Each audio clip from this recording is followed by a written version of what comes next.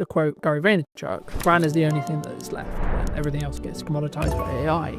Ask yourself, do I want to or should I be doing it? Do I need to do it? Is this vital? What's the outcome? What's my why? There is a lot of questions you should be asking. When you focus on those metrics, when you focus on having a very clear vision on where I was in comparison to where I am, rather than I'm going to focus on where I am versus where you are. One of the things you can do is look to others, see in them what you want to be. Look at someone you admire, look at someone you don't, and make a checklist. For people who are concerned, right, who maybe are listening to this and going, okay, well, what do I need to do? Should they pull back? Should they not be as visible? Should they not invest? I know the feeling of this is not going to work, or this will work. What if I spend 7 days on it and then it turns into nothing? Well, at least I've done it. I've ticked that box. I'm never going to know if it works or not if I don't try. Did you know that 93% of you are not subscribed? So if you could please do me a favor and you're enjoying the show, then subscribing would mean the world to me, and it would allow me to grow the show and continue to get larger and larger guests and continue to bring what's missing in marketing today. Thank you ever so much for joining me, and I'll enjoy the episode. Hello, my friends. I hope you're well. I hope you had a fantastic day of your night. Today, we're back with what is missing in marketing today. And so I'm going to be talking to Sarah all about, I imagine, photography. But before we start, what do you think, Sarah, from your perspective, is missing in marketing today? I think a few things are missing. One of them is probably confidence. Okay.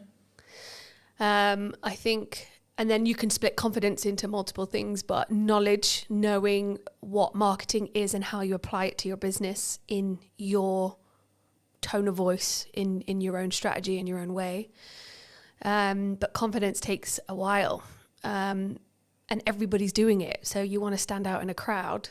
I think you've just got to be you.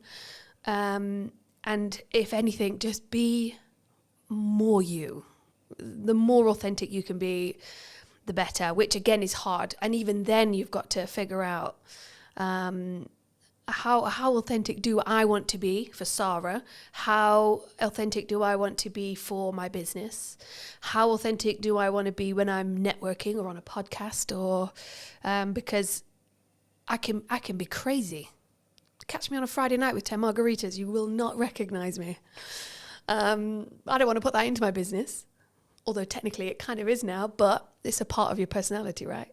So yeah, confidence, authenticity, I think, are two things I really focus on. Do you think people struggle to be authentic? Like, obviously, I think everyone knows, like, I know what my, quote, authentic self is, right? But I think the challenge can come when it's actually putting yourself out there, right? I imagine a lot of the people who we work with and talk to are in the first stages of putting themselves out there, whether it's through photography or video or both. Is that a struggle, do you think? I think so. I think you've either naturally got the pizzazz or the no filter to just go out there and be yourself, and be truly yourself and not be what the world wants you to be. I can speak from a woman's point of view in a predominantly male industry, and other careers that I've had. You do have to stand taller and on your tiptoes, and you do have to shout louder, and you do have to talk about golf and boobs and whatever else it might be that some men like to talk about just to get their attention. Is that who I want to be? No. And so it takes a little bit more focus. A therapist said to me a few years ago when I was a bit lost and I felt like an open nerve just walking through the world. I asked her, how do I know who I want to be? I didn't have my walls anymore. I'd kind of broken those down. And so she said, one of the things you can do is look to others and see in them what you want to be. Look at someone you admire, look at someone you don't, and make a checklist. You know, I really like the way that she holds herself on stage and captivates an audience. So I really like the way that he listens and take that on board. Do I listen that good?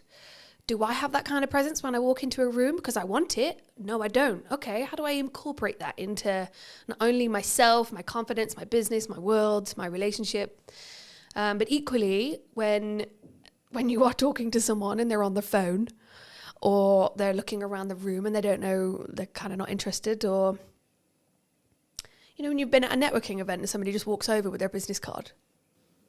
You need this. You need this. Great.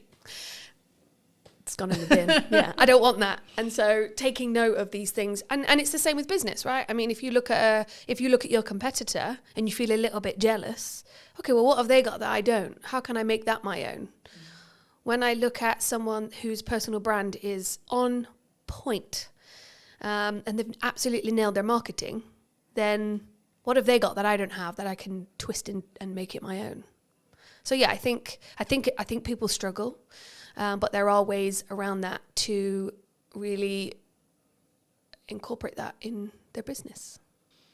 I think it needs to be personal though, because I think if you just look externally at what's trending, at what's the thing to do, right? Oh, this is what all the other photographers are doing. This is what all the other video people are doing. This is what all the other masters are doing. Then I think you would just become an ex-client or a client that I've worked with a couple of years. Like, you'll be in the sea of sameness. Mm-hmm. Because, and something I've always done is say, well, maybe this isn't on trend, or maybe this isn't like the thing to say or the thing to do, but it is authentically me. I would say that even if the camera wasn't rolling, I would say that. And we were talking about, as I was setting up, about like, what's the difference between me on camera and what's the difference between me off camera. Mm-hmm. This is the first time we've met, but hopefully if you talk to people who have known me for a long time, they'll tell you, well, yeah, there's obviously some differences and maybe I'm a bit more hyped up and a bit more animated, but the core, I would hope, is the same, all the same. Core values, right? But I think that comes back to having that authentic side of yourself and not being afraid to show it. I think you could be a photographer in a room full of 100 photographers, but if you're authentic and you have a little bit of confidence to show that, to push that through into your marketing so people do get a glimpse of who you really are, that's what makes you stand out. Or at least if you're not standing out, your customers and your people around you are going to look at those 10 photographers and go, okay, well, I like what he's saying, but that's not quite my personality or my sense of humor. But what she had going on and what she wrote in her post a few weeks ago, I really connected. And that post would have come from some form of authenticity inside, or having the confidence to post about that. I think that's how you stand out. It's just by being more you. I think sometimes we struggle though. We do. I know I did for a very long time. Oh yeah, couldn't agree about more. Like, all this post, or I'm not sure. How do you go through that self-discovery, do you think? And or have you gone through that self-discovery yourself with like, what is okay for me to post? What is, quote, authentic me? Do you know what? That's a really good question. And I would say that I still struggle with that. And I think little tips like looking at others and seeing what they're doing can be a motivator. But one of the biggest things this last, I only relaunched 6 months ago. So the last 6 months, but also the last year and a half, I have gathered a group of women around me that are a reflection of what I'm doing or who I am. And I'll hear them say, I loved what you said. Or I might have something and I'll go, not quite sure about this. Does that sound like me? And so I think having the right people around you, there's a saying or a quote that you are a reflection of. You're the sum of the 5 people you spend the most time with. And I love that. And I couldn't agree more. I think having the right people around you helps you find your voice alongside ChatGPT. We'll get onto that. But also it reflects it back to you, right? I think test the lines as well. Don't be scared to put something out that you think is a little bit risque or I'm dyslexic. So for me to sit there and write 10 posts is almost, it's impossible for me. And so that's how I use ChatGPT. I will write the keywords, the kind of essence that I want to go into my post, and it will come back to me. And it'll be too salesy and it'll be too cheesy. And I'll tell it, no, I don't want it to be salesy. I don't want cheesy. I want more personality. I want it to be daring, a little bit more bold. And then I'll get it and I'll go, okay, cool. Then I'll change it and I'll add more of me into that. But I haven't yet pushed my boundaries of how far I can go with my own marketing and my own voice. I think that's on my to-do list for sure. Something that I found really interesting was the last couple of years, like since the rebrand of the show and since like really pushing the show again, a lot of people have been saying to me, AI is going to take our jobs, right?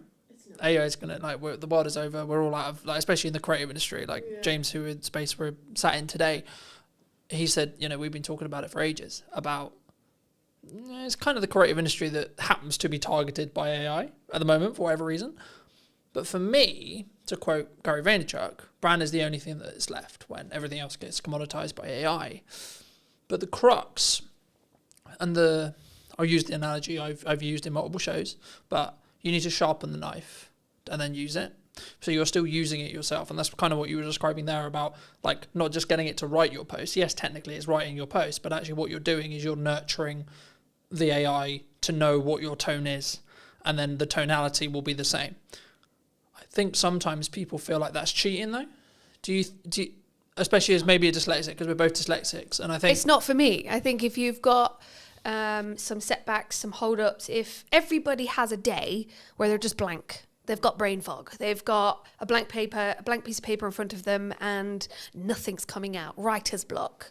I think if you had writer's block and you are an author and you go to chat and you say, I'm having writer's block, ask me 10 questions to get my juices flowing. Yeah, all right, I'm going to keep using it. I think use it to benefit you and your business, or your relationship, whatever it might be, but don't let it take over your brain. We don't want to dumb ourselves. I think if anything, it helps me find my voice, because when it does come back with something that I don't like, I'm not going to use it. But it does help me, especially being or having dyslexia, or if I'm writing anything. Words, I mean, this is why copywriters make such a good living. If you want more of a personalized experience and you want to actually sit with a human to really connect and get that story out of you, then go sit with a copywriter, go sit with an author.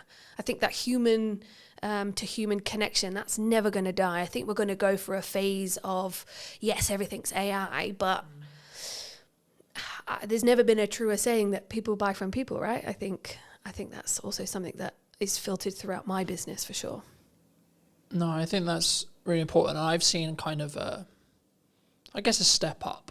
It was always there, especially after COVID. In-person events, people want to come in person. Like if I just look statistically, the show up rate for in-person podcast filming is going to be infinitely higher than on Zoom, right? But I also think even if you're not doing a high level of production, which is one of the reasons why I do it, I think you have a different energy. Yeah. And I think, for some interviews, it makes more sense to me to do Zoom, right? If I'm speaking to someone in America, Canada, Midlands, etc., it makes more sense.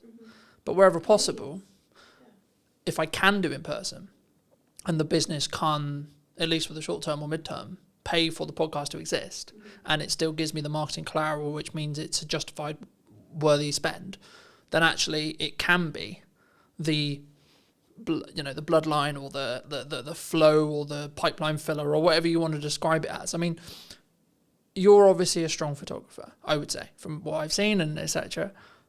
Why does someone, because people have talked to me about, they're concerned about where the economy's going, which seems to be the age-old analogy for as long as I've been in business. Everyone's like, this.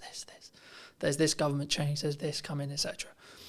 So I sort of semi-ignore it because I'm like, there's always something. But for people who are concerned, right, who maybe are listening to this and going, okay, well, what do I need to do? Should they pull back? Should they not be as visible? Should they not invest? And should they not, work with the photographer, work with the marketing team, work with etc.? I mean, what would your view be on it? I'm a big fan of adapting.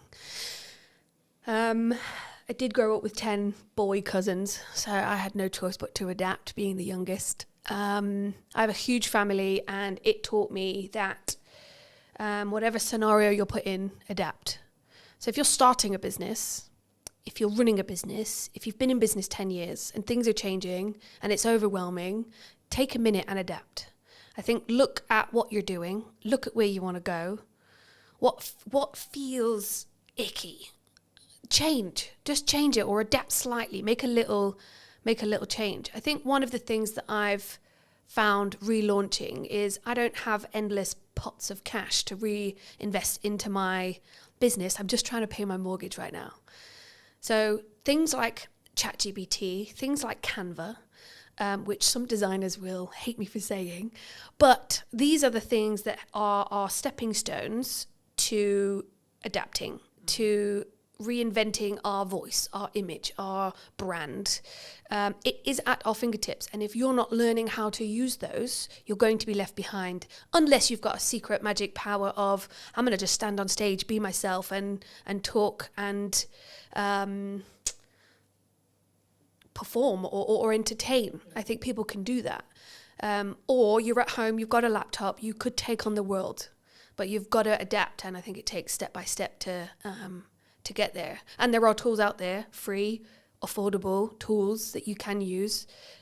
Shows like this are a fantastic opportunity to sit down, have a chat, let the audience get to know my thoughts and feelings. This is not rehearsed.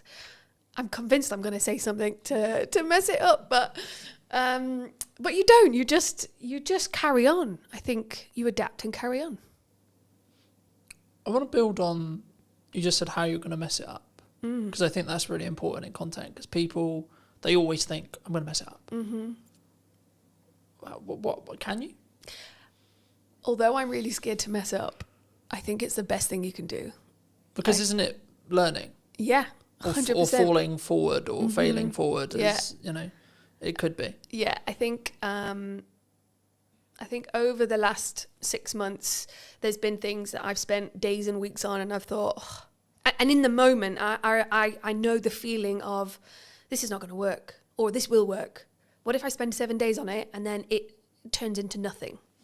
Well, at least I've done it. I've ticked that box. I'm never going to know if it works or not if I don't try it. So I think we're all going to make mistakes, and I think it is scary, but also know that you're going to learn from it. And that is the best way to move forward, yeah. The best example that's very current in when we sit here today. Now, I'll keep in mind this episode will be a while before it comes out, but as we record it today, I'm a week out from my first in-person event that I've had to do on my own back. Now, that was a choice that I made about 3 months ago to say, I'm not going to partner with a networking group. I'm not going to fill the room magically. I'm going to do it. But what I'm also accepting is that it might be quite a small room for event one. And that's okay. And for me, I'm like, okay, that's actually a good thing. Like, I've gone through this interesting process the last couple of weeks going, yeah, but what if only 2 people show up? What if only 3 people show up? But actually, I'm like, hold on. That's actually a good thing, because I'm not really refined on what I want this in-person event element side of the business to actually be yet. So actually, if I only have 2 or 3 people, that's perfect feedback ground for me to go, okay, well, let's try this. Let's try this stuff and see what then happens. Of course, it's a content opportunity as well, etc. But is this your event that you're putting on? Yeah. So a friend of mine is about to have an event tomorrow, actually, again, depending on when this podcast comes out. But she asked me she said the same thing. What if there's only a few of us? Or what if nobody turns up? If nobody turns up, but you're stood there with a glass of champagne waiting to welcome everybody, you now know the process of how to put on an event. You now know what you can do better. And so don't cancel it. Keep going. And even if one person turns up and you have the best life-changing conversation with that one person, and you get to give each other all of that time, that's massive benefit and value for both of you. You've met and grown your network by one, which is always a great thing. That person's had all of your attention and they're buzzing. But equally, when you put on an event, which I'm also doing myself, you learn from it. What if is just the worst anxiety-inducing phrase. What if nobody turns up? What if the restaurant haven't got my booking? What if it all goes wrong? What if it all goes wrong? If it does go wrong, then fine. You'll be fine. It's going to be okay and you'll learn from it. Do you think that's why people don't do it, though? Fear? Oh, yeah, 100%. Fear They go, I'm going to look like a dick. I'm not going to look great because, Colton only sold 4 tickets. But that comes back to confidence and being authentic. If it's fear holding you back of it's going to fail, then it's fear or failure. If it's something inside that's holding you back, then that's your confidence. That's stuff that you need to work on. There's a lot of psychology within business, and I think if you can do a little bit of work on yourself, if you can see an image of yourself that gives you the absolute confidence to take that next step, hire a photographer quick. No, I'm kidding. But it is that image. It's that visual representation of me doing it. Oh wow, I can do it. I also had my photography done 6 months ago, and I needed new images of me that represented me to help me move forward. But there was a tool that I needed to tap into, and it really did reinvigorate my shop front, and it gave me the confidence to move forward. Therefore, I'm not holding myself back. But I made a move to tap into something that would get me there. So, yeah. Do you think that when we're in that scenario, right, in reality, I'm going to do my best to perform to the room, however big that room is? Do you think whenever we do, because I could use the podcast as an example, I could use the event as an example, but I use the podcast because it's the stats that are in my head. The number of podcasts that get beyond episode 10 is like 25% or so, right? But that, by proxy, means if you're episode 10, episode 11, episode 12, 14, 15, 16, so on, the odds of each episode after that puts you in higher and higher and higher and higher and higher percentage as a whole. And I think we don't look at the averages, right? Like if you look at money, right, the figures that show that if someone is hit by a £300 bill unexpectedly, the majority can't pay or have to go into debt to pay that bill. And I think it's the same. And I think that can be the paralysis of, well, this is why I'm not going to do the event. Because if I don't do the event, or I don't launch the podcast, I don't have to be okay with it's only going to go get 5 views. It's only going to be 2 people. It's only going to be in the same way. I don't have to be okay. I don't have to see myself on camera. Yeah, but then controversially, you just shouldn't be in business. I mean, if you're worried that only 2 people are going to turn up, or if you're worried that I am going to fail and you're going to let that hold you back, then you're not a business. You're not a person in business. You could be working for somebody, but you've got to have some form of gumption to just move forward and do it, no matter what the consequence or the you can't live in fear and you can't catastrophize what's going to happen. I would like to think of myself as quite an optimistic person. And so even if nobody turns up, fine. I've learned how to put on an event, what I needed, what my contacts were, how can I do better? And I think if you can switch your mindset, get a coach, talk to your 5 people around you, look in the mirror and have a conversation, read a book, look at YouTube, educate yourself. If you're running the tap and it's murky, keep running it until it's clear, and educate yourself, update your knowledge. If you are holding back because of what if and fear, then you're not ready. I would say read a book, listen to a podcast, feed yourself with stuff that's going to help you make that next step, open the door and welcome your 2 guests. Equally, welcome your 500 guests, and now you're overwhelmed, but I did a good job. But do you think it's like, I think sometimes, especially for me anyway, and the more I think about it, I'm like, I can reframe it as a perspective of, but I'm going to give so much to those 2 people. And then they're going to be maybe advocates for my brand, or potentially have work from it, or etc. Or even just like do the nice thing of like, I gave them all this time and they took a lot of value from it. People are very value centric, right? We want value from it every minute, I would say, in the culture we live in, right? But when we create content, when we show up, when we look at marketing, would you say people sometimes underestimate the value that they can actually give themselves? I think people don't know what they can give. Okay. I've created a networking group called The Huddle, and I've done a lot of networking myself. And I've been to events that were well marketed, very well marketed. And then I've gone and it wasn't that good. Great marketing, but the execution of the event, not so good. Same with anything. That deodorant was very vibrantly marketed straight directly to me. I bought it. It's actually not that good. I think you've got to do your research. I think you've got to ask questions. I think you've got to put in systems and processes. Dare I say those two terms? But everybody needs a system and a process to put in place. Ask the question, what is the value? I mean, if it's a networking for the huddle, I asked a friend of mine, Chris, what would be the value? What would make this event worth shouting about? And not only did I ask questions before the event, but I also sent a questionnaire after the event. What did you think? How did it compare? What was missing? All of that kind of stuff. Because even if 2 people do show up or 500, you've got data.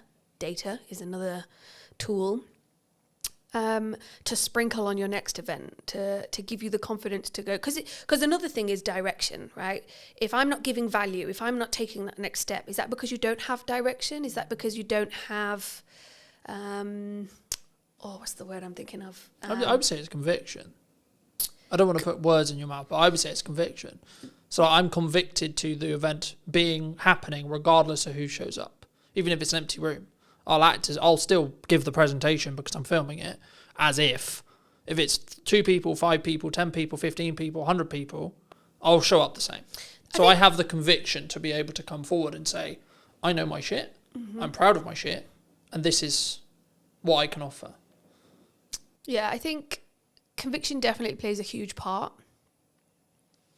I think the word I was looking for is something to do with seeing where you want to go and what's your why. So at the end of this campaign, at the end of this event, at the end of your marketing XYZ, what does good look like?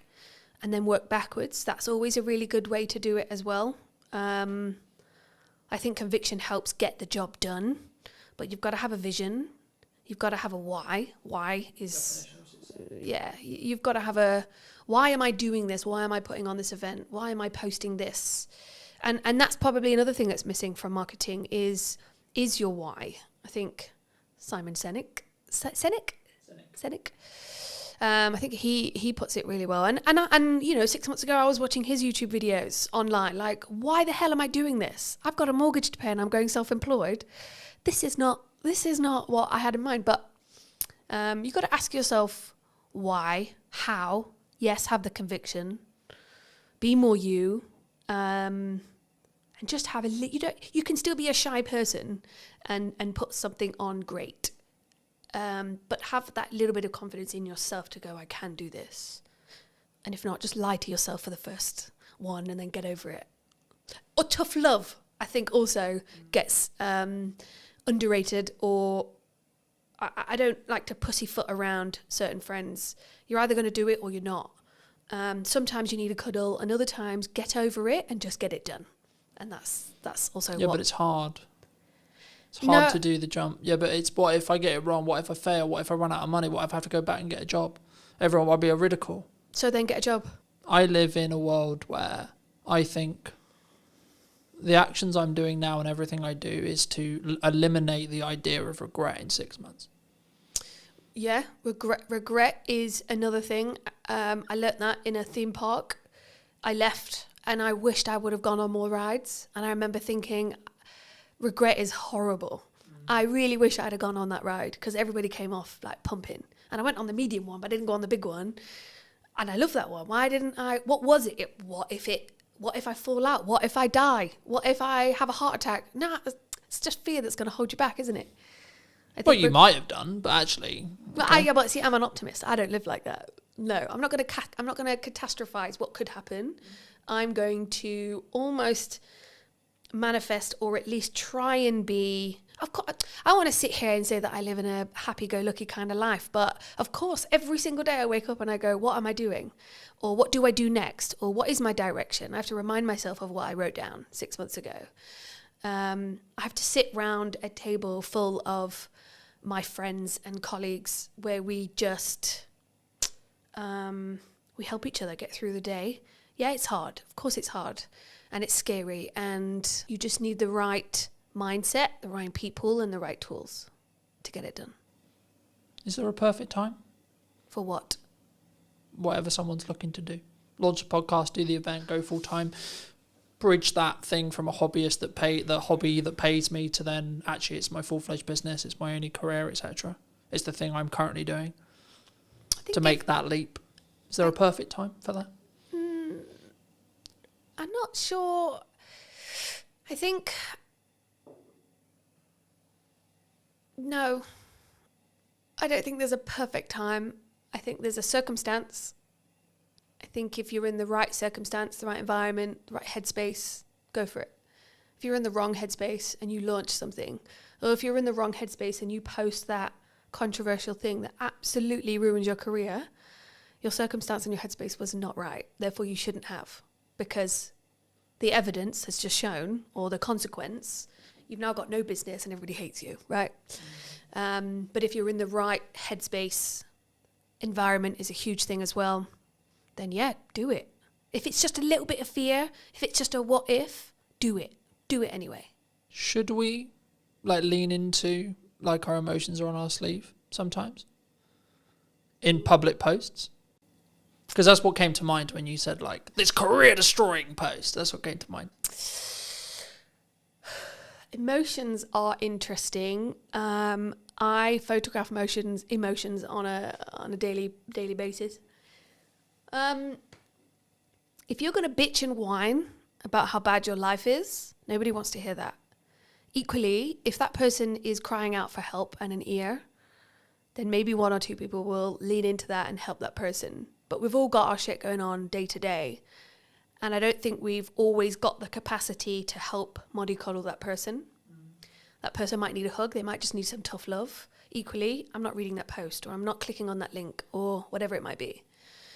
But I do think that another thing missing from marketing is emotion. Yes. But emotion is huge, right? I'm not saying... Because I think some people, they struggle to be vulnerable. And of course it's within context, right? It's, I've healed from this thing. Personally, my yardstick on it is if you're still healing from something, no, it should not be on social media.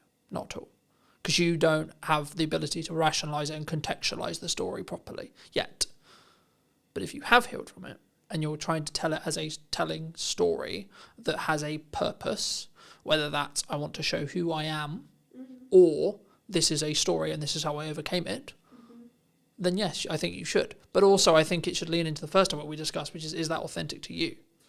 So I've been doing some work with Serena Mann. She's a public speaking coach. She's really good at that. She's really good at sitting down with you and your story and going, well, that sounds a bit too personal. We can still touch on it. We can reword it. It's good to talk or touch on that, but let's not delve into that bit because that's crossing a line. But equally, you've got to ask yourself, how much of my personal story do I want to put out there? I think sometimes it's good to touch on something, tweak it, to make it a story, to make it listenable. I think, again, it comes back to those people around you or having a coach. What is your story? What are you wanting to get out there? And soundboarding it, sound checking it with those people around you. Is it within my marketing brand guidelines, if anybody's even got those anymore? But do you think that can go too far, though? Because I think some people will maybe listen to that. Story. But I think in general, I think people will maybe say or listen to this and say, well, I had this really good post idea, had this really cool story, or I had this really cool thing I overcame last year, but it doesn't fit in the box of my brand guidelines. Who built those brand guidelines? Because if that was what you did in a moment of clarity and it doesn't fit, then assess it in that moment. I think if you're going way beyond what you're supposed to be talking about within your brand, yeah, that's when you should probably sound check it with someone you trust that also understands your brand. But equally, this is where the authenticity comes in, right? One day you're feeling like absolute crap, and the next day you're on top of the world. Which day do I talk about? I don't feel comfortable yet enough to talk about my low, down, dark days, but I have them. Equally, when I am feeling on top of the world, I kind of feel like I'm gloating a little bit. So I almost don't want to talk about those days either. So that's where you kind of balance out and go, well, what is my story? What do I want to talk about? And why do brand guidelines even exist? Or those 5 people around you? I think, again, it just comes back to your why. What are you trying to do? What do you want to get back? Are you doing it to just get a reaction or some attention? Or are you doing it to be authentic and stand out in a crowd? Then yeah, go for it. But something that jumped to mind, so I'll mention it. I, at the time of recording last week, recorded an episode with Ravi. He's a communication coach. Okay. And he talked about, in that episode, and with me privately afterwards and before, that you can have seasons, right? And you have seasons in your life. You have seasons where you have a specific focus. You have specific seasons where that's my North Star on success. Mm-hmm. And I think, building off what you were just discussing, I think that's the key. I think it's about understanding where you are and what season you're in, right? So does it involve, or the story you're trying to tell, does it add to that season, that objective of that season, or not? And if it's not, then maybe save it, or maybe don't use it in the context you were initially thinking, and say, okay, well, I may come back to that and contextualize it some other way when the timing feels right. But also don't use, in my view at least, don't use that as a crutch to say, well, that's why I'm not going to do it. No, and I think, if you're going to build yourself a box, I wouldn't necessarily stick within it. I think it's okay to push those boundaries. But equally, you've just mentioned something that I'd never thought about putting into my marketing plan of seasons. Not at all. So actually, now watching this podcast back, somebody might go, actually, I do find that I have seasons, but that's because they've gone out of their way to watch a podcast and somebody's mentioned seasons and they go, actually, last month was really good. This month's not so much. That month's about this and that and so on. So yeah, I think have your seasons, have your strategy, try to stick with it. But if you feel really strongly that I want to talk about this, or actually I've got a new idea and I know this is going to be the thing that skyrockets my visibility or my business, then yeah, run with it.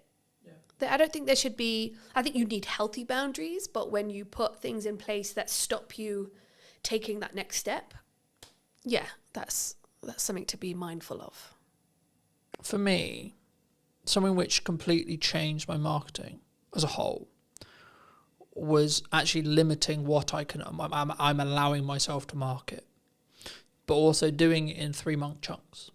So 3-month chunks. So I talked about the event earlier. Mm-hmm. The event marketing stopped about a month ago at the time of recording. The event's next week. Okay. Now, some people would say, wow, your priorities changed. Wow, the event's going to get cancelled, etc. No, the marketing did the job I needed it to do to get me to the point where I'm doing the event. Cool. But now I'm focusing on other things. And for me, I mostly took this from Alex Emosi, but again, you can take it from other people as well. I only allow myself 2, maximum 3 things per quarter to talk about. For as long as I have a podcast in the current format, one of those things will be the podcast. At the moment, at the time of recording, it's also Christmas. Now, to give the audience some context, we're recording this at the first week of September.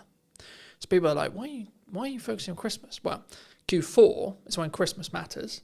But for me to be able to get the work, I need to market it before the decision makers have made the decision about Christmas. Mm-hmm. That's September. That's not October, November. That's when you do the campaigns. That's when you do the etc. And there's kind of this joke in marketing where like, oh, it's summer and 25 degrees and we're taking pictures of snow.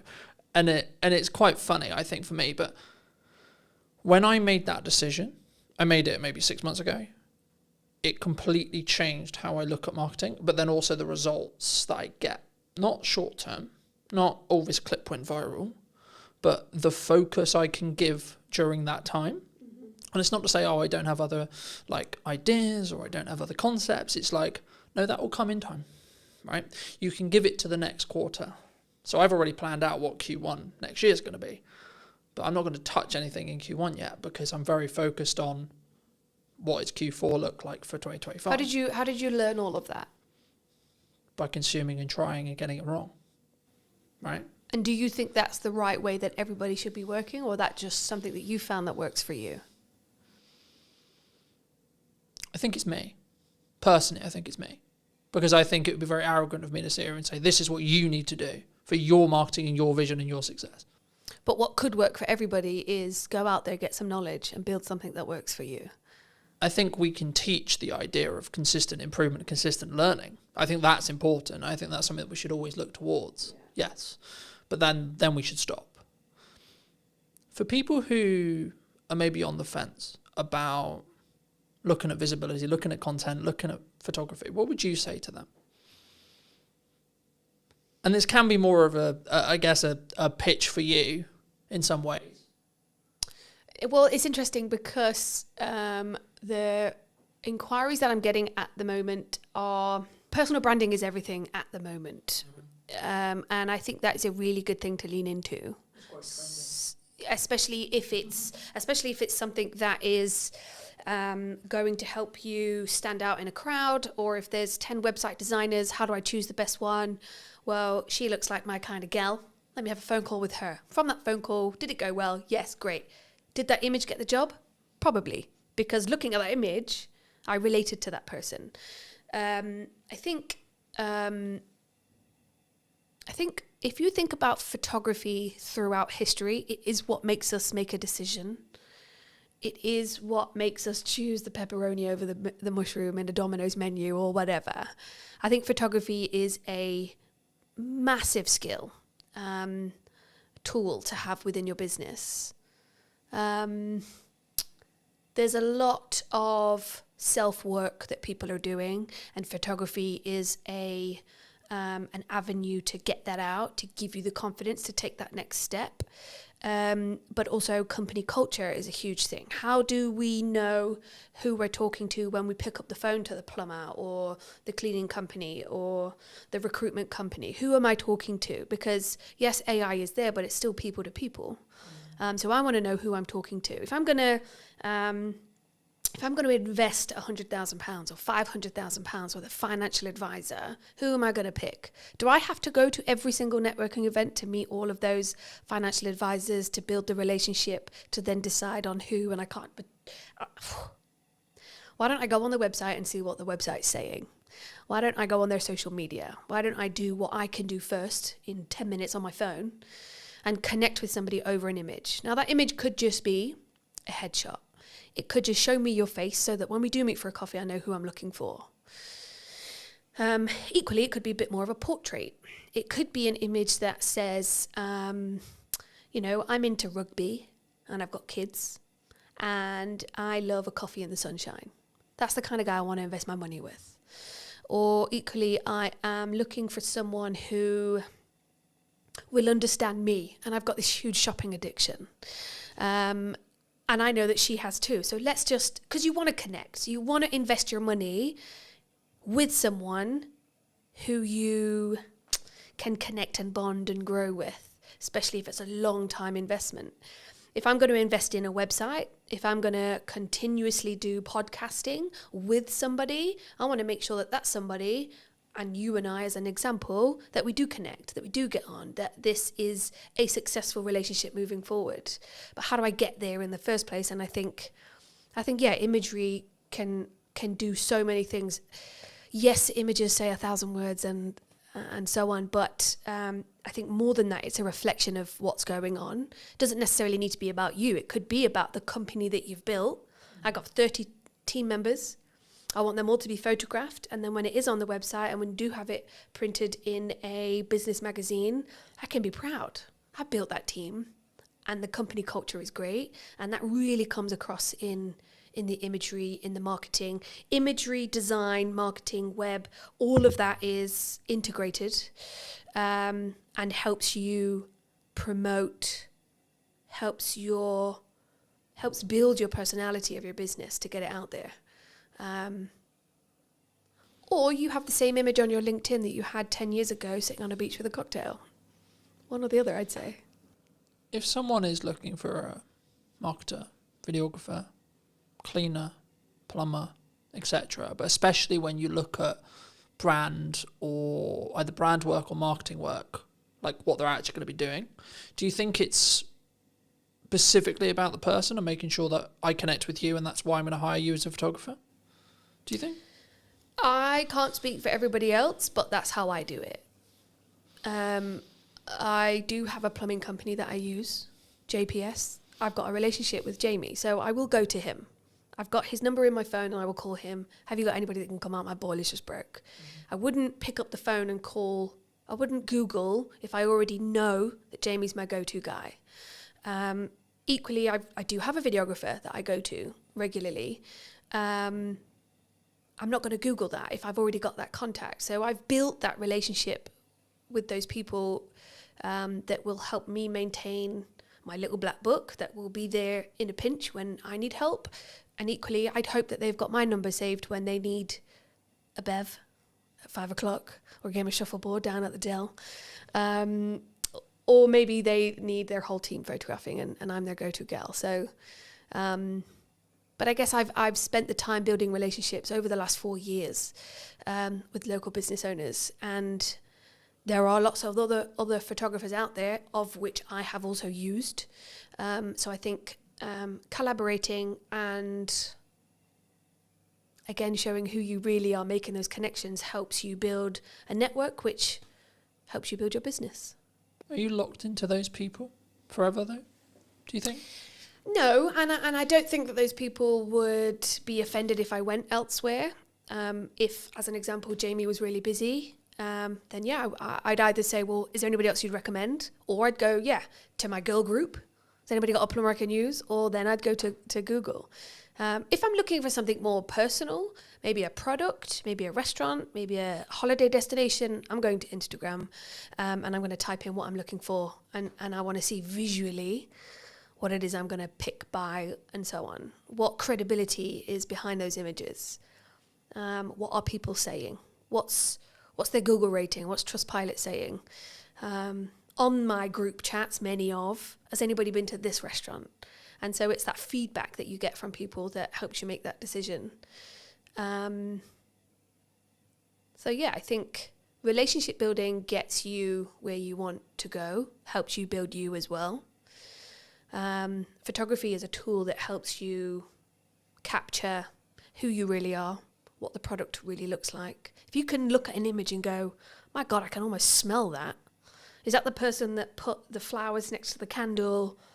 Or is it the photographer directing or the creative director? Like, there's a whole team of collaboration that puts an image together that helps you portray a person. Or, I mean, straight into my head, I've just got Coca-Cola, not the can, and not a branded glass, but it is a clear glass with just Coke streaming into it and it's all fizzy. We instantly go, Coca-Cola, I'm thirsty and I want a Coke Zero. Yeah, I'm going to go get that. But it was an image that helped me salivate and want a can of Coke or a burger or whatever it might be. So yeah, I think it's powerful. Do you think that's why, like for me, whenever all I get from that feedback is like, you have to front load your marketing 3 to maybe 6 months before you want the action? And I think that's sometimes what people get wrong, especially when you're starting out. I think I know I was privy to it as well. You didn't, in my early years, I didn't financially plan well enough so that I knew I had 3 months worth of runway. So actually I can see the problem 3 months out. Or I didn't specifically focus on my marketing. So it was maybe a bit more scattergun than it should have been. And that's potentially why the marketing didn't do the job I needed it to do, whether that is sell more projects, bring in more podcast guests, get the podcast to whether it's making certain revenue, etc., whatever the objective is. But I guess that bridges into, how do you think people should, because I'm big for collaboration, right? And I'm big for let's work together, let's see how we can collaborate to create something more meaningful. Is that a unique skill set though, nowadays? To collaborate? Because I think it's very easy, because this would be a good example, because some would say, well, you're a competitor of mine. Am I? I don't think so. But some could say that. We're both in the creative space where we create visual identities. I think collaboration can be everything. And I think it comes back to a line of 10 photographers. Who am I going to choose? Which relationship do I have? What is their style? What's my style? And is that a good match? I think to be competitive and decide not to build relationships with your competitor, or, I mean, I know 2 financial advisors who wouldn't, and I know she's referred customers to this other person when she could have taken it on herself. but it wasn't quite right. It just wasn't a fit. And that was a personality relationship thing. But if she didn't have that relationship, then she wouldn't have been able to collaborate. I think some of the best things come out of collaboration. Planning ahead. It's interesting because when I walked in, I think you and James had said, it looks like everything's going really well. Because I don't know what people think looking outside in. But sometimes I'm lying in bed at 11 o'clock at night writing my morning post, and I'm going to schedule it for 7 a.m. or 8 a.m. And I might do that consistently for a few weeks. Do I wish I could be the kind of person that would plan 3 months 3 months ahead? Yes. But equally, what if something changes? And so I like to have a little bit of control over that. And that's something I'm still learning. Do I want to hire someone to do all that for me? Absolutely. But I think everybody should learn how to do it themselves first before you move on. Equally, can't afford that yet. And so, yeah, I think for now, I'm just going to be in bed, scheduling, 11 o'clock at night, lights off, tapping away, trying to get something out in the morning. I think it's important to be consistent, however you show up to be consistent. That's just who you are. And I guess one of the things I have struggled with is, well, she's doing it that way, so I should do it that way. And that puts that pressure on. But I'm just not built that way.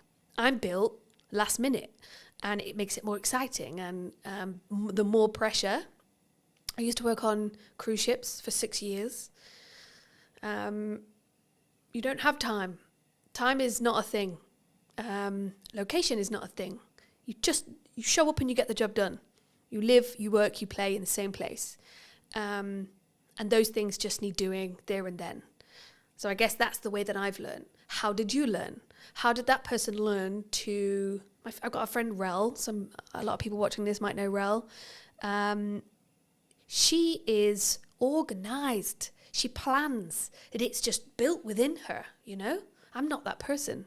I'm not at all, but I can walk into a room of 500 people and introduce myself. But I can't plan. It's just not my thing. And consistency, I hate that word, but it is probably one of the key elements of success within marketing, because your customers want to see consistency. Coca-Cola don't sell those cans if they aren't consistently putting on billboards, right? So yeah, there's such an array of things that we should be doing. What do you actually want to do? Because if you're shoulding yourself, then I don't think it's real.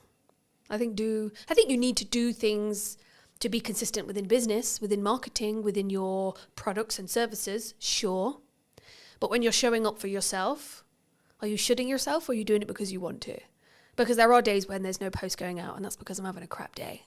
And I can't think, and I don't want to do it. Or I'm editing, and I'm just burying my head in that. But equally, do I want to do it? Today, I want to do it. Today, I wanted to do this podcast. So I showered, I straightened my hair, I put my best blazer on, and I came, and I'm doing my thing. So ask yourself, do I want to, or should I be doing it? Do I need to do it? Is this vital? What's the outcome? What's my why? There is a lot of questions you should be asking. Or should yourself. There is a lot of questions you could be asking yourself to get to that next step and be consistent, or just show up for you.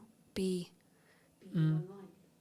I think the important point for maybe someone to leave with as we finish this episode is to do you v you, right? Because I think so many times, and something I've always focused on is, where was I a year ago, and am I better in my subjective terminology of that than where I was a year ago? That could be how much I've turned over this year. That could be how many podcast episodes I've done, how many views I've got, etc., etc., etc., etc.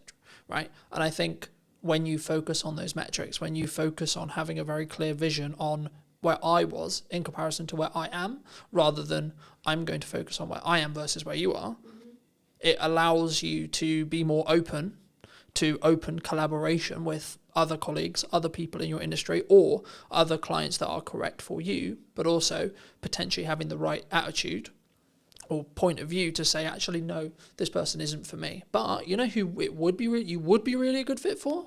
This person over here. Mm-hmm. Because I have that relationship. I know who their best fit is. And I've passed on work to other people because I think they're a better fit. Yeah, I could have quoted the work. Yeah, I could have done the work. But would I have served that person better or as good as the person over here? Maybe not. For those people who have maybe enjoyed this conversation and want to connect with you, see some of your work, see some of your consistent content, where's best for people to reach out for you? LinkedIn is a good platform. That's my most used platform. So yeah, definitely come connect, comment, see what I'm up to on there. And I'm always happy to have a chat, a coffee, or you will catch me at the Dell on the shuffleboard. So yeah, come down and say hi. Thanks so much for the time. And if you were going to speak to you 10 years ago, what advice would you give that person? Ooh, 10 years ago, I just left ships and I thought I could do business and I couldn't.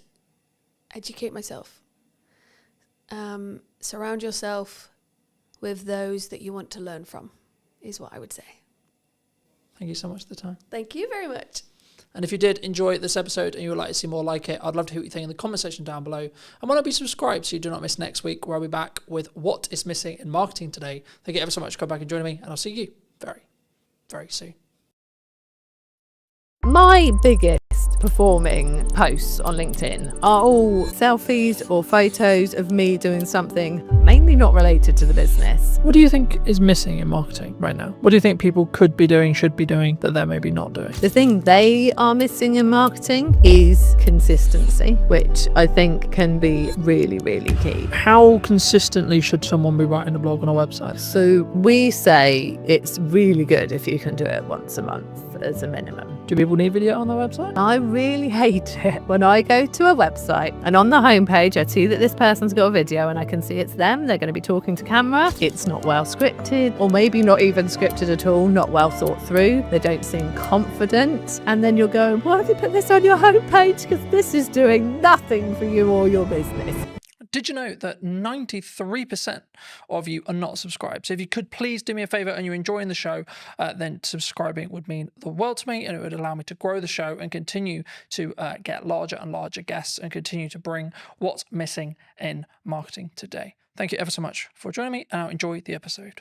Hello, my friends. I hope you're well. I hope you had a good day, being a night wherever you are. Today, we're going to be talking all things websites, and I imagine some technical marketing stuff. Welcome to the show. Thank you very much. I'm good, thank you. For those who don't know you, I am. What do you do? I'm Jude Wharton. I am one half of Ready Steady Websites. And yeah, I run a web design and branding company. That is what I do. It's a very interesting space, as we were alluding to while James was helping set up. Do you think your space is going to change in the next 5 years? I'll start there. I think inevitably a lot of spaces are going to change over the next 5 years. I think we thought it might have changed more than it has done already by now. I think we saw, the rise of AI website builders, and obviously you could get a website out there just like that, absolutely free, content written for you, images put in, when you've just said, I want a website for a nutritional therapist based in Hampshire. But in reality, it hasn't happened, and I think there's a number of reasons for that. I think the first is that those small business owners who are completely outside of the tech world, they're not tech savvy, they don't want to deal with it themselves, they don't want to have to think about any of it themselves. They're not wanting to use it. They're not there. They're not ready for that yet. And so they still want people who can be there to help them and support them. And they want copy that's written specifically for them and images that are them working with their clients. And so it hasn't taken off, which I'm very glad about. But I do think that as time goes on, people are going to get more and more used to using AI in lots of different areas of their life. As we go through different generations, people are going to come out of school so much more tech savvy. I've got a 14-year-old son, my eldest son, he's doing work for us this summer, and he is insanely quick and knows what he's doing because he is taught it now, like in a way that we weren't. I mean, so I came out of school and there were web designers weren't a thing, you know, so things move really quickly, obviously. So I think as time goes on, yeah, people will just be doing this stuff themselves because it will be so easy for them. But right now, not seeing it affecting us at the moment. How are you looking at that from a business point of view then? I think we are using AI, like it's great for speeding up coding most of the time. Sometimes, you know, it goes off in its own little world and you're like, I did not ask you to do that. Why have you thrown that in? But it is... I wanted to add a unicorn onto the Yeah, page, no, okay? exactly. So I just like unicorns. Yeah. I don't it's care just- what your prompt was. I'm going to add a unicorn. My husband, who is my business partner, he was using it to speed up some code the other day, and then it was going mad in a way that it hadn't done for him before. And he described it so brilliantly as it's like when you've got a toddler with you and suddenly you look up and this toddler was playing calmly and happily on the floor, but they're at the top of a bookcase pouring paint everywhere, and there wasn't even a bookcase there to start off with. Like, that is what AI is like sometimes. It will just kind of go and do that. And that's reassuring to me at the moment because it means that Chris, being a coder, he can use it to speed up his code and he knows when it's gone wrong. Whereas you can't just have any old person using it to create code and do things because they won't know when it's gone wrong and they won't know how to sort it out when it's not working. So that's reassuring for me that it's not there yet. It will be, because the more people who are using it to do this stuff, the more it's learning.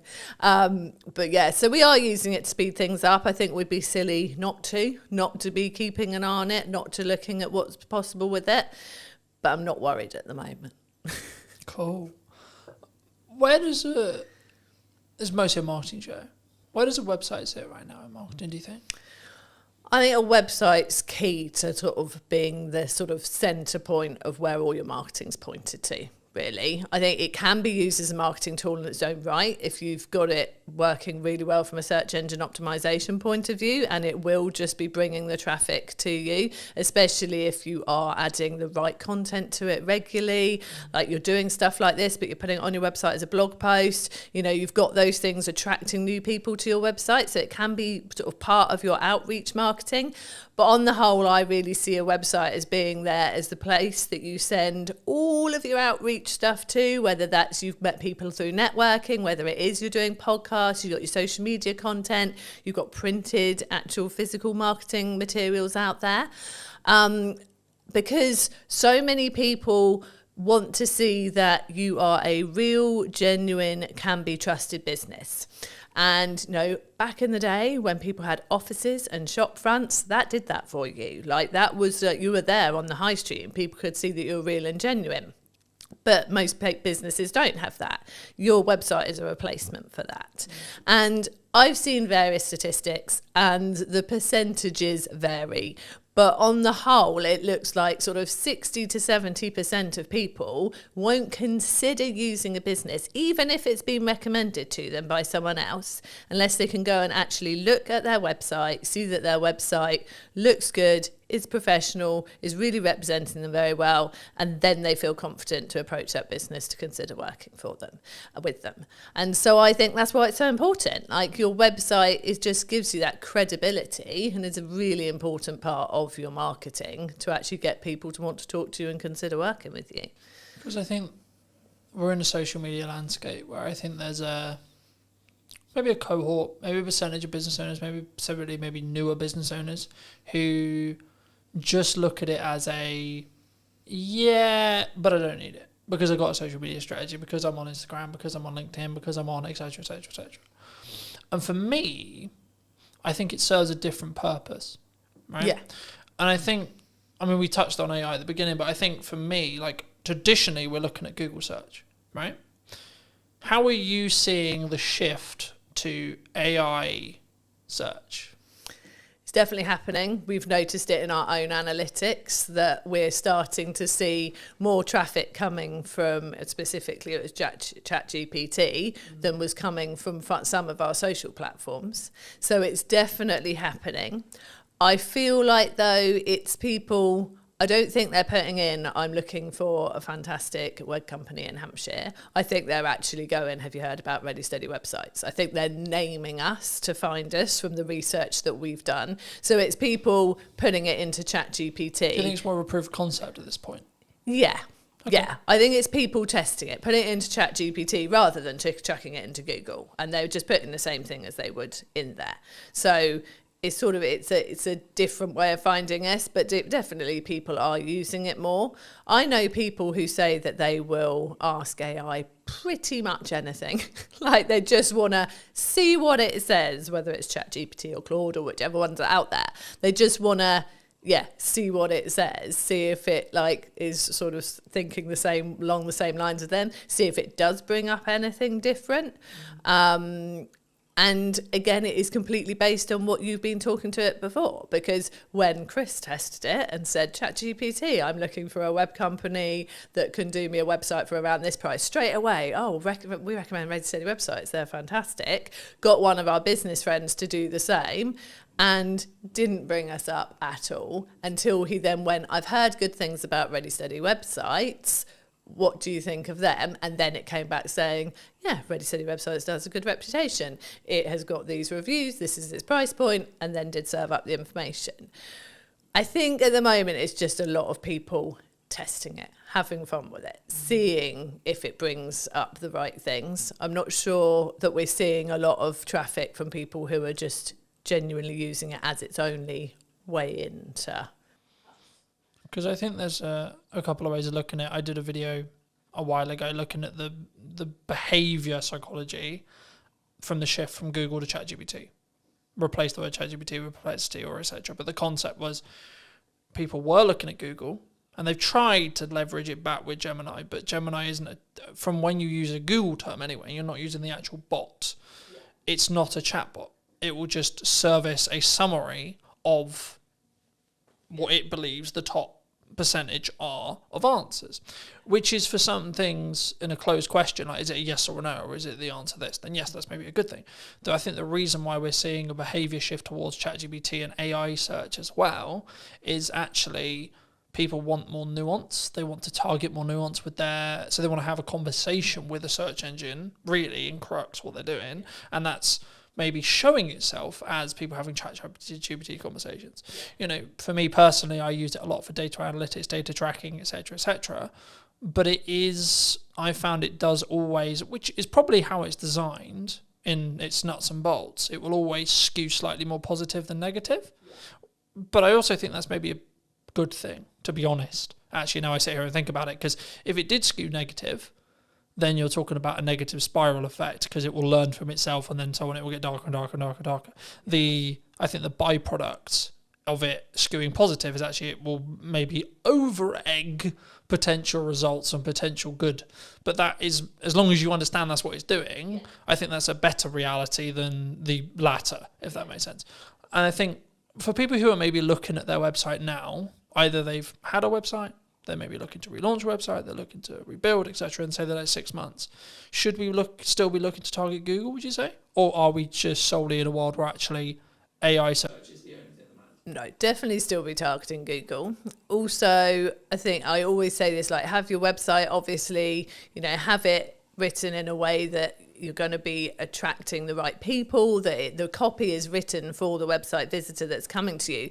You want to be ranking, obviously, but actually one of the things that will help you rank is by having naturally written copy that is obviously for the website visitor and not purely to try and get yourself ranked, like that's so picked up on now.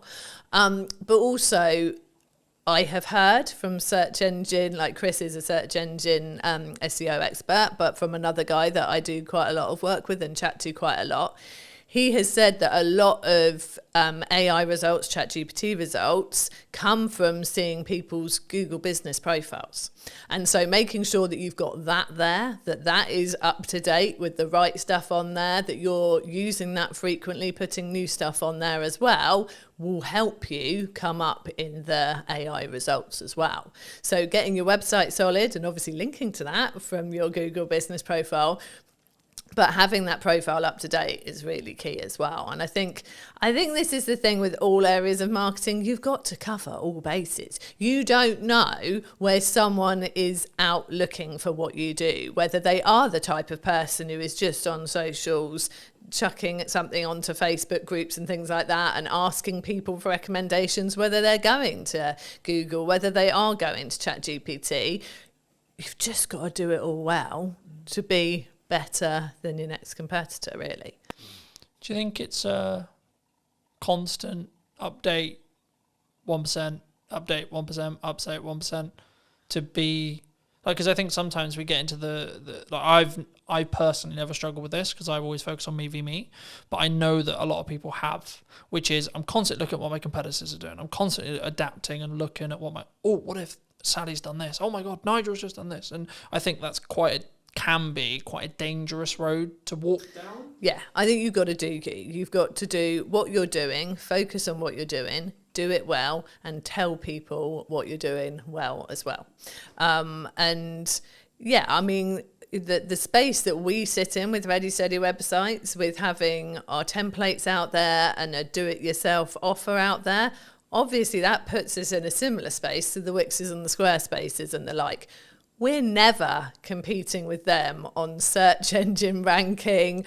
We're not putting the money into the ads. We're not on telly. So there's no point in us looking at them and trying to compete. But what they don't have is me and Chris. They don't have those consistent people who are there to support you. And so I feel like we've got to focus on what we do well. And we use the fact that we are the people you will meet, we are the people you work with, that we get out there and we get to know people. And that's the way we choose to do it. We do obviously work hard on our search engine results for the things we know we can rank for. You know, we have specific templates for specific types of businesses. And so if you go and type in speaker website template, we do well for that. If you go and type in membership site website templates, we do well for that, because they're the things that we know there aren't as many people focusing in on that for their search terms, but we also know there are people looking for those things. So I think you've got to keep an eye on what's going on. You've got to look at those keywords. You've got to make sure you're putting the right content out there to rank for those. But yeah, if there are competitors out there doing things like you're seeing them doing this all the time, and you can't do that, you can't keep up with that, or that's just not your way that you would do something, no, stick in your way of doing it. If it's working and you can see you can build on it and do it more, that is the way I would always go. I think for me, it's about only adding the stuff you can stay sustainably at, 1. 2, it's also, again, focusing on that UVU. Rather than, so I always look at it as where was I a year ago, 6 months ago, 3 months ago, and am I moving in the correct trajectory? Maybe I haven't got all the results yet, maybe I haven't got everything that I want yet, or what I'm aiming for yet, but I am moving in that direction. And as long as I continue on the direction I am currently moving, then I will hit that by probability, by analysing probability result there. It'd be wrong of me not to ask you about video and where it sits on your website. Do people need video on their website? Do they not? Should they have it? I think that video can work really well on a website. But I would say use it in a way that plays to your strengths. Because I really hate it when I go to a website and on the homepage I see that this person's got a video and I can see it's them, they're going to be talking to camera. And I think, oh, cool, okay, let's watch this. And then it's not well scripted, or maybe not even scripted at all, not well thought through. They don't seem confident. And it's just all a bit waffly and a bit awkward. And then you're going, why have you put this on your homepage? Because this is doing nothing for you or your business. And you know they've put it on their homepage because someone told them that they should use video on their website. You can only use video if it's going to be right for you and it's going to work, because it could go completely the other way and make people go, I'm not sure about this, and go and look at someone else's website. We have used video on our website. We had a video on there. We sent to Instructured the way that some of our packages work, and so we have taken it down because it's not current now, and that's another thing. You have to make sure that you're keeping everything current and up to date. And that was more of a like animated sort of explain your process of how to work with Ready Steady websites.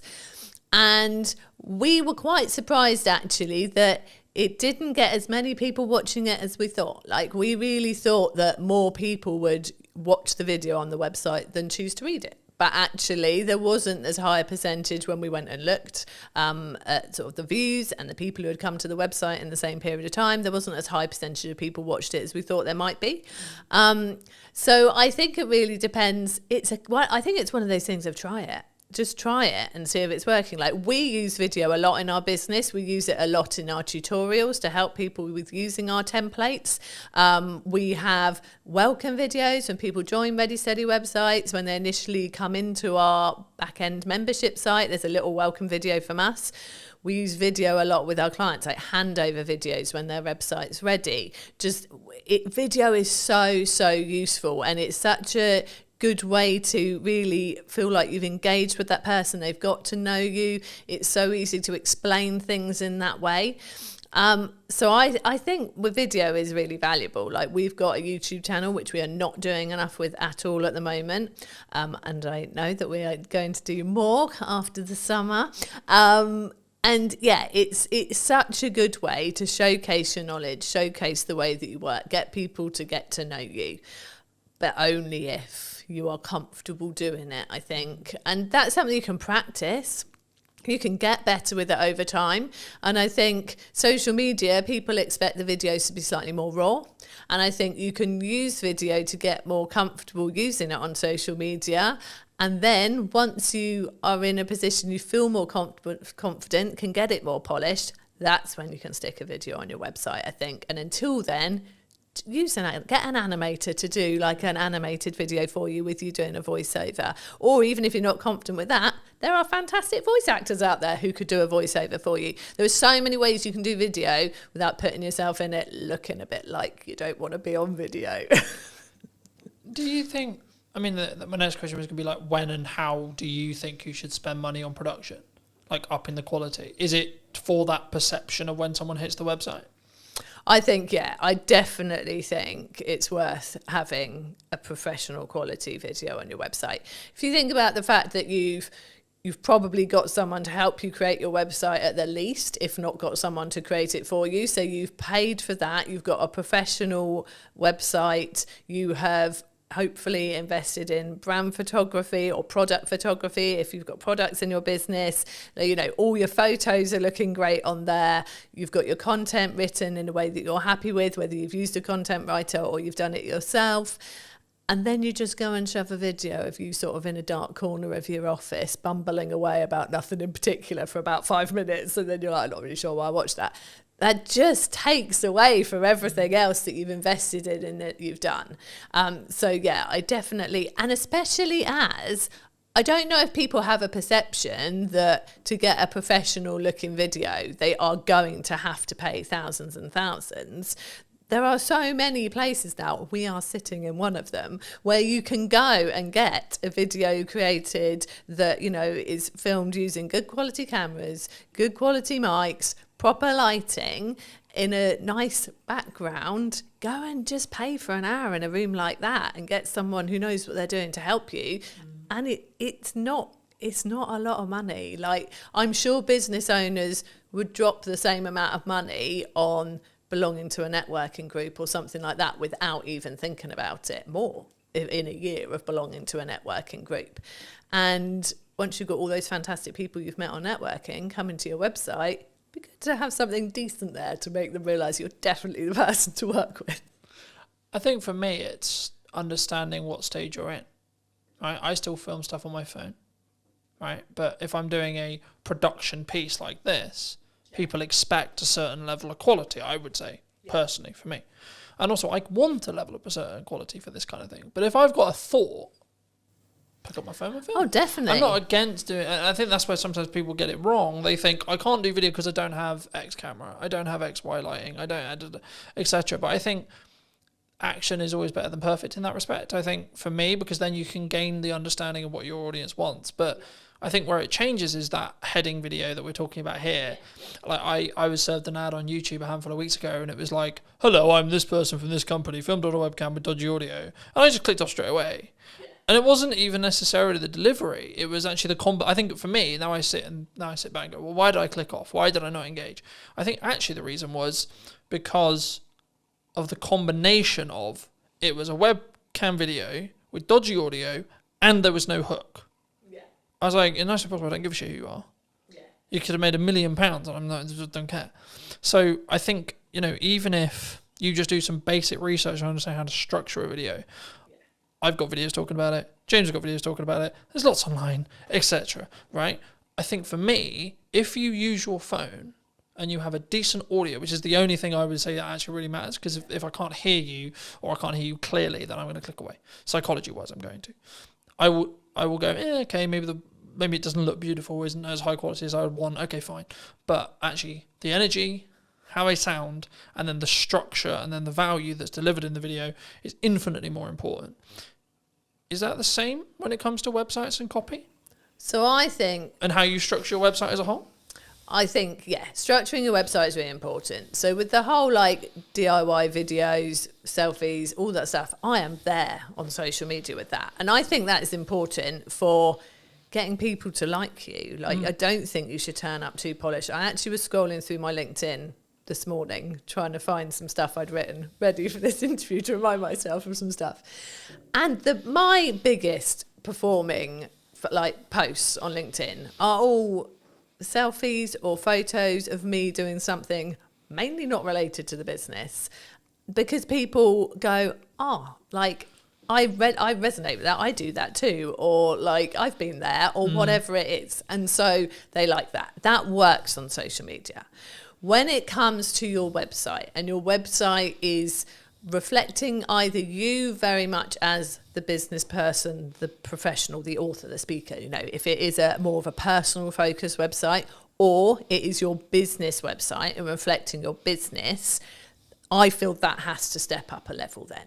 You've done the nice getting to know people, the I am a nice normal person bit on social media, filming yourself with messy hair at a beach, having a chat because something's coming to your head. One thing I really would say, if you're doing videos on social media, please put captions on. I'm always reading them in the evening when I've got one child in bed and I'm just having a scroll. I don't want to turn the sound up. Put captions on, people. Anyway, but then when they get to your website, that's a different level. And you do really need to think about the structure of it. And it's very much the same. Like you said with the videos, you want a hook, you want a reason to keep watching them. It's the same with your website. I always say in that top hero area on the homepage of your website, you want to have, I call it an engaging statement. But it's the hook. It's the thing that someone comes to your website and goes, I am in the right place. So I want to scroll down and I want to read more. In those first couple of lines and that first statement, you need to basically say, this is what I do. This is who I do it with or for. And so therefore I can help you. That is what those couple of lines have got to say. So yes, it has to be structured really well. And then it's got to carry on talking to that website visitor. So many people then decide that the first bit of their homepage suddenly has become their about page, and they launch into this story of I decided to start my business because my grandfather had done it before me, and no one cares at this point. People still want to see your services or an overview of your products or whatever they have come to your website for. And then if they click on your about page, that's them saying, actually, I'm really interested now and I'd love to know why you started the business and who you are. Put that on there.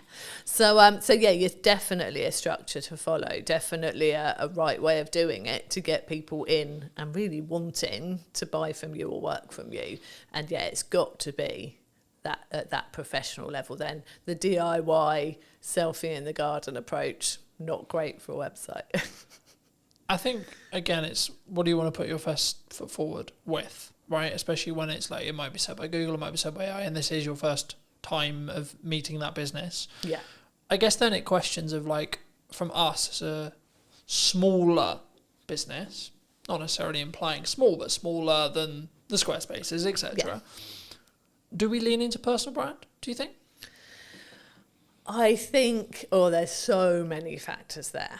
I think if you are a smaller business, it's really good to have a personal presence out there, definitely, because I'd say quite often you're out networking, so people are going to meet you in person. You are probably on LinkedIn talking about all of like the stuff that you're going about and doing, and what your business is doing. So I think you're naturally going to have a personal presence, but then. And I am very much that person. I'm out there networking all the time. I am the one doing that for our business. But when you go to the Ready Steady website's website, it is a business website. There, is an about page and there is a team page, and we are on there, and our sense of humour is definitely on there, and we carry that through, like the way that we are on social media. It's very much on. Someone commented that to me the other day, that she loved the fact our personality was there in the website once you look for it, but actually the website was, this is what we offer, these are our prices, this is what you get, really clear and simple, and all about the person who's looking for the website or the branding or the SEO package and all the other things we do. So yeah, I think a personal brand is important, but I think how you present that on your website very much depends on, how the business is structured, where you're looking to take the business in the future as well, and that's a question right at the start when you're starting your business too. And obviously you can evolve, like we trade under Ready Steady websites now. We initially set up as Second Floor Designs Limited, and our business has evolved over the 15 years. And that can happen. You can start out as, enter your name here, and then what you do. So, we have people who are Joe Blogs Nutritional Therapy, that kind of thing. But actually maybe over time you're getting more and more patients, and you bring on more people to work with you, and then it turns into just JB Nutritional Therapy. It can evolve. And I think whether you go out as a personal brand really just depends on like your vision for the business, where you're taking it, and how comfortable you are with that as well. Like some people don't want to put themselves front and center. They're very good at what they do.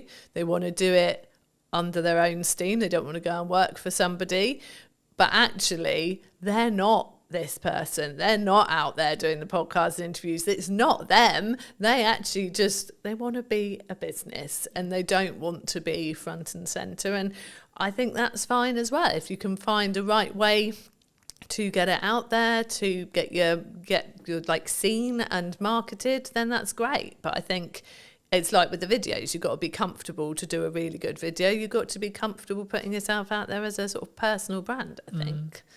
I think for me, and I had this conversation many years ago, and I've had it 1,000 times since, like a CEO of a C-suite company, doesn't matter who he was, but he was like, I don't want my kids involved in content. I don't want them physically involved in content. I don't even want people to know they even exist. I'm like, cool, no worries. He was like, how are we going to make sure that happens? I was like, do you have control over your mouth? I said, yes. He said, yes. I said, congratulations. You will not talk about your children, their existence, or anything about them in any way, shape, or form then. Yeah.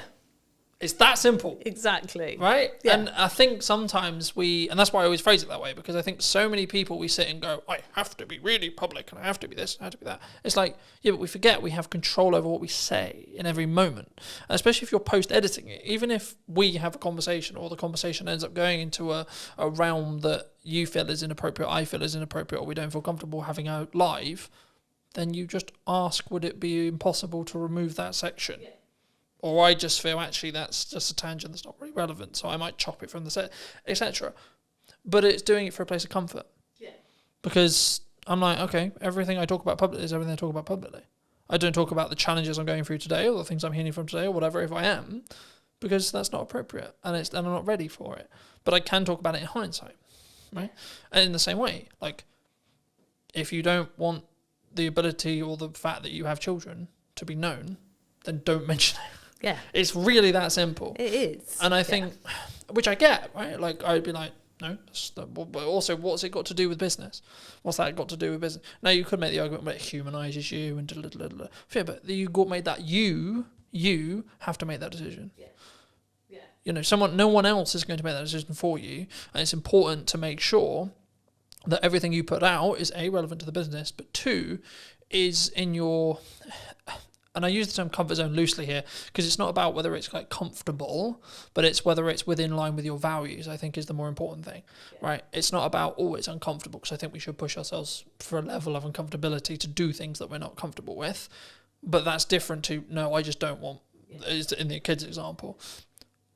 What do you think is missing in marketing right now?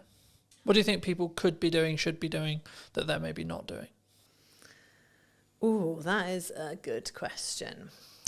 I think the thing I see people like, so we're looking at very small businesses here.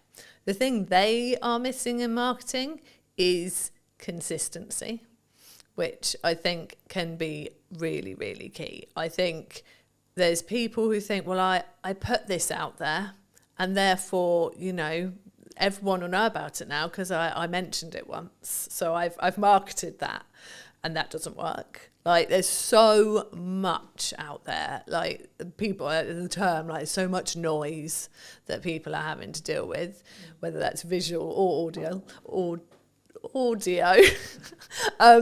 But there's so much out there and people aren't consistent with it. So I think that being consistent in whatever form of marketing you're choosing, so whether you are using social media, whether you are doing email marketing and putting emails out there, whether you are, you know, putting out flyers places, you're doing some actual like putting up posters and that kind of thing, you know, you have to be consistent with it. You have to be doing it in a range of places. And I think people feel like, well, I don't want to bother people. I don't want people to get bored of me because they're hearing it so much. And you have to do it an awful lot for people to be hearing it so much they're getting bored of you. And I think that is one of the key things that I think people are missing. I think in marketing in general, what's missing, I suppose perhaps I'm seeing so much of the personal stuff. It might actually be nice to see actual more businessy marketing. I wonder if that would actually catch my eye more these days. Like, rather than people out there doing all the talking about themselves and like, oh, I've been here and I've been there and this, that and the other. But actually, I don't see that many people putting out from business perspective, this is what we achieved this week. This is what we did this week. This is actually what a proper like week working with a client looks like. Or this is actually, these are all the testimonials I got in 1 week.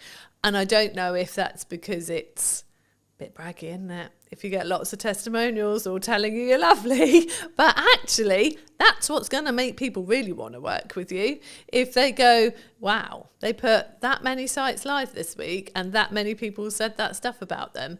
I actually don't see that much these days. And I am bad at doing it myself. I know I am. Is that because it's easier for you to talk, as you're walking down the beach, or of course it's so much easier, or just when you're in the garden, or etc. Yeah. It's not. Yeah, it's easier from a couple of perspectives. One, that takes no preparation, just going quick selfie, talk about this that I did here. Whereas if you want to put out like, okay, this website went live this week, we got this testimonial, I've got to sit there and make that look nice and a visual before I stick it on social media. And, you know, if it's a busy week, I'm not taking the time to do that. And I know I should. And I think that is a key thing, that doing it well always takes time. And we all have a finite amount of time. And if we are busy in our business, obviously, we've got to make sure those deadlines are hit, those clients get their websites, that the support tickets are responded to, the site that went down because the server got overloaded is put back up again. We're doing all that stuff that we actually have to do as the actual stuff in our business that pays the bills. And then we've got to go, oh, do you know what? Yeah, testimonials, do this next week. And then, oh, look, next week came and went, still going to do them next week. And actually, I think, and this is something that's clicking in my head right now while I'm talking to you, that, you know what, some of that might stand out a bit more because people aren't doing it as much. it won't be the stuff that gets the likes and the shares and the comments on social media. There'll be those 5 nice people who are always lovely on every post and go, oh, that's so nice that you got such a lovely testimonial. Well done, Jude. And I love those people for taking the time to do that. But it won't start the discussion. It won't be those posts that go mad. But actually, they're the posts that when people are scrolling through your posts that really solidify what it is you actually do, that actually she doesn't just work out in the garage and try and grow vegetables in her garden. She does actually do websites. Do you think, like I've just filmed Gemma's one, and we talked about the fact that some marketing agencies that I've seen in my lifetime are what I would call fall into the classic trap, in my view, that when they're busy with work, their marketing kind of shuts off, or they stop as much as they maybe should, either completely or as much as they should, or then they only turn it back on when they need work again. Yeah. Something that I've always done for as long as the business has existed is Brunton Media is the highest paying client, period. It's not the most priority, but the reason why I always frame it as the highest paying client is it means it's the amount of resource, energy and time that it consistently gets. Yeah. Because regardless of how well I do my job for clients, if I'm growing, there will be a point where we don't work together anymore. Yeah. And I need a strong pipeline to stay in business. Absolutely. Right? So I need to constantly be going. If you're just looking at project work, I've pivoted the business slightly so it's retainer based and project work. But if you're just looking at project work, you need project. And it might feel overwhelming as you're starting to put them in. But then I'm just like, just be honest with your client and say, well, what's your delivery timeline on this? Yeah. Because if you don't have the availability to film, edit and produce it, for example, in my case, then don't commit to doing that in the month you can do it. Say, that's a really cool idea. Is it time sensitive right now? Because if not, I can do it in September. At the time of filming. This will probably be out in October, but like the same is true. I could do it the following month in November, for example. And I think sometimes with that mindset is why I'm always on top of marketing, right? And why I'm always constantly looking at my 1% on my marketing, but also then taking the learnings into my client delivery stuff and saying, well, actually, these hooks are working really well for me. Have we thought about doing something similar for you? Is that common? Oh, it's so common. And I think... And if so, how do we fix it? How does a business... Is it just, you just got to work the hours? You just sometimes. Yeah, and you've got to prioritise it. So I think, like you said, people will get a project in and they'll be so desperate to please that client and go, oh yeah, well, I can deliver that in 5 weeks. But to deliver that in 5 weeks... They will no longer rock up to any networking and they will no longer post consistently on social media. And yeah, absolutely, there's no way they're creating any nice social graphics to put out any testimonials, anything like that. It's all going to go because they've promised the client it'll be delivered in 5 weeks. Where actually, if they said to the client, is 7 weeks all right? Then realistically, they could still fit in their 3 networking meetings in that time. And they could still have prioritised their marketing posts and whatever else they do for their marketing. And the client would probably still have said yes. And let's not forget that actually, clients will probably respect you more if you can't just go like that and deliver a project, because then they go, oh, well, they're busy, they must be good, rather than they can turn that around very quickly, probably haven't got anything else on, is that a concern? So it's definitely, and I think if you have been in the feast and famine cycle of project, nothing, project, you are more panicked to definitely make sure that you get that client, and then you probably do overpromise, and actually you would have been fine. Because if you start saying, well, 7 weeks all right, and they go, well, really, can we do 6? Then, okay, you can do 6, and maybe one of the networking meetings goes or whatever. But it's just, I see it a lot. I do see people... oh, sorry, I'm not going to be coming to the networking meeting this week because I'm so busy, I've got to fit this in before a deadline. And then you're like, well, if the deadline's approaching, have you got stuff coming after that? Or would actually have going to this networking meeting being a good idea, because maybe there was someone there thinking about chatting to you this time because they've got to know you a bit. And so, no, we do see it a lot. And it's one of the things that we're very careful not to do. And it's easier for us, there's 2 of us running the business. We have freelancers and things when we need as well. And so I am always focused. It's me mainly. Chris does do some of the networking, but I am very much focused. And for me, it's the school summer holidays now. And like my focus very much is on the children in this time, but I think I was very much, you offered me to do this, and I was like, yeah, I'll make time to do that, because again, that's something, it's very easy to drop the things you don't have to do at this period of time, but then in November, when there's not as many new people coming in, it's like, well, do you know what, if I'd have done that and gone to all of this in August, probably wouldn't have had this sort of drier patch now.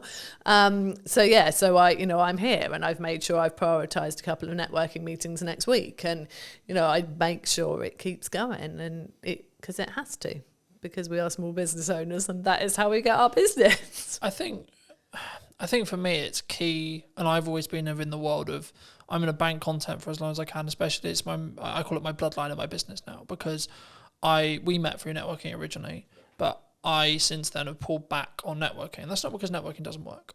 It's because I found I was trying to do content, do that really well, trying to do ads, trying to do that really well, trying to do client delivery, trying to do that really well, trying to do networking, trying to do that really well.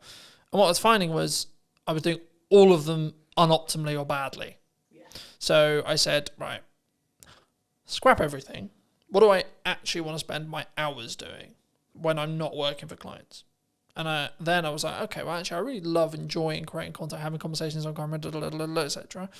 Cool. Okay, what's the byproduct of that? The byproduct of that is I become better at my craft. I become better as an interviewer, which in turn means when I'm doing interview content for clients, I'm even better. So it's a compounding effect across that board. But also I can then make sure that I'm consistent. So as we're discussing now, it's the middle of the summer holidays, but this won't be out until probably closer to October. And it's like, actually, I can have a really busy, I'm expecting September to be really busy because of the natural progression where you have a month where people are really focused on family and but then they're like, shit, I've actually got business stuff to do. And in September, that's normally what happens. So I'm actually prepping it as a perspective. I probably won't be filming much in regards to podcast my own content in September, but that won't matter because of how much content ahead I am.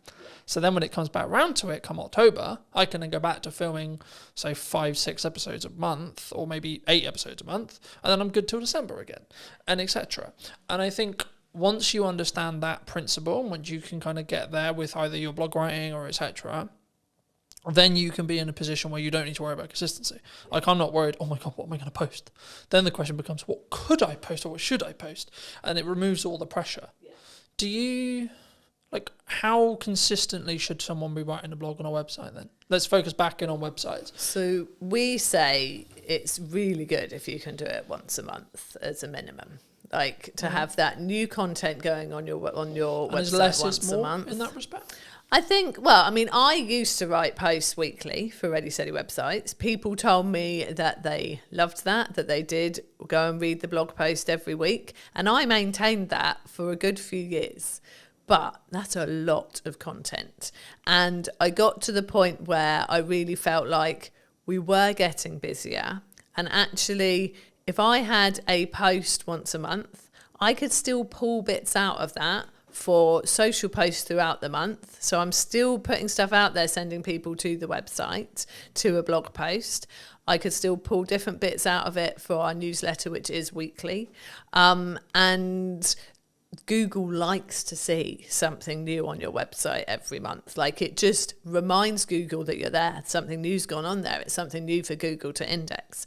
So that's why we say once a month, and that is what I do now, because once a week got a lot. And I will batch. So like you said, like I've said, it's the summer holidays. I don't want to be doing as much during the summer holidays. So I had blog posts and social media posts already at the start of July for July, August, and the first couple of weeks of September. And my email newsletter as well, all scheduled, all ready to go, sorted.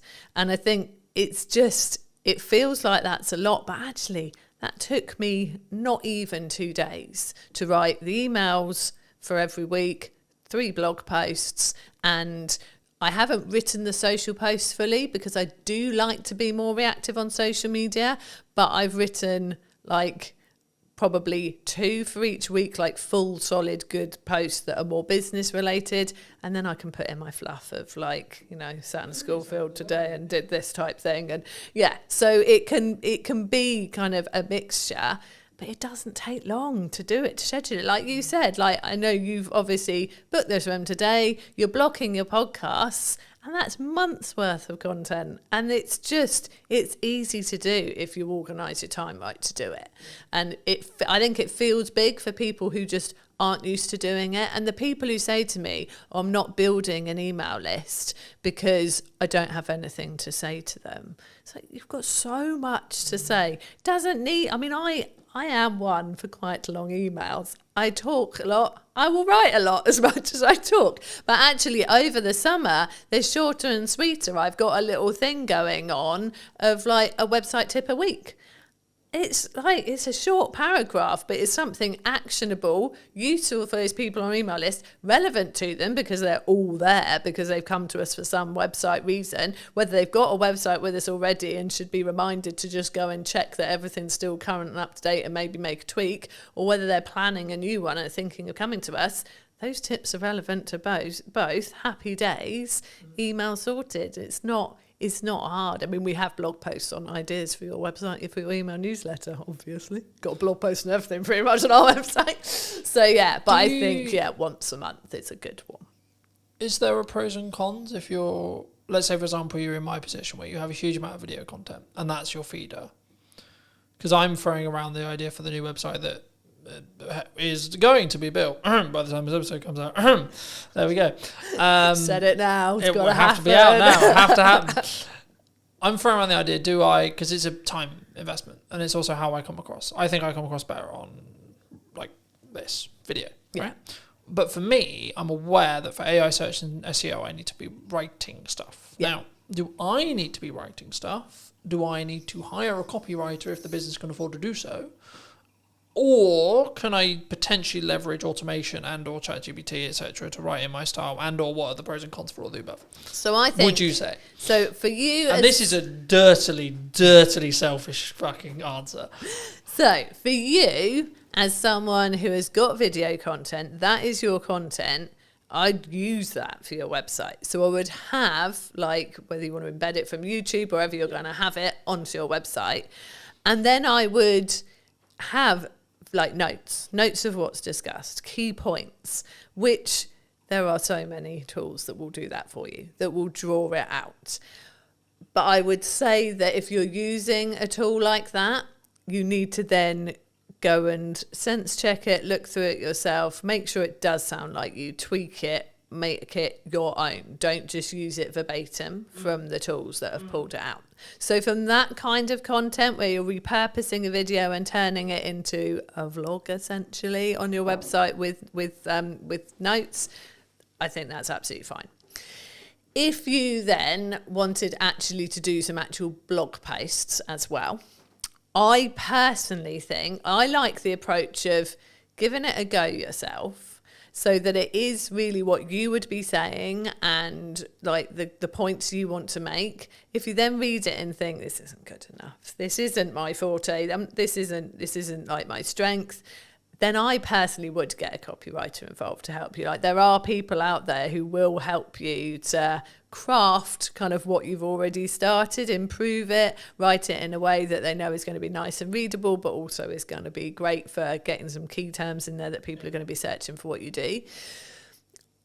I don't like it when I see blog posts that I can tell have been written by AI, and people have written guest blog posts for me and sent them to me, and I've gone, this is obviously, they've used AI to help them write this.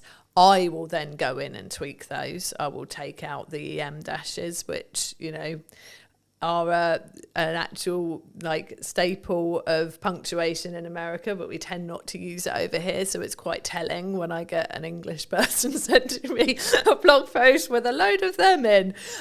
So I will tweak those because I don't want them on our website. There are people saying that AI copy doesn't work as well from a search engine point of view, that like it's penalised. I don't know how truthful that is.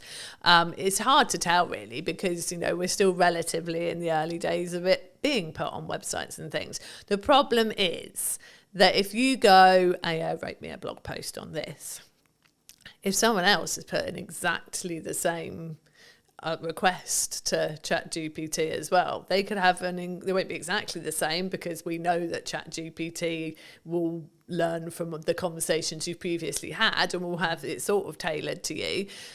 But there'll be some of the same stuff in there. And I want to feel like what's on our website is genuinely unique and different. Someone's going to come and read something on our website and they're not going to go and read virtually exactly the same on someone else's. Obviously, people are giving similar tips to us. Like, none of what we are saying on our Ready Steady website's blog is rocket science. It's tips around your website. You know, there are many people out there doing that, and a lot of us will be preaching the same best practice. But I write all our blog posts that are not guest blog posts, and I very much do it as me. And I know there's a copywriter I know well who says, it's me. He says, from your emails to your blog to your LinkedIn posts, it's so you. And I think that's important, personally. So I wouldn't, apart from, like I said, drawing out some show notes from a podcast, yeah, use a tool to help you do that. It'd be silly to sit there listening to the whole thing, making notes. That's ridiculous. But if you're going for something that is sort of separate content in its own right, I still would prefer it that people really put themselves into it than the robots. Is there a world where you can do both? Yeah, I mean, there is. I mean, I know that I've got a lot of business friends who like are dyslexic, and for them, like, even sitting there and trying to start something is hard. Like I said, it's good to start from your own point of view and get someone to help you with it. So yeah, using it as a tool to kick you off, I think is all right. Again, as long as it is very much, then it becomes yours. I think I really don't like the idea of creativity being lost. And I don't like the idea of people getting lazy from a creative point of view.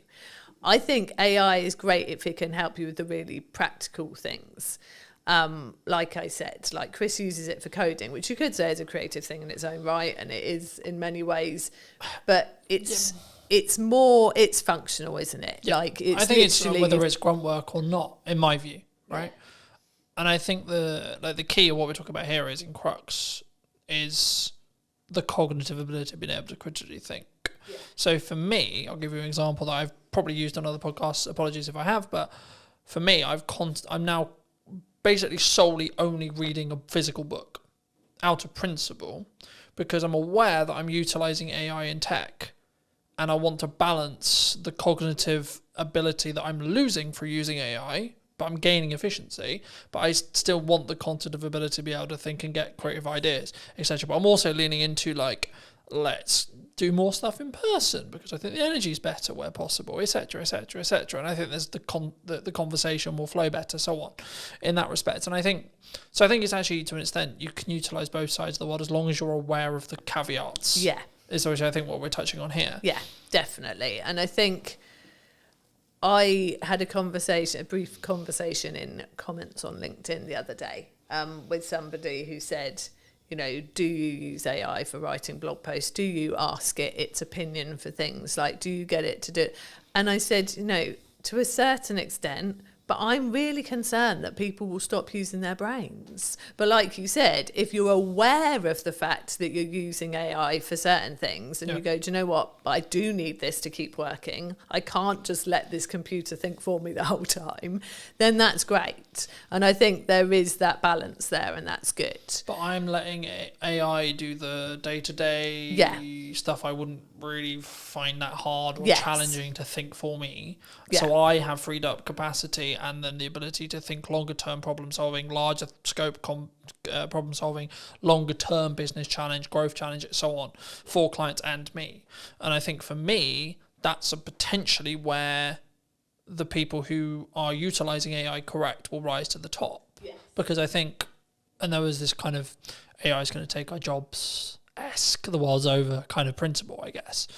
I've been of the view that it's a tool, right? And that's why I use the analogy of sharpen the knife and then use the knife yourself. So you're using AI to sharpen your knife, and then you're using it to cut up whatever you're cutting up, etc. And that allows you to then move forward. Yeah. That allows you to be more efficient. And that's kind of the, I'm going to work smart and hard simultaneously thing, because it's not just about, it is a level of, because I was like, in my head, whenever I look at content, I'm going quality or quantity, but actually you need both to be able to understand data, to be able to then work out what the market thinks is valuable. Because I suppose it doesn't matter what you think is valuable. Yeah. It's what the market thinks is valuable. And the only way you're going to get there is through a level of quality at volume, in my view, at least. Because then you have, like, this video got 300 views, this video got 1,000. What's the difference, for example? You know, in that respect. But for those who've maybe really connected with this conversation, you know, really enjoyed it, or maybe they just want to check out what you guys are doing, where's best for people to reach out? Where's people to connect with you? Well, our website. It's got to be the answer I give, really. So our website, readysteadywebsites.com. If they want to have a chat, they can book a call there. But we are on socials. We are Ready Steady Websites on Instagram, on Facebook, and on YouTube. And I am Jude Wharton on LinkedIn if people want to connect. And I'd like to end the episode by asking you to give advice to your younger self. So 5 years, 10 years, 15 years ago, what advice would you give to that person? I'm going to keep it on a marketing theme. Like, we started our business 15 years ago, and I wish right then we'd started to build an email list. We didn't start doing it for about 5 years.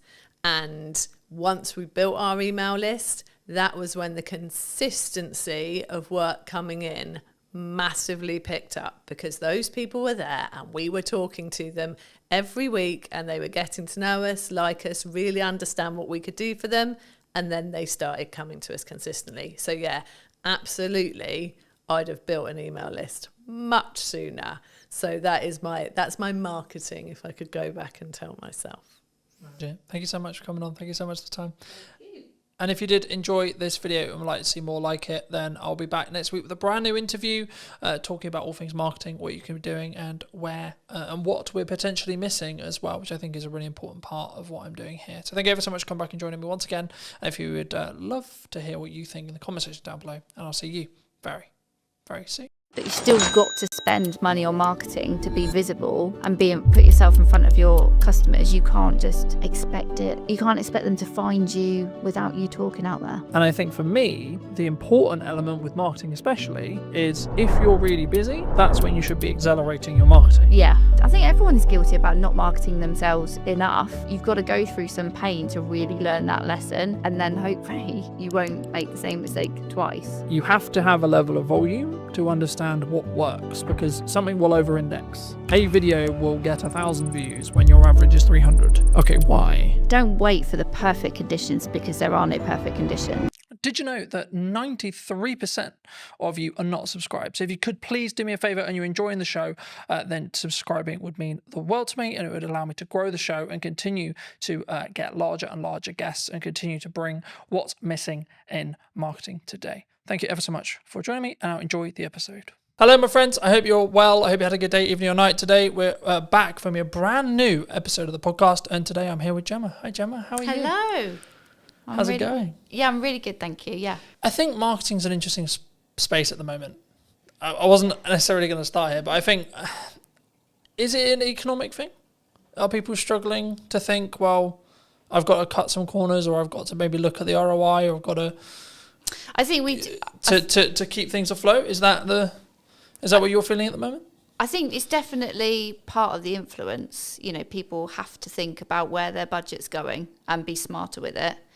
I think if businesses are still constantly searching for the hack or the quick wins, then that's where it gets really difficult, I think, for me as a marketer selling to clients. Because, yeah, if they think there is a shortcut or there is a quicker way, and especially the space that I work with being B2B, and it is that longer buyer journey, it isn't, there are no hacks or quick wins. It's not about being in a consumer space where you can use sales tactics to get the sales quicker. So yes, partly the economy is having an influence, like especially businesses where they've got lots of employees. They've had the impact of the national insurance contributions in April, so that has hit their bottom line. But it can't always be the excuse, I'd say. You know, the economy is going to go up and down. Look at all the things that have happened in like the last 5 years that people did not see coming. So it can't be used as an excuse. You still got to spend money on marketing to be visible and put yourself in front of your customers. You can't just expect it. You can't expect them to find you without you talking out there. Do you think that a lot of businesses, especially conversations I'm having with some clients, retainer clients, etc., like they want really strong ROI, right? Return on investment. They want that strong return on investment. Do you think, though, when it comes to marketing, that people, because I'm seeing a world in the larger space for larger business. Now, of course, they've got more capital, they can burn it for maybe a bit longer, etc. But they're actually focusing on brand building, right? The larger space. But do you think the small business space is more driven towards strong ROI, like trackable ROI in marketing? Yes, I think ROI marketing is, it's, people sometimes feel it's a bit of a dark art, you know, and it's difficult to be able to go, yes, I did this particular piece of marketing and it resulted in X. That it doesn't always work like that. The clients I work with, I help them with marketing across a number of channels, because ultimately activity in silos does achieve so much, but it's the bigger picture and how it all works together. That's where you gather the momentum, and that's where you start to see the results. Do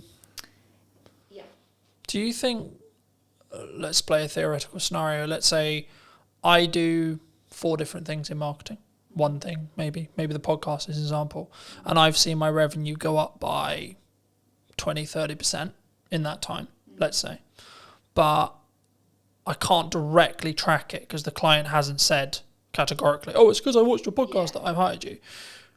Is that still because of the podcast though?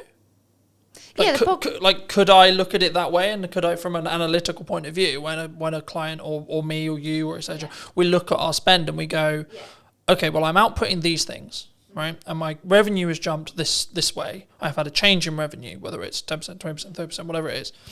And what did I do before that change? That's how I look at it personally. But is that how you look with clients? Is it you say, well, okay, well, we did these things, and then the maybe not the direct outcome, e.g. the trackable thing, but the byproduct was you're consistently, you know, across months, not a week, etc., but like across months, you're up 10%, 20%, 30%, etc. Yeah. Do you think? Yeah, definitely. You know, it all works together, and the thing, especially with B2B and the longer buyer journey, is that they might remember like the last engagement they had with your marketing, and then that, you know, when you fill in the surveys online or something, how did you hear from us? You might then, you'll legitimately put the last thing you remember, but it will be because of the influence of all the other engagements that you've had. So it might be that they go, oh yeah, the most recent thing I saw was one of your podcasts. That's how I heard about you, or that's made me want to buy from you.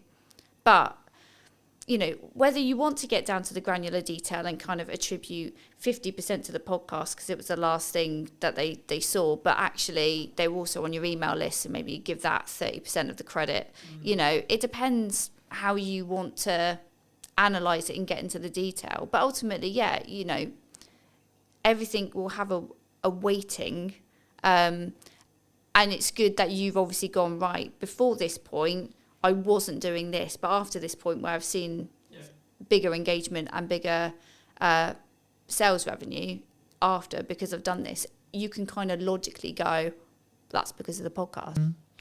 I think for me, like, especially in marketing, especially in content, you have to continue to adapt, to continue to test. I'm sure we'll get into that in a minute, but for me, I would just look at it as a kind of a binary set of actions.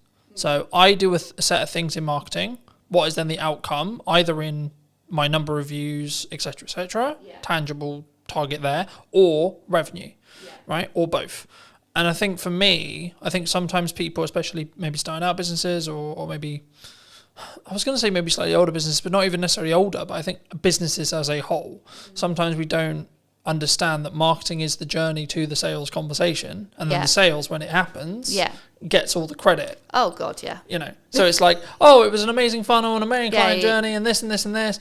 But actually the salesperson who closed it is the one that gets all the hooray. Absolutely. Because they're the one that's tangibly tied to the revenue. Yeah. What would you say to businesses, people listening maybe who are in that boat? And should they just focus on the sales side of it? Like, oh, that salesperson did a really good job because they signed the X. Yeah. I mean, God, sales and marketing have had a crazy relationship over the years, haven't they? So they have to work together, because yes, sales will ultimately get the glory of converting that prospect into a client, but it won't have happened because that prospect won't have got to the point of needing a proposal or, you know, having a sales conversation without all the effort that marketing has done to warm them up, to build up the knowledge of the brand, to build up the trust, to build up the credibility. Sales can't do that in their kind of one hit, I'm going to tell you about features and benefits, or whatever the conversation goes like. So yes, they might get the credit at the end, but, you know, unless they work together. And it's the same, like, marketing can do so much to get a prospect to the point of wanting to buy and convert. You still need to have a sales message and a sales process to get them over the line and get the revenue in. So they can't work one without the other. They have to work together.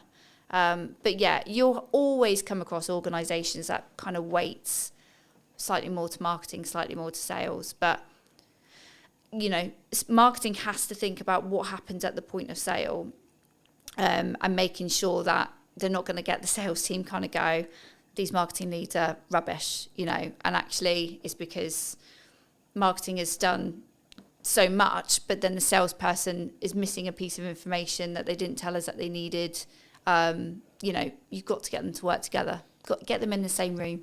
I see them in it. Well, there's two analogies I could use here. One, like, marketing and sales is a dance, right? You can't have one without the other. But also, number two, I think that your marketing is like up or downstream, depending on which one you're looking at in regards to either sales or marketing, in correspondence to what then you get in 3 months' time. That's how I look at it.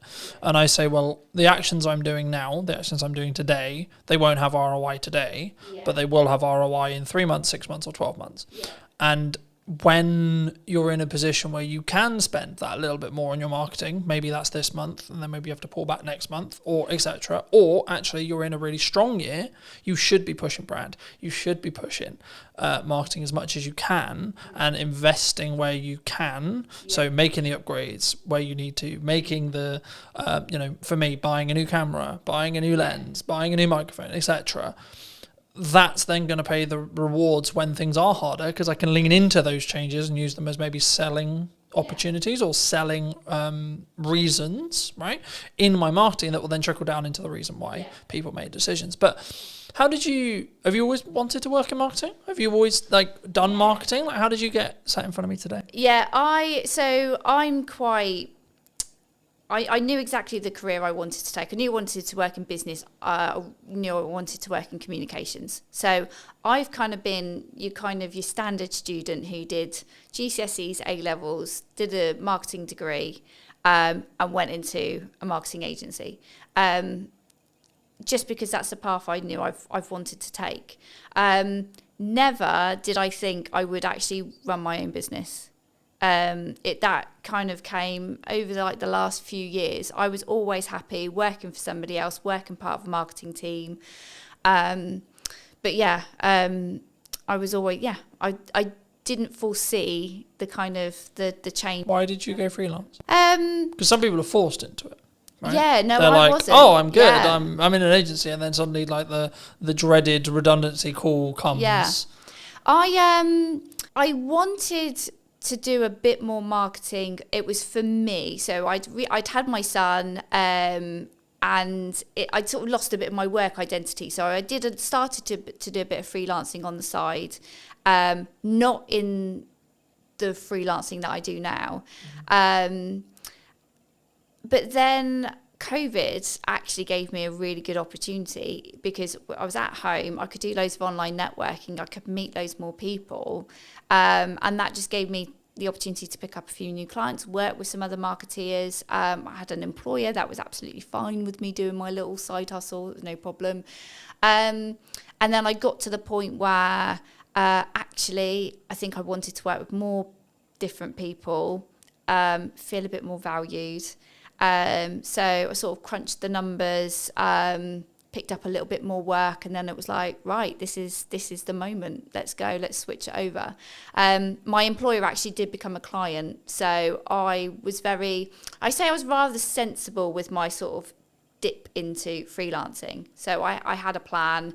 I had a bank of clients kind of ready to go, and then it kind of went from there.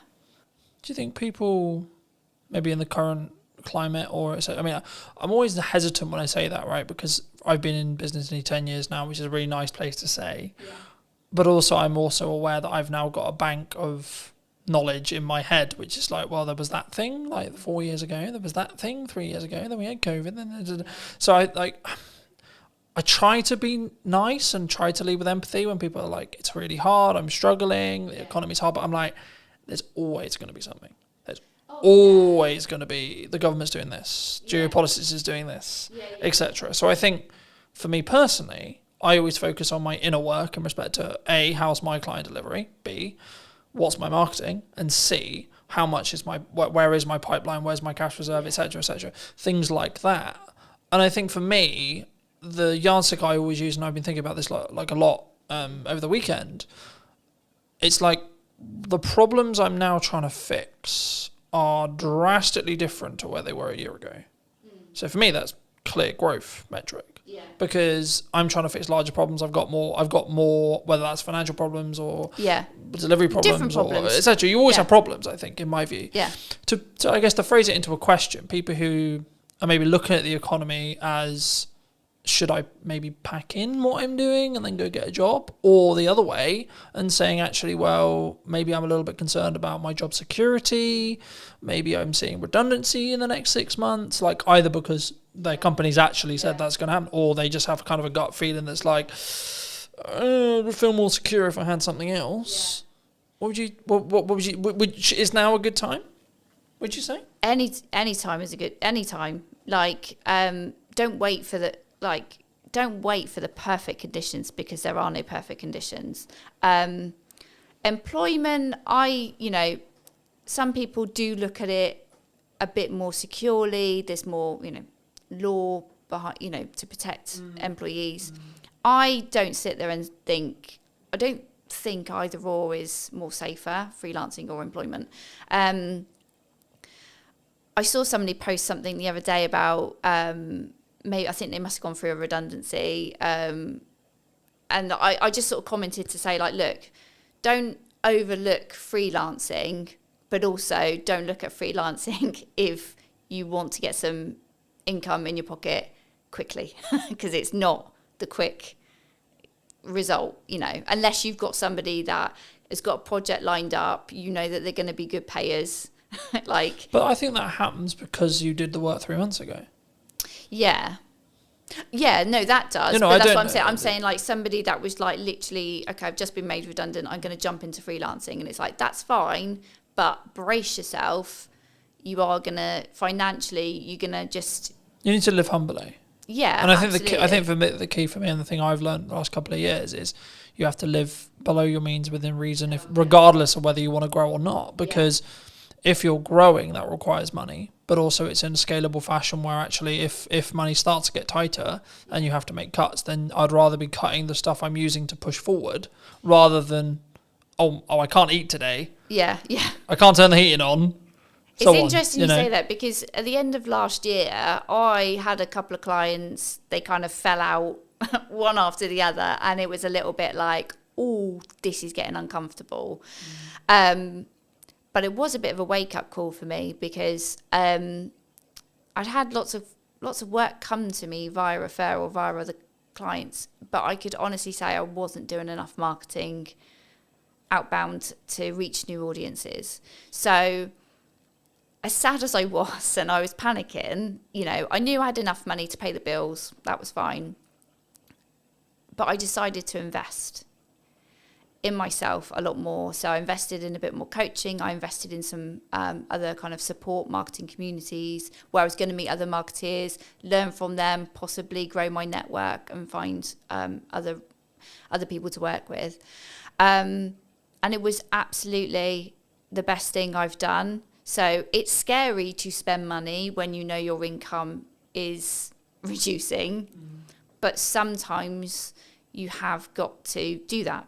You've got to invest in new systems and technologies and new ways of doing things. Yeah, I was going to say, I mean, I think it's like, what's your response? And I'm having this like constant concern, right? When things are going well, you should make wheat. Okay, cool. But then actually, maybe I've got runway of, let's say, 3 months or maybe 2 months, right? Or maybe a month and a half. Cool, right. Do I continue to move forward, continue to say, well, this is working, this is growing, and trust in that by the time I hit my end of my runway, I'll be fine, the work will be there. Yeah. Or I'll make the money, or I'll found a way through. In that scenario where you are, like, unfortunately losing clients, the project work isn't there. You know, we're recording this will be going out probably nearly October, but we're recording this in the middle of the summer holidays, where I naturally know there's going to be a lower demand for stuff happening, which is understandable to an extent because kids are home, things are harder, people are working less, people are enjoying either holidays or time with their kids, etc., which is completely understandable. But also I'm like, okay, when I looked at my financial plan, I was like, okay, I need to kind of plan as if there's not going to be any project work for the next 6 weeks-ish. Yeah. I guess to phrase it into a question, I mean, what's your response? It sounds like it's like lean into growth and lean into investing. Or have you always been that way? Or do you sometimes feel like maybe you should have pulled back on costs and gone, actually, I can live on this for 3 months now? The interesting thing is, if you ask my husband, I am captain cautious. So I am not necessarily a risk taker. Like you mentioned earlier about sort of like living within your means. So I think you've got to be sensible, and it is. I guess it's a personality type, isn't it? So if you're somebody that really likes to live on the edge, and you're quite comfortable, kind of going, it'll work itself out, then you might take more risk. You might spend more initially and kind of hope for the best. Know that it's going in the right direction. You're investing in the right areas.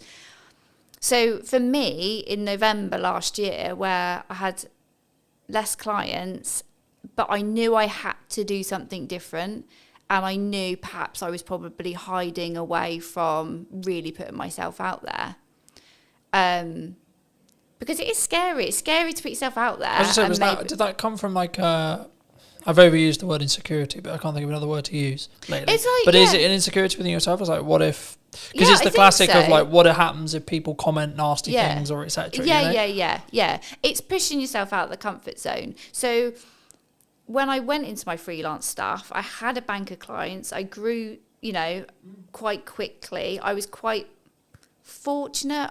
Maybe I use that word too much. I'm good at what I do. That's why people work with me. But I guess I was comfy. I had enough money coming in, but ultimately I didn't have enough of an eye on my pipeline. And so, and that was in like the first 2 years. So I've learned a lesson, and I'm happy that I've learned that lesson. I don't think there was any other way I was going to learn it. Nothing was giving me the kick up the bum to focus on my pipeline. So when you say focus on your pipeline, what does that actually mean in tangible terms? What are you doing when you're focusing on your pipeline? In terms of having more conversations and lining up potential new clients, new work. So you're in sales? Yeah. So I think there's sometimes a misconception when we look at pipeline, which is like, I'm going to push marketing really hard. Because that is a approach to get more pipeline. My answer is yes and. Right? Yeah. Yes, and you should be doing more marketing. Yes, and you should do more outreach. Yes, and you should be connecting with your clients. Yes, and you should be adding more value to your clients. Yes, and you should be trying to go above board for all of the clients you currently have. Yeah. When things are good and when things are bad. Mm-hmm. Because the result is identical. But I think if you can financially plan it and or plan in such a way where actually absolute worst case scenario, you probably got close to 3 to 5 months, you're going to be fine either way. Because if you think about how long that time actually is in regards to actionable things, it's so unlikely, if you look at probability, that you're going to then not have any other work within that window of time if you're doing all the right things. Yeah. You would, you know what I mean? Like it would fill me with a sense of, okay, actually I'm going to be fine. Yeah. But also I think that comes back to the level of resilience you have, the level of experience you have. And this is one of the issues that I think maybe for starting out freelancers maybe have, is they don't have that evidence in their brain to go, when my back's against the wall, I need to make money. I know I can go in what I call going into the trenches, which is I'm going to have 15 cold outreach messages a day. I have stages. Like for me personally, I have seasons or stages, depending how you look at it, depending on where I see my pipeline, where I see things. When things are good, I lean into marketing as hard as I possibly can and try and add as much value in a short window of time. When I know that potentially I'm about to go into a season where I need to make sure things happen, like say like money hitting my account every month, then I'm like, okay, we're going to change gears now. Right? And I will potentially change the content a little bit, and it'll be a bit more pushy, not salesy, pushy in respect to, hey, remember me? But also what I'm doing in the background of that is sending 10 to 15, maybe 20 DMs a day. I'm calling old clients. I'm going back through my old list, etc. to go, hey, what's going on? How's it going? For people who maybe are listening to this, how could someone approach it, would you say, if they are in that position? Because it depends on where you are, I think, in business. I think you've got to make yourself as visible as possible, and just put yourself out there. Be confident, be yourself, but put yourself out there. And I would say get out from behind the screen. So it's great if, you're doing all your digital marketing, you're sending your DMs. Hopefully you've built your email list and you're reaching out to them and saying, hey, I've got availability right now, grab it. But also it's being seen in person as well. Just try and be in as many places as you can. If you're really like, I need to get some money in this month, you've got to, and be honest. Like, I don't think there's any shame in anybody going, hey, I've got a gap right now. I need to make some money. My skills are going unused. Like, just be honest, because there are lots of people in the same situation, and like there's no shame in there's no point lying and going, oh yeah, I'm fully booked until next year, when you're not. Like, that's not paying your bills. So yeah, I think for me there's a couple of layers there. The first is, if you're in that position, you need to get yourself out of the hole short term. Second position, you need to take the lessons that you got where you got there. And thirdly, you need to then understand that actually, even in a year's time, when you've taken the lessons and when you've moved forward and when you've done the money management, and I keep leaning back to money management because that in crux is what will fix the problem long term. When you make money, stash some away. When you make money, stash some away. When you make money, so on. And that can, there's loads of ways you can do that. But I think for me, the key is to understand that once you do that, you're then thinking longer term time horizon, but you still have problems. I might lose some of my retainer clients tomorrow. I might not. Right? Cool. But what am I doing to potentially get 2 more?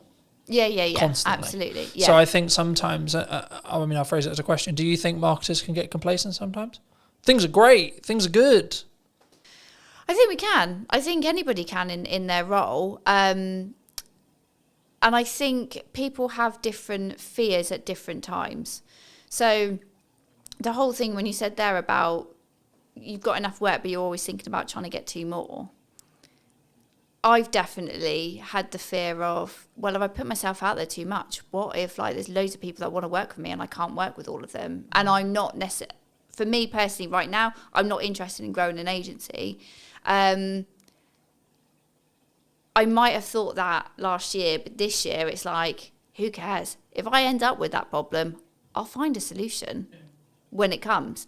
Right now, that isn't, it's not a fear to worry about, Right now, it's all about having those conversations and keeping visible and reminding people. I had a client that I now work with this year. We had a conversation 12 months before, and it wasn't the right time for her to work with me. And then as soon as she was ready, she comes and has a chat, and that's it. And then we're working together, and we started working together on one particular project, and that project has grown, you know, as a result of continuing to have these conversations. Do you think, I mean, I've always looked at it from more, in some ways, I've seen myself as very unique in the respect to how I market and what I do. But also I've seen on the other side, which is what I would call more traditional marketing agencies, where they sell marketing service, but they only market their own business when they need work. Yeah. And I think that's backwards, personally. Yeah. I think regardless of whether you're busy, regardless of whether you're not, you should be leading with your best foot forward as a marketing agency, if it's what you sell, right? Or a videographer, you should be posting your best content for you. You should be having the podcast, and you should, and look, I always focus on, for me personally, everything I do is 1% improvement, right? Little thing, how can I tweak the lighting? How can I make it look a bit better? How can I make it sound a little bit better, etc. And sometimes it has a cost implication, and sometimes that's an uncomfortable cost implication. But I'm always like, is it going to make 1% improvement? Because if I plan it in respect to I've got 2 months, let's just say, for example, 3 months worth of runway, by the time that 1% compounds, I'm going to be fine anyway. Regardless of what happens with it, I could lose, touch wood, that won't happen, but I could lose all of my clients as of today, and actually I'll still be fine in 3 months because of the compounding effect.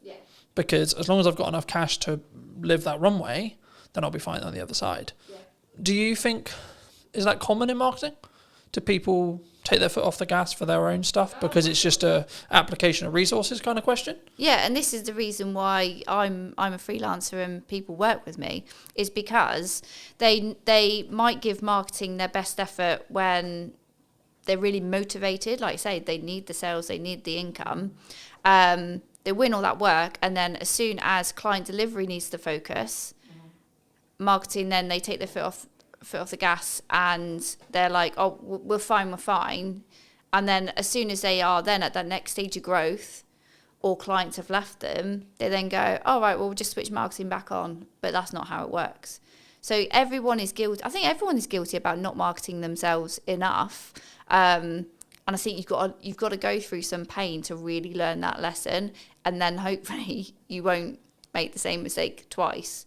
But yeah, it's not uncommon for people to ease the pressure on marketing, to kind of, just let inconsistency just kind of bleed in. And that's when you then got to make a decision. Either are you doing your own marketing, or you need to really sharpen the tools and focus, or you need to outsource that to somebody who can do that for you, so that you can put your attention on the other areas that are needing your attention. From a tactics side of marketing, we talked a lot of psychology, we talked about like, should you do it, should you not do it? But from a tactics point of view, what do you think's missing right now? What do you think people are maybe not doing that they should be? That's a good question. I think they're still looking for like the hack, the shortcut. I think they're still kind of thinking, do I really have to do all this? Do I really have to put this effort in? And the answer is yes.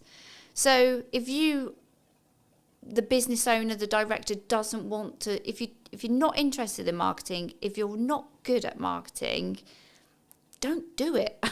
Give it to somebody who can.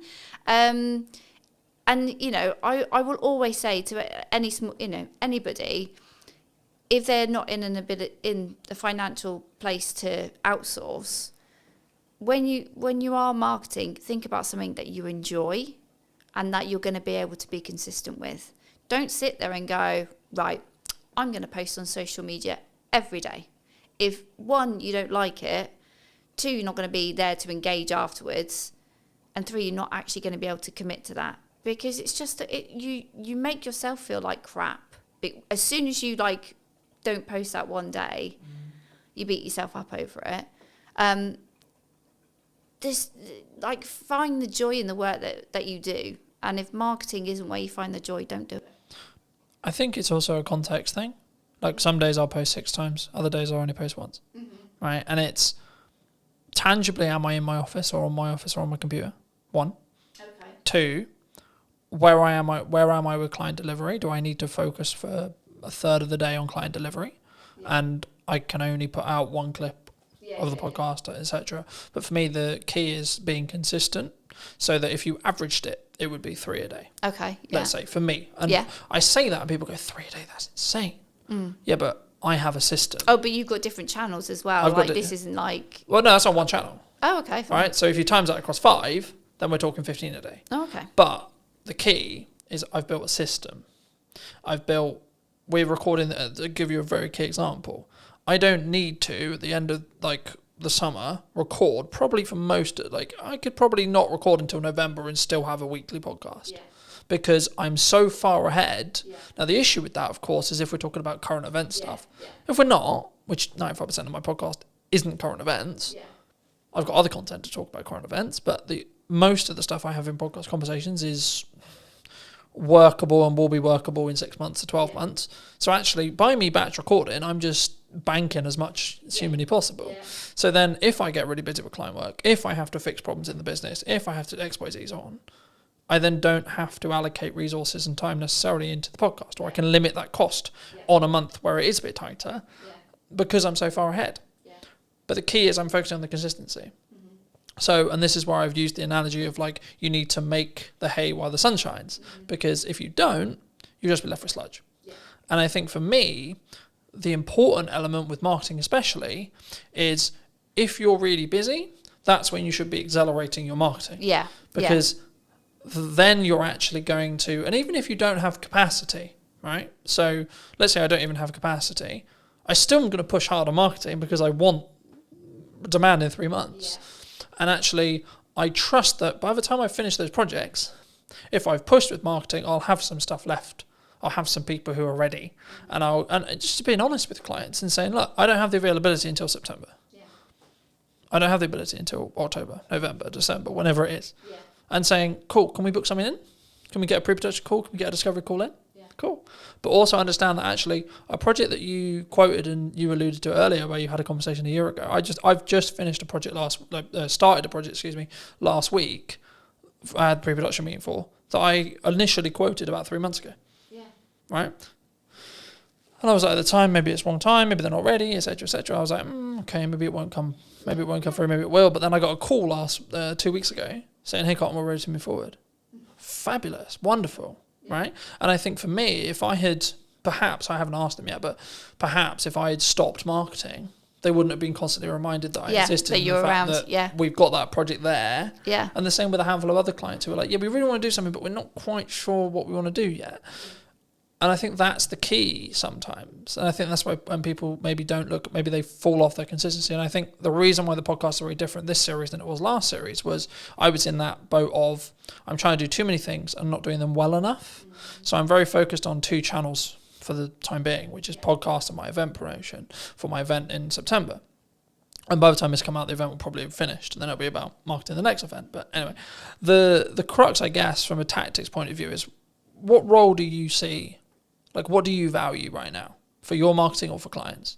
Is it written word? Is it audio? Is it podcasting? Is it video? Is it user-generated content? Like, what do you think's working? I would say I hate to start with it depends, but it does depend on the client. So let's talk about what I'm doing right now. Obviously, we're having this conversation because I invested in some video content a few months ago. So that, absolutely, I am like you, championing investing in video to have another format of delivering your message to your audience. It's great, and it can be used in so many places. So it's it is an investment, but it's a worthwhile. And also networking in the right places. So there's lots of different networking events out there. Some you might like, some you might not. I always say to people, like, it's about finding the right kind of event that you enjoy. It's got the right people there. Because ultimately, don't go to a networking event where it is just a cup of tea and a natter. Like, you do need to meet people and build relationships. It might not. Don't ever go into a room and think, right, who's going to buy from me today? Because that's not what it's about. It is about growing. Yeah, exactly. Yeah, but yeah. So for me, it's been and remaining consistent on LinkedIn, and not wondering what the hell the algorithm's doing, and sharing posts from 3 to 4 weeks ago. Yeah, I find it really interesting when people go, "Oh, the algorithm shadow banned me." Right, a handful of chapters into Gary Vaynerchuk's new book. Well, it's not new now, but it's new for me. Day trading attention, and he talks a lot about no, your content's just not very good. Yeah, Hard love, right? But the reality is actually through posting a huge amount, you know what works. And you can gain customer insights through that. And you can gain what's working for your market through that. And I think that's the key there. I think it's, my next question was going to be about volume, but like the simple takeaway I have is you have to have a level of volume to understand what works, because something will over-index. Yeah. A video will get 1,000 views when your average is 300. Okay, why? But then if you do that consistently and you keep learning, then your average will become 700. Okay, cool. But then what happens when something gets 1,600 views? Then what is it about? Then when you analyze, what was that hook? What was that this, etc. Do you think people struggle with the volume? Maybe they see someone like me who posts a lot, right? And they go, I can't possibly do that, so I'm not going to bother. I think people are overwhelmed. And I think when you're feeling overwhelmed, you then procrastinate and then you just don't do anything. Yeah. So I think that's when you've got to have a strategy. You've got to bring it back to what your goals are, what you're looking to achieve. And then utilize someone like me who can kind of say, like, look, if we can do this one thing, so let's say invest in video, these are all the things that we can do with the content from that video, not just the physical video itself. And these are all the places we can put it. And it's not about constantly thinking about new ideas and new things to say. It's taking one piece of content and repurposing it and making it relevant for the different channels. That's where you get your visibility is amplified, but your effort is you haven't had to invest less than it could have been. Exactly. So I think people do panic and feel overwhelmed, and then that's when they just don't make a decision. And that's where you do need an expert then to kind of say, like, look, it's not, you don't have to be overwhelmed. This is the plan. This is what we're going to do. This is how it's going to be used. But ultimately, you just need to sit in front of me for 45 minutes and talk about what you do. Yeah. Easy. Where does AI fit into this? Because a lot of people are scared about it, right? People think they're going to take their jobs. Yeah. They're going to be out of a job. The robot's going to take over the world. Yeah. What do you think?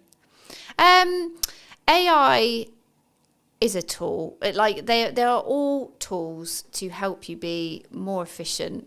But ultimately, they can't replace human creativity. I've heard some people, talk about, AI is for lazy people. It's like, it's not. If you want to use AI correctly, you've got to invest the time. You've got to invest the time in understanding how these tools work and how you get the most out of them. And that is not just by going, Chat GPT, please write me a blog about X, and taking that and posting it. Like, no. It's a bit like, I don't know, I was thinking about this today. Like a sat nav, okay? So a sat nav is a tool that tells you how to get from A to B. It's really great if you have no idea, but also you could work out using a map yourself, but it takes a little bit of the thinking time away from it. But you might also just want to go for a drive and enjoy whatever route you decide to take that day. So it's not, AI isn't there to replace what people do. And I think businesses that are looking at AI and going, I don't need to hire a copywriter, I don't need to hire a videographer, or I don't need a person to do something because I've got a tool, you're kind of missing a point there. If you're looking at it just from a cost perspective, you'll learn a lesson very quickly that basically what you've turned out is a load of rubbish.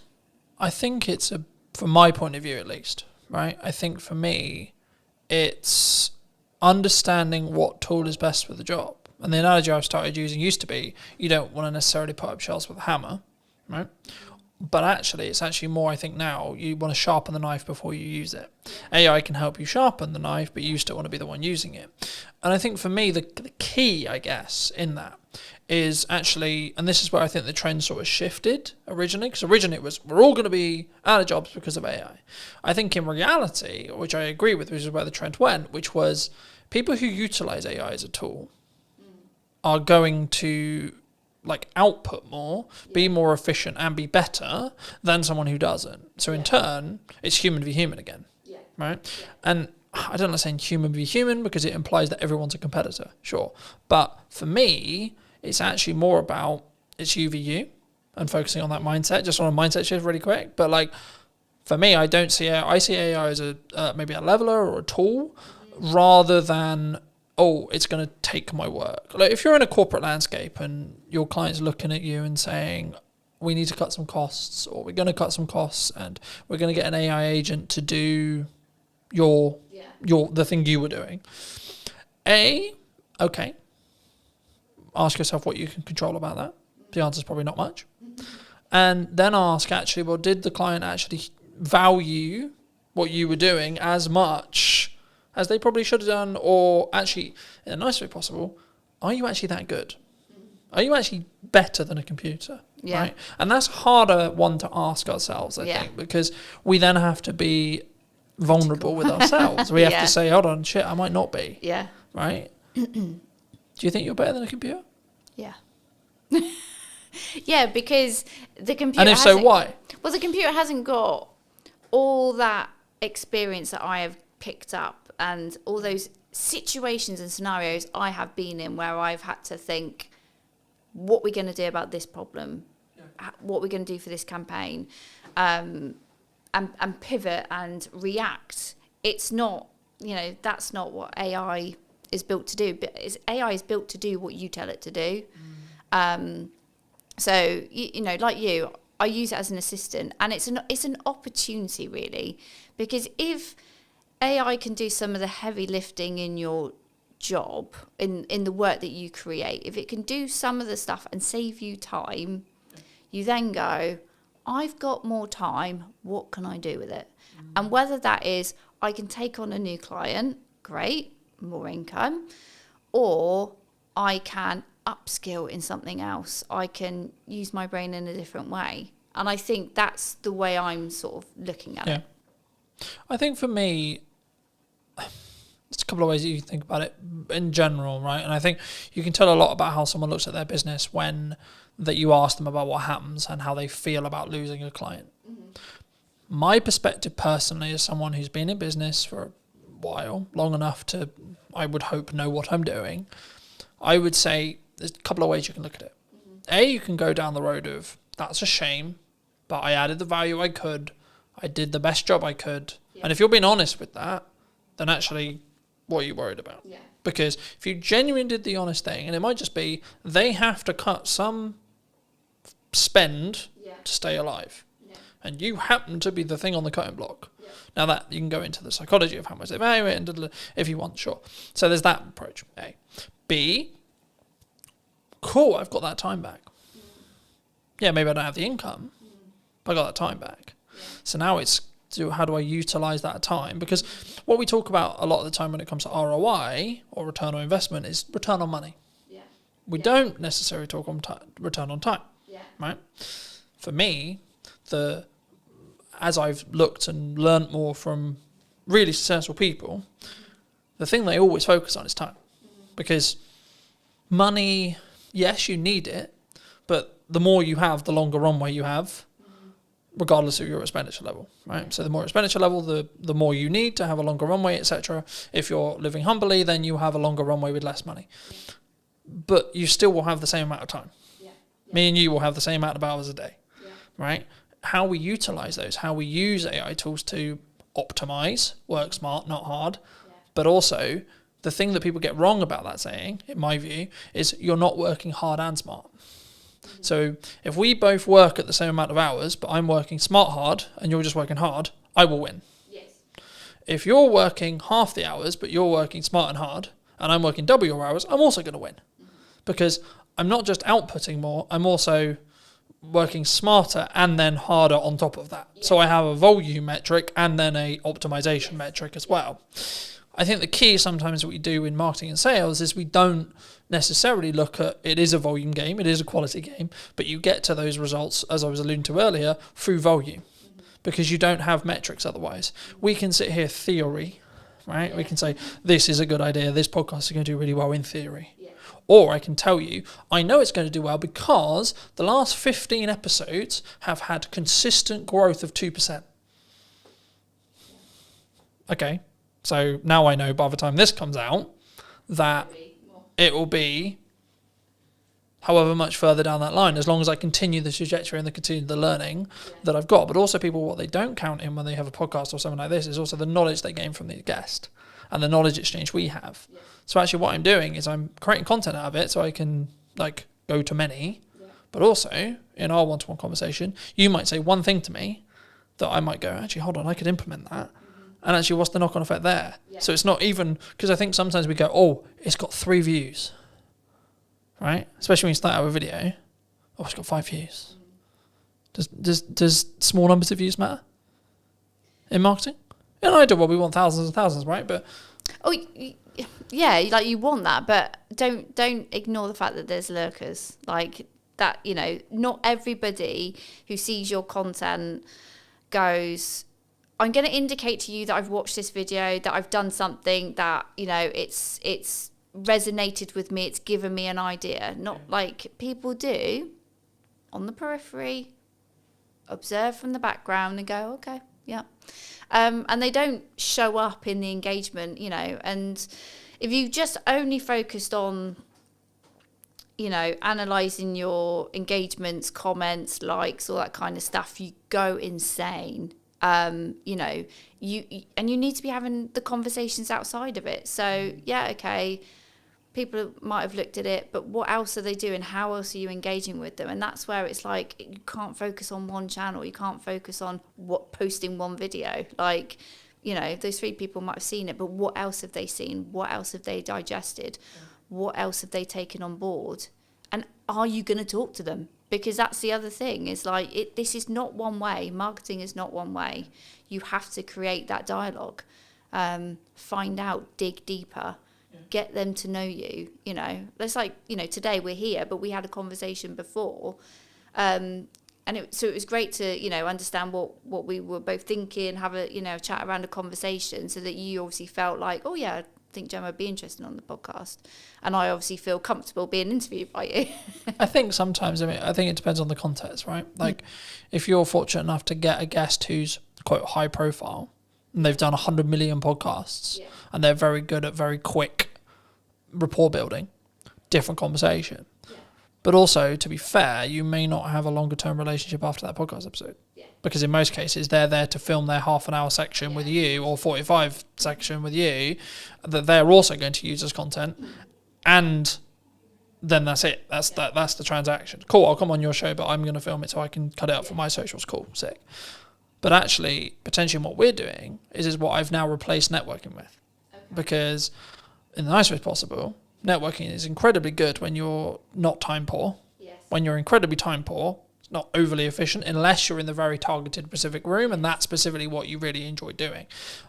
Everyone thinks, well, some percentage of people think I mock networking. I did networking for nearly all of my business, and I still do now. I do it slightly differently now because I'm very focused on content delivery. But the reason why is because I sell content delivery service. So for me, the highest return on time, energy, and resources is content delivery, because it allows me to hit every single bucket I want to hit. But also, something which I was doing when I was networking and doing content, and this was I was doing them all poorly.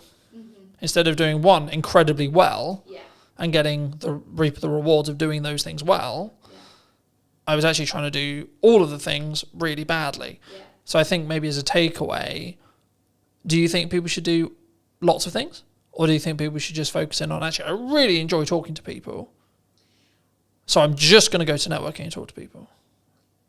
I think the joy, doing something you enjoy is one part of it. So don't, you know, if you're doing something in marketing that you really feel uncomfortable and it's not your bag, find another way of doing it. And if that's outsourcing, or like if you've got a firm of people and somebody else really enjoys networking, make them the person that represents the firm out in public. Oh, just lost my thought then. So you were asking me about should they do lots of things? Should you do lots of things? Yeah. Or should you just narrowly focus on? So I'll give you. So Alice Mosey would say you just do content. Yeah. You just do ads. You just do networking. You pick one, and because you have either decision fatigue or optimization fatigue or etc. or performance fatigue in when you're trying to pivot from I'm going to do content, then go do networking, then go do this, then. So yeah, my answer would be no. Don't just put all your eggs in one basket, because I don't think that's efficient. And again, with my B2B buyer's hat on, they won't make a decision. They won't get to know you just through one channel.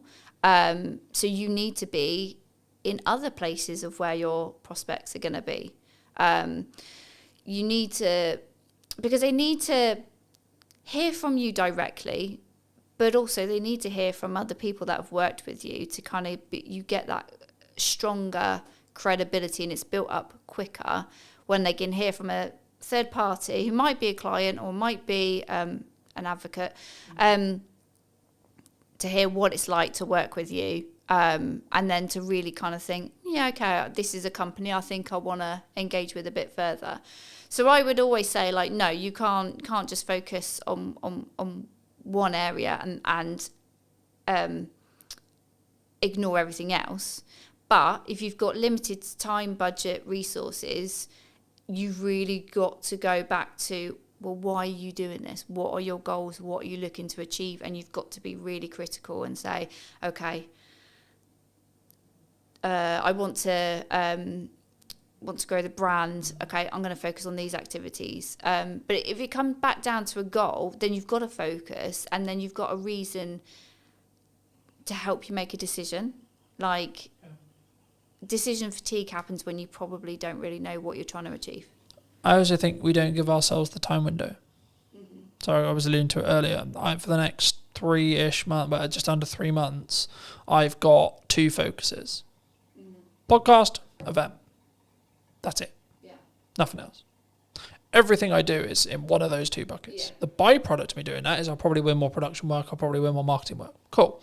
But the main 2 content focuses is those 2 areas. Yeah. Now, after the event, when there's a bit of downtime between the event, I might add another one for 3 months. Yeah.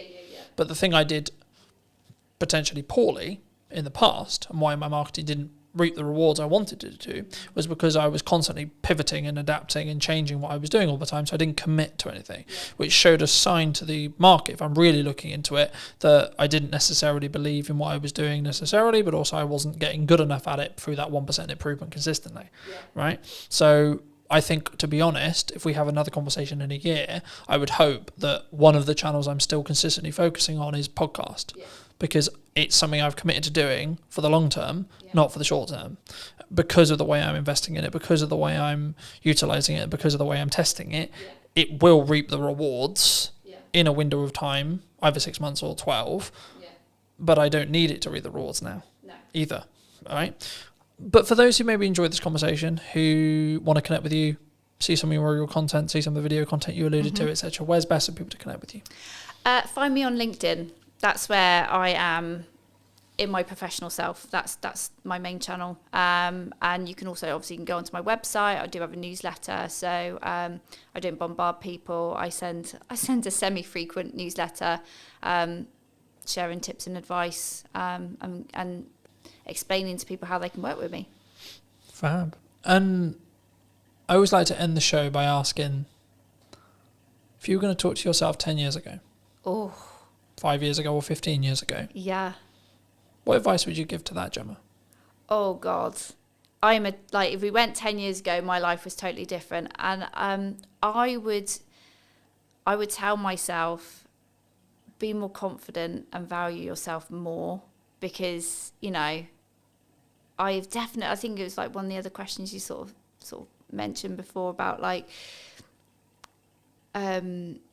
what have I sort of like learned? And it's like I've learned that initially at the start of my freelancing journey, I was massively undervaluing what I do. So it is definitely confidence, and just fucking go for it. Thank you so much for the time, Gemma. Thank you. It's been good. And if you did enjoy this episode and would like to see more like it, then I'll be back next week with a brand new episode. So why not be subscribed and let me know what your thoughts are in the comment section down below. And I'll see you very, very soon. Hook. This is stopping the scroll. I'll use TikTok as an example because it's probably the commonality in the room. Scroll, scroll, scroll, scroll. Oh, what pattern interrupt? What thing, either visually or audibly or on screen, is going to stop me from infinitely scrolling on Instagram or Facebook or TikTok or etc. I redistributed it on short form. One without captions, one with captions. The one without captions got 100 views. The one with captions got 1,100 views. It's the same video. Done is better than perfect, and posting a lot is powerful because you can work out what happens. To quote Gary Vaynerchuk from his new book, you should market to get better at marketing. It's the market will tell me in views, reactions, shares, sales, etc. what's working. No one really cares who you are. That's why I didn't start this conversation with, hello, my name's Colton. I wanted to get the basics, or help you understand the basics of marketing before we start. So can I just get a show of hands? Has anyone read, listened, or watched something on social media or the internet today? This is an opportunity for you to have either marketed what you do, how you do it, why you do it, or been marketed to. By the fact that you've all consumed content at least once today, means you're in that marketing system. Now this is quite basic, but then the question becomes, well, what do we create? How do we create it? The commonalities for me, in 95% of cases, whenever I have a one-to-one conversation, I work with businesses, etc., their hurdles are, in most cases, not knowing what to create, not having the time to create it, or not knowing specifically what to create it about as a whole, right? So the first part of this workshop has been designed in such a way for you guys to really troubleshoot what you feel is your hurdles. So I'm going to apologize ahead of time about spelling, because I'll probably get some spellings wrong, but just quickly around the room, what is your main hurdle right now with either creating content for what you do or utilizing AI in that process? So standing out. Okay, yeah. So it has that feel of AI, yeah? Okay. How to use AI. Anything else? Confidence is a really common one, but it doesn't sound like that's really the issue for the room necessarily. So that would be content pillars. So what you're talking about there is content pillars. So what are your specific pillars that you're looking to build? So I'll use myself as an example. For this moment right now, I have two main pillars. Podcast, what's missing in marketing today, and Christmas promotions or service-based stuff. So it's kind of three in some ways. This would be counted under service, right? Because I sell knowledge, I sell teaching, but also I sell the application of that teaching if you don't have enough time to do it yourself. The key whenever you do any marketing, before you start, is firstly have an overarching strategy that will help your bottom line.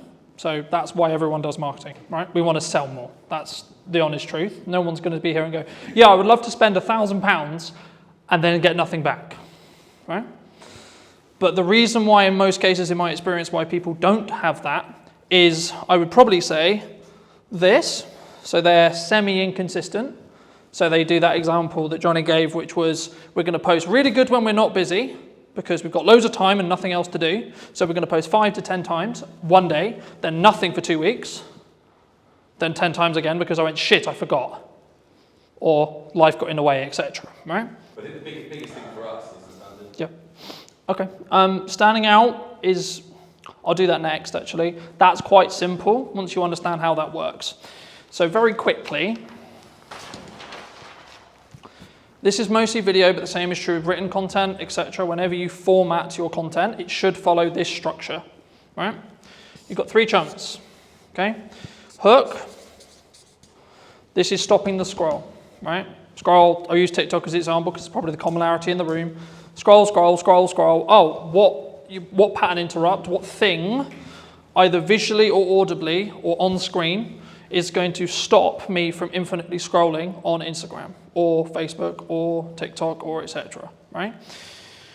This in most cases is roughly 3 to 5 seconds of your, again, video. If it was a blog post or something like that, it would be your headline and then your top 2 lines.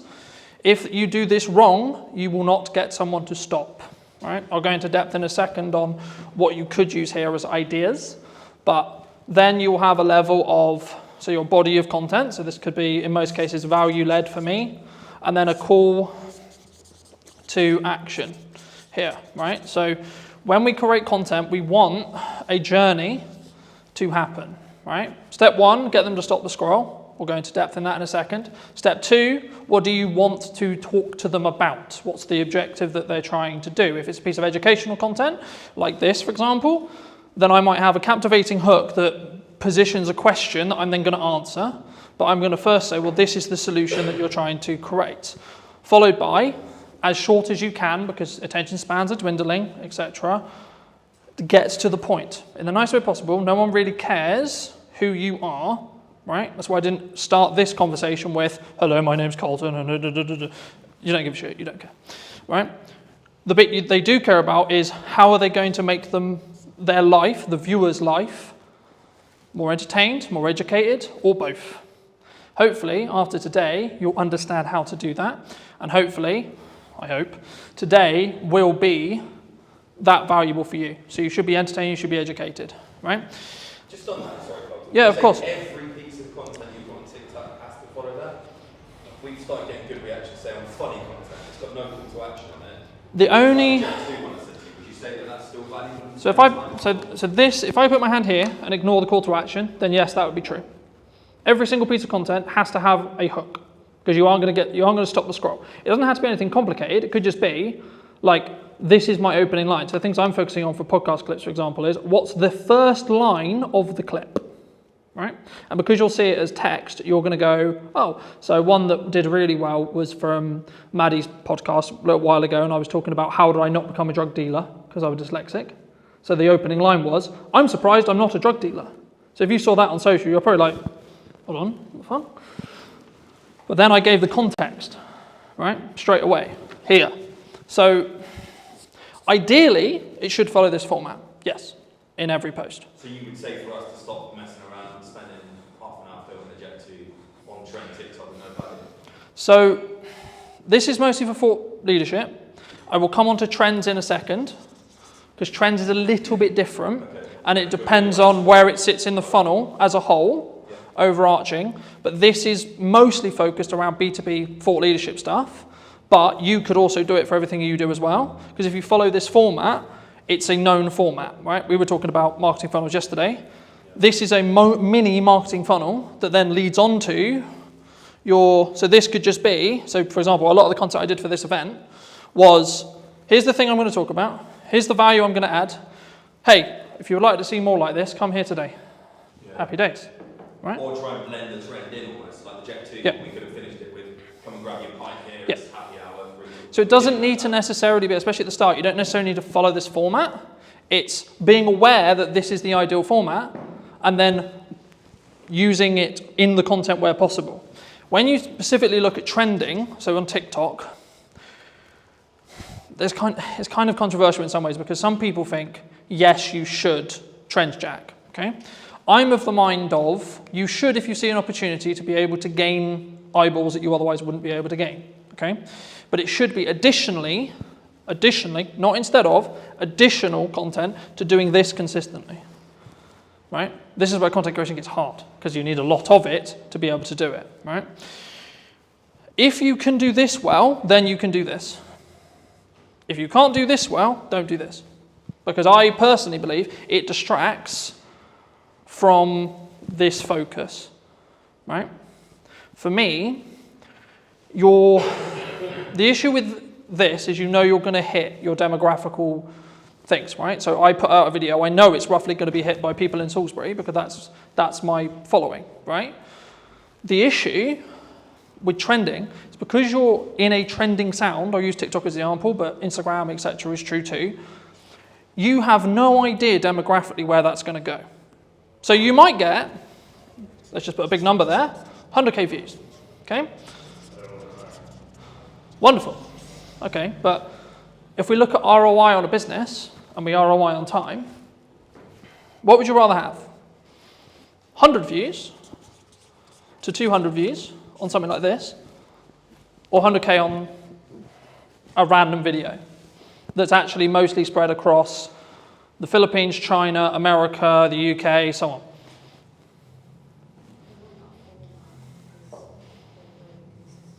Mm-hmm. What do you think? We'd rather have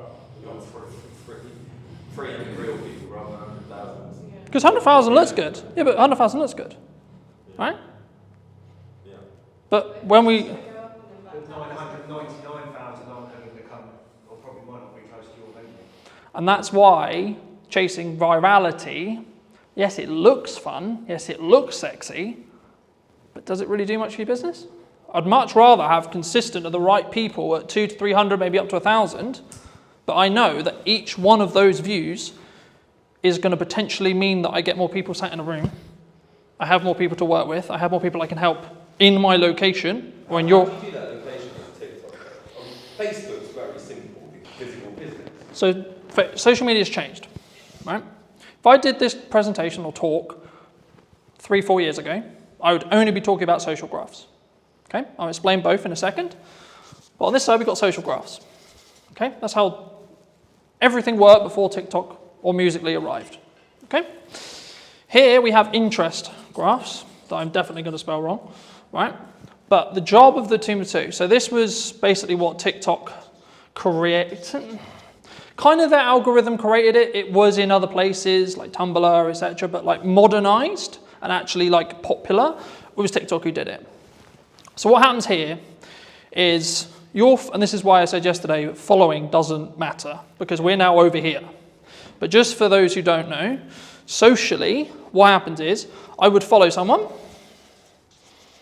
I would like, share, or comment on their post, right?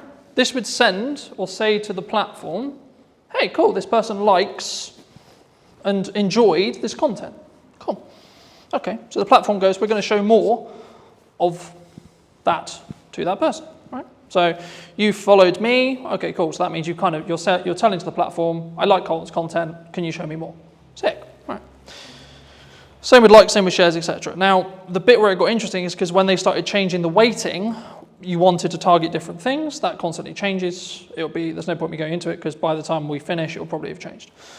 The main difference when TikTok launched a handful of years ago was instead of it being followers, like, shares, etc., they are kind of still important, which I'll explain in a minute, but the job here is Craig is going to open TikTok, and if he had previously never installed TikTok, it will just show him videos. And what it's trying to do is it's going to go, right, I'm going to show Craig a picture and a video of a dog. Cool. What does he do? Does he watch the video? Does he interact with the video? Does he like the video? Cool. Keep scrolling. You'll find that the more stuff you interact with, the more stuff you give watch time to, the more stuff you like, the more stuff you enjoy, you'll be shown more of it, right? So that's what an interest graph is, right? So is that what the FYP basically is on Facebook Yes. and Yeah. Reels? 100%. That's running that algorithm. Yes. But the main feed is still on the socials. They're moving from this to this. The only place where this is still prominent is LinkedIn. Really? So Every- the same people, use the old Georgia example, right? We post on that a lot. We can get the same 30 people commenting on that. Yep. All the time. So they're still seeing it. Because that's interest-based. Not in an FYP of like TikTok. Because they are interacting on the posts related to that location. Right. So they're signaling the platform to say, hey, I want to know more about this location. So it's not as fully TikTok's 100%. The reality of socials, well, it will probably be in this line here for the rest of time, right? The future of socials is going to probably be, there's a debate at the moment, right? In the marketing space, in the etc. with Meta and so on. But my prediction, and probably the prediction which I think most people would agree with, would be in 2 to 3 years, you'll have two feeds. One that's like this, and one that's like this. Okay? So this would be your FYP, this would be for you to discover new content. And this is where, to an extent, trending would probably go into. So if you're trend jacking, following trending music, etc. Let's say you like, I'll use the example I used with Craig, dogs, cats, motorbikes, games, pubs, pick your topic, right? This is also where a concept called community talk came from, which was a specific hashtag around a specific thing. So when TikTok launched, everyone thought, oh, it's for dancing. Can I just get a quick show of hands? Who thought TikTok was for dancing? And for kids as well. Oh, for kids, yeah. That was the commonality, right? Everyone thought, oh, I'm going to go on TikTok and I'm going to do a... Thank God that people laughed at that. But the key is that's when it was Musical.ly. So very quick history lesson. TikTok is owned by a Chinese company known as ByteDance, who used to own an app called Musical.ly, where that was what the app was for. Lip syncing, dancing, etc. They bought this. They then launched it in China, did really, really well, and it was strong from an educational point of view. And then it moved to the West, and it became interest-based. But what they didn't realize was that interest-based would work so well, right? And that's why you're seeing, in the last couple of years, Instagram Reels launched, standalone, short-form feed that scrolls forever. Facebook launched, scrolls forever, so on, right? Even LinkedIn's now doing it. LinkedIn will probably have a video-only feed that's interest-based. The only post that will be social graph-based will most likely be carousel or image posts where you tag. So Johnny came to my event today. Thank you so much, Johnny. Going to tag you. Cool.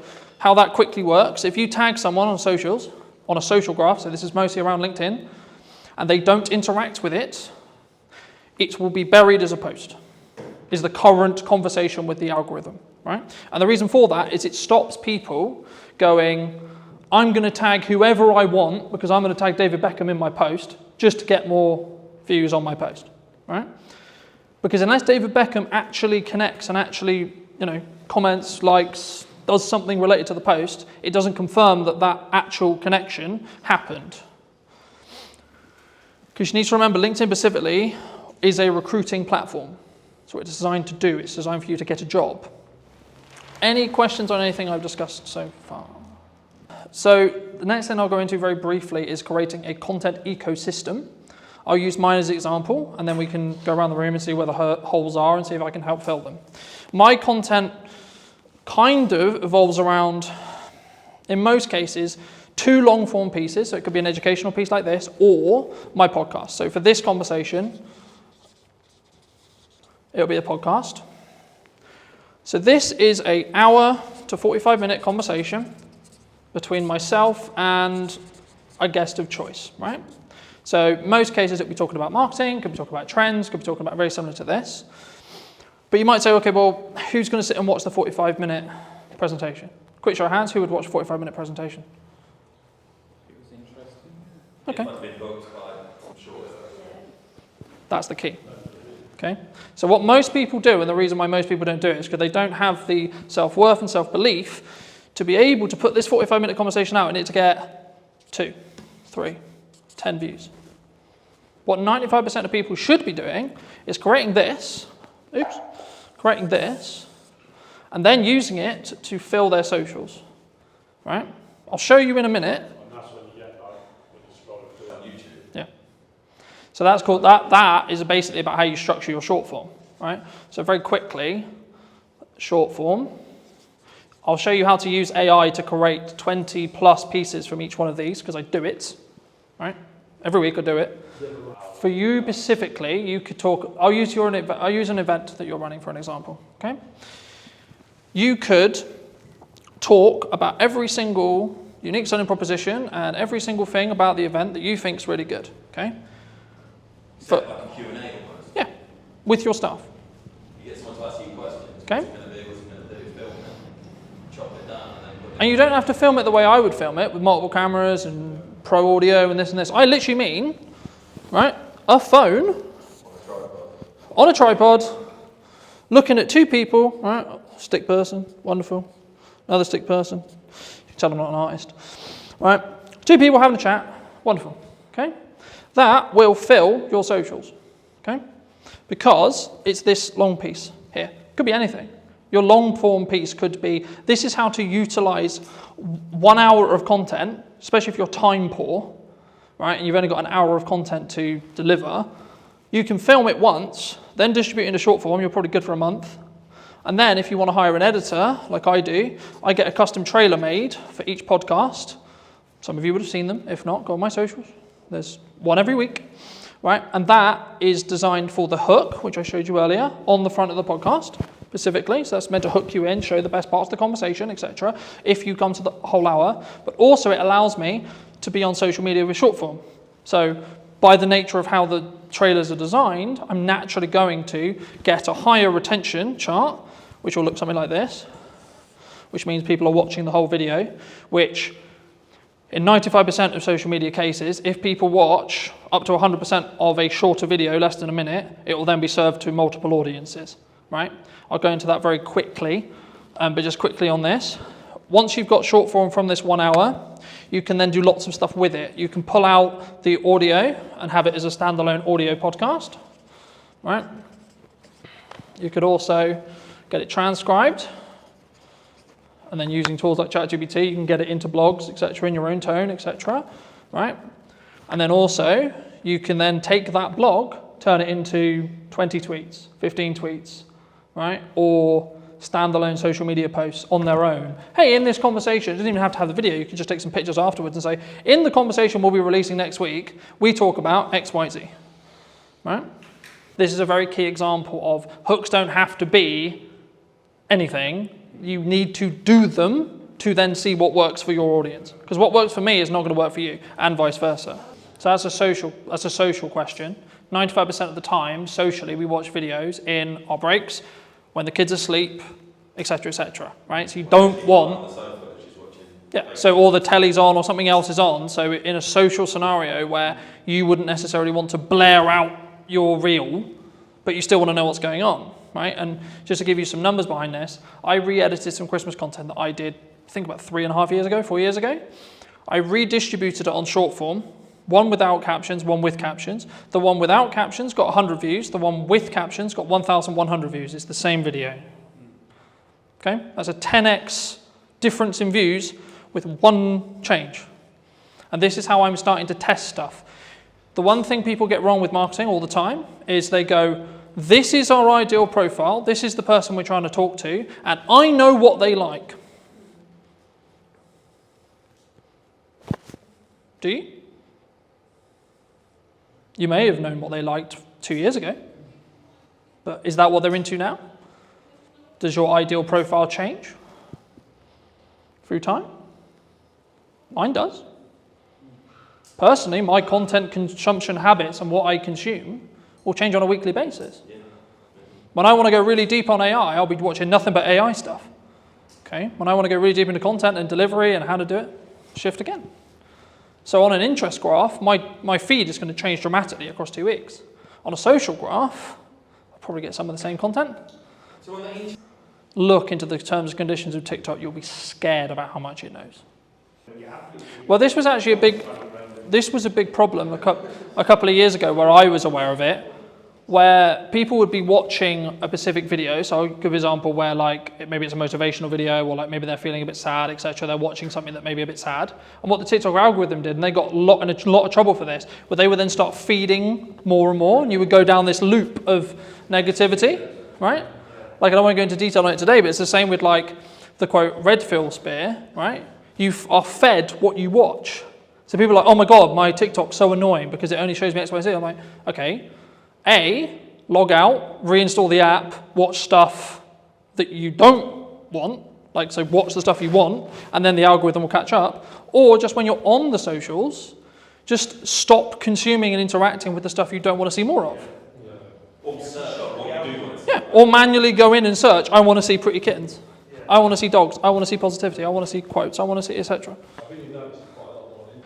To start, put your video everywhere. Put your blog everywhere. Put your piece of content everywhere the same way. Because the first thing you need to get into the habit of is doing content consistently and getting consistent, right? Because that's where the results will come from. And concentrating on video. I focus on video because it's my best, like building off Emily's point, it's my best way of communicating, and it's what I will also consume, and also I know the power of being able to leverage it because I can use it a million ways. Some people say, I don't want to be on video. Okay, that's okay, don't be on video then. But if you're a good writer, then write. Okay? Like, you don't have to reinvent the wheel. The content quality will always rise to the top if you're A, consistent, B, talking to your target demographic, and C, adding actual value. Not fluff, not this looked nice, this was wonderful. The goal for me today is to give you as much valuable the stuff you want to learn as much as possible. That's it. That's my only objective today. Very quickly on how algorithms work in most cases. This is a video algorithm, but the same would be true in blogs, the same would be true in articles, and you can swap the words. So whenever I say video, there is a similar algorithm for every other form of content and will work very similar to these principles. Okay? So when you post a video, I'll use Instagram Reels, for example. This is your video. Okay? The first thing it does is it will send it to, these numbers are rough because they change every week. Right, and we actually don't really know. It's roughly about 10%, maybe lower, maybe 5% sometimes, of your audience. Okay? Now, depending on what happens will then depend on if you get a new audience or not. Right? So in most cases, if, let's say this video is, 30 seconds. Okay? If someone watches up to 25 seconds of that video in this seed audience, so this is called a seed audience. The job of a seed audience is to tell the algorithm, because it doesn't know what this, all it knows is you uploaded a video. Wonderful, it can see what you said in it, because it can pull the transcript, etc. It doesn't really know what the video is, it just knows you put a video out. Sick. So what it does is it sends it to the 5 to 10% of an initial audience that it believes will enjoy this piece of content from what it learned from the title, the media data, or the post, depending on what platform you're on, and then what's said in the video. And then depending on what happens with things like watch time, likes, a key one on Instagram, especially right now, if you save or share it, because this is where understanding each platform is really important. So Instagram specifically is designed for people to share videos around, share posts around, because it's a communication platform. It wants people to communicate with each other on it, not just consume content, but have content as part of the ecosystem, so that, I really like this video, so I'm going to send it to Paul, right? That's what the algorithm wants me to do. So sharing / saving, coming back later. And depending on how well these combinations, and the weighting changes, that's why I'm not focusing on specific weighting, but the weighting will change. Depending on what happens will then change how much of an audience, what that audience is, and what the size of the audience is. So when things go viral, what's happening is this. So it's going, initial post, okay, cool, it did well. Sick. All right, first audience, did really well. Then there'll be a bit of a plateau, maybe for half an hour, maybe 30 minutes. Then another one. Did it do well again? If so, and so on. And eventually, it won't have a good reaction. And that's when it will stop. But if you can keep that loop, so there was a trend a little bit ago on TikTok where it would be a 2-second video with a load of text on it. Why do you think people did that? They were farming watch time. Because it's a 2-second video. So TikTok was going, is people who watch this video in that seed audience watching the whole video? Because it's 2 seconds. But to read it, you need about 15 seconds. So actually, the percentage watched on that video was close to 500%. So TikTok went, oh my God, 500%? So people are watching this video 5 times? Cool, we'll send it to loads of people. Now, they got on top of it because they realized that was the game. But for a long time, it showed a very clear example of how your seed audience can snowball your views. And it will copy the audience. Because every single algorithm wants to understand and wants... Okay, no, I'll ask you. Before I tell you, I'll ask you. What do you think the job of an algorithm is? To keep people on social media. What does every single social media platform want? Eyes on it. How do they make money? So the sin, you could say, is taking people off platform. Because Instagram doesn't make money if you send them off platform. If you send them to YouTube, you're sending them to a competitor. That's why people started getting quite clever with their link in bios, because link in bio became a term which TikTok itself would suppress, because it was sending people to the website. For a marketing point of view, that's what we want to do, right? We want to send them to a landing page, we want to send them to a YouTube channel, we want to send them somewhere else off-site so we can potentially sell to them or retarget them or etc. or get their email so we can then email market it to them, etc. But purely from how does it perform point of view, and this is what I said at the beginning, where you need to start really delving into your content and really start working out, okay, so this one's going to be a very value-led piece, this one's going to be trend, this one's going to be for this purpose. And it can be overwhelming, but hopefully you're just going to get some ideas from today. If you can get some videos, and this is why done is better than perfect, and posting a lot is powerful because you can work out what happens. To quote Gary Vaynerchuk from his new book, you should market to get better at marketing. Right? So it's not about I'm going to market because I know what I'm doing. It's the market will tell me in views, reactions, shares, sales, etc. what's working. So I'll give you an example. A phone video over-indexed than a professional video in most cases for me. I follow the same format, hook, content, call to action, but because I story-told in the video and it felt more real, it got, I think, 4 times more views than my average. I think it's on like 1,300 now, because I told a clear story. So for those people who are like, I don't have a camera, I don't have this, I don't have that, I don't have all the kit, I can't create content, who doesn't own a phone in this room? You all own a phone, right? So then you don't have an excuse. Because especially if you create it in-app, you can outperform, because there'll be a small performance bonus. For example, on Instagram at the moment, they launched their own editor. It's called Edits. It gives you the ability to edit in the same way I can edit with pro software, and deeper analytical data on every single reel you've ever posted, purely through the app that you cannot get through Instagram. So for that reason alone, you should download it, because then you can see your click-through rate, then you can see your percentage of your seed audience, and then you can tweak stuff, and you can tweak the hooks, you can tweak that first line, you can tweak your packaging. The same when it comes to your first line of your actual copy for this, because if someone misses the video and you don't have captions on it, you might be able to re-engage them by getting a captivating headline. So if you're doing multiple kinds of content, you can learn from... Yeah. Because you can then re-engage people. Something that also people worry about is, I posted a video and it only got 20 views. Okay. Well, what's happening when you first post a video for the first 24 hours, bless you, is it's only showing it to your seed audience. So on average, it will take 48 hours or so before you really start seeing something pump. Unless you're trend jacking, that's a bit different. But on the structured content we talked about at the beginning, it will take roughly about 24 hours before the algorithm really understands it. The more content you feed the algorithm, the more it's going to understand what you do and what audience is going to connect with the content you're creating. Does that make sense? So what stage do you start paying for it? So at the minute you don't need nothing I've talked about today is paid ads. I know, that's what I'm trying to think. If you want to do paid ads, you can follow all of these principles, and what I'd recommend you do very quickly for those who are interested in doing paid ads. You should post a load of content, see what does best in regards to views, retraction, etc., and then take the best performing pieces of content and then amplify them with ads. Because then you don't have a question mark on whether the creative or the video or the blog or the post, etc., is actually going to do well or not, because you already know, because it did well organically. So that way you're not wasting money on amplifying bad creative, because you know that it's going to be good, because you've already tested it organically. Does that help? Yeah, no, but if 10,000 people saw it organically, it goes to millions if you pay for 10. Yeah.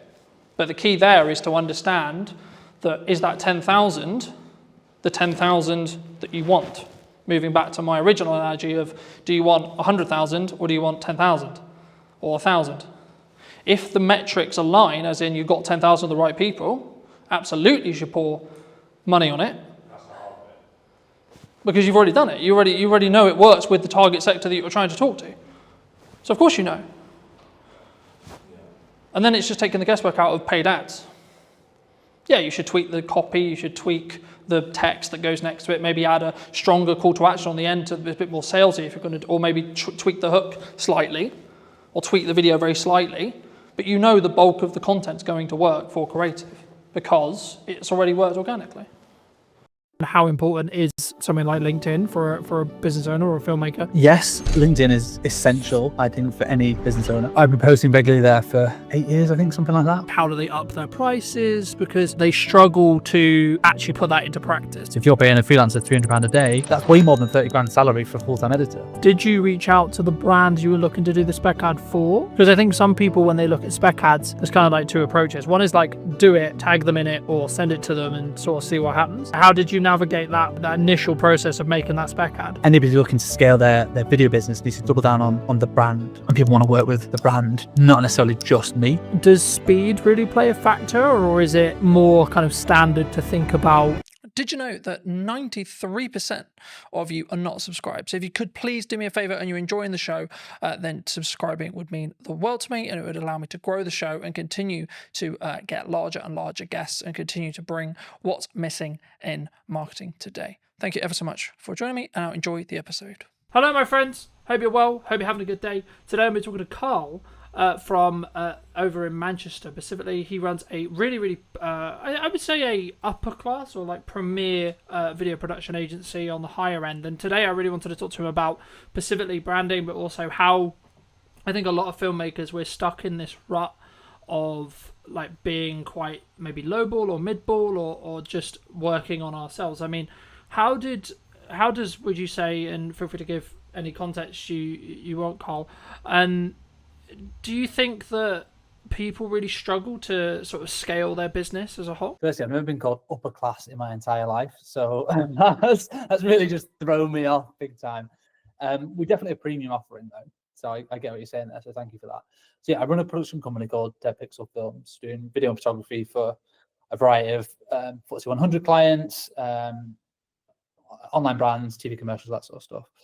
And what was your question? How do they differentiate themselves? Yeah, because I think a lot of people, they're very maybe solo space, and they're maybe worried about like how do they up their prices, because I think that's maybe the dream or the objective of a lot of filmmakers, but they struggle to actually put that into practice.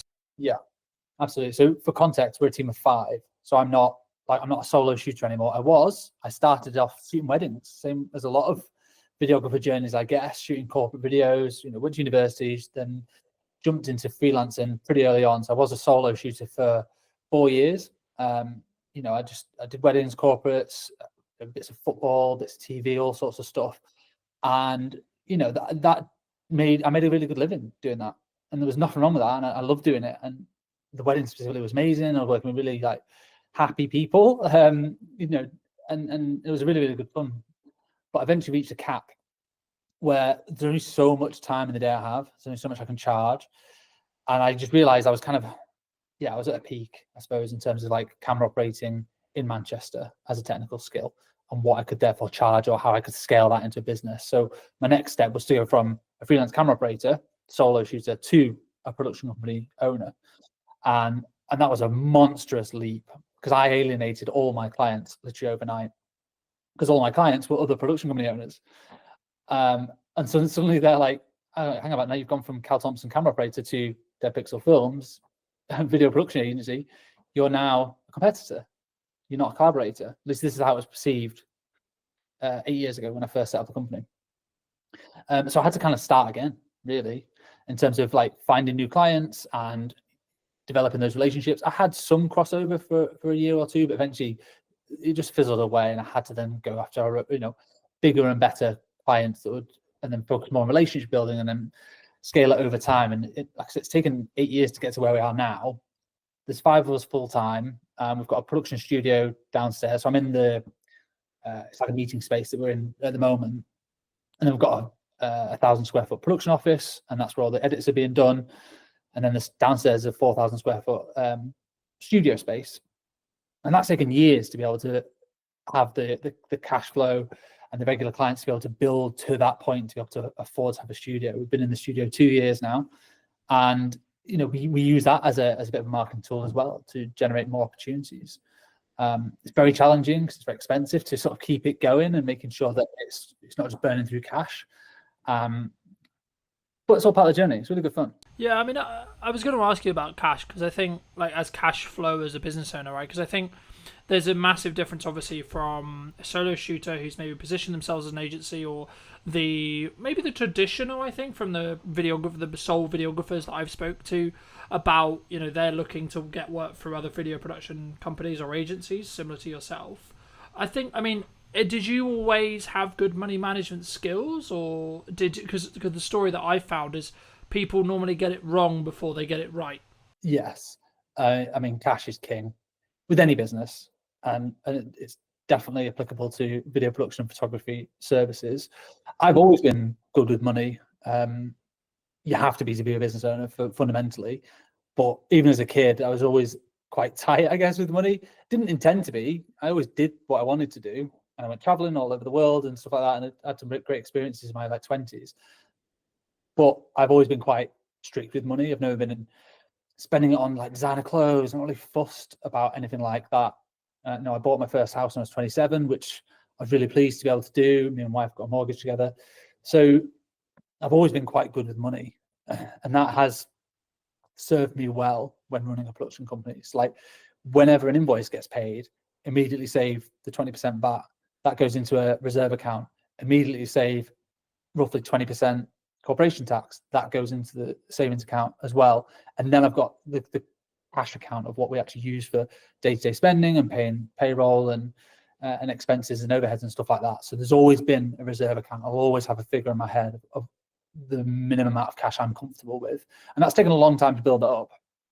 And obviously, when things like COVID come around, and that is a world-changing experience where you can't have all the cash that you've always wanted. You might have to dip into it, or you have a few quieter months. But in order to run a company, for me, to sleep well at night, I need to make sure there's months and months and months worth of cash flow sat there. And some people might disagree. They might say, well, you should be putting your money to work and making it work for you, so you're earning money in your sleep. And obviously we invest in the studio facility, we invest in our marketing and invest in our team and training and all that sort of stuff. But having a good cash buffer for me just makes me sleep much better. And it means I've got the mental capacity to pursue opportunities that I want and don't just have to take any project that comes our way because we need a quick 500 quid. Yeah, I think, I mean, I think that does lean on to my next question, which would be around, like, how does one attract larger brands to work with us, either consistently or as like maybe one-off projects in general. But just to build on what you were discussing there, I think it's very key to understand, and something that I have struggled with maybe for the last couple of years, but not this year specifically, has been understanding your numbers, but then also giving yourself a little bit more like cash cushion than you think you're going to need, right? Like, oh, I'm going to be fine on X amount. And then in reality, if you have just a little bit more, then something will end up happening that takes that cushion, I think, for me. But just to reiterate the question, I mean, how, for maybe someone listening to this who's maybe solo or maybe looking to scale up, how would you say they should look at maybe working with, the Red Bulls of the world or equivalent in that respect, in regards to like the size and the scale of the actual brands that maybe they're looking to attract as a client? I mean, this is changing loads over the last few years. And what I've seen is historically the big brands would only ever work with big agencies for the longest time. And that is still the case for a lot of places. Like Coca-Cola will only ever work with WPP, or they have done for forever, because they feel like they need the resource. They need the WPP, one of the largest advertising agencies in the UK, in the world. They feel like they need the cushion and the experience of a big advertising agency, and they probably do. They need the strategy thinking and all these different resources they're going to pull upon. But what I can see is over the last few years, more and more brands are doing more in-house, and they don't necessarily need the big agencies or the big thinkers, from what I can tell. Now, I could be wrong, but a lot of brands are now doing that big thinking in-house, and they're bringing more smaller, independent specialist agencies. So rather than just like one overarching agency that handles everything in terms of their marketing and their branding and strategy and their content, they might have, okay, there's an SEO agency there, and there's a production agency there, and there's a web design agency there, and they manage it themselves rather than an agency managing that. and then just make sure that's all sort of aligned, which means that smaller companies have access now to bigger brands, and they're able to work. And basically, once you've got one, it's easy to get the next one, or easier. You still have to chase for it. It's more competitive for sure, but once you have a few bigger brand names under your portfolio, and the work can start speaking for itself. So we're able to attract bigger name brands because we've worked, like we had our Premier Foods Group, which is a FTSE 100 company. That we did over 15 YouTube pre-roll videos for those guys back in, it was like 2021, I think, and that's for their whole suite of brands: Ambrosia, Oxo, Bisto. Anyone in the UK will have heard of these brands. They're in every shop ever. So we did loads of ads for them, and by doing work for those people, it opened up doors to more foodie brands. So then we're suddenly able to work for BBC Food. There's another project we got off the back of that. Yeah, we had to pitch for it. We went up against 27 different agencies and a public tender to win that particular project, but suddenly we got that. And then I marketed the fact that we worked with BBC Food for a 9-month content retainer on LinkedIn. That then led to one of our current biggest clients, which is Uni, and they're the pizza oven company based in Scotland. And that's because I put out one post on LinkedIn about working, like a blog post about how we work with food and break down that process. So it went from one to the next. So you can, when you look back, when you're in the thick of it, it's hard to tell what's going on. It's just like, shit, where's the next client coming from? And you just want to do the best work you can. But when you kind of step back, you go, okay, I can see how that one has led to that one, has led to that one, has led to that one. But it's been I've been self-employed for 12 years. It's 12-year experience to be able to get to this point alone. And some people are way further on than me in terms of their career, but I'm really happy that we get to work with like some world-class brands. And just by working with one does tend to lead to working with the next. So I bet your next question is, well, how did you get the first one? Because that is the challenging bit. And the way I would say doing that is work for free, which I know everyone here is going to hate. By free, I mean make a spec ad. Speculative. I don't know if you've ever done it, but you basically need to prove your skills and your services and the quality of your work off your own back. So that's how we won we started getting into super slow-mo. That's one of our core specialisms, which works with food and drink kind of content, is the 1,000 frames a second super slow-mo videos. We shot an ad for free with Whitley Neal Gin in a little corner of a studio. Me and my business partner at the time just kind of messing around, working out how does the kit work, how does the lighting work. This was years and years ago. And we put together a little 20-second montage. We partnered with a kit hire company who lent us the camera for the day. So that was very generous. All it cost us was our time and the ingredients. And then we pieced that together. And we used that piece of work as a marketing asset, piece of collateral, to then go and win the next one, and then win the next one, and then win the next one. And that just snowballed. We then became the specialists in super slow-mo and food and drink, which then led us on to the next project and to the next one. So that's always my advice to anyone looking to get into it. How do you attract bigger brands? Is you can't just go to university, study a bit of film, and then go, well, now I'm just going to either have my own agency or go work for another agency, and I'm going to be balling working on these big bad projects. Like, you've got to prove it. Education, you've got to prove it with your skills and your portfolio and your work. And if you buy fruit, you've got to just go out and do it. Yeah, no, I completely agree. And I guess the question that comes from that is, did you reach out to the brand you were looking to do the spec ad for? Because I think some people, when they look at spec ads, there's kind of like two approaches. One is like, do it, tag them in it, or send it to them and sort of see what happens. The other one is like, hey, start building that client relationship, etc., and be like, hey, we would love to work with you, or etc., but can we make one for free? Like, how did you navigate that initial process of making that spec ad? Depends how big they are. If they're massive, if they're like a high street name, if you're suddenly on a spec ad for Gymshark, they've already got amazing commercials, an amazing in-house team. They don't need your spec ad. So you emailing them saying, I'm going to do this ad for free. If you want to use it, use it. They just won't. They don't need it. So in that sense, I would just go and do it and just tag them. Like, massive fan of you guys. I hope you don't take offense to this. We've made our own ad. We want to tag you in it. And if Gymshark will unlikely see that and then want to just hire you immediately, but their competitor might. So someone else who maybe slightly smaller than Gymshark might see that and go, oh, I love what these guys have done. Or you can use that to market to Gymshark competitors. So you can reach out to people directly that made this little piece for fun, just showcase our skill sets. Be really honest and transparent. Don't suddenly try and pretend that Gymshark are your client. You've done it as a paid project. That's the last thing you want to do. but just be honest about what you've done and how you made it to showcase your skills. And would you be interested in that for your brand or business? We did one for like Innocent Smoothies, massive global brand. We didn't ask them to make that. We just did it as I was building all these like mad rigs because we've got a food studio, we have the space. I built like this test tube rig that when you pushed underneath it, basically it forced all the liquid through the bottom of a smoothie container, and then just created like this volcano effect out the top.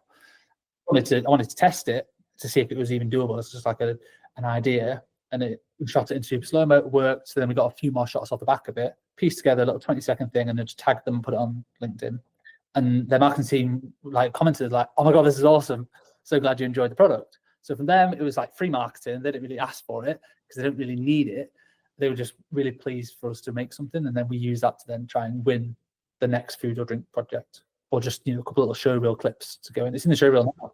Do you think that, I mean, you've mentioned LinkedIn specifically a handful of times. Do you think that some people are worried about either putting up a spec ad or like maybe creating content that's not specifically for a client or for a production company, etc., that could showcase their work, could get them that next level, but maybe they're like concerned about either like what would the reaction be, or like where people sit? Because I kind of see it in two respects from my experience with filmmakers. Some that are like really leaning into social media as like a personal branding tool and like as a marketing tool, but others who are maybe slightly more cautious around, I guess, how they post and when they post. In your experience, I guess the two questions there is kind of two-pronged. It's one, how important is something like LinkedIn for a business owner or a filmmaker? But then number two, like, why do you think people are potentially quite cautious? Yes, LinkedIn is essential, I think, for any business owner. It's still quite untapped resource. I've been posting regularly there for 8 years, I think, something like that, and built up a sizable following. I don't know how much work exactly we've got, but I could probably guesstimate we've generated well over 6 figures worth of work and opportunities through LinkedIn without spending a penny. Don't pay for any premium, anything like that. Don't pay for any sponsored posts. It's purely just turning up consistently and regularly, and I try and offer advice to my younger self in terms of the personal branding side of things, but just use it as a marketing tool to share the work, to share the behind the scenes that we do, so that people can see, oh yeah, it was those guys that made that ad, because I can see them in the behind the scenes. We use that a lot to show scale as well, which also subtly promotes a more premium offering. If you see a squad of 10 or 20 in a team photo, that's a big production. Doesn't matter if you're in the industry or not, that's probably cost a pretty penny, versus the behind the scenes of a solo shooter. There's a certain cost implication there. So subtly you're planting these seeds within your feed into your potential target audience, and you never know who's looking on a LinkedIn feed. And it's so different to every other platform, because when your contacts like or comment, it gets shown in their feed as well, and that's how your work can just spread and spread and spread. Literally, the behind the scenes that we did for the Innocent Smoothie spec ad got like 1,500 likes, hundreds of thousands of views. And that might not sound a lot on like Facebook or Instagram, but on LinkedIn, that is a viral hit. It's huge, and that just snowballed because it was just fun content. People just liked it, and people not in the industry were like, "Oh, it looks like a really cool project. You've been quite creative and innovative there." So yes, I'd say if you want to, scale a business or attract new clients and new opportunities, it's not just who you know anymore. Like it's who knows you. So LinkedIn is so valuable for that, and anyone could do it. Yeah, I mean, just because I think traditionally so much of filmmaking was like go to filmmaking meetups, meet another filmmaker, meet a gaffer, meet a sound guy, etc., and then you sort of build your, I guess, referral work from there.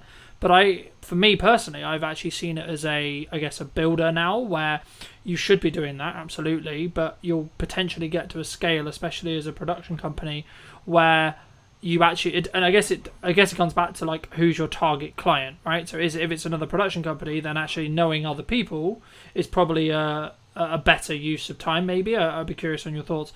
But the key for me, if you're trying to get end clients, as we're discussing here, I think you have to put a level of best foot forward either on LinkedIn or on socials, etc., because you need to gain the attention of the right marketing people? I mean, do you think it's solely down to like the target person you're looking to talk to?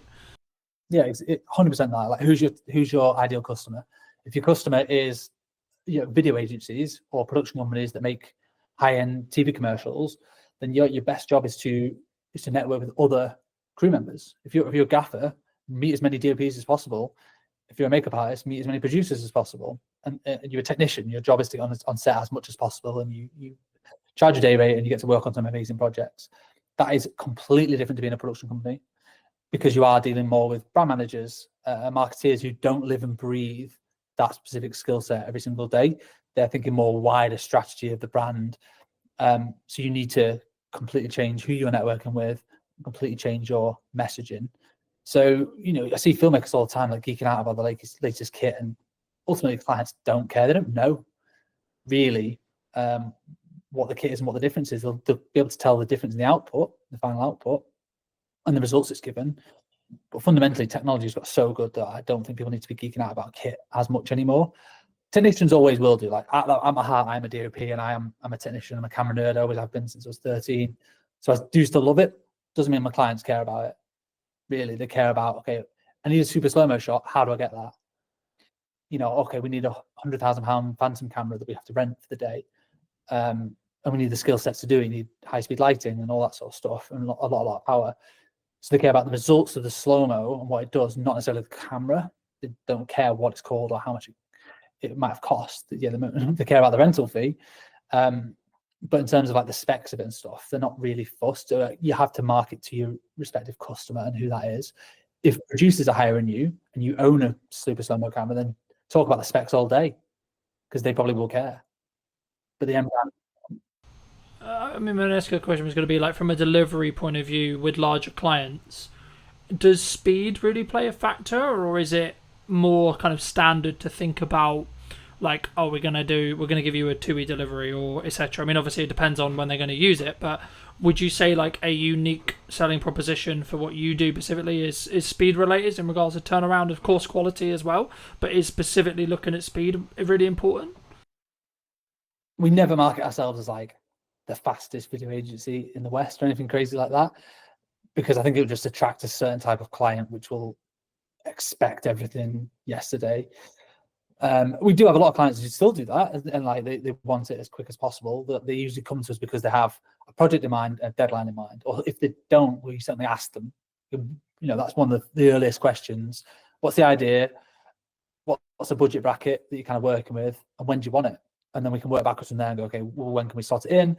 You know, we have certain projects that we're producing one now that we're not shooting until September, and the deadline's not until the end of September, and that's marketing for a Christmas ad. So we're talking about that now. Other ones we're shooting tomorrow, and we need it live by 1st of August. So that's quite a fast turnaround, because there's 5 20-second ads, like montages with like, you know, heavy edits and a lot of content going into it. So speed is important, but I think clients prefer more like a stress-free production. And are you going to handle the brief? Are you going to deliver on the concept? And are you going to be obviously professional and make them look good to their boss ultimately? People might not say it, but they kind of is what they mean. That a lot of brand managers are sticking their neck out certainly with a new agency they're working with. They're putting their neck on the line. They've said, right, we really like these people. They're going to be great.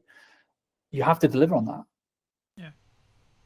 You have to. Yeah, I think the key is you have to follow through on the content or the promises that you have like said that you're going to do, but then over deliver on those. So I've always followed a motto for a long time, and it might be why I'm doing quote unquote okay in business, because I've always under promised and over delivered with every project that I do.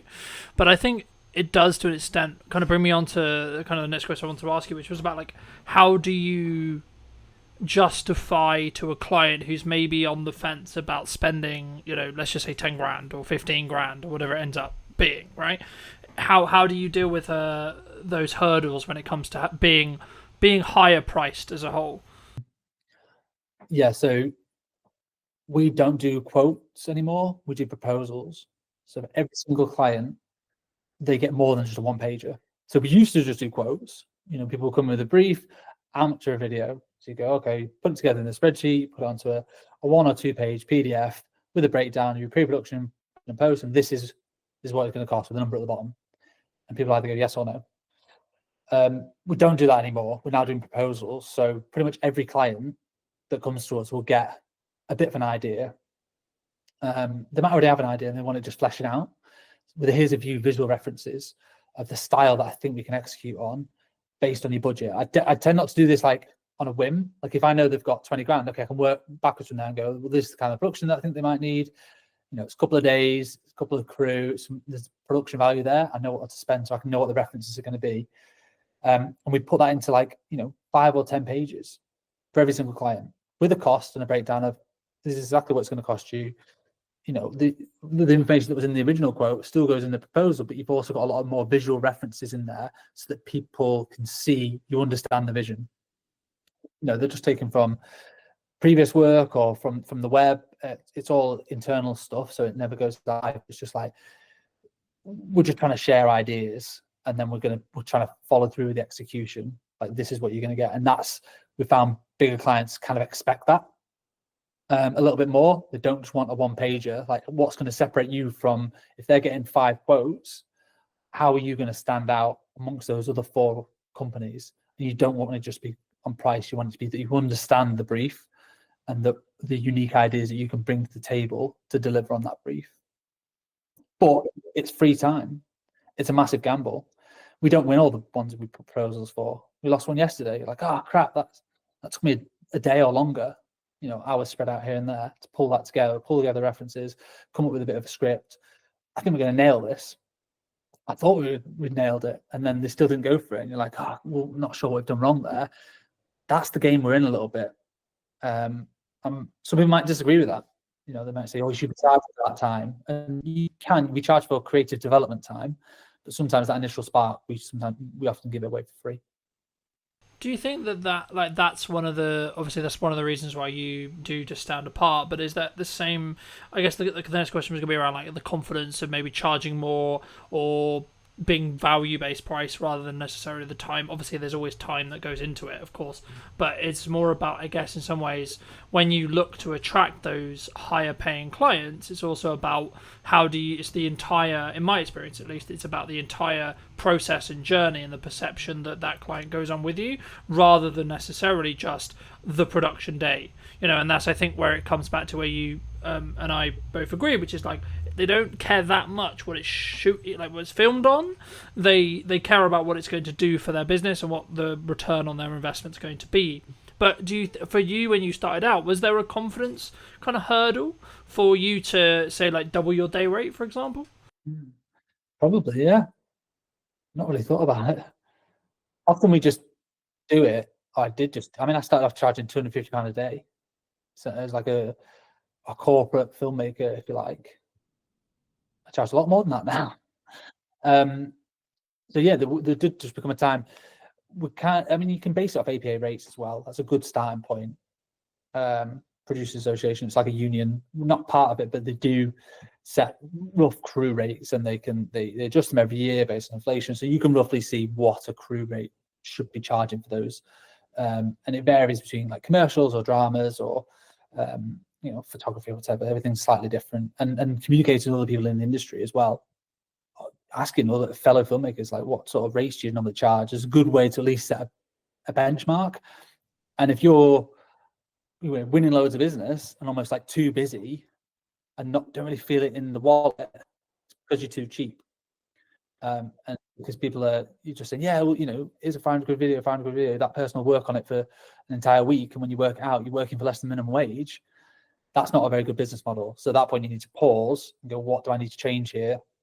Well, I clearly need to up my rates and probably reduce the workload, and I'll still be earning the same, if not more money in the long term, because I'll have more time to focus on delivering that project to the best of my ability, and then creating marketing collateral to then help generate the next one, or more account management time to work with the clients to be able to communicate the ideas better and fairly, so that when it goes from ideation all the way through to production to post, that client feels like they've been looked after throughout the whole journey, not just been sold a dream and you're going to get your edit in 6 weeks time and not heard from it. It's more communicating every other day. This is where we're up to. This is what the deadline is. This is how we're doing, and that was 6 time. I can't do all that myself, and that's very hard to do as a solo operator. There's 5 of us here. There's 2 people full-time editing, and there's a producer and a studio manager. So they do a lot of the account management side of things in terms of liaising with clients and communicating and getting edits through the post-production workflow and then back to for amends and all that sort of stuff. So that does take a team to do it to the level that our clients demand. Yeah. When you were building your team, because you said at the beginning that you went from being solo into like developing the team, did you scale it from like 1 person, then 2 people, then 3 people slowly? And then if so, did you focus on systemizing how you did it yourself? So originally it was myself, and then I partnered up with somebody else. So we then became 50% business owners. And that was just the 2 of us for probably a year. And I was literally doing all the shoots and the edits, and he was doing business development and operations. And that was fine, around COVID time, just surviving. But eventually the edits got too much. So it's like looking at the business model and trying to work out where are we bogged down with in terms of time. And it was edits. So it made sense to hire an editor. Great, let's work out what the finances are going to be. It can be quite daunting when you look at your first hire, like, oh my God, how am I going to find 30 grand or whatever you're agreeing that first initial salary is? But you tend not to look at it on a yearly basis. You just have to look at it on a monthly basis. Oh, I actually need to find 2.5 grand or whatever it works out at. Because obviously including tax and all that sort of stuff. So that's much more manageable. And it's a bit easier to think of it like that. Or what do I need for this quarter to be able to hit that, rather than thinking about the larger scale side of things. And editors are amazing, hardworking people, and that is quite an easy way in terms of a business model to, as long as you keep them busy, they will pay for themselves very, very quickly. We did, and then we did just add on to the next one, different skill sets, and eventually the producing was bogging us down a little bit. So we're just like, oh my God, we're just having to, my email inbox is 100 every day. Like, how do we help manage this? Okay, we need a producer to start doing some more of the logistics, booking hotels, doing casting, all the logistics of like sorting crew and client liaison. Right, that can come. Basically, I hire somebody when I get too busy with one thing that I don't necessarily want to do all the time, and then just let them do that, and then I can focus on the stuff I want to work on. Yeah. Did you, from like a management or money planning point of view, when you were looking to do that, like, did you have the money in the bank to pay for like 2-3 months, or did you have like the full salary, or did you like just have it in like contracted jobs in the respect to like, I know I've got consistent revenue for say 6 months and it's going to be that number, and that actually means that pays for me plus 2 people? How did you sort of plan that when you were scaling? Because I think so many people, when they maybe look to take from a video production point of view, they take it from maybe a solo, what I would describe myself as, which is like solo plus, where they only have budget for project by project basis to bring in people, expand those crews. But for me, like, potentially in like 2-3 years, it will be a situation of, I guess maybe it's a risk profile thing, but I'd be curious on your thoughts around, like, did you plan it as a, like, I've got 6 months and actually we're good regardless? Or did you maybe lean into, like, actually, I know we're going to get the work, or I know it's going to free me up to the point as a founder where I could do the marketing and the sales to then mean that I can then know that I'll have the work? Yeah, I mean, for like a U+1, use freelancers until it becomes so obvious that you're spending so much money on freelancers that it's more cost effective to hire somebody full time.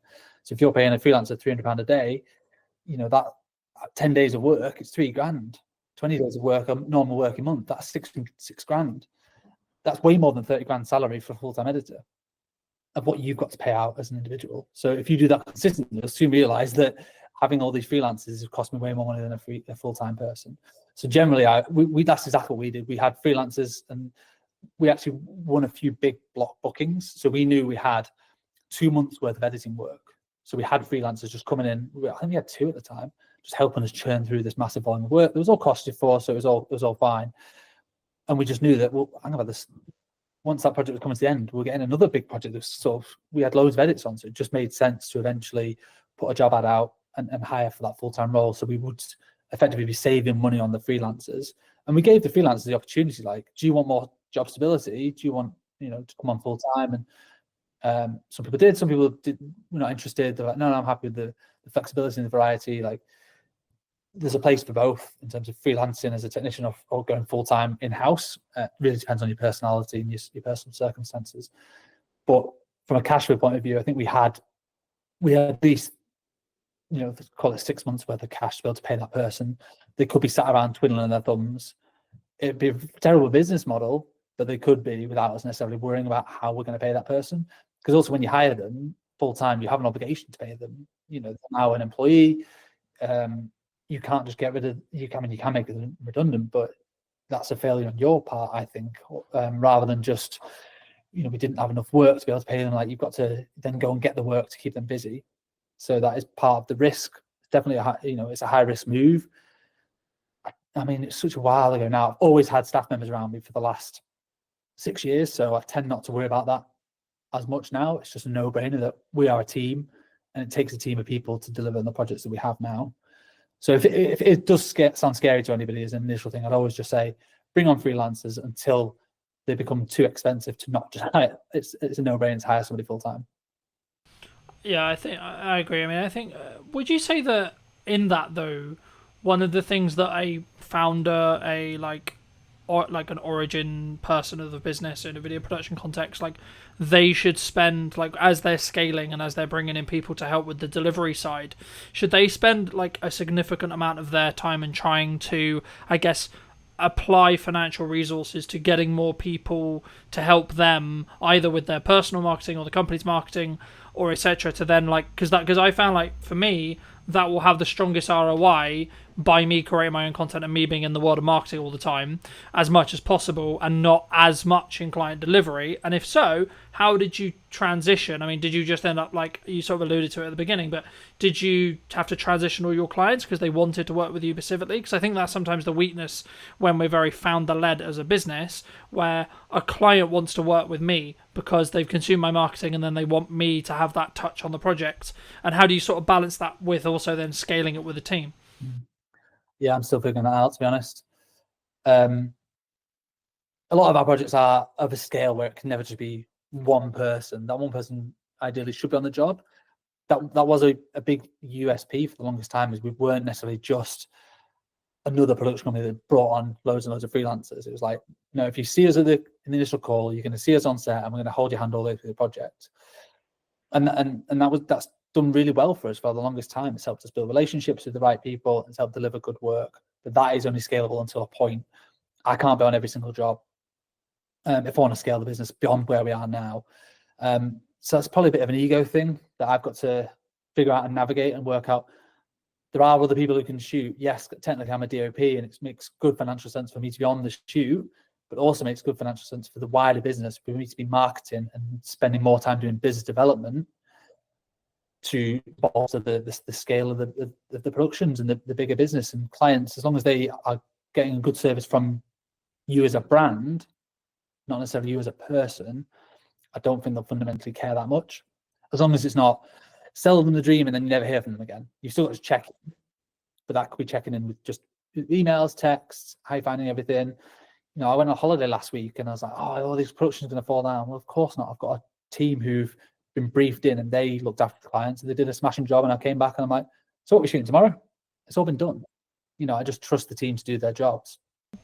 Yeah, no, absolutely. No, I think that's a really important thing for people to think about before they start scaling, which is like how they're going to set that expectation. And at the end of the day, if the client's getting the customer service, the client experience, and the product that they're paying for and they want, then I think that becomes lesser to an extent, right? Like, of course, you can't be completely removed from the service or from the entire client journey, but I think it become like, if you have a trusted team and you're known as someone who has a trusted team, I think there's maybe a pivot or a change that needs to happen with marketing. But for those people who are maybe interested in seeing, some of your work or looking to see some of these LinkedIn posts, etc., where's best for people to reach out to you or connect with you? I'll come on to that in a second. I just want to echo what you said about, just build on what we talked about in terms of individuals and stuff. And I think it depends on your role. So if you're a photographer, quite often you are hired because you are, Cal Thompson photographer, for instance. Not me, because I'm not like a world famous photographer, but an individual is often hired. From what I can see, people don't necessarily hire there's a couple of very good ones in the north, but photography agencies where it's a different photographer every time. They just want that individual. Whereas video production, because it's seen as a bigger scale often, and there's more people involved, clients aren't hiring just one person necessarily, unless they are just looking for a videographer. It depends on your clients. If you're just doing event videography, it is often that, okay, well, I'm expecting you to turn up on that day. If you're doing commercials, which is what we do, yes, I might be there, but I might not be, because there's also 10 other people that are going to be there. So that's a bit of an easier one to navigate, I think. But yeah, so I hope that answers. It really depends what your specific roles are, and you don't go to Amazon and expect Jeff Bezos to be serving you on. It's the brand and the strength of the brand. So I think anybody looking to scale their video business needs to double down on the brand. And I think that's one thing we've done quite well over the last few years is Dead Pixel as a brand and a reputation, that we just do good work in the north, and people want to work with the brand, not necessarily just me. I am the face of it quite often, but I do bring in everyone else from the team, and I make sure I tag everyone else. Like the edit was done by Kate, it was produced by Jazz, and we do some culture pieces as well as not just sharing. We go on team days out and we share that, so people feel a closeness to the whole brand, not just to me as an individual. Same with Instagram. Like we don't just post just my headshots all the time. Like it's the work, and it's Kate's been with us 2 years. It's a nice little celebration post or whatever. So strengthening the brand will only help strengthen you as a company. Yeah, no, I completely agree. And I think it's about understanding really and being very crystal clear on who you're looking to serve at the time that you're doing the marketing. And if you are looking to maybe shift into going from, say, you work with video production companies and you want to shift into end clients, as in you do a lot of the whole process and you're more perceived as a video production house or video production agency or however you want to phrase it, then you need to be crystal clear on who that is that you're serving, but also number two, what content you need to then create, because it will be different to what you were creating in that respect. But for people who want to connect with you, where can they do that? I'm on LinkedIn, just search Cal Thompson, CAL, short for Callum, but nobody ever calls me Callum, not for like 20 years. Cal Thompson's fine, and Dead Pixel Films on Instagram. We're quite big on LinkedIn and Instagram. There are two main core channels, or deadpixelfilms.com. It's our website. Magic.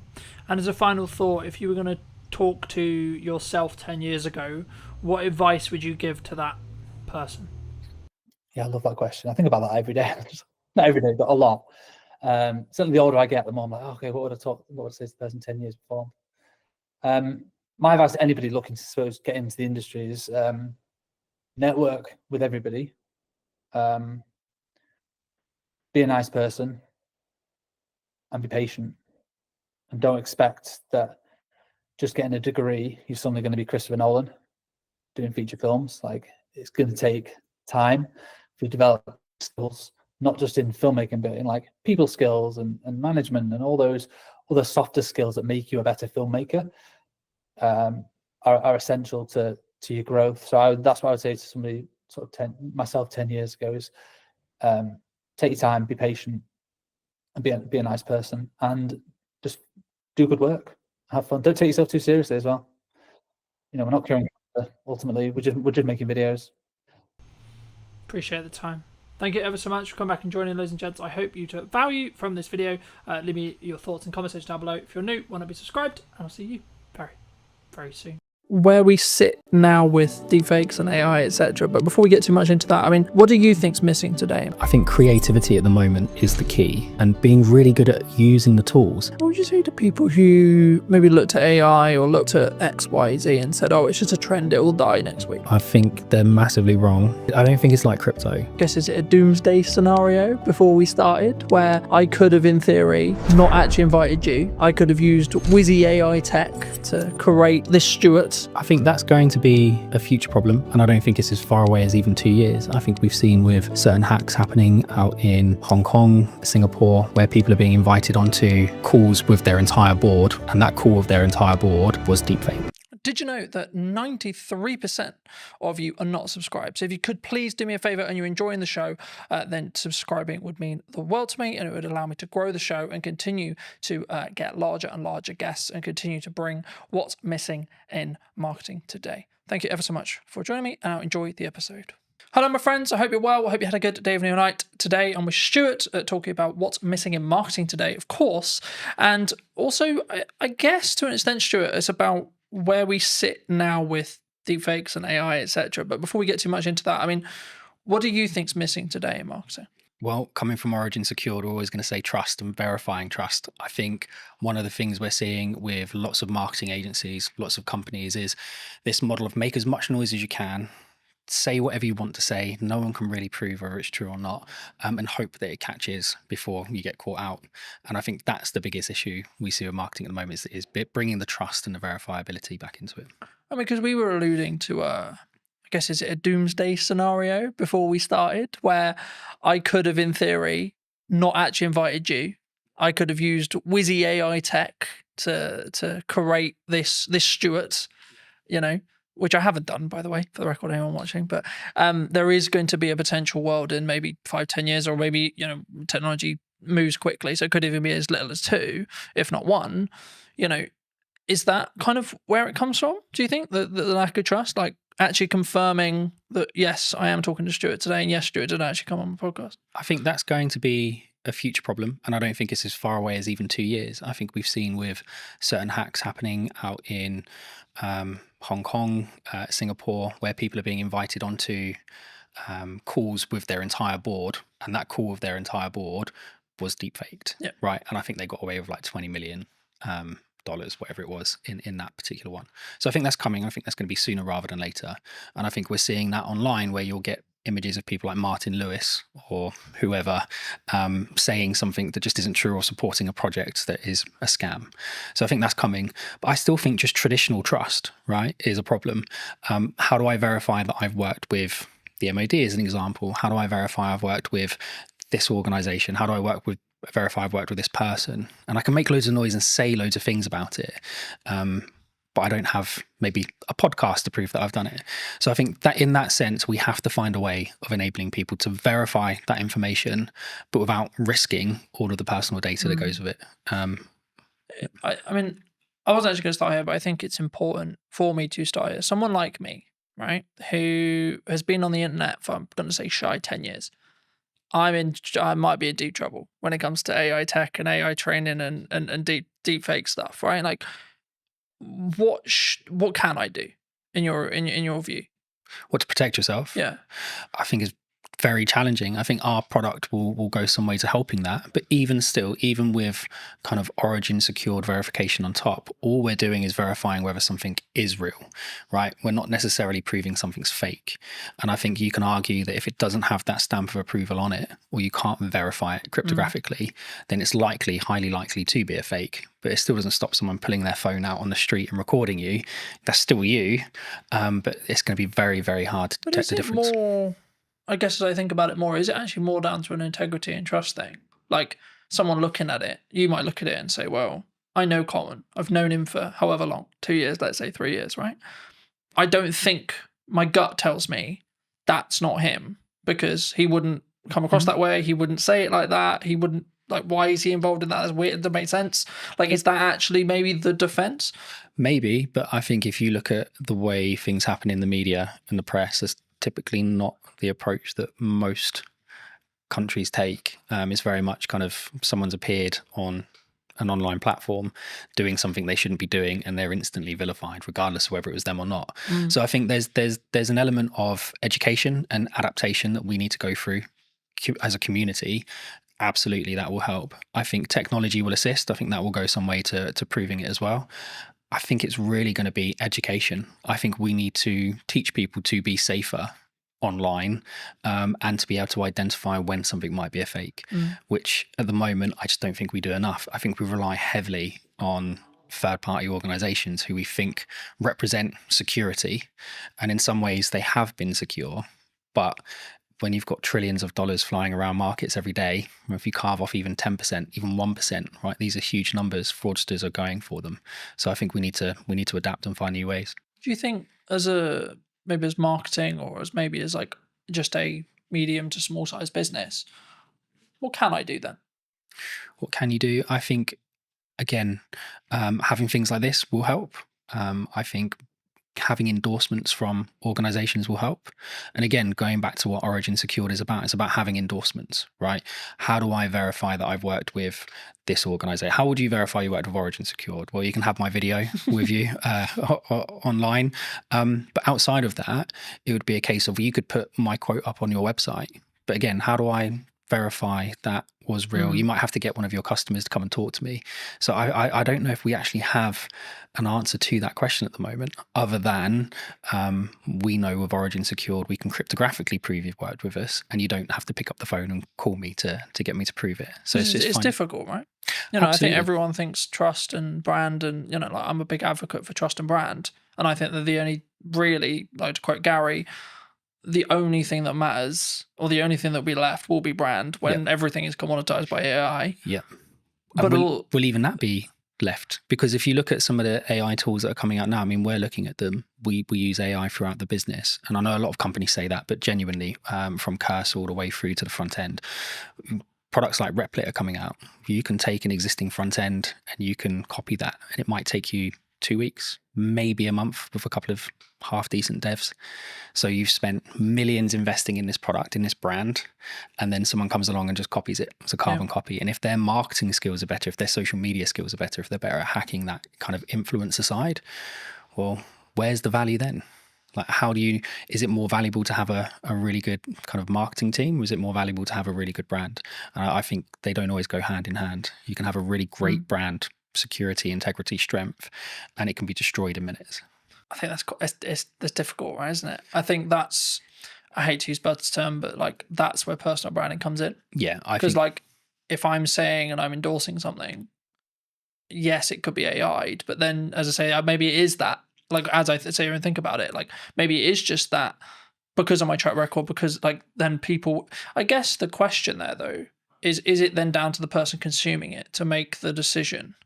Well, that's kind of the approach we've taken, right? So the approach we've taken is it's down to the individual to choose who they trust and whether or not they believe that's true, right?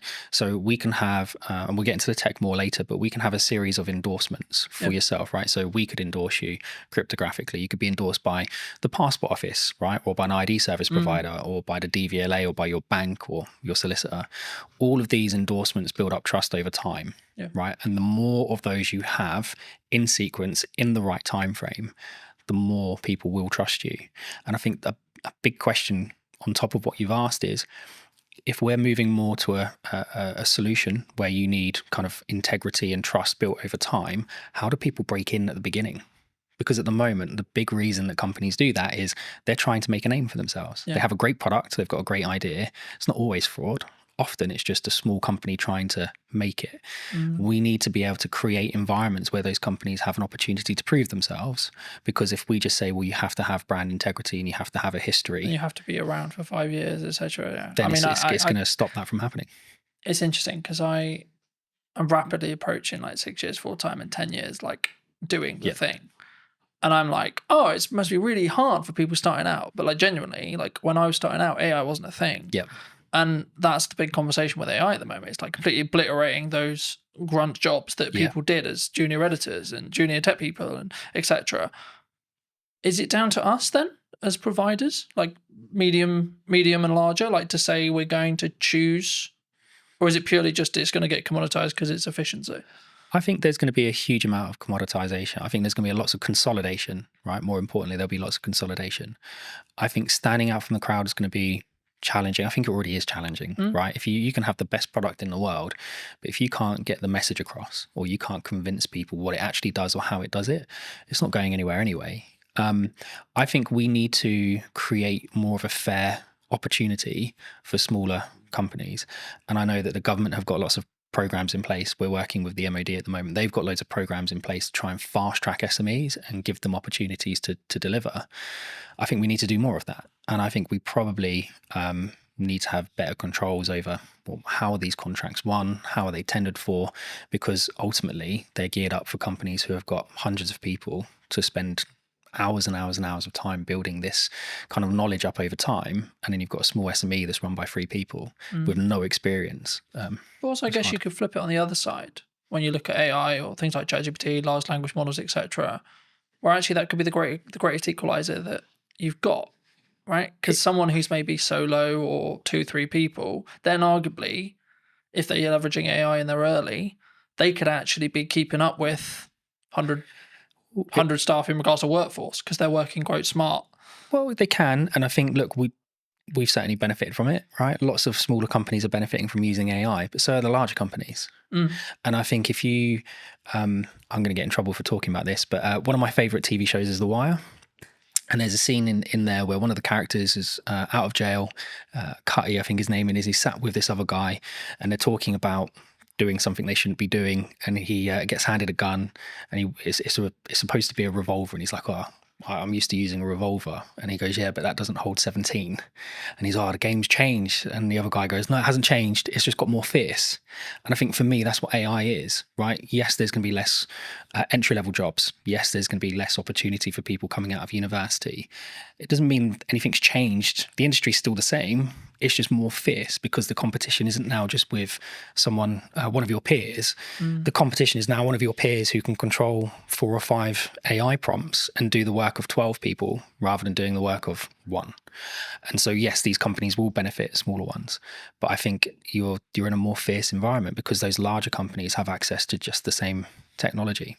Do you think it comes? I mean, there's kind of like, there's 2 strands here. Number one is like the larger companies is like turning a ship, right? A massive ship. When I'm a speedboat, I can go, woo, Yep. you know. But I think the more important, I guess, question is around number one, how agile you can be as a company, but also number 2, it's the mindset, I guess, in some ways, because I think like with the commoditization of automation, technology, etc., like we could go down the mindset of, okay, we're all gonna be out of jobs. Bye-bye, farewell, right?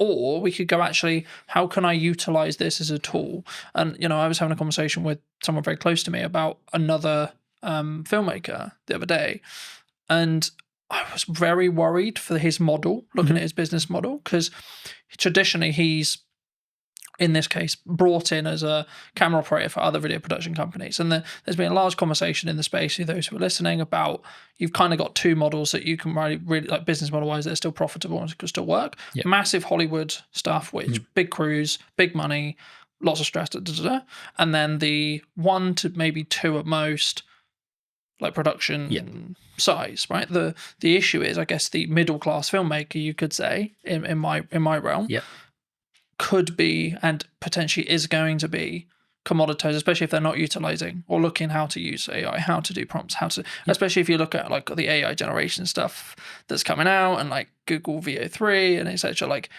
I looked at it and went, oh, right, okay, I need to talk about strategy more then.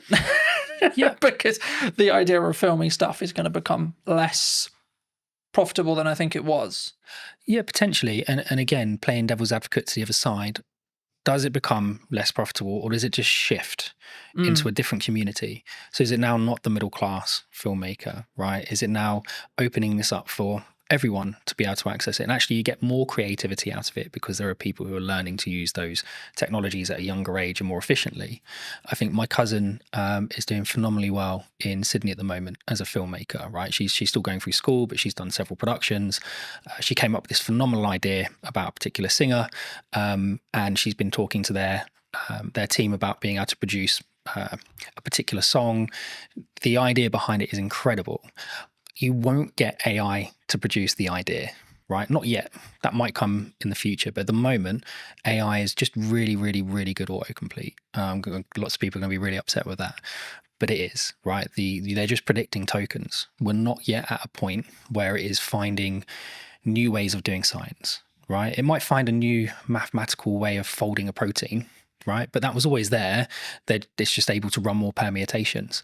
But it's not going, I've got this great idea for this film and I want this and I want that and I want the other and I want the other, right? That's still really a human kind of product. And I think... Do you think that's where the opportunity lies then? 100%. I think creativity at the moment is the key, and being really good at using the tools, right? I still think there's going to be lots of jobs. I think they're just going to change. I think you'll have less entry-level jobs, not necessarily a bad thing, but you might just have lots of people who are really, really good at doing the prompt engineering.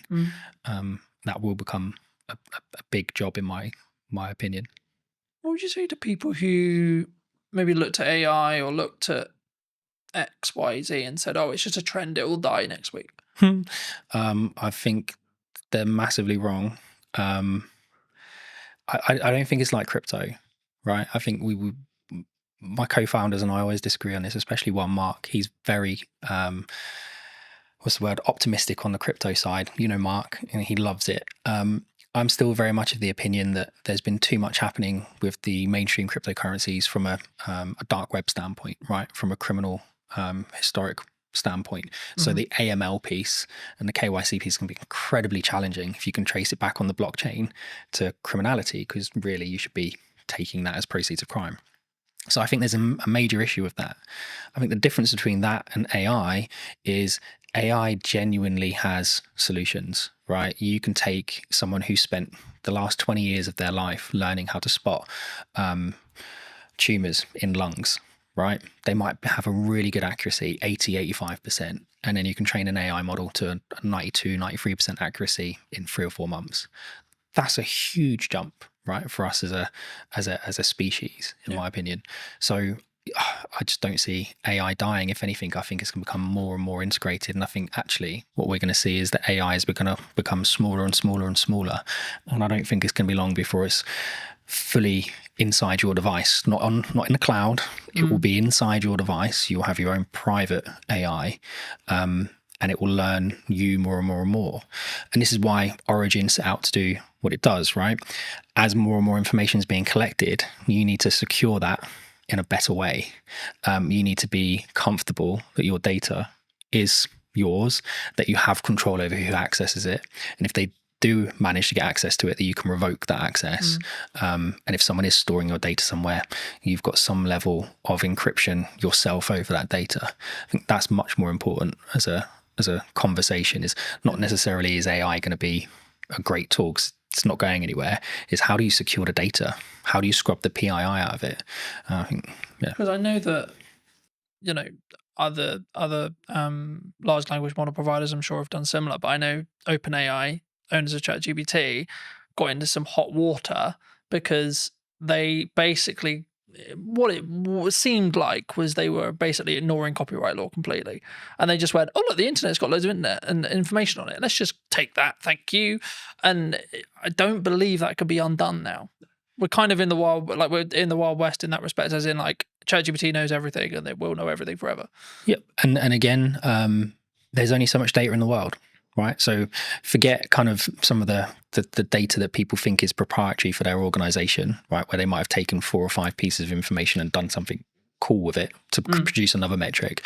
The actual data, there's a finite amount, right? OpenAI found that out really quickly. You can still download pretty much the entire website scraping, and you can pay to download that online, right? There's several companies that offer that as a service. Anthropic will have done it. Google would have done it. Apple would have, all these organizations, if it's not just specific to OpenAI, every single company has done it. And I think at that point, there has to be a kind of really important question being asked is, how are you protecting your information? Not just from a copyright standpoint, but even from, we were talking about this the other day. So M&S, their hack, right, which was social engineering. Well, how secure is me sending a 6-digit passcode to your phone? The phone's not linked to your identity. It's not linked to anything other than you've told me that's your phone number. And yet this 6-digit code magically makes it secure. I think that's a big issue. And if I can now use an AI, and it doesn't have to be OpenAI, right? The safety protocols are there, but you can use any of the open source versions like Llama, whatever it might be, run it locally on your own machine. There's loads of tools out there like anything LLM that will allow you to do it. Well, I can now connect that online and I can say, right, go and find the maiden name for Carlton's mum, right? And give it access to Facebook, give it access to LinkedIn. And what we were saying before about kind of marketing, whoever makes the most noise, whoever's connected to the most people, well, you don't know who half those connections are on LinkedIn. Yeah. So now if I can connect into you for all of these fake accounts that are being kind of managed and hosted in really not very nice environments, then suddenly your maiden name of your mum is not a security kind kind of question. it's actually a security risk, right? First name of your dog, whatever it might be. School, so on. So I think that's really dangerous, and so we need to move away from just usernames, passwords, and security questions, and we need to move more towards contextual permissions. And it's one of the things that we do at Origin, which is create context around access rather than just you've got a username and password and that my favorite and no artist is whoever. One of the things that a lot of people are talking about online right now that I wanted to kind of put your brain on is AI influencers. Do you think they're happening? And do you think they will be the future? Because a lot of people are saying, well, how would you 95% of people aren't going to care that it's AI, even if they know, even if you can tell. I don't think anyone would be able to tell. I think there's already influencers out there that people have said are AI. I think the big one that I found quite amusing, we had a big chuckle of it. I think one of the adult content creators worked out to be an AI generated model. And I just think that's hilarious, right? That these people are paying for this personalized service and they've got no idea that it's not even a real person. And I guess the question, like you said, would they even care, right? The illusion is there that they're receiving that personalized service. And I think it's the same for all of us. If you had the choice between ringing up the bank and them saying, press 2 for this, describe your problem, and just go around in that never-ending loop, or would you like to talk to an online chat agent that's an AI model that you know is not real, is not a real person, but at least is conversing with you in real language in real time? Which would you choose? I think, I mean, as someone who uses AI, and we both I'm sure do, in depth, I think for me, I think it's about understanding what the contextual relevance that you want from it. Like for me, if I want to analyze information and data quickly, AI will be a better solution in me asking you to, so I have all this data, Stuart, can you create this and this from it? Well, you're gonna go, no, that's totally a pain in the ass. But when it comes to like emotional or creative decision stuff, that's where I think human connection will still come in, and I think that's going to be the thing that people maybe need to focus on. And that's why, like, I found it really interesting since launching the podcast and it having a hybrid element. People are, I guess, if you want to go like strategically around it, like the show up rate is higher for in person than it would be online, right? And I think the same is going to be true when it comes to like in-person events and stuff. And I can see kind of this two camp book, which is like people utilizing AI, good idea, but also a constant want and drive to have that human connection, online events, online person, podcasts, online conversations, etc. And actually, from a marketing standpoint, if you don't have a podcast, I would say now is the golden age to have a podcast, because this is the kind of conversation people really want. They don't want you have a conversation with a robot necessarily. Do you think? I think there's a lot there. So if we go back to, I think in-person meetings are becoming popular again, right? We went through that stage. COVID was a nightmare, but even before that, lots of people were like, oh, it's much easier just to do it online. I was like, yeah, it is, but you don't get the same feeling, right? You can't gauge someone's reaction properly unless you're sat in a room with them. And I think there's a lot to be said about the environment, right? So the environment today, I can say something and it's not just your facial expressions, but I can feel the environment. If you say something wrong, you can feel it change. If you say something funny, you can feel it change. And I think you lose that online. I think we'll start seeing people doing more and more in-person meetings, more and more in-person conferences. I guess the question really I've been asking a lot recently is the younger generation, right? When I was kind of 12, I was out from morning till evening every day doing whatever I was doing. It's not always the right things to be doing, but I was having fun. Whereas my 12-year-old, getting him out of the house is a nightmare. And it's not just because he's on his devices, because we limit his time on his devices. He does lots of exercise. We do Muay Thai together. We train together. We do loads of stuff together. But him and his friends don't go out. Like there aren't loads of kids in our area playing outside. And it's the perfect area to be doing it because it's quiet. There aren't many cars. There's loads of open spaces. So I don't actually know where it's going to go, if I'm honest. I think it really comes down to this next generation and the generation after. How do they interact with each other? And if we don't keep encouraging people to maintain the social aspect of it, I think it will be an issue. And again, the trust side of it, I can trust you more if I meet you in person most of the time. But even then, you still have people who are really, really good at kind of convincing people of things in person that aren't necessarily true.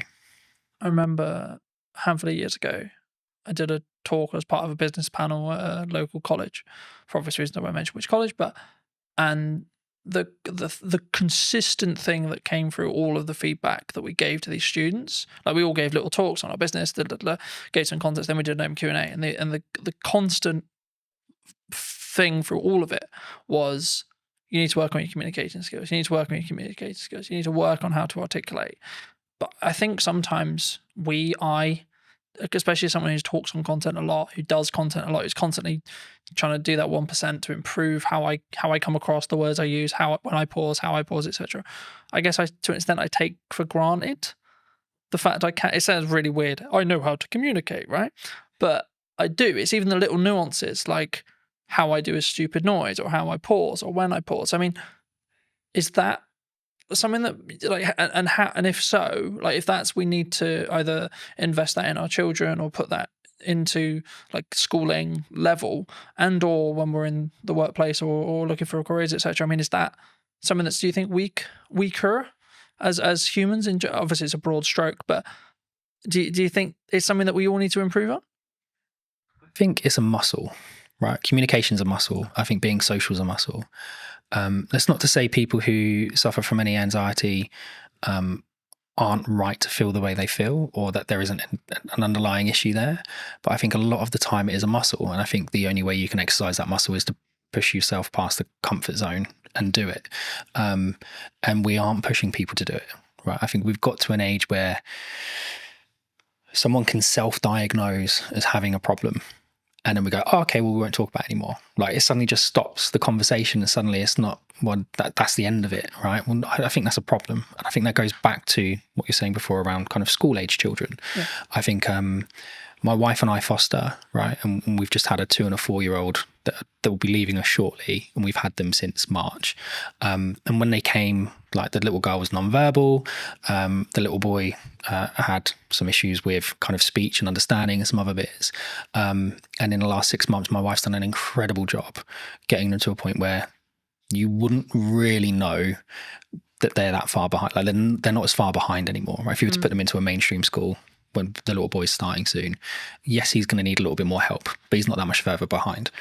But it's because we didn't just go, oh, okay, well, they've had a hard time, so that they get a pass, or we think they might have some anxiety issues. No, let's get them outside. Let's get them on the climbing frames. Let's get them interacting with other children. Let's explain to them repeatedly.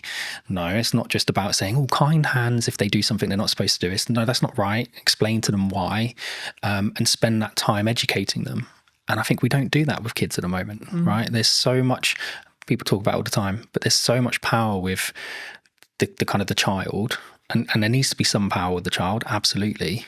But you've also got children walking into schools stabbing people, right?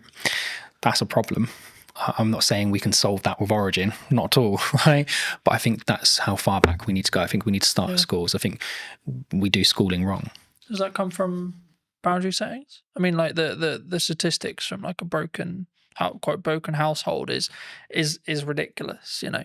Like, mine is true in that respect. You know, I didn't have my dad around for 20 years, and since about probably a month ago, 2 months ago, I spoke to him for the first time in 20 years. Mate, congrats. Right? How did that make you feel? Big deal. It was just, it is what it is. You know, like, I wasn't there to be like, right, I'm going to, and I wanted to make sure that when I did it, it wasn't coming from a place of anger. It's like, right, I'm going to pull 20 years. And it was, right, okay. But I did it for a point of view of, I need to make sure that I do this so that I don't regret if I'm told he dies. I did my best, I tried. And I think, but then also I've set a boundary to say, this isn't a fully open door as well. And I think for me, that's come from years of building on it. And that's why I asked you about, that's why I guess the question of like, do we naturally have boundaries, either in work or from parents to kids as well? I think we spend a lot of time teaching people how to drive, right? Lots of time teaching people how to drive. We spend a lot of time teaching people how to communicate at work, right? You can't say that. You can't say this. You have to say it this way. You have to say it that way. We don't spend a lot of time with children teaching them boundaries, because sometimes the parents haven't been in a position to learn those boundaries in the first place, right? Not everybody has the same start. I had a similar experience with you. Didn't see my dad for a long time. and I did go in different directions, and I was lucky enough to meet my wife who kept me on the straight and narrow. And I didn't speak to him for a long time, and he passed away. So before we had a chance to reconcile, whether we would have not, I don't know. So I'm really pleased you managed to get through that. But there's a lot of people that don't have that kind of, they don't know themselves enough, right? They don't have the same strength of character. They haven't gone through the same experiences the same way and come out the positive side of it. I think we encourage people, and TikTok and the others drive me mad, because it's 10 ways you know you've got ADHD, and 10 ways you know you've got this, and 5 ways you know you've got that, and we're just creating excuses all the time for the behavior. And so boundaries, I think we all know where the boundaries are. I think a lot of the time we just choose to ignore them. Is that personal though? Because my boundaries and your boundary may be different. They should be, right? Otherwise it'd be boring. They absolutely should be different. But I think there are some basics that we should be able to agree, right? Certain spaces are private. Yeah. Certain words shouldn't be used. Certain things are unkind. Certain things are kind. It's just mutual respect stuff though, right? Like, oh, absolutely. Like, you don't need to be, just because I think you may be acting in a manner that's maybe unkind or etc., that doesn't necessarily mean I'm better than you by saying that you're being a dickhead, for example. Do you know what? I was on a train recently, and there was a gentleman using his phone in the quiet carriage, and there was a gentleman sat opposite him, an older gentleman. And I've never known how to turn around and say to someone, like, why you got your phone on? Why are you listening to it loud? Why are you not using headphones, etc., etc.? Because it always comes across as really aggressive, right? And the old guy just literally just leant over and went, "Excuse me, I just wondered if you'd seen that sign." And the guy looked up and saw his quiet carriage, and he went, "Oh, sorry, mate," and left. And that was it. There was no big like hurrah. There was no shouting. And I thought, well, that's a mutually respectful way to approach that situation. Would he have approached it the same way if it had been a 13, 14-year-old teenager listening to his music loudly? Would the teenager have responded the same way the man did? You don't know. But I think we should approach things in a respectful way. And again, that boundary issue, mate, that's a hard one, right? There's people that have spent their entire lives working on that to try and find a solution, and they still haven't figured it out. I think I keep coming back to this whenever I talk about something like this, and I keep coming back to it's self-love, self-development, self-you. It's reflective of you. So, but from that perspective, I guess it's kind of down to you to do the work to then see the different reality, if that makes sense, right? And I think for me, that's sometimes where people struggle, where they for whatever reason they want to bury it, they don't want to deal with it, they don't, etc. And I think everyone has a level of trauma. It's I don't know using that word, but the level of trauma will either make or break you, and then it's up to you to see how you deal with that to then move forward. So I think I'm smiling because it actually brings up a really good example. You remember you'd go to the gym, right? I want to lose weight. You go to the gym, you're trying to lose weight, and the guy go, well, if there was a pill you could take that would make you lose weight, everybody would take it overnight, right? But it doesn't change the fact that you need to create these habits and these kind of self-motivation that drive those behaviors, right? Because this is really important. And then we had Ozempic and Mounjaro and all these other things come on, and people have utilized it. And I think it's a great tool. If you need to kickstart that process and you're nervous or anxious about going to the gym because of how you look, great, kickstart it with that, but don't rely on it. And I think we've created an environment where I feel depressed, here's some tablets. I feel anxious, here's some tablets. I feel overweight, here's an injection. I feel this, go do that. I hate going to the gym. I hate working out. I'm not someone who enjoys it. If I haven't eaten properly during the day, I will throw up. It doesn't matter how much I train, right? My body just absolutely hates it. But I push myself to do it because I want my son and my daughter to see me go through those hard things and realize sometimes short-term pain gives you long-term gain. It gives me an extra 5 years with them, then it's important. And my dad was 41, 42 when he passed away, and I hadn't spoken to him for a long time. So I don't want to be in the same boat. I'm only 3-4 years away from being in that age category. So I'm going to do everything I can to. Do you think we need to not live with regret then? 100%. And if we can take actions that are maybe uncomfortable today to mean that we're not going to be regretful in 5-10 years? Yeah, I've lived a lot of short-term pain for long-term gain. And if you ask my wife, she'll tell you that it's been kind of lots of long-term pain for not very much gain, but actually we're starting to see the fruits of our labor. And I've got lots of friends who I've grown up with who haven't always taken the same approach. There's one or two of them that absolutely have, and they're smashing life and they're doing really well. But there are still an incredibly large number of people I know who are living month to month, and whether that be just kind of taking out finance on a new car because they want another car, or they're not taking those kind of short-term pains of, well, actually, maybe I'll just hold this car for another 5 years. Nothing really wrong with it. The plate might be, I don't know, my plate's a 17 plate, right? I've got no interest in selling my car. I love my car. I've had it for a long time. Yeah, but you don't get the, oh, that's a cool car. Oh, well done. You got a new car. Tick box from your social circle, though. No, you don't. But again, it's that confidence of being able to say, well, I don't need it. And again, you go back to what you're saying before about boundaries and how you're brought up. Lots of people don't have that. And again, from a trust standpoint, well, who's going to give it? Right? Because you do need a parent or someone you trust in your life to give you that validation. And if you're missing it, you're going to be looking at it from all the wrong people. Do you think we come from a place of like strong, I guess, I'm just thinking of the best word to describe it, but like for me, it's like we can only think about this way because we come from a sense of privilege. Yeah. Because I'm always aware, for example, like, and not to like dwell on what's happening in the world right now, but there's areas in the world where like children are starving. Mate, I look at what is happening in the Middle East, and it fills me with dread that we kind of won. And even then, we still have to struggle. We're in the fortunate position to have the available time, energy, and resources to sit here and have a conversation that we can put on the internet. It's a genetic lottery, right? Like, we just happen to be born in the UK. We just happen to be born into the families we were born into, or the environments we were born into. It doesn't mean that we haven't had to struggle, haven't had to go through interesting times. But it just do we have to frame it in our aspect of when we come up, it is a privilege. We're coming in from a level of passive privilege, because in 95% of cases, yes, there's exceptions to the rule, etc., etc. Everyone has their different story, but in most cases, in the UK especially, or Western culture especially, like, we haven't really need to worry about most of the essentials, either because state looks after us, and or because we come from a family that can look after us, and or we're given the tools to be able to create income that then means we can take those, have those things. Just having the opportunity, right? I think cars aren't exploding next to us. And I think when you can walk down the street and a bomb isn't going to go off, that creates a level of opportunity where you can focus on different things.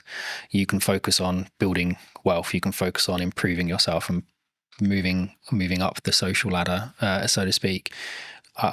My upbringing, my parents, my mum, my stepdad, everything they could for us, but we still went without certain things. But my dad loved holidays, right? So we did one big family holiday every year, and he loved to travel. He loves politics. He loves history. So we would go all over the place, and we would go and actually really explore the areas we went to. We'd meet locals. We'd understand the history of the place, and that gets you out of your comfort zone, right? Because now you've got the social aspect of it. You've got the verify point, because I'm actually in the country speaking to the people at that location. And I think that kind of shapes you as an individual. Whereas if you spend your entire life just seeing everything on TV, you can just turn it off. And it's not the same. So I think we absolutely are very privileged. Even if you're going through hard times, you're still not necessarily worrying about the same things other people are. But it doesn't mean your story is any less challenging. Though. And I thought that's why I've always, for as long as I can remember, I've always talked about the fact that I don't have to walk 3 miles to get 50-50 chance if I die from drinking the water that I got, like I have clean drinking water, etc. And it sounds slightly ridiculous, but like also just the odds of being alive is 1 in a trillion, right? Yeah. Like, and being alive now, like, and if you look in this age as well, with this level of opportunity, etc., which is maybe why I can sometimes come across quite brash, because I'm like, I don't have time for people who maybe victimize themselves. Cause I'm like, you don't understand how lucky you are. I feel the same. I've look, I'm not gonna get a violin out. My life hasn't been anywhere near as hard as some people, and some of the children that we've had come into our care, their starts to life have been like horrific, really horrific, and how they are going to shape themselves and cope through life, bouncing around kind of the fostering care system, I dread to think what the outcome is going to be at the end of it, because how can you kind of fix that? But then there are a lot of people who haven't gone through those experiences quite like that, who, like you say, kind of want every excuse under the sun not to be doing something, not to be doing this, not to be doing that. Why can't I just have a pill? Why can't I just have an injection? And I think that's one of the things that AI can't do, right? AI can't solve that. That's a social issue that we need to solve together. And I don't think we're going to solve it by all being in our homes tapping away on AI. We have to be out with people, meeting people and doing it ourselves. Moving back to what you do. That was a bit of a detour. Nice detour. But yeah. Digital licensing, where does that sit? We've discussed this at length. So one of the key things we wanted to solve of Origin was how do we verify information about something without revealing the underlying data? And I think a really good social example of that is when police do stop and searches, right? I experienced it quite a lot when I was younger because of the environment I was in. My friends did as well. We'd get stopped and searched by the police lots of times. And sometimes it was okay, and sometimes it was really not a nice experience. And I think it always started with what's your name, what's your date of birth, what's your address. And even if I give you my name, date of birth, and address, how do you as a police officer verify it, right? Does he have any tattoos? Does he have any markings? Does he, I don't know, look a certain way? But you kind of become generic. Guessing, right? Lots of guesswork, right? And lots of gut feel on the police officer side. Whereas we wanted to try and find something that would, and it wasn't just for this specific reason, but it lends itself really well to it. We wanted to be able to provide technology to the environment, to the world, that kind of removed that friction. So a digital license isn't like an ID card. There isn't a centralized database of all your information in one place. That's ridiculous. If that gets breached, it's going to be horrendous. The fraud will go through the roof. What we've done is we've used kind of a decentralized approach. So we've taken some concepts from blockchain, but removed the blockchain because it's inefficient and doesn't really work for this context. But the idea behind it is you can have an ID service provider, right? So as a government approved company, verify your identity and give you a cryptographic endorsement that sits on your digital license, which you can carry on your device. It could also be hosted in the cloud, but the idea behind it is you've got control of it. So now if I was to come and stop and search you, you would be able to present that credential to the police without revealing your name, your date of birth, or your address, but the police would know to a degree, he lives within a 5-mile radius. There's no outstanding warrants. He's verified that is his identity because he's done it with a biometric check on his thumbprint. And we can see that biometric check that's linked to that IDSP hasn't been changed on that device. And then we can link it to other credentials. He's got a full-time job with an employer. Don't need to know who the employer is, but he's employed full-time. We can see that he is part of a charity, or he does this, or he does that. There's all these different aspects we can start to build into that check. And it all comes from, I still haven't revealed any of the data underneath it. These are all independent cryptographic proofs coming from third parties. But that police officer is now sure that individual doesn't have anything outstanding. And I think that would help. I'm not saying it's going to solve the issue, but it certainly would help remove some of the friction. And if you then start to expand that out to kind of the business world, so if we're looking at things like how do I onboard employees in a fast and efficient manner whilst maintaining their privacy. So one of the tools that we're doing for the digital cleaners license is we do the right to work checks. We do a modern slavery check by making sure that the bank account name matches the name on the ID. Real basic check, but lots of organizations don't do it, right? And that's one of the flags for modern slavery. We then can go and endorse all of your employment history. Right. And again, we're not the verifiers. We're not verifying the data. We're not storing the data. Right. But we're going off and having those independent third parties endorse you. Same for your certifications, your training. And I think in that environment, when you're dealing with disparate workforces where English quite often is a second language, not your primary language, these people, they kind of get left behind, right? They come along with their paperwork and they have every right to work. They have every intention of working, but it might take 5 or 6 meetings and 10 or 11 copies of their documents. Now, where's all that documentation going?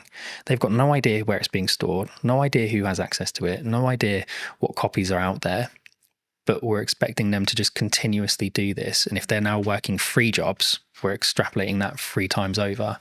So for us, it's about digitization, yes, but without just copying the existing paper process and doubling the problem, right? You have to do it in a different way. That would fix the problem we opened with? What, going for back? Someone like me, for example, who, let's be honest, if deepfakes become mainstream in AI, someone points an AI with that mindset, I'm screwed. Yeah, I think there's definitely a way of being able to verify something's real, But again, there's then nothing stopping someone from creating an AI deepfake and just putting their endorsement on it anyway. Right? They haven't had to do the work. Like the AI has done all the work. I think it will become more important for organizations and in fact probably more important for creators to be able to verify that's their work. Right? I was the one that created that first. It's kind of in some ways from a maybe not a legality point of view, but kind of a copyright plus model, I guess you could say. Yeah, absolutely. And I think one of the things we've seen with the endorsements is, and you'll get it all the time with correspondence from the BBC, right, or for Sky News or whatever, our person on the ground. Well, that's great, but I don't know who that person is. I don't know their credentials. I don't know where they're from. I don't really know if they're from that country. I don't know what their background is. Whereas if you were able to say, here's the credential that's been lent to this article, well, now I've got, he's got an IDSP verified in that country that he comes from that country. He's got a university credential that says he went to that university. He's got an employment credential that said he was employed there at these points in time. That's not to say people can't build those profiles up at a state level if they really wanted to go to that level, but it becomes much harder to do. Right, the threshold for access to fraud becomes really, really high, because when we're actually taking these interactions and monitoring them, we create an encrypted hash of the interaction, and that gets stored on what we call event chains. So not blockchain databases, but the event chain is a point in time. And so you can't go back in time and put something on the event chain in the past. It has to be done in time. It's temporal. And so in order for someone to perform a high degree of fraud, it's going to take them 5, 6, 7, 8 years to build that profile up. And they will have to do it in multiple chains simultaneously. And they're just not going to be able to do that. And I guess it comes back to that like point, which is like, it sounds horrible whenever you say it, but like you're making it less likely that you're the one who gets targeted, because the burden of likelihood that your stuff gets stolen, etc., is so much higher than Barry, than Sally, than James, so on, you know. And that's, I hate to say it because it's like, oh, go and steal their car, not mine, because mine's a pain in the ass to steal, for example. There is that, but again, from our standpoint, I mean, we want to give it to universities for free. Right? We want to give it to schools for free. You have the Online Safety Act that's happening at the moment, and I think you've probably seen some degree of access to adult content reduced. But it's seen VPN usage go through the roof, right? Because we know how people are accessing it, just going around the issue. And I think they had, was it Keir Starmer's driver's license got leaked online, and people using that and a picture of him to be able to skirt around the sides of it. That's the same tech, by the way, we were talking about at the beginning, that some of the retailers are now choosing to use to verify their staff, right? It's not with an IDSP, it's just a localized check that looks right. I guess this was a big conversation like a handful of years ago, and I've covered it in the social media show and etc. But like, there was this big conversation, and lots of jurisdictions across the world have said, below 16, you're not on social media. And that seems to be the future, because it's like, we're now like half the world has basically got that. How do you verify you're under 16? Right. And again, with Origin, it's one of the things we were saying, if we give it away to students for free, you can have a cluster of credentials, right? And so from our standpoint, it's about enabling the verification of a credential to create context. And contextual permissions is something that we've kind of started to patent from using our tech. So the idea behind it is, I can access a system.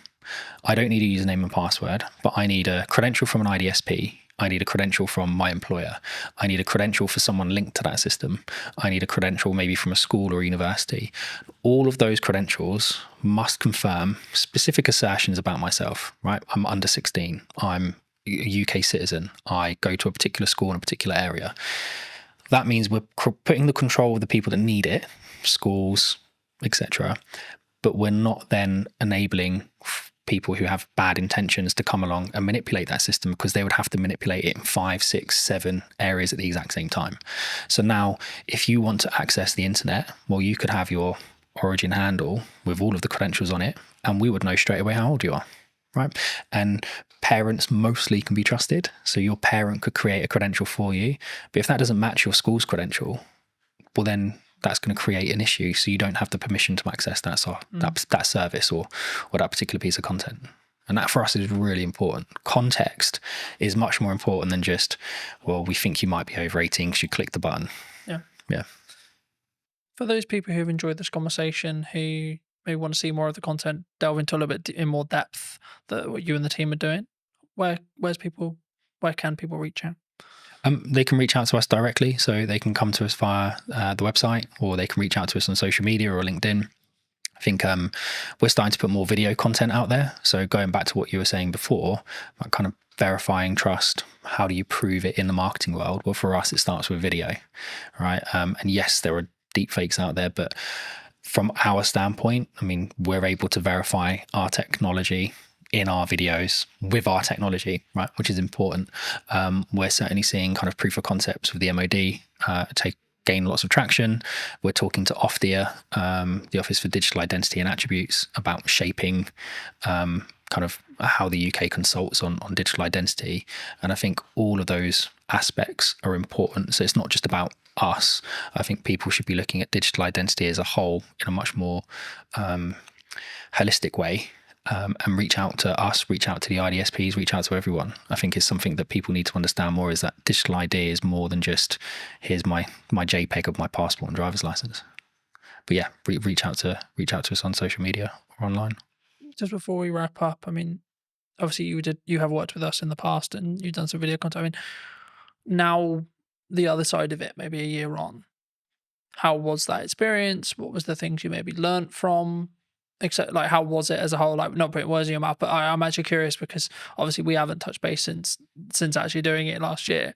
And I mean, was it how you thought it was going to be from firstly from the percent of what we did, but then also, like, was there any byproducts that actually came from like working with us specifically? I think we realized really quickly that video was the best way. Yeah, 100%. And I think working with you guys and working with Lucas for the day, it kind of got into our minds a different way of thinking about things. And we were just on the cusp of really understanding how to talk about our product and how to talk about our technology. And by focusing on the video approach, and we've now released several other videos that we've kind of produced in-house, it kind of got us to where we are now, which is we know what our narrative is, we know what the story is, we know how to describe our technology. Whereas a year ago, we were still kind of trying to work out what it was that we were. And we were early to market, so lots of people trying to explain it to investors, trying to explain it to customers. It was a challenge. So no, mate, having that time with you and Lucas massively helped us kind of crystallize what we were trying to do. And then over the next kind of 2-3 months, I think that's when we nailed it. But it come off the back of the original filming we did, which was phenomenal. Yeah. What would you say to people who are maybe looking at what's going on in the economy or etc., and maybe on the fence about maybe utilizing marketing right now, or like, because the traditional kind of known thing is like when things get hard, you cut marketing. Yep.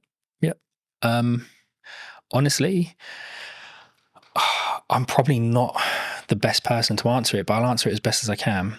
I think you absolutely have to have a presence, right? You have to. Unfortunately, at the moment, it's about noise. Right, we spoke about it earlier. The more noise you make, the more you get noticed, the more the algorithm picks you up and the more it promotes you to the top.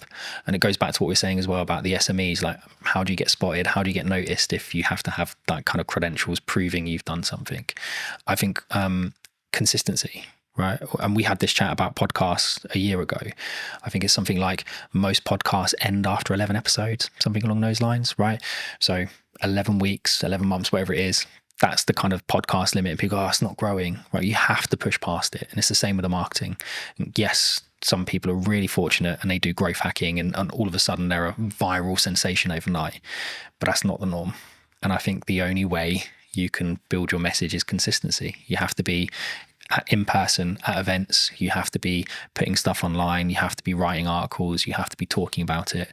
You have to be meeting new people and spreading the word. So I don't think marketing just stops with video. I think it's something much more holistic, and it's something that you have to consistently do every day. And we have a great marketing team, so Hannah does that for us, and she's excellent at it. If you were going to wind the clock back to speak to Stuart 10 years ago, 15 years ago, what advice would you give that Stuart? It would probably be trust your gut. I think we've had hiccups along the way with everything that we've done, right? Whether that be businesses my wife and I started, with raising children, with kind of investors, whatever. There's always going to be a hiccup. Something's always going to come up that you weren't expecting, but you have to trust your gut. And even if that is completely in the opposite direction to what everyone is telling you, sometimes you just have to go with your gut, because at least at the end of it, you don't have the regrets, right? If you listen to everybody else and they turn out to be right, that's great. But if you listen to everyone else and it turns out to be wrong, you're going to spend the rest of the time going, oh, I wish I'd listened to my gut. I wish I'd trusted my gut. So I think take people's advice on board, listen to it, kind of take the best strategies, build them together, but ultimately trust your gut. Yeah. Thank you so much for the time, Stuart. You too. Cheers, Carl. And if you did enjoy this episode and would like to see more like it, then I would love to hear what you think in the comment section down below. Why not subscribe so you don't miss next week's episode? And I'll see you very, very soon. When you truly become comfortable in your own skin, that's when you become a more potent, authentic, and influential communicator. Why do you think storytelling is important? The storytelling is 100% something I focus on. It's just a part of a larger puzzle now, or a larger body of work. But stories are important for so many reasons, man. What is the excuse that we make for the reason why we don't do the thing? Have the podcast, write the book, run the business? So the 5 habits. Number 1 is transform your internal story. The second is ask conscious questions. The third is unearth your charisma. I think it's really interesting, right? Because a lot of the conversations I've been having the last couple of months has been around done is better than perfect. I'm a multifaceted human being. I'm not just one thing. And often labels can lead us, man, to shrinking, playing small and saying, I am this. But what if you're more than this? Did you know that 93% of you are not subscribed? So if you could please do me a favor and you're enjoying the show, then subscribing would mean the world to me, and it would allow me to grow the show and continue to get larger and larger guests and continue to bring what's missing in marketing today. Thank you ever so much for joining me, and I'll enjoy the episode. Hello, my friends. Welcome back to a brand new episode. Today, I'm going to be talking to Ravi, who talks all about communication and actually why is it important. So that's going to be what this conversation is going to be about. But welcome, Ravi. How are you? Good, man. I feel like we should have started rolling about 10 minutes ago because we had some good conversation about marketing, communication, books, all that good stuff. But I'm feeling good, man. As I told you in the green room or the coffee area, this has been a minute when it comes to me being on podcasts, given I've been focused on writing my book, being a dad and all that good stuff. So it feels good to be here, man. It feels good to be here. Well, thanks ever so much for coming down and for the time, of course. I mean, it would be wrong to not open the show with what you feel is missing in marketing today. I mean, we touched on it in the pre-show conversation a bit, but just to reiterate for the audience's sake, I mean, what do you feel is missing today? When you asked me this question beforehand, giving me the material to prepare, I had to sit with this. And I had to sit with this for quite some time because I didn't want to give you a generic answer or one that's been heard before. And the one word that came up for me was intentionality. And actually, that's not just in marketing, that's in life right now. Intentionality. I mean, if you just scroll on social media, log on to LinkedIn, log on to Instagram, whatever it could be, there's an addiction to instant gratification, meaning, okay, I want to grow my follower account now. I want to achieve XYZ now. And as a result, I may put out AI content, which feels perfect, which feels like it's going to connect with people. But the truth is there's a disconnect because perfection doesn't exist, man. Perfection doesn't exist, and imperfection equals connection. And our intentionality behind things, our death grip on our desires, and the instant gratification that comes with it, it's just leading us to this place where, and it's funny to say this, the bar is so low in some senses that the number one way to stand out is by tapping into human connection. I think it's really interesting, right? Because a lot of the conversations I've been having the last couple of months has been around done is better than perfect. And I think that sometimes we look at the podcast idea we have, we look at the event idea we have, we look at the business idea we have, look at the book idea we have, etc. And we think, yeah, I'll add that to the list. Yeah, I'll put that on my to-do list. Do you think people need to is there a level of just you need to start doing stuff? Like you need to just choose one of them or two of them or three of them and say, I just need to do that? Because I think sometimes we put it on a We kind of pin it up and we go, yeah, I'll get to that. But then we never maybe do. What's the question behind the question? I'm curious. The core, I think, is do people... So I guess what I'm actually asking there, and this isn't planned, so I've just come off the fly, but I think it's what is the excuse that we make for the reason why we don't do the thing? Have the podcast, write the book, run the business. Maybe someone's watching this and they're in their 9 to 5 and they're like, I've got that really business idea. I'm really passionate about X. But they don't start working on it in the evenings. They don't start because maybe they're worried about what people think, etc. These are the common answers I get. But is it just that? I'd say it could be many things, and I can't answer it from everyone's perspective. I can only answer it from my lens. And I would say the two things coming up for me are, number one, fear, like we spoke about, where, I'll give you an example. I know of somebody who has a specific idea that they knew in that season of their life was in alignment. But there was always a reason why they couldn't pursue it. There was always, for lack of a better word, an excuse as to why they couldn't pursue it. And that excuse gave that individual the reason why, I can't do it now because of X. I can't do it now because of Y. But what those excuses and what that narrative was grounded in was fear. So there is definitely fear. There is definitely fear. But as the old saying goes, fear stands for false evidence appearing real, right? So yes, there's fear behind it. The second thing is, do you actually want the thing that you say you want? Or have you just logged onto Instagram and you've seen that Jamie is doing incredibly well now that she's left her 9 to 5 and is in this job and seems to be crushing it, and actually you like the idea of that, you like the concept of that versus the actual reality? And is it your ego saying, hey, I want a bit of that? Or is it actually your authentic self? Is it driven from your authentic self? I don't know. But I think those are the questions to ask ourselves, because the truth is when you, this is my truth actually, when I'm deeply aligned with something, it has a meaning behind it, which means the imperfect action, the work or whatever it takes to achieve that. The excuses, the fear, it starts to move to the sidelines because you know that not taking action is going to cost you more. I think that's key. And I think people listening need to consider, is it keeping up with the Joneses, looking at the trend, etc. And that's why you want to be an entrepreneur. And I'm fortunate where I'm wrongly or rightly rapidly approaching 10 years in business, which is crazy in my head, and I'm looking at it going, right, okay, so the odds here are like, I've kind of done quite well, because the odds are that I think I looked up yesterday, I think about 25% of business, like 25% of businesses don't survive longer than 5 years. Really? Yeah. And I'm just thinking, why? And like, from listening to what how you just answered the last question, I think for me, the key is they weren't in line with, like, they weren't true. They weren't willing to die on that hill or put the flag in the sand or etc. I think entrepreneurship before COVID was cool, right? Because, or even during COVID, when there was loads of money floating around and it was, quote, easier.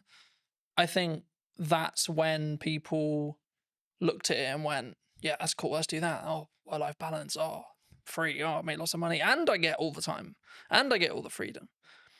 But now we're in a world where what most people I talk to, and I'm sure you've had it as well, which is like, well, this is just normal. This is what real business is.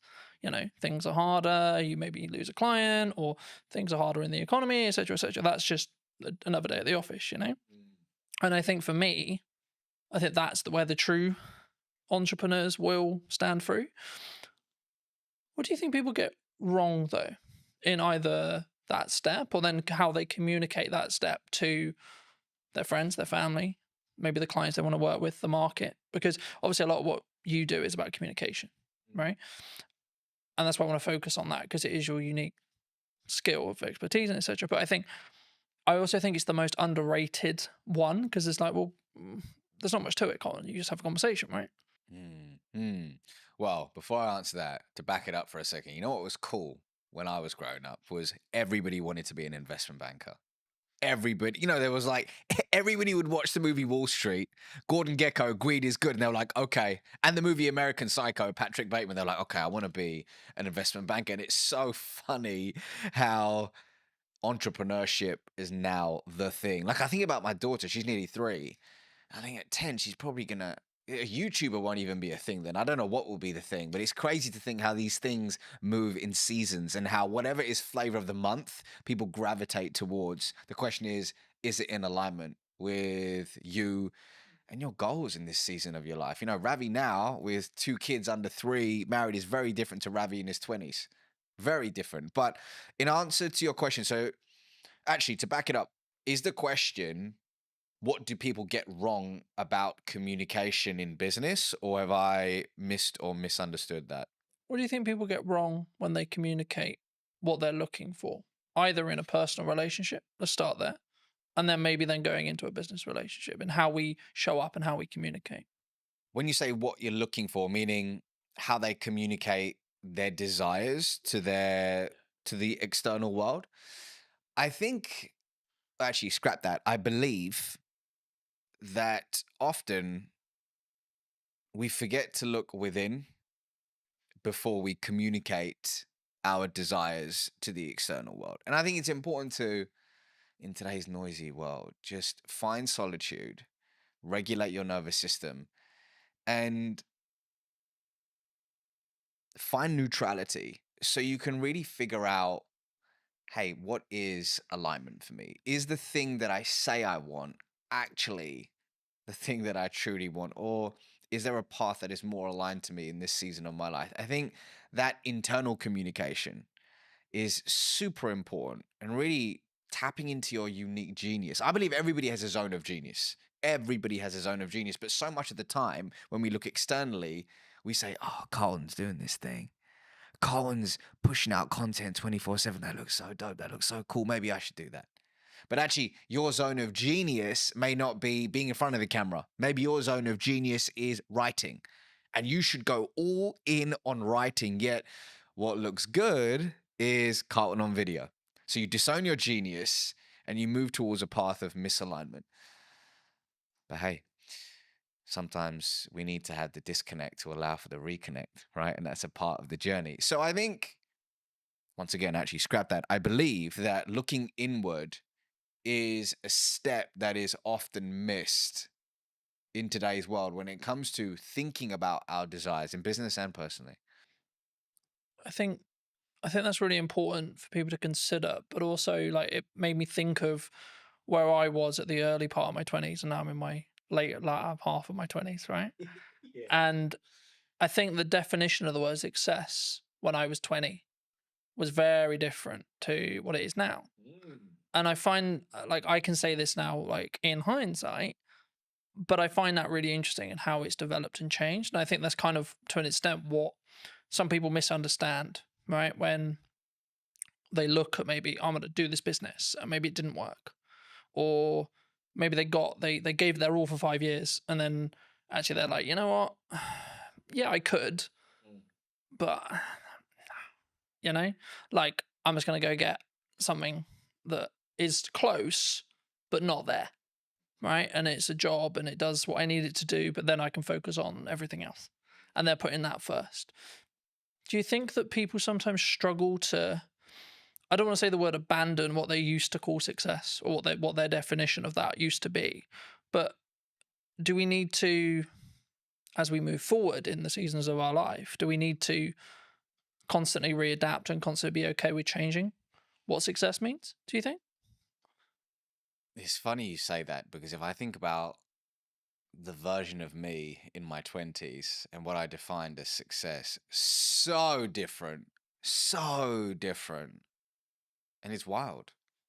But I also needed the 20-year-old version of Ravi to, like, actually, a better way to put it is I acknowledge that younger version of me. I have compassion for that younger version of me. And I know that he did the best he could with the consciousness that he had at the time versus berating that version. Some people say, oh, God, man, I was such an idiot. I did So many years. Yeah. Actually, we did the best we could in that season of our life with the tools that we had. So I've got to honor that version of me. But when I look back, I'm like, wow, I'm glad I've evolved.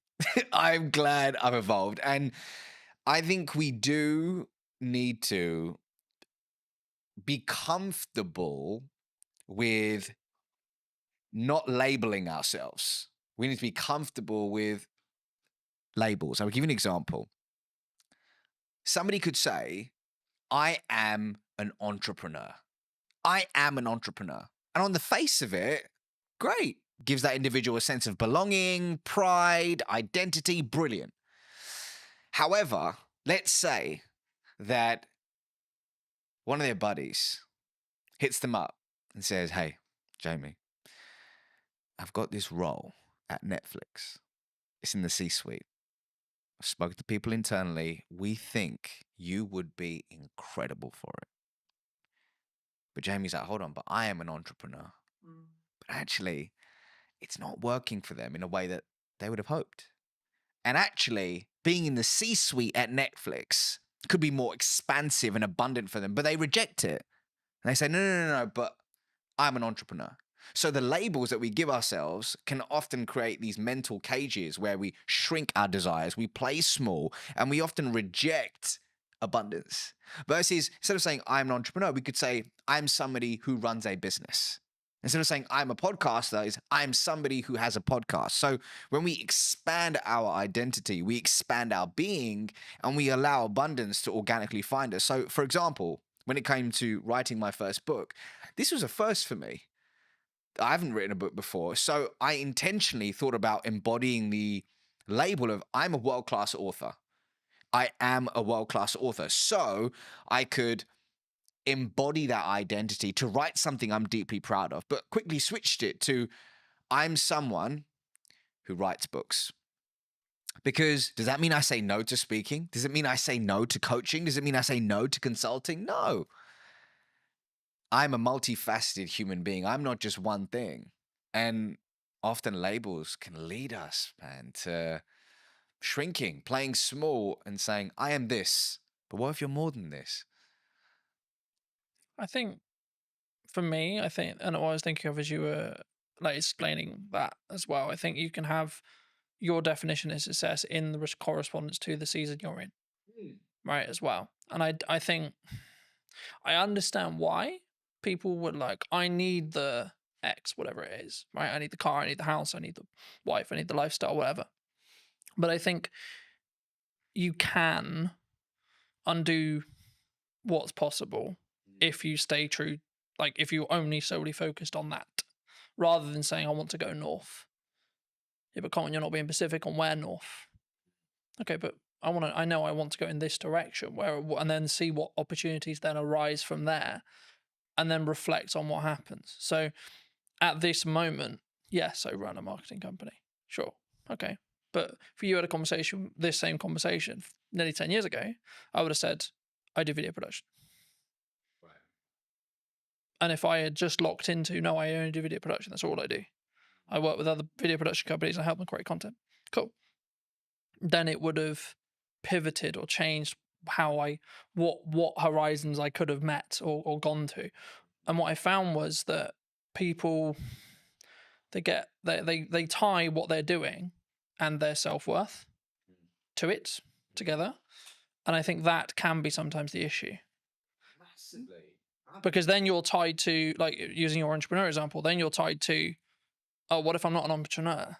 Now I'm lesser, right? Because that kind of implies you failed. And then to you, that means actually me as Colton has failed, not the company has failed, or not the company served its purpose and it got me to the Netflix role or etc. Colton has failed. Colton will not be able to win. Colton will not be able to be, quote, successful. Do you think we need to, is that a inner work thing that we need to do? If someone is listening to this and going, shit, that's me. They've tied what they are to them and their own kind of self-belief, self-worth, self-love. Two things are coming up for me. Firstly, picking up on something you said earlier. Something I talk about in the book, inside of Habit 1, is about being fixed on the desire, but flexible on the path. So let's say somebody says, I just want to generate more revenue. Broad, but more revenue, okay? And they have the idea that the path to get there is landing net new business. They build this whole team around it, but all of a sudden, this beautiful opportunity arises with their existing client base. If they are fixed on the path and go, no, we're just going to acquire net new business, and they reject this abundant opportunity, they may not reach that idea of more revenue. But the idea of pivoting, being open to the infinite possibilities to reach that said desire, which will evolve, and it's okay to evolve it, is super key. Yes, that requires inner work. But going back to your question about self-worth, I used to work in investment banking. And one of the reasons why it took me a long time to hand in my resignation notice back in August 2016 is when I left that world, was I had pinned so much of my identity and self-worth to I am an investment banker. I'm somebody who works in an investment bank. So much pride, status came from that, which stroked my ego, and it was beautiful until it wasn't. But that experience, I'm so grateful for it, man. I'm so grateful for it. And it was, I believe that everything, this is my belief, that everything's happening for you, not to you. And whatever you're experiencing right now is a lesson that you need to learn to be able to transform your identity into the human being that can receive and sustain their true desires. So somebody listening to this right now may say, man, I'm so annoyed that my team member or my employee just keeps doing this frustrating thing. They keep being late to work, or they keep missing XYZ, and you're getting frustrated. Why can it not be like this? It is not fair, you keep saying. However, you may have requested from the universe, whatever your North Star is, that I want to be an influential leader. Well, you've requested it. So as a result, the people, the projects, the challenging circumstances are coming your way to sharpen you, to expand your being so it can, once again, your identity can be transformed into one that is able to receive and sustain. So whoever's going through, whatever you're going through right now, see it as a gift, an opportunity to transform your identity. So if you are pinning your entire self-worth, over-indexing on career, whatever it could be, see it as an opportunity, right? Does it take looking inward? I believe so. For me, that's the way forward, but you got to figure out the right path for you.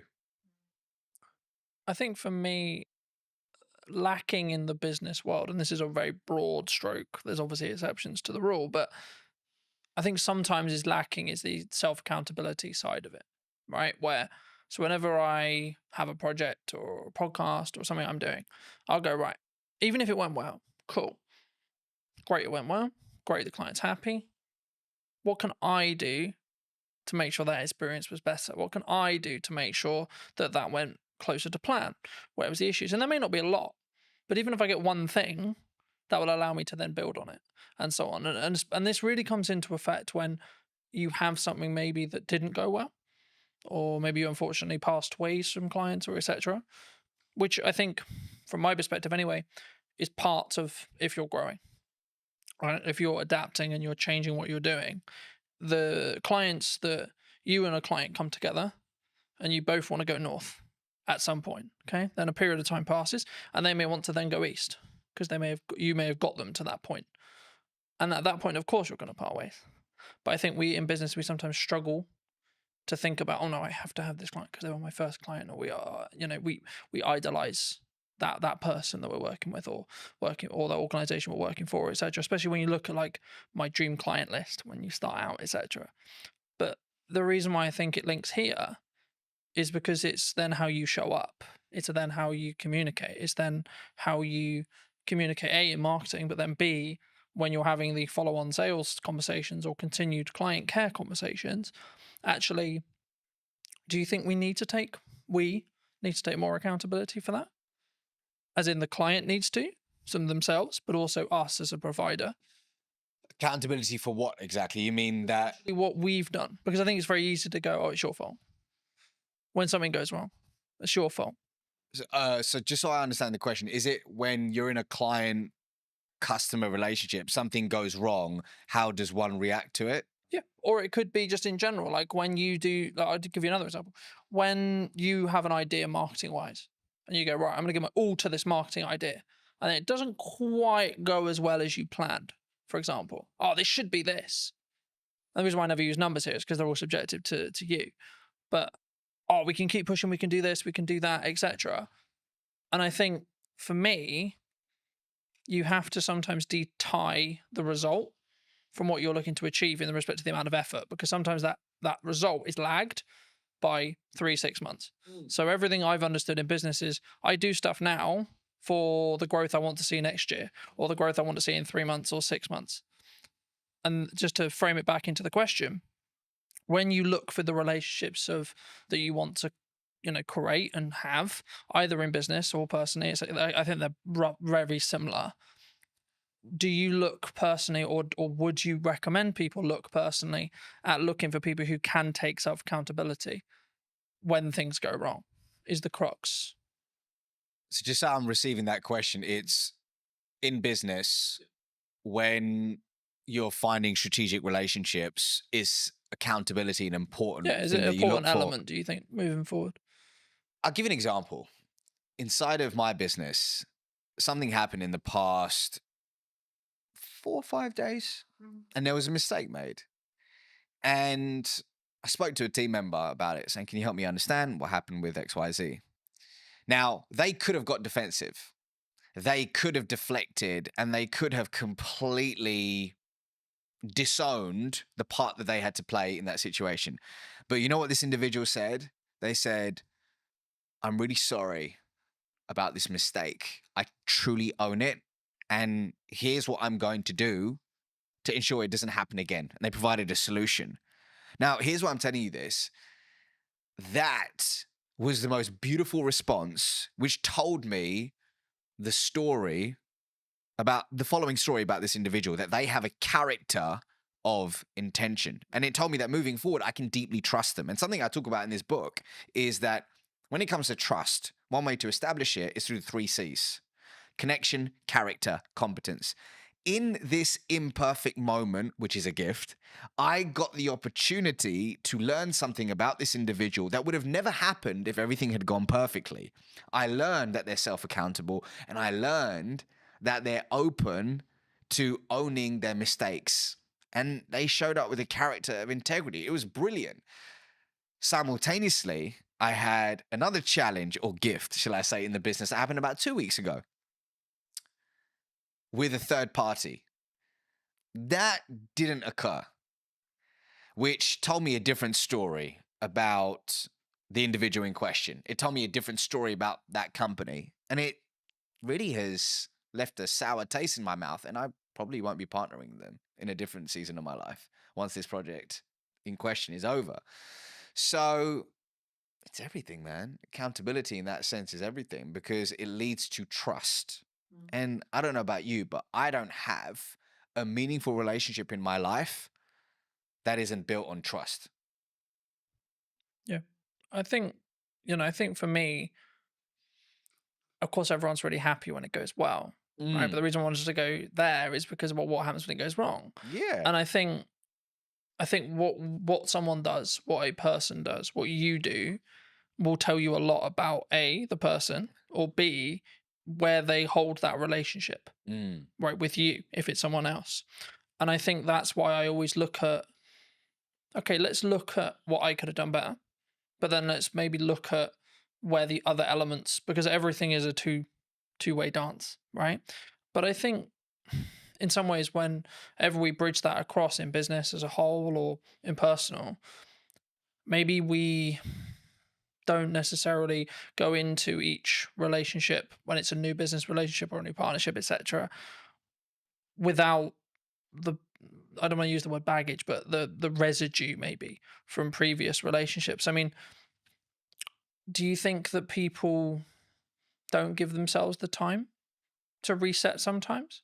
Like when it comes to either like you had a long-term relationship with a client and maybe you've got some other clients, but in that sector that you don't step back and say, okay, well, kind of building off that accountability question, you think sometimes we need to take that time to step away? Can you give me an example? Yeah. So let's say, for example, I worked with a client for a year, Okay. and for whatever reason, our relationship has ended. And I could, and again, it's kind of a level of privilege, of course, that can come from it, because if you're in the position where you can step back, it means you've got enough financial resource to survive, at least for a period of time. So there's a nuance to the rule, of course, but if you can do that, do you think you'll show up better for the new clients in your next season, or the new business, or the new opportunities, or the new content, when you can take kind of step back? Because I think I talk a lot about self accountability, but it comes from a place of I can give myself that space to say, okay, this is where I went wrong. And maybe if it's because I'm trying to mend a relationship with a client, perhaps, or maybe it's actually a relationship has ended, or a new one is about to begin, and I want to look back and see how I don't. Maybe the issues were, okay, how can we set up this relationship so it's more likely to be successful by learning from the past? The definition of reactive behavior, in accordance to the spiritual wisdom of Kabbalah, is engaging in any behavior that is grounded, and I'm paraphrasing, in fear, lack, or scarcity. So if we are operating consistently from a place of fear, lack, scarcity, we're engaging in reactive behavior. And I think, rather, I believe, a lot of our day to day, especially when we're flying through our day on autopilot, meeting to meeting, doing X, Y, Z, we can unknowingly slip into reactive behavior. We can unknowingly and unconsciously end up having unconscious conversations, and we don't leave this space to look within. So in your example, let's say if somebody has lost a client and they haven't really sat back and said, okay, let's look at the facts here, and what part did I have to play in that, and truly owning it, then they're going to make the same mistake over and over again. And they won't have the opportunity to transform their identity into the person they need to become to achieve said desire. So your point about self-accountability is important, but it's all down to the fact that, if your calendar is just, there's zero white space in it, and you don't have a personal practice in the morning or whatever it is in the day to ground yourself, it can lead to this unconscious behavior, which is a problem in today's world. Because in our conversations, one of the biggest problems is engaging in short-term behavior that kills long-term reputation. Do you think that people have too many busy things happening? They take too many meetings. They take too many opportunities. They don't know how to say no. I can't speak for everyone. I can speak for the clients that I've worked with. I can speak for the people in my world and through my lens and expertise. And what I can see in today's world is the addiction to being busy is real. And often work can be a form of escapism to run away from something we're experiencing, something we're feeling, or whatever it could be. However, I believe we've confused being busy with being productive.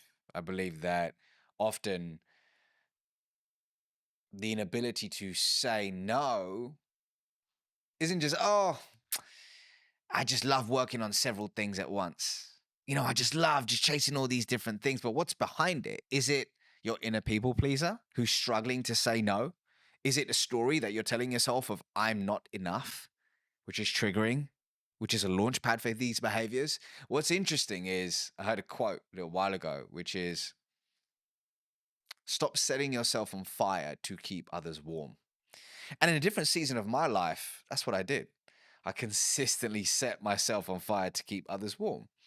And what I mean by that is saying yes to people, projects, and opportunities that were misaligned with who I truly was and my desires, and then saying no to myself, which is a recipe for disaster. The question is, why does somebody struggle to say no?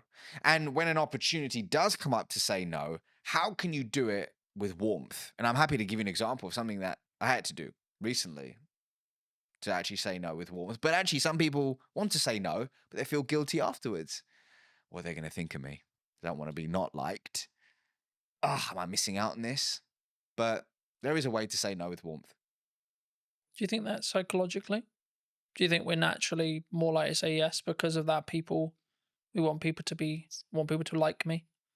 I'm going to say yes to you because I want you to like me. If somebody is struggling to say no, on the face of it, people give advice that like, okay, well, what is it costing you by saying yes to this? Okay, here's what we're gonna do. We're gonna focus on you figuring out what's aligned with you so you can start saying yes to the right things and no to things which are misaligned. That's great. I mean, an exercise which Dr. Zoe Chance of Yale University does with a lot of her students, she's a senior lecturer over there, is she gets them to say no. She said this on my podcast many years ago. She goes, I get people to say no for 24 hours to everything, as long as it doesn't result in a divorce or anything crazy, right? But get them to say no to everything so they can start flexing that muscle, which is brilliant. And that's great on the face of it, looking at all those things. And then there's going slightly deeper is, okay, but why do I struggle to say no? What is the story that I'm telling myself? Is it true? How long have I told myself this story? How do I reframe this story? How do I find positive evidence to start stacking evidence for the new story I want to tell myself? How do I reinforce that story? And is that work, that messy inner work that often people don't want to do? But for me, when you commit to a journey of introspection, that's when the beautiful things happen. And that's when organically becoming no doesn't necessarily make it easier, but it feels aligned. And you start wanting to do the inner work because you know the fruits that come with it. I think for me, it's a mindset, right? I see it as something I've tried to do is like, I have a certain window of time, let's say 3 months, and I'm only allowed to say yes to 1, maybe 2 things at maximum during that window. So is this really worth those 2 shots? Yes or no? And I think it's not like something you can like if it's a job offer, etc. And I like look and go, okay, is that going to help? Am I the right fit for the client? And sometimes I'll go, I don't actually know. That's when you explore more, you have more conversations, etc. But the key for me is making sure that whenever you do work with a client, or whether you do a body of work, write a book, run a podcast, etc., that it sticks into what you were starting to talk about at the beginning of today's episode, which was, is it authentic? Is it connected? And it's kind of I hate using it because it's kind of become a buzzword now, right? Being authentic on social and being authentic in content, but only you know whether you are. And something I did want to talk to you about, and I know it's maybe something you're maybe trying to move away from, and I would love to hear if that is something you're moving away from, potentially why, but like, why do you think storytelling is important? Well, actually, storytelling is the 4th habit in my book. So the 5 habits are, number 1 is transform your internal story. The 2nd is ask conscious questions. The 3rd is unearth your charisma. The 4th is tell stories that inspire change. And then the 5th is become the trusted guide. So to hit on your point, storytelling is 100% something I focus on. It's just a part of a larger puzzle now, or a larger body of work. But stories are important for so many reasons, man. But let's take it back to the work of Zoe Chance for a second, Dr. Zoe Chance. So in her body of work, she highlights that human beings all have a gator, an alligator, and a judge within. Now, behavioral economists will liken this to system 1 and system 2. And what she says is the gator is the fast, instinctive, and unconscious part of us, where our emotions live, that drives 95% of our decisions on a daily basis. The judge, like a judge in court, is slower, more deliberate. It requires conscious effort to make rational decisions. So the judge, or rather the gator, is automatic. The judge requires conscious effort, and the gator is more dominant. Interestingly, the gator is the first responder in Zoe's eyes. The gator is the first responder. And what it's doing a lot of the time is actually filtering what information we should pay attention to. And it's rationalizing, or rather, the judge is rationalizing the preferences of the gator. Here's why I'm telling you this, is that a lot of the time we lead with facts, we lead with figures, and we lead with data. And it's not about not using them, it's about understanding the context and when to lead with them. But for me, what we need to think about is how can we prioritize the needs of the gator so that we can then appeal to the judge. And one of the most potent ways somebody can do that is through impactful storytelling. But the $1 million question is how do you tell a good story? So from a lot of the work that I've done, whether it's training teams at Oracle NetSuite, T-Mobile, Sherwin-Williams, they all want to know, how do I tell a good story that inspires prospects, customers, and people to take action? And through my work, came up with a checklist. I call it the Acorn checklist of what really a good story in a business setting needs to have. There's several things. There's hundreds of things that it could have. But if I just had to pick 5, it would be these things. So A of the Acorn checklist is actively interrupting somebody's trail of thought. So that's through an effective hook at the start of the story. C is your story should contain a story. Contain a story arc. And the story arc that I traditionally teach is the 4 C's: context, conflict, change, conclusion. And we can talk more about that in a second. O stands for organically adding business value. Does your story organically add business value? Because this isn't this one time at Bandcamp and you're telling a story and it spirals off to Pluto and it adds no business value. It needs relevance. It needs relevance. And then R stands for, does your story revive a 2-way dialogue? Not just talking at somebody, but does it spark a 2-way conversation? And then N, which is very important, does your story naturally, noticeably make the main character the hero, not you? And when you embody these ingredients, it really paves the way for somebody to tell a great story, which moves people.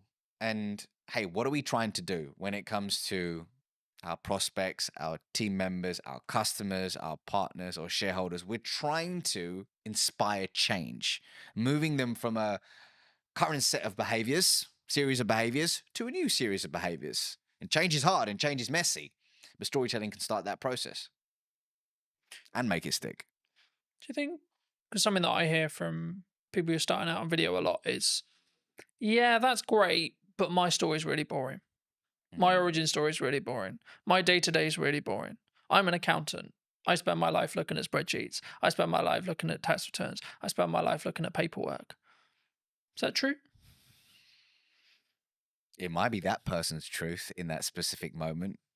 Is it, we gotta honor that that's their truth. That's their truth in this season of their life. However, is there validity in it? I don't know. I don't think so, right? I'm sure we'll be able to find cracks in the story that they're telling themselves. So I was recently speaking at an event called Atomicon. Incredible event, really cool business conference.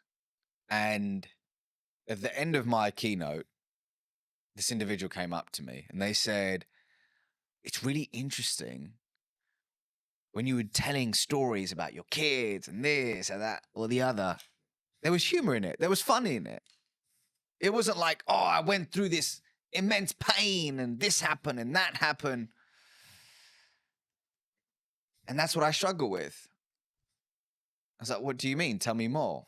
And they said, well, I'm struggling to craft my origin story because I don't have this huge moment in my life where, oh my God, I was down and out. I was at rock bottom and look where I am now. And for me, that's a recipe for disaster because it can leave you in analysis paralysis and forgetting that often the beauty is in the imperfect moments, the relatable small moments. When I came out on stage that day, I told a story about my daughter and how she was mimicking breathwork that I was doing in some season of my life. And as a result, it made me realize that how I do whatever I do in my life, she's going to mimic it. And my job isn't to tell her what to do, it's to show her who to be. That was the crux of it. But that came from a seemingly insignificant moment in my day-to-day life. So I think what it boils down to is creating a story bank. And I have a process for that, but creating a story bank where you're collecting these insignificant moments, figuring out which one of them can be transformed into a story and testing them versus sitting there trying to think of that one story and then going, I don't have it, I'm going to wait for it. And just doing nothing. So everybody has a story to tell. The question is do you have an intentional, going back to our question at the beginning, do you have an intentional approach to finding them, identifying them, and then delivering them in low stakes scenarios to test and tweak and iterate for high stakes scenarios? It's a real process. I think it's something that you'll adapt as well. Like as you move through the seasons, right? Like you might not talk about the current season or the season you just come out of, but you potentially will talk about maybe season 1, season 2, season 3, etc. And I think for me that allows you to tweak and adapt and show that you're a non-finished article as well. Building off that, like my level of success at 20 was very different to now and will be very different in 10 years. And I think that's the constant thing. And the thing that kind of goes through the core of that is, what's my improvement today? What's the 1% thing I can do? What's maybe the thing I heard from you today, or the thing I picked up whilst watching something, or the key takeaway from the book I just read, or etc. And I think sometimes we don't give ourselves that time. That's why I asked you about the kind of the busy schedule thing. And something that I've tried to do is book less, like put more barriers in the way of those meetings, put more barriers in the way of guests coming on the show or etc. And then have more of a filter of who comes on, why, who am I having a conversation with, why, how can I be present in content, what content am I doing? And the reason why I do that is because then I can be more present and more focused on, and doing less work means I'm more present in the work I'm doing. And it means actually I'll be more transformational, so to speak, to that client, to that customer, to that guest, etc. I hope, I believe, anyway, in that respect. But for those who've really enjoyed this conversation, where's best to reach out to you? Where can they get the book? That kind of thing. Yeah, so if you click the link in the description, I'm sure you'll put it in the description, but you can pre-order my book now, which is available on November 4th, and it's called Relationship Currency. And really what it's about at the core is teaching people in any conversation how to build trust, cultivate authentic relationships, and master the art of communication along the way. So, hey, if this conversation has aligned to you, then pre-order a copy and I'll see you on the other side. But otherwise, I'm on LinkedIn, YouTube, Instagram, TikTok, all the places, just at the Ravi Rajani, and you can find me there. Magic. Thank you so much for coming on. And if you were going to talk to either yourself 5-10 years ago or someone who's your junior, what advice would you give them? About life, about communication, because I could take this so many places. Wherever you want. Let's stick to communication. And I would say the following. I would say you can listen to podcasts like this. You can watch videos. You can absorb books, courses, and all that good stuff. But if you truly want to be able to communicate with influence and with intention, it doesn't begin with that. It first begins with a journey of introspection. And for some people, that can mean seeing a therapist. For some people, that can mean journaling, seeing a coach, or speaking with a friend where you can speak freely and remove the mask. But here's my truth. When you truly become comfortable in your own skin, that's when you become a more potent, authentic, and influential communicator. So start within and then look at all the cool stuff, such as the podcast and the books. But hey, if you can't look within first, there's no hack, gimmick, or trick that will save you. Thank you ever so much for the time, ladies and gents. I hope you took value from this episode, and thank you for coming and Thank you. spending the time with us today. And I will see you very, very soon. If you did enjoy this conversation and would like to hear what's missing in marketing, probably tomorrow or today, then be sure to be subscribed. I'd love to hear what you think in the comment section down below. And I'll see you very, very soon. Entering the retail market was a huge step for us. Like how you want to perceive yourself in the market. It was a very difficult time, I think, for the business. Do you think it's changed how you show up as a leader? And it was honestly the most fun thing I've ever done. And it was stressful. What do you think's missing in marketing right now? When somebody rebrands, the general question is, has the company been dissolved? Like you want to, in some ways, make him proud first. I think if you've built brand loyalty, and by that I don't mean you're selling millions of products, but if people trust in you, I think as a person, you'll automatically gain respect within the market. Let's restart everything. Let's replan the business model. Let's replan marketing. Let's replan everything. And then, funnily enough, when I executed on those things changed. The results changed. Work on yourself. Just work on yourself. Seriously. Like every day. Just be better every day. Hello, my friends. Welcome to a brand new episode of the podcast. Today's going to be a really special one because technically I'm actually interviewing my first client. Now, that sounds a bit weird, nearly 10 years in business now, but it is. So, welcome to me. Welcome back. It's been, I think it's actually been, nearly 4.5 years since we've actually seen each other? The last time I remember, I think we were shooting something on top of a car park in Salisbury. Yes, we did. And yeah, that's got to be about 4.5 years ago at least. So yes, it's great to be back and great to see you after all these years as well. I know. Yeah. Super good. I mean, you were actually under a different brand then. That's right. We were. So our legal entity remains the same, but we have rebranded to Anand, which incidentally is our family surname as well. And that came about through some hard lessons, I think, in business. One of the ones being most probably that you never really stop learning, I think, and when you get to a point where you think you've kind of, worked everything out, there's like this curveball thrown at you.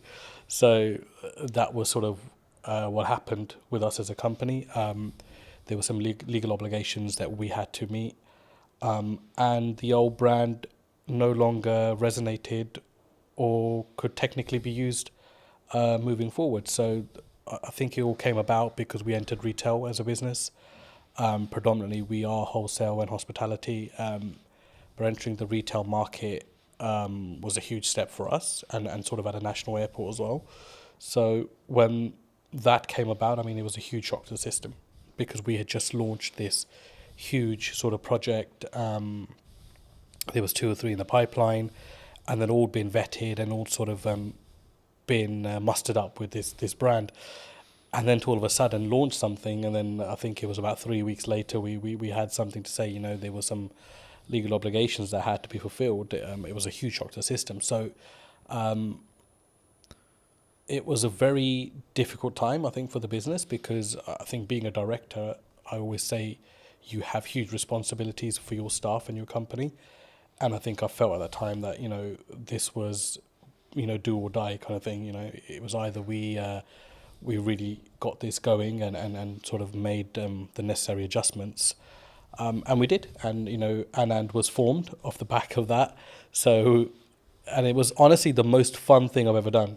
And it was stressful because, you're running this medium-sized operation. We employ up to 50 people, and all of a sudden you're rebranding, and everyone's question is why. And there's a fine line where you can tell someone why openly and why you can't. And the majority of the reason was, it was just something that we had to do as a business.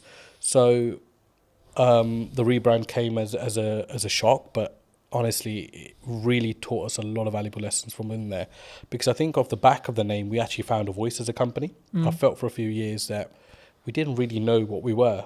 And I think that's really weird to say for a company that was fairly well established. I mean, you visited before as well. But I felt with Anand, all of a sudden we're back to this blank canvas, right? And we're creating everything in reverse, which is the worst way to do it, don't get me wrong. But because it had to be done, it kind of forced our hand to look at aspects of business that we never had before.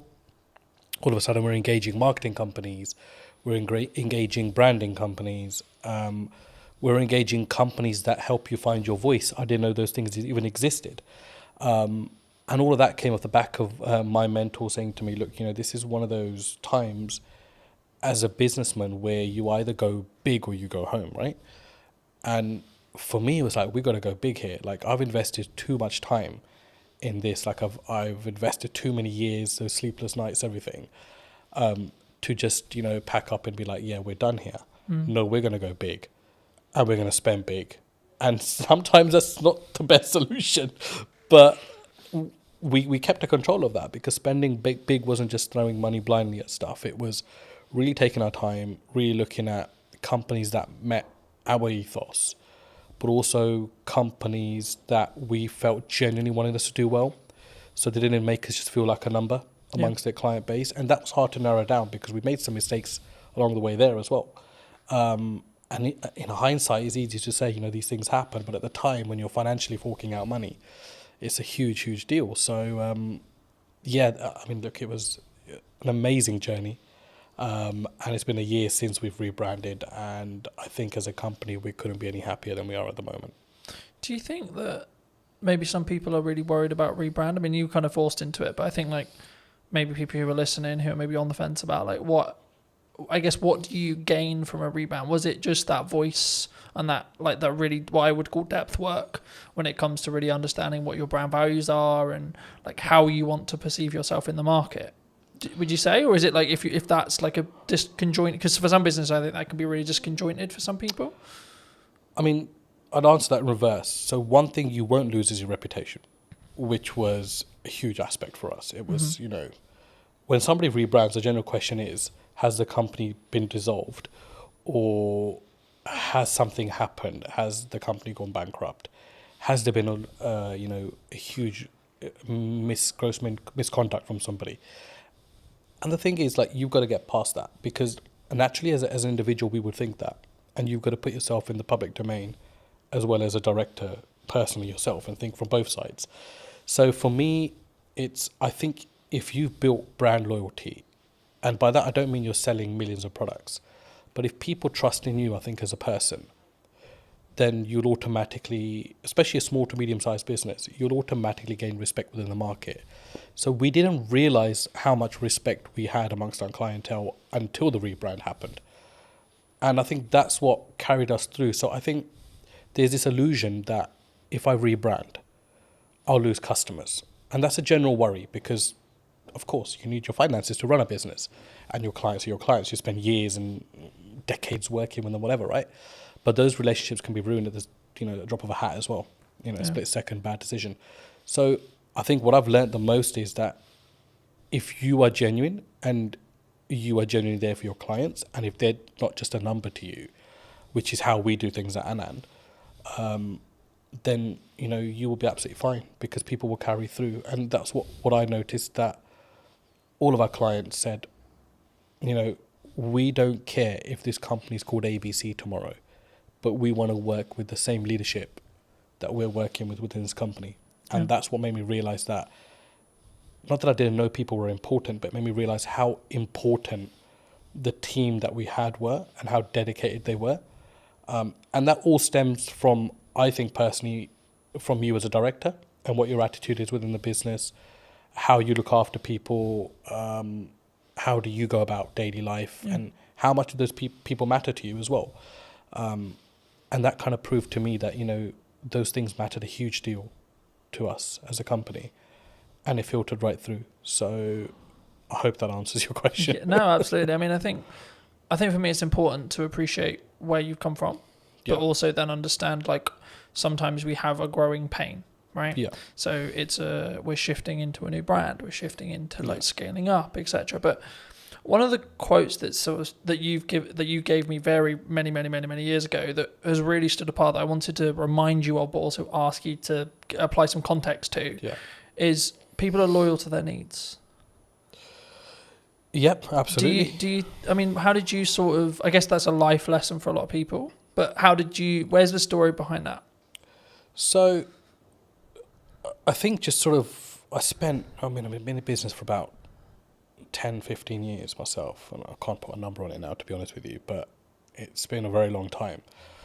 And one of the things that you realize very early on is that it's very much a dog-eat-dog world. Like, as much as, you think you might be out there to set the agenda straight or to start this new, loving relationship with every single person, it never works out that way. And we realized very quickly that as a business, after surviving the first 5 years, like, a lot of people are just loyal to their needs. Like, when those needs are met, they will either move on or they'll no longer engage with you. And I mean, that's absolutely fine. It's a natural thing to happen as well. But to put it into context, I mean, if I look at how we operate with our clients at the moment, I don't think there's a single client that can say that, if their volumes drop with us, that we change our attitude towards them. Mm-hmm. Whether it's the smallest client on our sort of, accounting system, or it's a big renowned sort of company, it makes no difference to us. We work personally with every single client and every single person that we work with. And that might mean along the way you have to accept that once their needs are fulfilled, that they no longer will engage with you. But to put it into sort of context, that quote at the time came from, it was one of the things that we've always steered away from as a company. Don't be those kind of companies, or that company that is all over a client when it's hot. Yeah. And when it's not, they don't want to know, or they don't want to help them out with anything. And there are some clients that we work with that, we did millions of pounds of business with before. And all of a sudden, they have engaged another company. But there are times where they still engage us when there's an emergency, and we would never turn them down, because you've got to remember that whether they've moved on as a client to another supplier, they were also once your client and made up the DNA of your business to be what it is today. So yeah, I mean, it's something you have to get comfortable with, I think, in business, and grow some thick skin around that, because people are loyal to their own needs, and it's just the way of the world. For me, it's something that sort of, at the time, I think when you initially told me, I didn't really get it. Yeah. Right? And now I can say, 6 years, 7 years down the road, I get it. And I think for me, it's one of those things where it may not even be deliberate from that person, that client, customer. Yeah. I think it's more around, actually, sometimes you just, there's only so much value you can add to that customer, client, etc. Absolutely. And people have personal lives, and it's well, it's easy to say, don't involve your personal in your work life, but it's a very difficult thing to do as well. So sometimes we do forget that people might have stuff going on in their own lives. People move on, and all of a sudden a new person comes into that role in the company and doesn't see your business to be as valuable as the previous person. So there are elements of that as well. Yeah. But I think I've always found there's no use keeping hatred and negativity about somebody moving on. I think you've got to accept that and look and think, how can I learn from this, and how can I get better from this? And there was times that clients left us on a very bad note, completely unexpected. Some that didn't even pay, the thousands of pounds they racked up in accounts, not to mention any names, and that didn't mean that we were not going to look at what we could have done better as a company. So I think it always starts with what's going on at home before you look anywhere else. Yeah. Do you think, because I've been fortunate enough to be in business and grow and scale and adapt and be in a position where I think there's always some people who are saying there's something going on in the economy or COVID or et cetera, et cetera. I mean, is it a mindset thing as an entrepreneur, as an owner? Because I've always been of the mind of yes, there's stuff going on, but actually your output can then fix your like if it's a revenue problem, then there's a solution for it. If it's a marketing problem, you can fix it. It's down to you to fix it, regardless of the economy's in bad shape. A lot of people have said to me the creative space is challenging. Yeah. right now, you know, in comparison to maybe when like COVID was really good, for example, where there was loads of money floating around. But it's like, actually, I think for me, you've got to focus on what you're doing. And I think that's the key. But I mean, in your experience, is it kind of a catch-all kind of, oh, they're just saying it because, oh, the economy's hard, or as maybe as an excuse? Look, I mean, there's no doubt the economy is very different to pre-COVID. But then it's also very different to 2009, when there was a huge crash, right? Yeah. So, I mean, that's just a constantly sort of evolving, you know, situation. Yes, I do believe it's very difficult now to do business, no matter what field you're in. But there are some fields which feel legislation change particularly, you know, they feel it a lot more than some businesses. But I think you're right to say you can navigate through anything with a very positive mindset. And I think if you fold as a business, but you've given it your absolute everything, you'll sleep peacefully at night. And that's for me personally, and I felt that in a situation. I mean, you know, 2023 to 2024 financial year was our worst performing year as a business, and it was also the year that we rebranded. And there was a lot of sleepless nights there because revenue was, you know, rock bottom. We'd employed people that year, doubled our workforce because we were looking to go, you know, north, and ended up going south as a business. And naturally along that is a lot of doubt because you think, should I have employed these 6 people? Should I have done this? Should I have done that? And it's easy to say in hindsight that actually I'm worried then, but you generally do worry at that point. So I think it's a mindset and how you navigate. And the thing that got me through was just mindset. I think I am just so resilient, like, to anything. I think right now in my life, where I'm just like. Do you think that comes from your years of experience in business and knowing that actually sometimes you've just got to, what I would call, grunt it or push for it to you just figure it out? I think it's both of those elements, but I think for me the biggest thing is upbringing. My dad was a very resilient character, hugely resilient. Sorry, not was, is still a very. He's still there. He's an extremely resilient character, and a completely uneducated man, which I must add to this story as well. So to see him, you know, as a migrant in this country with little to no education, he still doesn't speak English fluently. And it was like, this guy struggled, and he struggled so much, but he made it.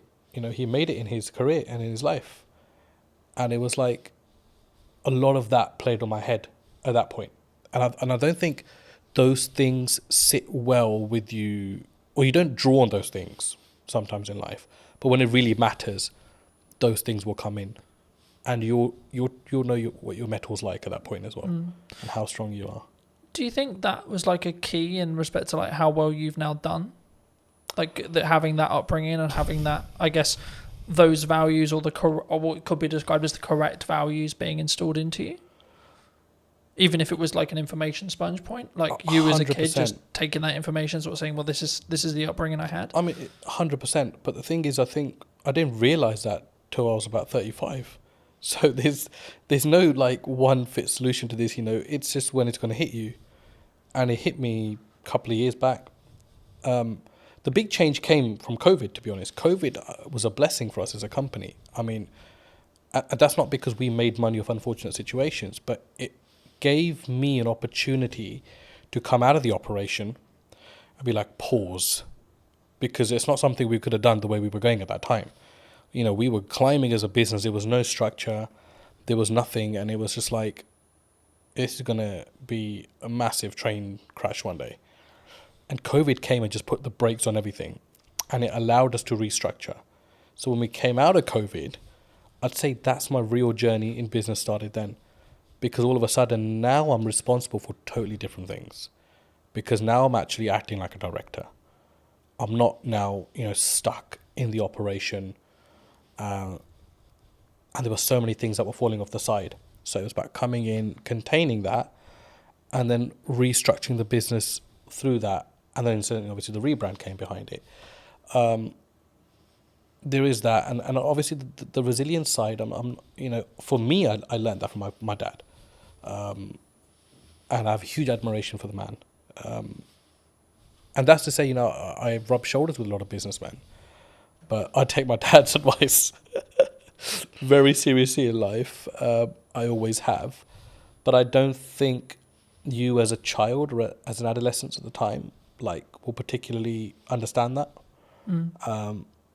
But if you're exposed to that environment, I think it does rub off on you at some point. And for me, I want to be like him. Yeah. I look at him and I think, just the way he stands and acts and stuff, right? So, huge influence on my life, yeah.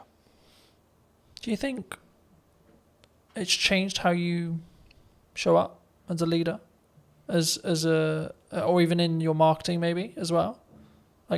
That core, you want to in some ways make him proud first, is what I'm sort of hearing from you. Would you say? I think I don't really think in that way, to be honest. For me, it's not about making other people proud. I think as long as you're on the right journey, I think honesty is very important in business. And I sleep very well at night, no matter what the situation is on the day. Everybody knows me, knows that once this guy is out, he's out for the night. So, and I think a lot of that comes from your ethos, and there are many shortcuts you can take, or there is the difficult, untraveled routes that you can follow as well, or create yourself along the way. And I think I'm more sort of on that journey of testing my limits and also just not stressing out, along the way. And there are times where you obviously get stressed within business, right? But I think as a director, you've always got to have that sort of facade where everything's okay. And sometimes it's not, but you need to have that, because you need to always give your staff and your company the assurance that you've got it under control, because the buck does stop with you, the director. To install that confidence into the team? I'd like to think they're confident without that, but I think what's your problem as a businessman should not rub off onto your team, because it's for you to deal with and put those things right. And I'd like to think we've created enough leaders now within our organisation that those sort of mistakes won't be repeated again. But that, again, is no one's fault. That's your responsibility as an owner or a managing director of a company. As I said, do you think people struggle with taking accountability for themselves? When things go wrong in business or when things go wrong, they're more likely to go, oh, it's your fault, rather than it's my fault and it's what I could have done better. I think it's an easier route these days. And society kind of allows you to get away with that now. Do you know what I mean? But I think in your heart of hearts, you always know when you could have done something better. And I'm that kind of person where even if something has 0% my fault within it, I'd be thinking, what could I have done better? Or what could I have done to negate this issue? Is there anything? Do you think that what makes you stand out though? Because if we're going to say the culture of maybe the country, or and on average it's externally. Surely the unique advantage could be, actually it's my fault. How can I do it better? What can I do? I think any great leader, let's go back. I don't consider myself great in any sort of way, I don't think I stand out in any sort of way there. But one thing that I've noted is great leaders, whether they're businessmen, politicians, war generals, whatever, there's a lot of accountability. There's a lot of responsibility they take. And I don't think you can really take responsibility unless you hold yourself accountable. I know that might not make sense, but in my head it does. So I think that's really true, and I think that you have to take yourself accountability to what goes wrong, right? I've spoken in content quite a lot about last year was really hard. economically, business-wise, etc. Now, I could go down the approach of, well, it was a harder year, and it was financially this, and there was political uncertainty, and this and this and this. Or I could say, well, what am I doing? Yeah, right. Exactly. Like, how am I showing up? How am I leading with value? Am I leading in the right way? What's my office structure like? What's my business structure like? And then what I did was actually go, okay, right. So clearly something isn't working. Right, so let's go back to basics. Let's restart everything. Let's replan the business model. Let's replan marketing. Let's replan everything. And then, funnily enough, when I executed on those things changed. My results changed. You know. So I think for me, especially something that you can't overly control, right? Like who's in the government, what the government policy is, etc., etc. That's why you should focus on you. That's why you should focus on what you're doing and what your key is, I guess, in some ways. But what do you think's missing in marketing right now that people maybe don't look at, or like either what you're doing specifically or maybe what you're seeing as like potential opportunities? What I've seen, because we engaged with a lot of marketing companies before we decided to go with the one we did, it was just like how bad the quality of stuff is out there. And I don't know whether it's just that people settle for, you know, whatever's kind of fed to them, or don't challenge back enough on things. And for us, I was like, no, I don't want to look like a Pret or a Starbucks, because those things are fucking done. Like, I don't want to be that brand. No, I don't care how they're presenting their material. It makes no sense to what we do. And, you know, the comeback from some of the marketing companies was, oh, yeah, you know, but, you know, you're operating in a different domain. Yeah, we're operating in the aviation domain. It's a huge domain to this country. I mean, you saw what happened when aviation shut down with the ash cloud.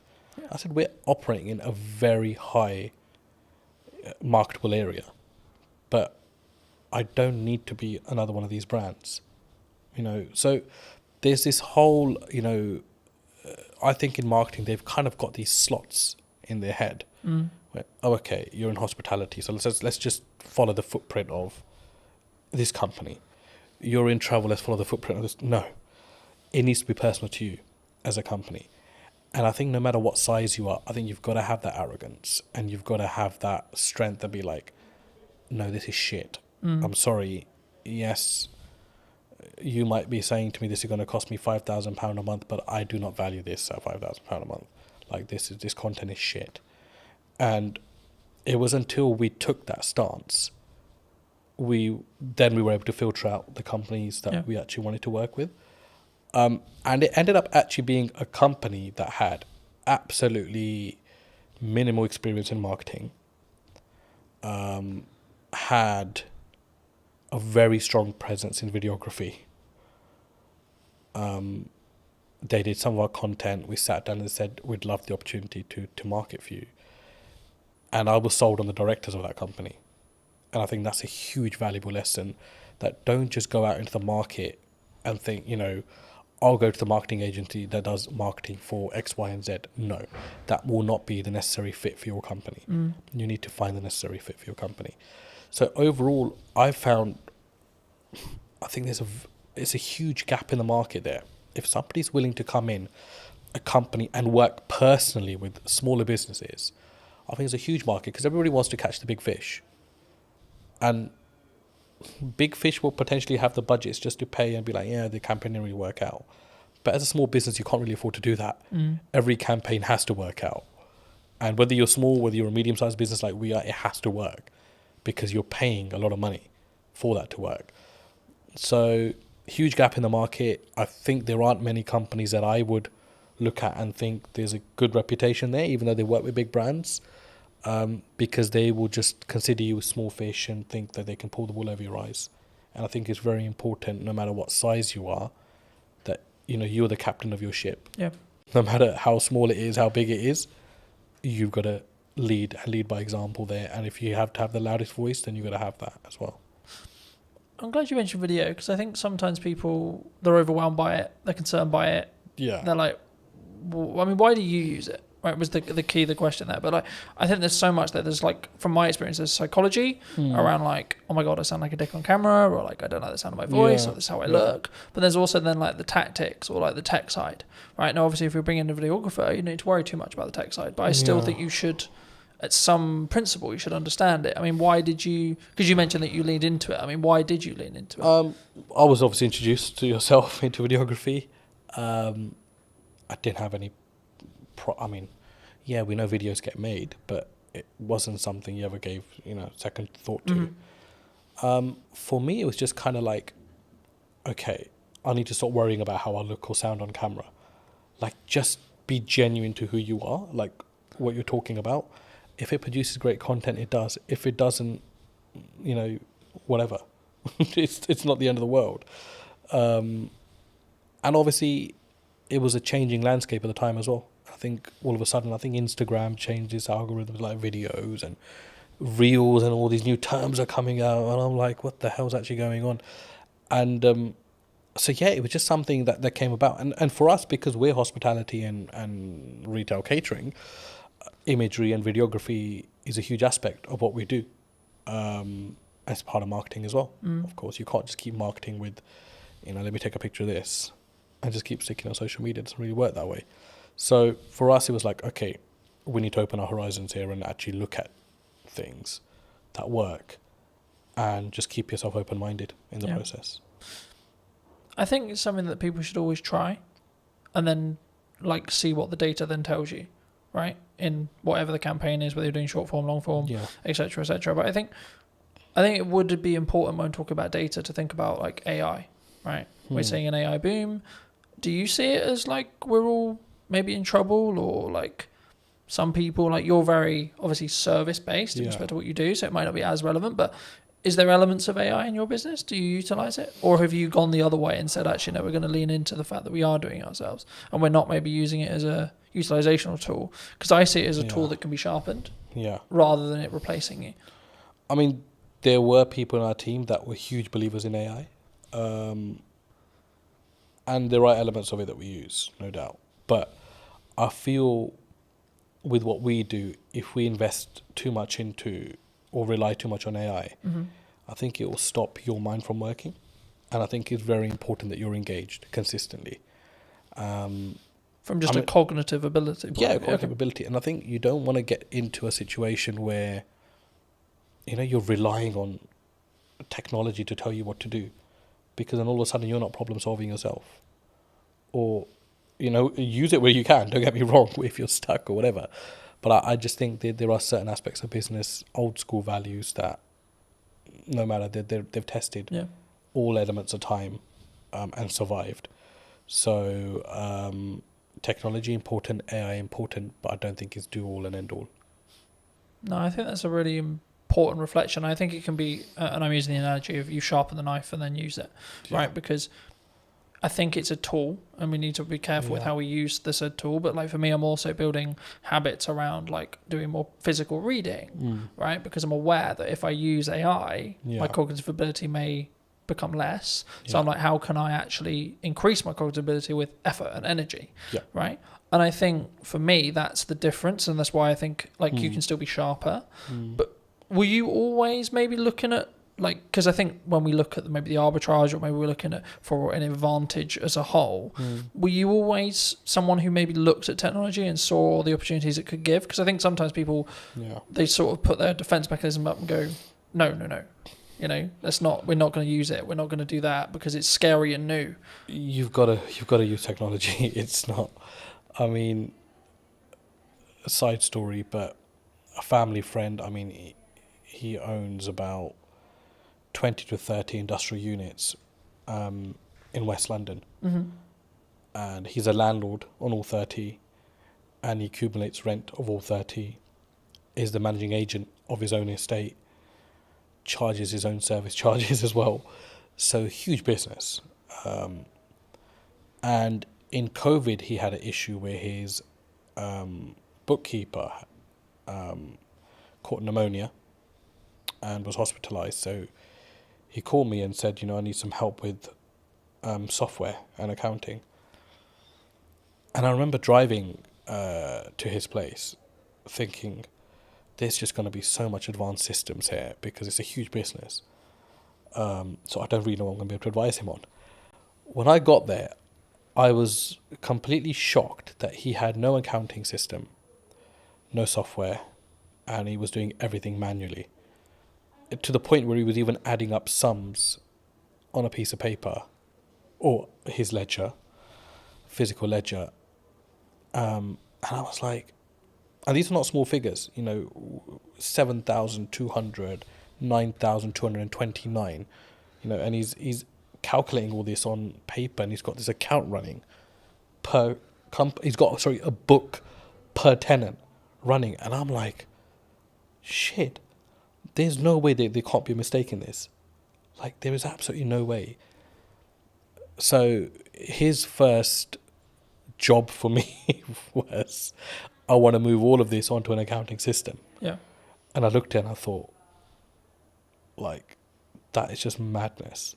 Like, it's absolute madness. And I remember setting up Xero for him. And I mean, I'm no Xero professional, right? We have a team that runs our accounts and stuff, but he wanted this to be a personal favor. So I remember shifting all of these physical ledgers onto an accounting software, and the sums were wrong by like thousands. So his first comment to me was, I need to recover this £62,000, which is owed to me in rent. When we actually shifted everything onto a ledger, the figure was about 225,000, which was owed to him. So it's like nearly 3 times what he thought was owed. And that was his change at the age of 62 towards technology, that I need to adapt. And that was the point where he was like, no, Was it an eye-opener for him? Sorry? Was it an eye-opener? I think it opened... Like, how did he react? I think it opened everything that he had within him, because he was just like, he goes, I don't even know how many years I've been losing money for, which is the main thing. And he always had tenants, I said, and came to him like, this rent figure is wrong. And he was like, no, he's adamant it's right. And I was like, an accounting system will put all that to bed. All of a sudden, the queries went down by like 90%. People stopped querying their bills because it was all automated. Each tax code was set. Every expense was set. And I mean, that was like, okay, there's also no time limit to when a person can wake up and see that they need to adapt to technology. And coincidentally, he got very ill last year himself. So he had his son come in and take over the business. And it was a very seamless handover because everything was sorted. So you could easily, you'd have to spend some time kind of understanding what's going on here. But it was handed over with something in place that you can just pick up and go with it. Yeah. Opposed to like, why is this or why is that or why is that? Everything was annotated. So yeah, look, you have to adapt. I don't think you can as a business. I mean, we didn't start using software till quite late into our life, business life as well. It was like 3 or 4 years in, we were creating invoices off Excel and that kind of stuff. And I was like, this can't be the way. And then slowly we've adapted to stuff. There are things that I think are really unnecessary in business as well. You don't need technology for absolutely everything. But yeah, basics like accounting and stock management, staff management, telematics on vehicles. You've got to have that. I mean, we had one of our drivers had a terrible crash last month, and the police wanted to know, what speeds were both vehicles travelling at, and we were able to prove that because we had the telematics. And the third party wasn't able to do that, which, favoured us as a business because we were able to prove that we were within, or our driver was within the speed limit. Didn't harshly brake. So technology is a lifesaver in certain places, and you've got to have it for the basics of your business. Yeah. You're specifically, obviously, a very niched business in regards to the sector that you serve. Have you always been that way? And if so, was that a very conscious decision from day one to be like, I'm going to serve this? Nope. Aviation just came about, to be honest. Well, I say it came about, but I kind of think you said your own destiny in some ways. We were so busy trying to survive as a company, but it was just like customer focus, customer focus, customer focus. Yeah. Make sure the customer gets everything they can from you, even if it means you're losing something. Just give your customer absolutely everything and make them feel special. And we do that till date. So in some ways, business is a funny thing because you can never say, I set out to do this and it happened. Because I think you've got to, like, a lot of things happen around it and you end up taking a different route. So, I mean, I discuss aviation a lot, but we work heavily with construction. We work heavily with tech companies as well. And we have a huge footfall in the city as well. And none of those things were ever targeted. Like, I don't think we actually knew what we wanted to do when we started business. We just knew we wanted to serve food and, have a business as such, right? So it was like, okay, how do we do that now? And I think along the way, your business will adapt. Things will come up. You'll see value. For us, it was about understanding our niche. And I don't think we understood our niche until post-COVID, which is scary because that was like 10 years into the business. 10 years? 7, 8, sorry, maybe 8 years into the business. But it was like, what is our niche? Our niche is not aviation. Yeah. Because there's a hell of a lot of companies that operate within that. Our niche is short lead times. You get hold of anybody at any time of the day or night. We will solve your problems. And if we don't, we will make sure we've done everything possible to try to solve that problem for you as a client. Now, there are some clients that have my number specifically, and they will only call me in situations because although I'm the director of the company and we have an amazing workforce, I've built that relationship with them personally when I was building the company out. And I can understand why they only want to come through to me. I totally get that. But my attitude towards them doesn't change irrespective of my position in the company. And we distill that through our staff, completely distill it through our staff. That nobody's bigger than the company. We help a client in any given situation that we can. If we are closed for the day and something comes up for somebody, we will do everything we can to make sure that we solve that problem for them. And we've become that. I think that's been our niche. Our niche is we are problem solvers. And that's helped us also recruit the right people. And people don't come to this company thinking, I'll just spend 9 to 5 behind a desk and I'm done. They're problem solvers. And we make sure they become problem solvers. And our retention rate's amazing. I mean, we've had one staff member leave in the last 2 years, which is incredible. It's absolutely incredible. I mean, there are obviously niggles. There are obviously things that, staff feels management can do better or management feels ownership can do better. But I think that's a healthy relationship and it's good to have that open dialogue. But it's so important to treat your staff well. And that doesn't mean just money or pay. I think just an attitude, sometimes just asking people how they are, talking about the football or having a normal conversation makes people realise that actually you're a normal person yourself. Yeah. I was going to say, I mean, I guess in a business your size, is there a level of all the directors are in today kind of it's really scary, and then if so, how do you either defuse that or lead with empathy to be like, hey, I'm a human too? I think because I've never really come in wanting to feel important. I think because I was, working the fields, as you can say, when I first started. I've kept the same attitude now. If someone's a new starter or hasn't been around or hasn't got to know me because of the size of the business now, so they don't probably interact with me as much, they're put to ease by the older staff because they're like, this guy is actually really calm and really chill. He'll come in and be like, let's order some pizza. Or did anybody watch the football or the cricket or whatever? I mean, it's like we have our company WhatsApp groups, and I was at the cricket India-England the other day, and I'm sending in the group chat, a photo of myself at cricket, but that helps people just feel like, I'm not intentionally doing that. I'm just doing that because I've always done these kind of things. And there are staff that say, they don't feel like sometimes that I'm the owner of this company just by how I act, how I am. I'm very relaxed. Mistakes are fine. I think we've always said that, look, it's fine to make a mistake, but don't let it become a repetitive mistake and we're not learning from. So it's that yin and yang. I think you've got to find the balance. For me, it's very hard to be serious with people, especially my day-to-day staff, because I think their life is serious enough without me having to add to it. Our work is serious enough without me having to add to it. So I try to, just be chill around them. If there's problems, I'll take that up with my higher management, and we will deal with it away from our team. But I think it's very important to have that balance as well.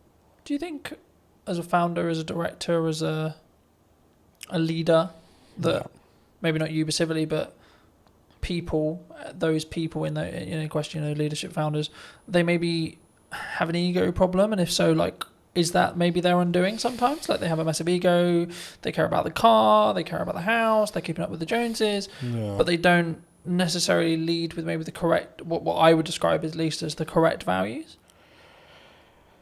Yeah. Do you think that has a strong impact as from a leader, from a founder, from a kind of how you show up for your staff, your employees, your higher management, etc.? I think so. I mean, the people with, if you've got the nice car, the big house, you've made it in some elements in life, and that's amazing for you as a person. I'm really happy for people that are able to do that. But do you think it comes from an insecurity sometimes? From insecurity, did you like say? they're doing it like, I've got the car because I don't maybe love myself as much, or like I'm trying to fill a hole potentially in their own self. I think everyone's trying to fill a hole in some way within themselves. I think we all have that. I mean, there isn't a perfect person out there. No, of course. Let's start with that. We all have our blemishes. End of the day, and there are things that we can always improve on. But I've been in business long enough to see both aspects. I've seen people that feel like they need to show their hard work or remind people how hard they've worked by showing possessions. Yeah. And they do that more for others opposed to themselves, which is sad. I think it's quite sad. And I don't mean that in a horrible way, but I genuinely think like I'd hate to be in that position myself as a person.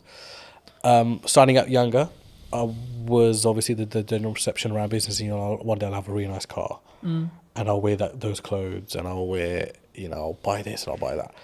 But I think once you're fully invested in your business, all those things would just not matter anymore. Like, for me, it doesn't matter right now that I'm wearing discounted Next Aspidrills or I'm wearing a certain branded top. It matters nothing to me whatsoever. Because is it more about the quality of the person then?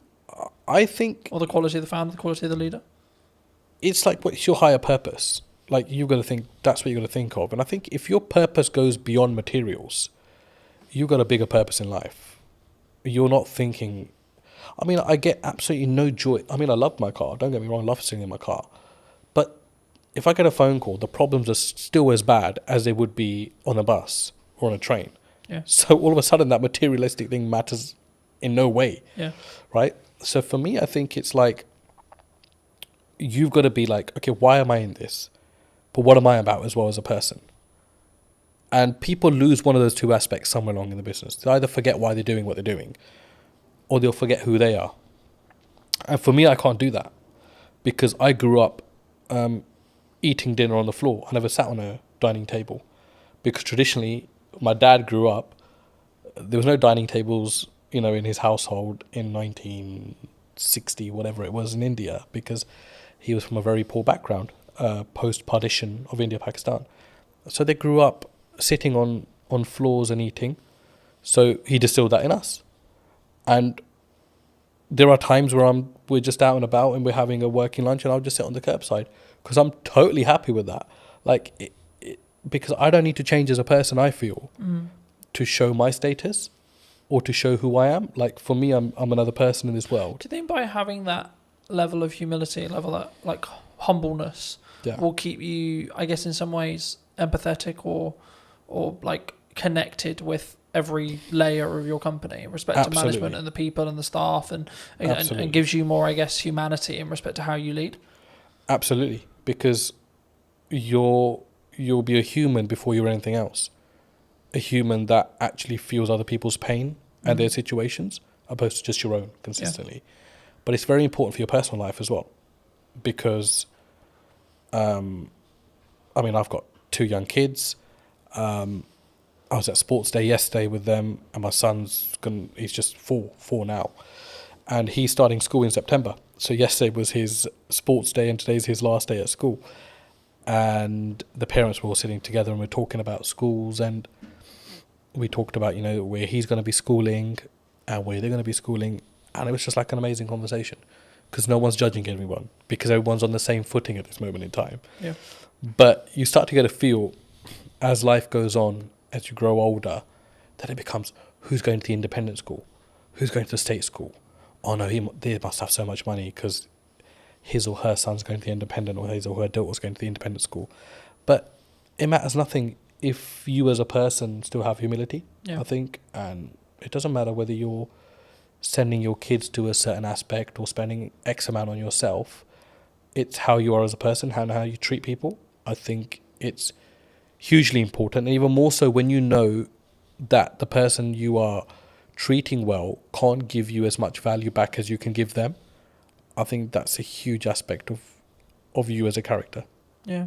I think also it's a pay it forward mentality to an extent, right? Like, I think what you output will also reflect back on you in 3 months, 6 months, 12 months, etc. At some point, it will definitely reflect back on you. Whether you believe in karma, whether etc. Right? Whether maybe don't go about our belief system, but like whatever your belief system is, there's always a crossover there. And I think, especially when we go back to business, I think that's true in marketing as well. Yeah. Right. A lot of the work I'm doing at the moment is actually, how can I scale out what I'm doing and then build systems so that it allows me to be more present for clients. So then in turn I can do a better job, which in turn means then when I take on new clients, I can ensure that the quality is the same, right? And actually, I think partly because I will say no to certain projects or certain clients or certain things.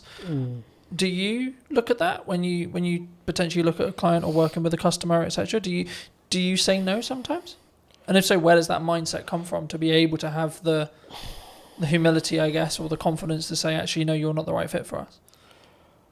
I think as a leader, you're responsible for a lot within your organization, and I think you realize that the more you grow as a business. It's something which is easy enough to ignore if you're stagnant, or if you're growing through the growing pains, right? And it's a very painful area when you're growing as a business. And I mean, by no means is Anand a multinational business, but I feel the pain of it every day when we grow, and majority of the time it's financial pain, because the bigger you become, the more restraints you get on your cash flow. And there's times you're thinking, I just want to be small again. I just want to be that business that everything was done on account, payment on receipt or whatever, right? But all of a sudden now we've got payment terms. There's clients that rack up huge bills, but we know we're not going to get the money for 60 days or 30 days. And, there's clients there was a client that came in, and we're absolutely wonderful with each other now, but they started and they said, we won't pay you for 90 days, but we'll give you this much business. And everybody was like, oh, that's an amazing deal to be done. And it was somebody from our team, actually, because when I consulted him, and he said, there's absolutely no point to take this business on, because if this client's going to be giving us £150,000 a month, we won't have that for 90 days. So all of a sudden we would have racked up something like $500,000 in 3 months. Or this business would have racked up $500,000 with us and that's a huge risk, because we only get paid 150,000 out of that 450 after 3 months. Yeah. And then it becomes that again. And then it becomes that again. And if that goes down tomorrow, we're going to be losing $500,000 as a business.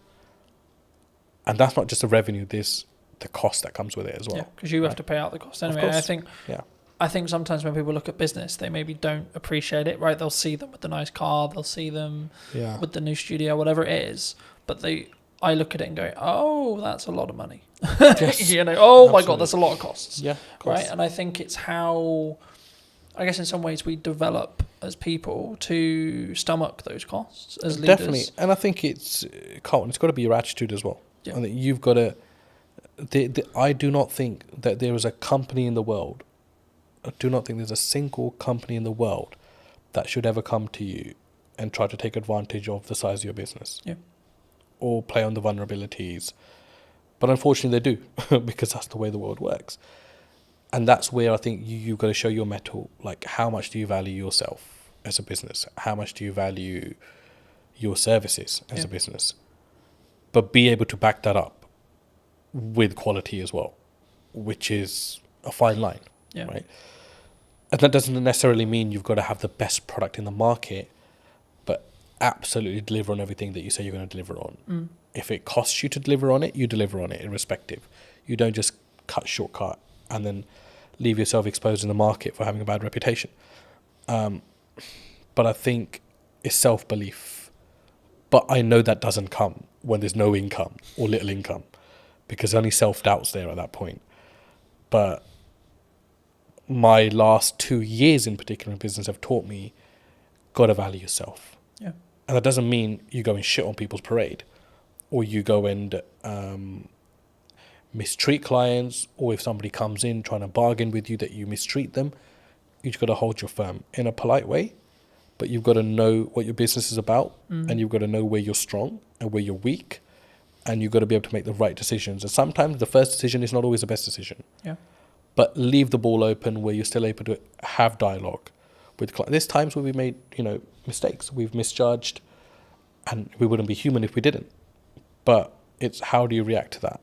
How do you go back and manage that? How do you have the humility to say, we got this wrong, but still be able to have that relationship with your client? I think as well, and I had a very fortunate conversation a couple of weeks ago about this, and it was like, we just worked with a brand new client, and one of the things they said to me about why they chose us or me, however you want to perceive it, is that because I was the most expensive out of the ones they were talking about, and for like maybe a newcomer or etc., that sounds weird, right? Because it's like, why would you win the work but you're the most expensive? And I think from what they told me, it sounded like it was like, well, I've got the gonads, I've got the balls, or whatever you want to call it, I've got the confidence to say, no, this is how much my work, this is what I'm going to commit to price wise, but then also I'm going to follow it up with the value that I'm going to lead with as well. Huge. Do you think sometimes people get really challenged on price? Always. You're always going to be challenged on price. And then how do you deal with that? I guess with them, with the conversation, like, is there certain scenarios where you're like, no, we're going to maybe negotiate by this much, but our final price is non-negotiable here? I think there's two ways to do it. I mean, I've been on the opposite end of that spectrum where I've bargained just for the sake of taking on the business, and I've negotiated myself into positions that are like the least favourable in the end. But it's easier said than done as well. But I think you've got to know your costs, know where you sit, know what you're trying to achieve out of that deal, because sometimes you take on a deal with the hope that it's going to lead to bigger and better things, which is fine if you know your market. And that doesn't necessarily mean that it's going to happen in that way, but it's a calculated risk. Do you think sometimes you have to take something that's maybe not ideal client, if it is just I need to make this money? Or would you still say no? For us, I don't think we really have that, because we're quite niche in what we do. So everyone that comes to us generally needs us, or we need them in some aspects as well. But there are, you won't know until you start working with someone, I always say. And the ones that you think are going to be troublesome end up actually being the better clients. And the ones that you think, because they're a big brand, sometimes extracting money can be an absolute pain, which is why relationships are very important. And you've got to go above and beyond. A business deal is not just, here's my service, I've provided it, here's my invoice, you pay it, thank you very much. It's all the stuff in between, the dialogue, the things that you don't cost. It's impossible to cost a project, you know that. To the T. You can't do that. Because we never add our own time into that, really, if we think about it, as a business. And even if you add your own time as a calculation, they'll still be like, oh shit, I'm still spending too much time on this business. But it depends what your end goal is. If your end goal is like, I just want to be done with this client, get their money, and I don't care whether they contact me again, then that's a very different mindset. Or if you want to always leave you never know when a client might need you, that's a very different mindset as well. I think when you've done 30 years, you're really invested. You're really embedded in the business. The risk that you face when you've been loyal to a company for that long. I've always been of the view that content will work, email marketing will work, networking will work, going to a trade show Yeah. will work, but only if you do one. That business gave me a solid foundation. I understood the basics of most areas of business. I experienced working with logistics, with marketing, with operations. I look at how many views did I gain between 4 weeks ago and now. Don't get me wrong, we've done that loads. I mean, email marketing was one for us. I can focus on 3 main things: the podcast, client delivery, and the event. Yeah. That's it. I think AI is the assistant and we're the leaders of that. Hello, my friends. Welcome to a brand new episode of the podcast, this time in London. Today we're going to be with Michelle from, I guess it's from Eden now, but it was, as you'll find out briefly, from I'm going to go with corporation that no longer exists. Sadly so, yes. So no longer on the high street. I mean, it kind of does, but not in the same way. It exists under another name, yes. Should we stop being elusive? And should We should definitely stop being elusive. It's W.H. Smith's. For those of you that didn't guess, it's W.H. Smith's, yes. I'll start here. I mean, how did it feel? Because obviously you were, correct me if I'm wrong, but you were a regional manager. Yeah, so I looked after the north of the country for W.H. Smith's, yeah. I mean, I was with them for 30 years, so I grew from being a Saturday girl on the till to that position of looking after all the stores in the north. But yeah, at the point I finished, I looked after about 304 stores in the north. And what made you make the leap? Did you transition out? Because I think when you're in a position like that, maybe the money's good, or was it just like, oh my God, not this again. I hate the inside of my car. I don't know really, because I think when you've done 30 years, you're really invested. You're really embedded in the business. You are earning really good money and you're super comfortable. And the reason you're comfortable, and this to me is the sort of the risk that you face when you've been loyal to a company for that long, you've kind of got into the zone of corporate muscle memory. So I didn't really have to think that much anymore. Yeah. So I was earning a good wage. I was doing a job that I liked for a company I was really invested in. But ultimately, I'd kind of lost the ability to be myself. The company had changed, I'd changed. And it was just time, I think, to find something that was me. I guess there's a natural kind of, sometimes there's maybe a disconnect. Like you were who you were then, you grew 30 years and then you wanted to go this way, but they wanted to either downscale or go that way. I don't know if it was a case of they wanted to go this way and I wanted to go that way. Because in all honesty, I could probably have done another 20 years for them. Because genuinely, I was really embedded in the business and I loved it. I loved the people. I mean, you literally know everybody when you've done 30 years. You know every store, you've been to every place.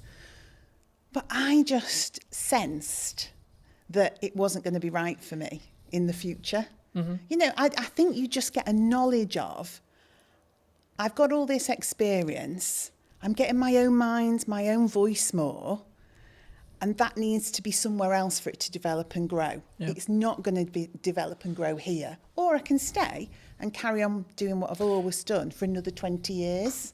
So was it, I guess, in some ways a personal development shift for you? Because we were talking just while we were setting up about, you know, the difference that you now have with where you are with Eden. Yeah, I didn't know it at the time. I honestly didn't know it at the time. So it was a leap of faith moment, really. And then the weird thing for me was COVID literally happened on the Friday of the week that I left. So I gardened for about 12 months. So in that period, I really did start to think, well, what's going to work for me now? And do you know what? It is not an easy thing. I now see people going through that same process of leaving something really big and corporate that they know well and then trying to find their way. It's difficult. Do you think that it comes with because we were talking before we started that I'm going to find it very hard to go into corporate now because I've got the freedom of self-employed. I guess you could say I know what works marketing wise, especially right now. Yeah. And I would have to fit perfectly into a team culture wise for it to work. It would depend what you'd want that for. For me, that business gave me a solid foundation. I understood the basics of most areas of business. I experienced working with logistics, with marketing, with operations. It taught me to be resilient. You know, they were a company that was adaptable. I mean, they survived on the high street. So it did give me an understanding of how you support a business to survive, to protect its people, to protect the brand, etc.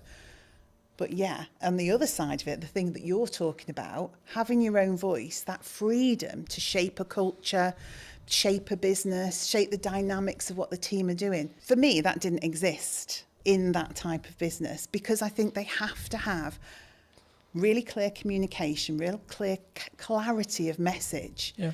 And if you're someone who wants to divert or disrupt that, that can be very regardless difficult. of maybe how good the idea is. Regardless right? of how good because the idea it is a triangle Yeah. in that respect. You know, you have to follow the top. And I always found I was always in a box. I think so, and as well, and you can have, and also it's the ability to push that idea through, because some ideas do make it through, but what do they say? It's like steering an oil tanker, not a speedboat. Yeah. So it's the perseverance, it's that just ability to doggedly slog through with that idea till somebody says, yeah, we can make that work, and you get people behind you. But you learn so much from that. So I could see you going into corporate and learning a ton of stuff. But because I know you, I can't imagine you there, because you're more entrepreneurial. Yeah. You shape things, you do things that you believe are right, not what people tell you is the right thing to do. So Smiths was all about just execute, and deliver. Whereas now I get to shape and change and mould and mentor and support elements of that in a business like WH Smiths, but now with a lot more heart and my own voice behind it. Do you think, I mean, obviously, for those who don't know, you've moved into Chief Strategy Officer. This is the first time I've heard of it. I mean, in a nutshell, what is that? What is it? What does actually your day-to-day look like and feel like? I guess it's about, ultimately, it's having the long-term plan and strategy for that business, so the growth plan. So looking at quick wins, middle term, long term. So saying, where is Eden as a business going? But then from that, understanding, I guess, some of the fundamental change. So what are the operational and robust things we need to put in place to get it there? Yeah. But also having the freedom to be inventive, to work with the team, to generate ideas. So I would say I'm the person who knows the long term, but I'm also the person that wants to generate all the bits in between that move us in that direction. And some of it is quite simple. Some of it is really quite complex. It's about building teams. It's about building roles and responsibilities and processes. Yeah. But then it's about looking at innovation, deciding what we want to do, NPD, all the fun side. And I think for somewhere like Eden, Chief Strategy Officer is because we want to scale up and grow the business, but we don't fundamentally, well, I don't believe fundamentally we can lose the heart of what Eden is. Yeah. It started in somebody's house with the founder and his partner and a couple of people working for him. And it's grown now into its own HQ, its own warehousing, employing 26 people. There are loyal customers who've been with that brand for that whole 12 years. So we've got to scale it up because we want more people to join the organisation and more customers to experience the brand. But we don't want to lose the heart of what Eden's all about. And I think it's my job to make the scale up happen, but make sure Eden remains Eden. Do you think it's difficult? Because by proxy of scale, you have to somehow, like I'm in this, as we were discussing before, I'm in this struggle at the moment where actually things have gone like a lot better than planned. Happy days. Which is brilliant. Right, great place to be, grateful place to be. But it's also like a legitimate issue in the respect to actually now I've got to like, how do I duplicate myself? Because that's potentially the position I'm in, especially when it comes to like continuing the next step now, which is actually continuing with what I feel is working. But sort of, I guess, because I'll never be able to replace me sat here in front of a camera. No. Right? I can outsource everything else, But the only bit I'll never be able to, especially if a client is very tied to, I want Colton on the production, I want Colton on the marketing, etc. It's going to be difficult. I mean, did the team at Eden find that as well? I think Because obviously you sell a product, right? But the essence is still there. Yeah, I mean, ultimately our main product, it's dog food. I mean, that's what we produce and sell, premium quality dog food. I think when I came in to that business, it was difficult because it was change. It was somebody saying, what you've done till now has been brilliant because you have organically grown this business with people from the local area, not experts, just people with a passion for pets, a passion for the brand. And then I had to come in and say, that's absolutely brilliant, but we need some roles, some responsibilities, some routines, some best practices. We need to get back to basics. We need the foundations. And that was the change people found difficult. So that freedom to just almost do whatever you want, whenever you want, had to be pulled in for a while we established some core basics. But once we'd done that, once we'd got the right people in the right place doing the right things, once we operationally were robust, when we'd done our risk management piece that said what are those critical points of failure that sit within this business, then people could see, oh, actually, I can still operate the way I did before with freedom and creativity and innovation, but there's more support underneath. Things don't crash off a cliff.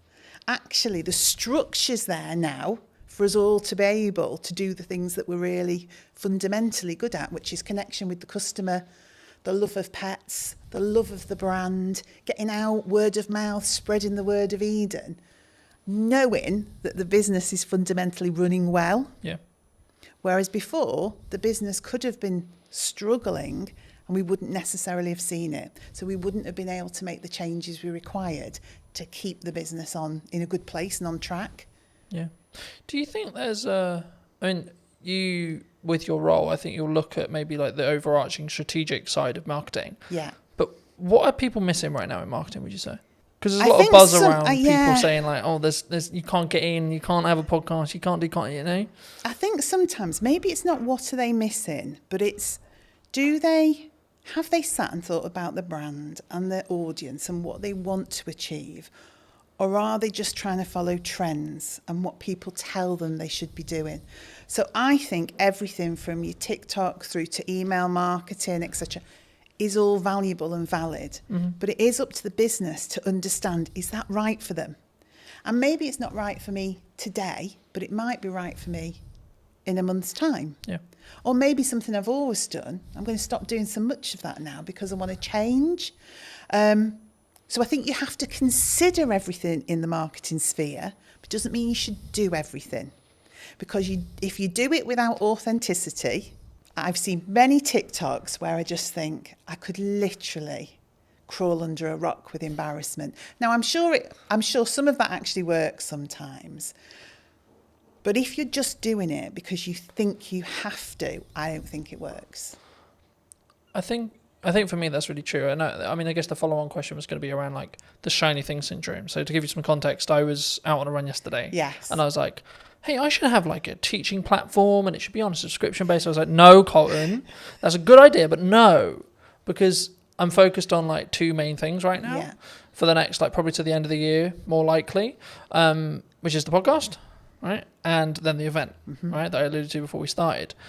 And the event's in September. So the reality will be like after September, I'll just be planning the next one and continuing with the podcast. Yes. Do you think people run into a challenge when it comes to like, they get some momentum with something and then they go, oh yeah, but this shiny thing over here is really cool. Yeah, and it's and also if you're looking at your competition quite heavily, if you're looking at the marketplace and seeing what people are doing, you don't know if what they're doing is actually successful. But internally, you go, they're doing that. It looks great. I mean, of course it looks great because they make it look great. Yeah. It doesn't mean it works. Doesn't mean it's successful. But it's so true to say you can just be pulled off. I mean, I say to my team, I know it's a really old analogy of all of us pushing the boulder up the hill.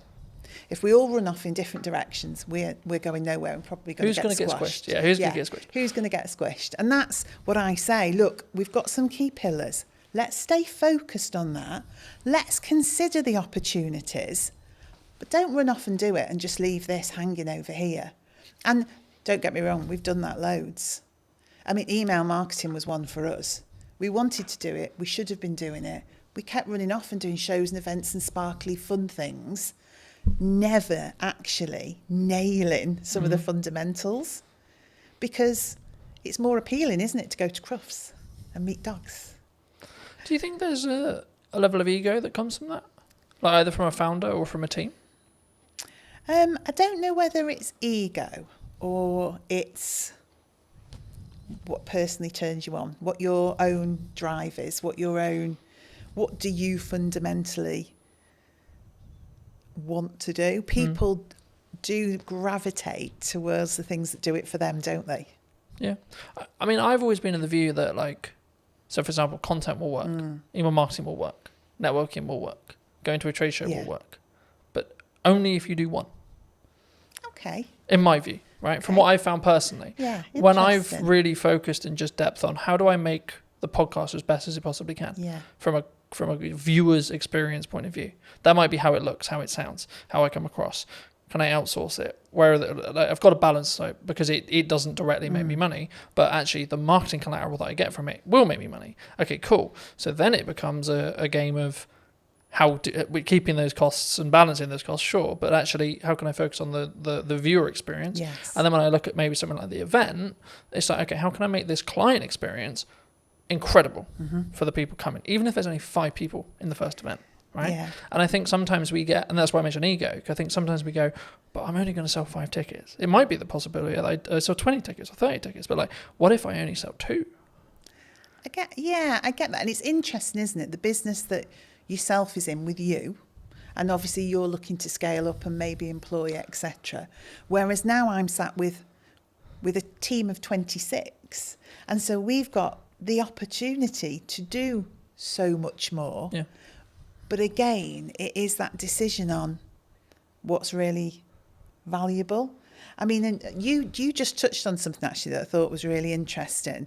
Doing things really well, making sure that the experience for the customer is, well, I mean, we were in a whole cycle of wanting to be perfect and never actually doing. So we had 20 things we should have been doing. So we were going to a show, we were doing email marketing, we're creating a newsletter for B2B, but actually all of those things had to be, to us, absolutely flawless. Yeah. And we were not delivering anything. So now I'm in the world of accept 80% sometimes, but execute and get it out there for the customer and do it consistently. Because I think sometimes, and maybe it is a bit of ego, you want to look at a piece of work you've done or something that you've done that the customers see and comment on. And when you're getting all the praise and, oh, that's so beautiful and that looks amazing and your brand is absolutely, but you've achieved very little, it's not really worth anything. Yeah. All that praise and adulation about something when you could have delivered on 20 things but done them at 80%. No, I completely agree. And there's a very quick psychology study. I've done longer videos on it, but like just a very quick synopsis here. There was 2 groups. Sometimes it's pottery, sometimes it's painting, sometimes it's sculpturing, etc. The lecturer says one half can only create one piece across a window of time. Sometimes it's 2 weeks, sometimes it's a month. And the other half can create as many pieces as they like, whatever the metric is, so pottery, painting, etc. And the result of the study was that the group that could repeatedly create something had a better piece objectively than the group that had only that window of time to create the one thing. Completely agree. And that's where done better than perfect is better. Yes. And when I say I'm looking at, like, I think it's a focus point for me on how can I create the journey or the viewer's experience or the customer's experience or the client's experience as a whole to be better across a year, not per episode, not per event, it's the overarching strategy. So I don't look at this reel got 1,000 views. I look at how many views did I gain between 4 weeks ago and now, right? That's the metric I track, not what when I go into what's working. Sure, I'll look at specific videos, but on average, I won't. I just focus on the output and then focus on how can I build each one to be 1% better than the one before. Yeah. And I think we do similar. I would say we start to look at consistency of communication. Are we building a community? Do people feel like we're engaged with them, and so that they're engaged with us? So it's a similar sort of metric, but in a different way. Because if you're brilliant once, those people soon just disappear. Yeah. But if you're constantly there, talking to people, engaging with them, they're able, you're responding to them, then over time, that just builds into we call it a community. We're trying to create a community, and we're always trying to draw people in to that community. So the end result is growth. But I think we sometimes get into the world of we need it all to happen in one day, 2 days, 3 days, 4 days, 10 days, etc. That's me. Sometimes. But actually, in reality, if we just focused on, I can't remember the exact quote, but something along the lines of, we underestimate what we can do in a week, but we completely over-egg what we can do what we can over-egg in a week, but what we can do in a year is really underrepresented mostly. Yeah. And I think for me, actually focusing on that 1% is what that matters overall. Yeah, because then you're building that compounding effect. You're pushing the snowball down the hill a little bit faster, a little bit faster, a little bit faster, a little bit faster. Yeah, and also I think people can understand more. So if you are constantly jumping from one thing to another, your team just cannot grasp where we're going. They can't grasp the brand. What is the message? What is the strategy? So that continued delivery, that momentum that builds, you onboard the team. And by onboarding the team, you onboard the customer, and particularly in our business, because we've got customers and consumers. So the dog's the consumer. It's the dog we're trying to get to, but it's via that customer. And so it's almost like the baby food world, isn't it? Yeah. The baby's eating the food, but the parent's choosing which of the brands to buy. Same in our world. The dog's eating the food, the customer's choosing. A lot of that comes through trust. So that consistency, that slow momentum, is people don't trust people that flip from one thing to another, and they cannot understand what they're doing, and they can't see the message. So that repetitive, consistent approach. Oh, right, I know what Eden's about. I can see what the team's about. And because we're so accessible as well, a team of 26, we're all working in Stoke-on-Trent. You speak to one person, that understanding of the brand, you'll speak to the next person, you'll get that same message, you'll get that same education piece. So people start to think, this business knows what they're doing. And I think that's the same for yourself. When I see you online, when I see you doing what you're doing, I think that guy knows what he's doing. I also think it removes the pressure of being perfect every time, like building off the done is better than perfect thing. Yeah. Because as long as I'm authentic to me, then it doesn't necessarily, you know what I mean? It doesn't matter in the same way, because I'm not like, oh no, that's not, as long as it's on brand and on piece and still me, then I'm like, actually, that's cool, you know? But talking about that to its extent, I mean, we're in a world where AI's like risen, right? Are we all going to lose our jobs? No, we're definitely not going to lose our jobs. Is it all doomed? I think AI is the assistant and we're the leaders of that. And so you can use AI fundamentally to change your business. You can use it for insights, you can use it for planning, you can use it for content support, but ultimately it's the assistant to the business. It's not the business creative, it's not the founder. You know, the people are the heart of your business, but you can deliver fabulously elevated results if you work out how to use it in the right way. So no, it's not scary. And I did something funny at work the other day to show the team not to be fearful. It was just something really small. I took a picture we'd taken and I said to AI, you know, give this picture some movement. And it did this crazy thing. I mean, we're pirouetting around the stage on this picture. I think one of us had claws for hands or something ludicrous. But then I gave it real instruction, my voice and the heart of the brand, and explained what I wanted. What it created was amazing. But it needed that voice, that human voice, that human interaction, that brand understanding. So we shouldn't be afraid. I've used the analogy recently of you need to sharpen the knife before you use it. Very good, you know, in the same way with AI, you need to teach it what you want it to do and not just write me a social media prompt, Insta, right? It's about actually understanding it as a tool and not just seeing it as a, like, I guess, a fix-all, right? It's the company assistant. It's like your PA. It's part of the business. It's part of your business. It's a tool of the business. Yeah. It hasn't become the business. And I would hope some of the more routine tasks that it will support people then to be able to drive more creativity and innovation because they've got the capacity and the space to do that. You know what business is like. Sometimes it's incredibly busy just getting tasks done, just executing things. And then you end up working in the business all the time doing. And you don't step away and think, right, okay, let me listen to the customers. Let me look at what's happening in the marketplace. Let me analyse some of the insights. And when you stop and do that, and I hope AI gives us that, so we can stand back and go, do you know what? This is what we need to do. Because I've had time to think about it because AI is my assistant. Something that I found really interesting, and I'll be curious on your thoughts as I'm bringing it up here. I mean, I'm rapidly approaching the end of Mel Robbins' the 5-second rule. Okay. I don't know if you know it, but it came out a handful of years ago, and the crux of one of the things I read on the way here was procrastination is actually a reaction to stress management. It's nothing to do with like not getting the work done. It's how we cognitively distract ourselves and have that stress break. And it kind of links to the AI thing because I think the performance, you could say that, especially when you're in C-suite or you're, you know, a chief marketing officer or a chief exec officer or a chief strategic officer, etc., we can be so do. How do you personally balance it, but also allow yourself to have that time to, I guess, think up the more creative ideas or like have that more synergized approach in respect to actually, no, I'm going to step back now and say, let's look at the problems I may be facing and how I can like strategically fix them, but not with the pressure on having to fix the answer today. And sometimes I'm really bad at it. So if I'm overly excited about stuff, then I'm just do, just as you describe, really. There'll be days that fly by and I'm not quite sure what that day was about. I think there's a point in business there where you have to do that, right? Probably, yeah. Well, you do it because it's necessary, in the moment.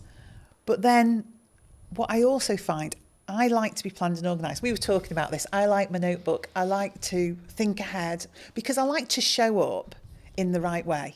Yeah. I am myself. I'm always the same, but I do give thought to how do I need to show up tomorrow? What are the things that I need to achieve? Am I planned and organised around that? And when I am, that gives me those periods of time to step away with do that for people in the business as well. Say, hang on a minute, let's just stop. Should we just go and grab a coffee or should we go for a walk? Because we probably just need to think this through a little bit. Is that an environment thing, do you think, as well? Like you need to physically remove yourself from the office, the home, to get a change of scenery? For me it is.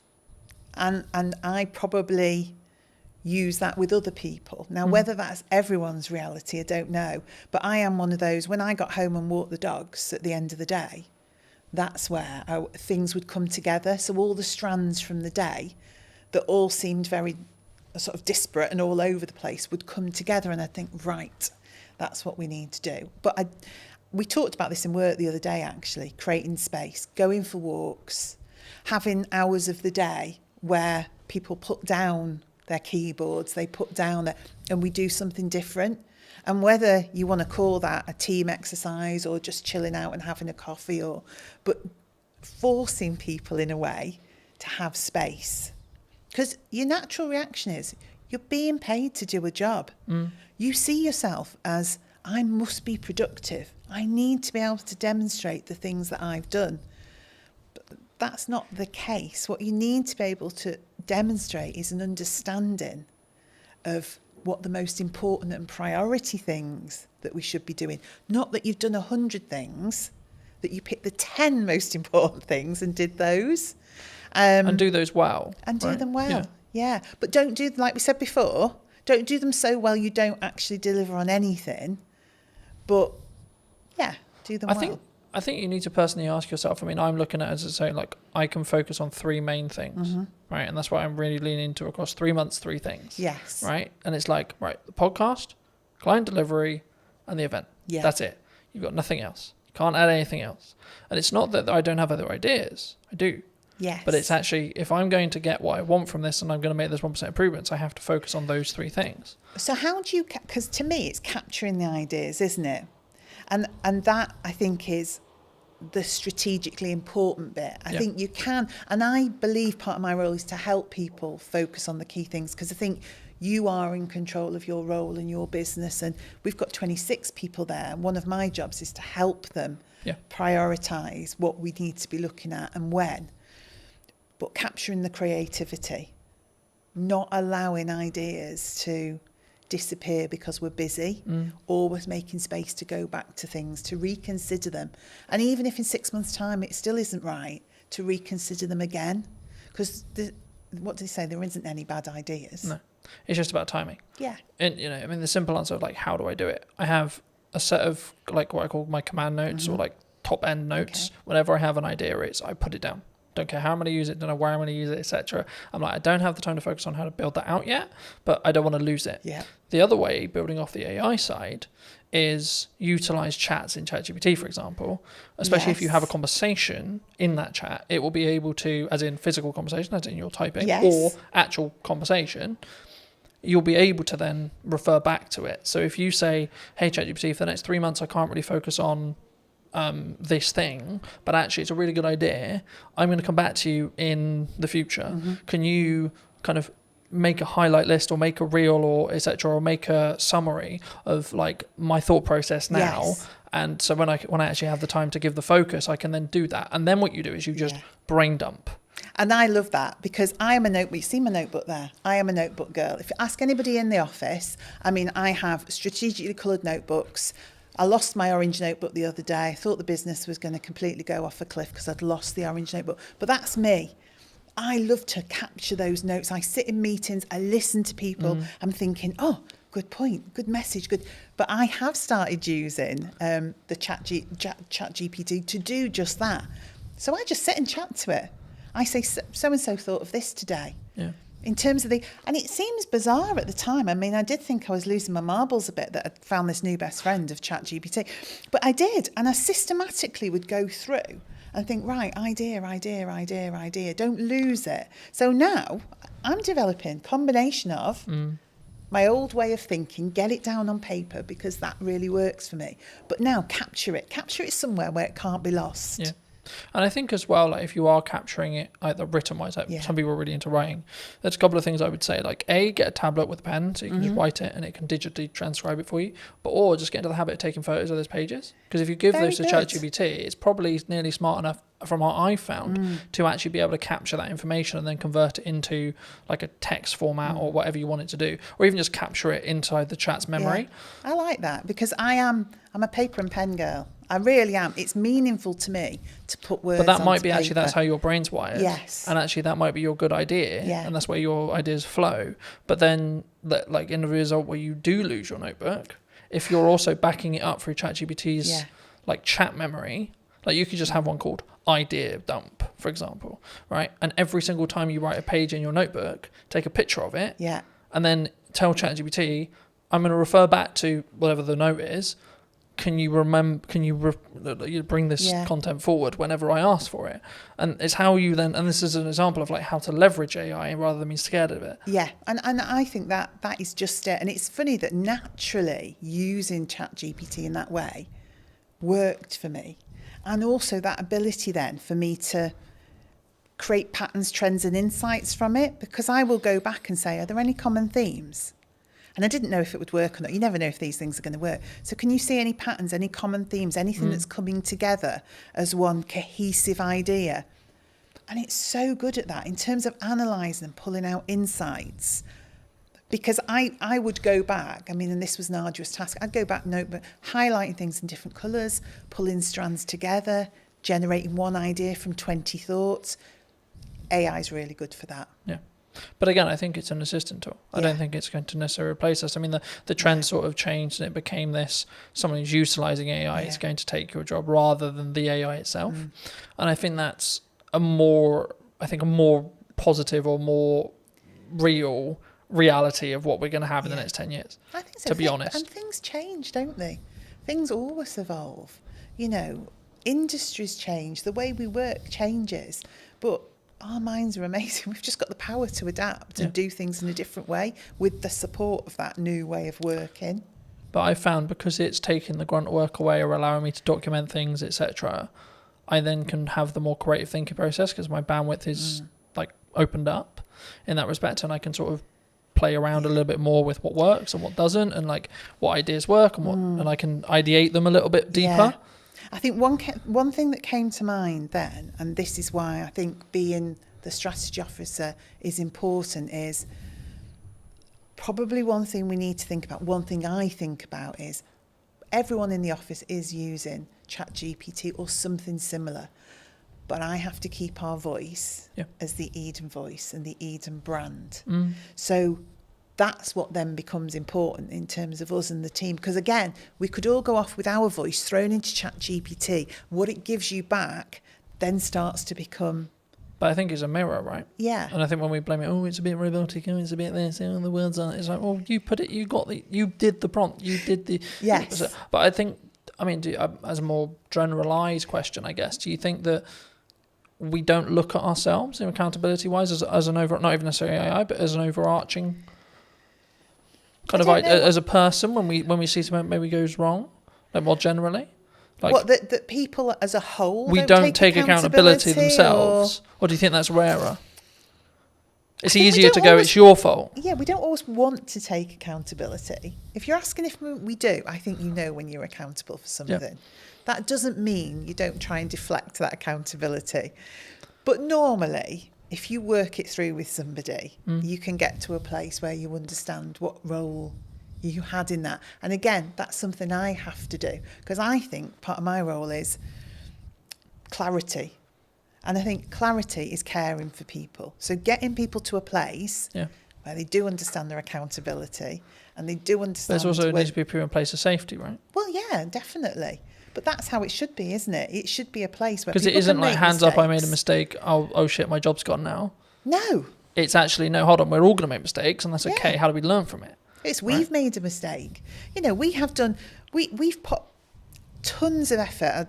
We're relaunching it again, but we did a Try Before You Buy campaign, and we got quite a few little bits wrong in that. So that campaign did not deliver as it should have done.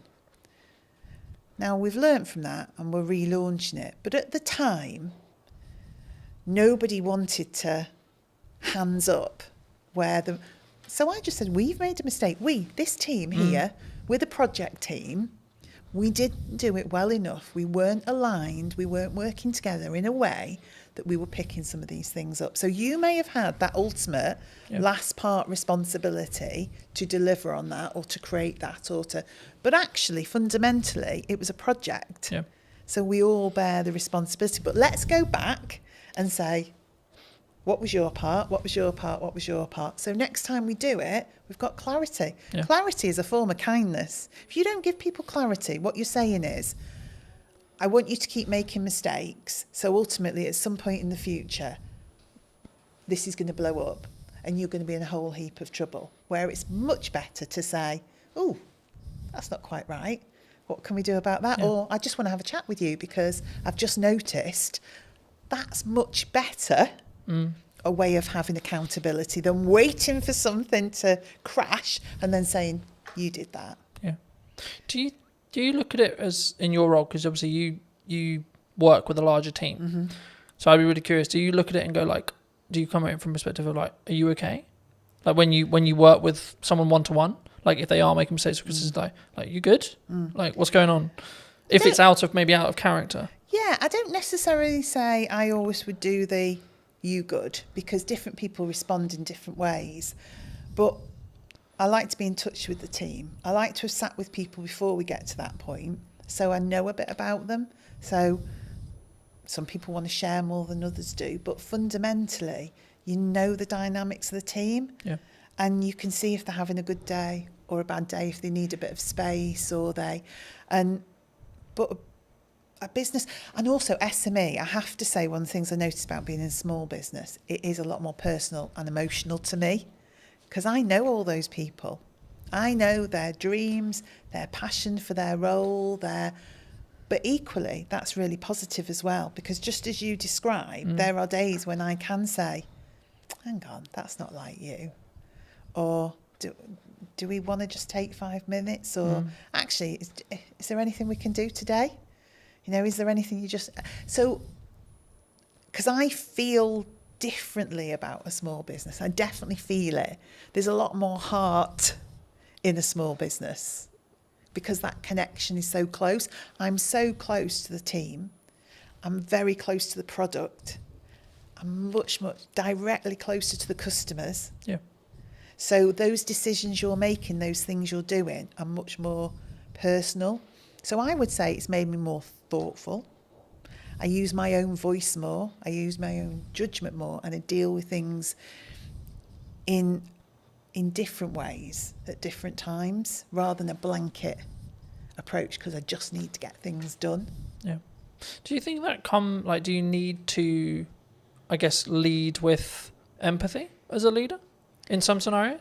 Definitely. I mean, I would say for me, what has always been important to me in the roles I've had, outside of the things you need for life, like your money and all the rest of it, absolutely. is building a strong team and a strong set of people and individuals. So, yeah, you've got to have empathy for that. You've got to have some kindness for that. You've also got to be you want to drive people. So motivationally, you do want to stretch and challenge people. So it's equal hands of empathy, kindness and support, but drive and challenge and creating a buzz in people where they can see a future and they can start to really push themselves forward. So I think it's in equal measure, really. Yeah.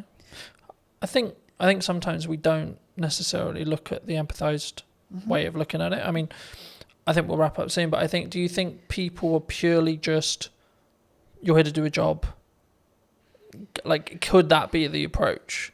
Like, it can be very, like, I'll use the term like maybe domineering or led or like very pushy in that respect. Like, you're here to do a job, get the job done. It definitely could be, couldn't it? And I think we all have to admit there are times where you just want somebody to get something done. 100%. And actually, is it more of an ebb and flow? Yeah, in some scenarios, you need to lead with candor and you need to lead with empathy. And in other scenarios, you're like, come on. Yeah, because you're also thinking sometimes the mentality of just get it done is because you know what the impact of that is going to be for other people and other things if that isn't done. Yeah. So it is empathetic, but in a different way, because you can see the end result of that not happening. So say we get something wrong. We've got someone who's relying on our food, getting to them on a certain day for their pet, who's always at their food, has a health condition, and logistically we get something wrong. My view is I have to help that person. So in that moment, you just need to get that done. Because we really need to care for that customer, that pet. We have to do the right thing for them. Then we'll stop and say, right, okay, could we have done that differently so we didn't have to get to that point where we had to drive somebody to get that done? Yeah. But there are moments where it's right, but most of the time that's a result of not having done the hard slog in the first place, that you got there. Yeah. For people who may be interested in connecting with you, seeing more of your work, seeing what you're doing at Eden, where's best for people to connect with you? I guess I would say social media, Eden-wise, and then message me via there. So if you go onto Instagram, Eden, throw a message out. Because we're all in the office together, I will pick that up and see it. We're so easy to contact. I am on LinkedIn. I have to say it's not my favourite forum. So I'm much happier to see messages come through on that social media platform, and then I'll be in touch.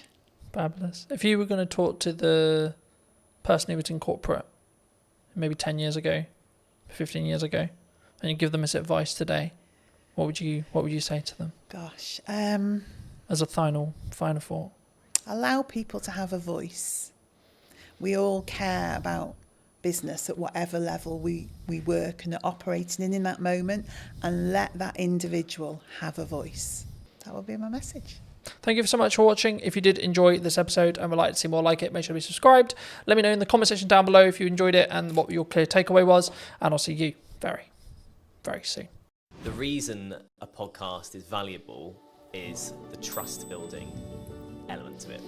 I don't think any other format builds trust in the same way that a podcast does. Sometimes done is better than perfect if it's a barrier. Talking to people about their own personal relationship with money.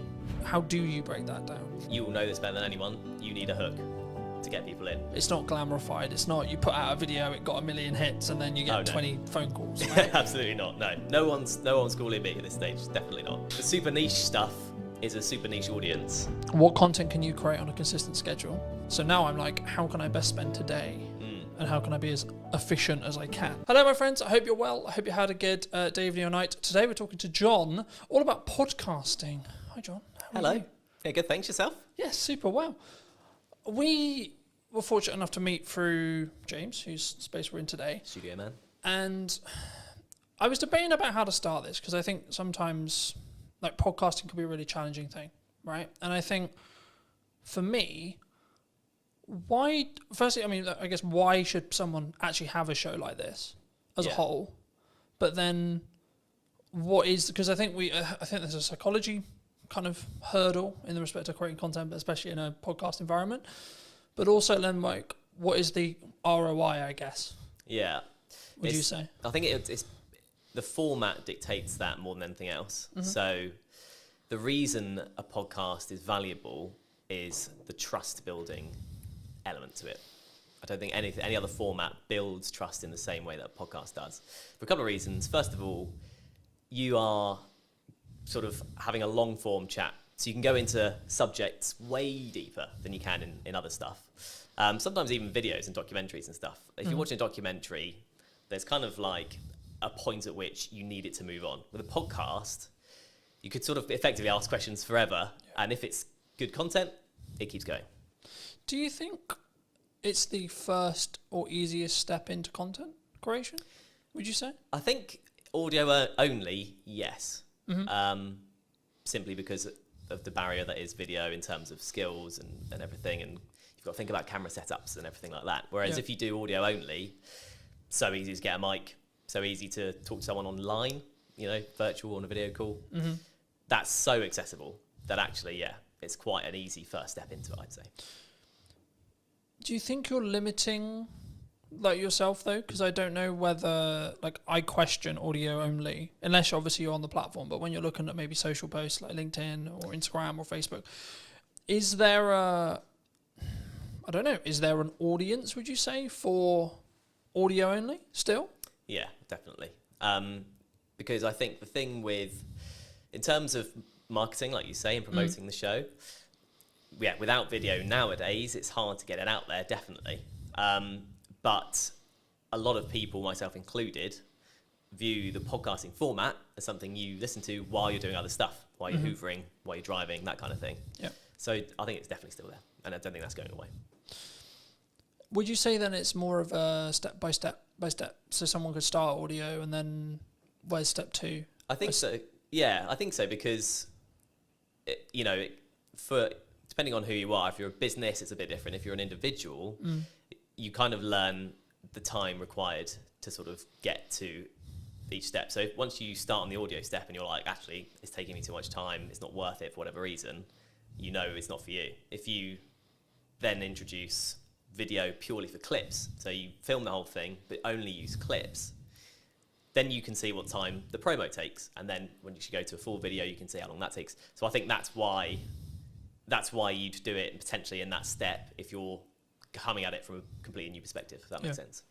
And then, I guess you then can grow to the Diary of a CEO style, full form trailer-esque piece, right? And I think sometimes we get so, and this is true for any marketing, not necessarily a podcast, but it could also be true of a podcast.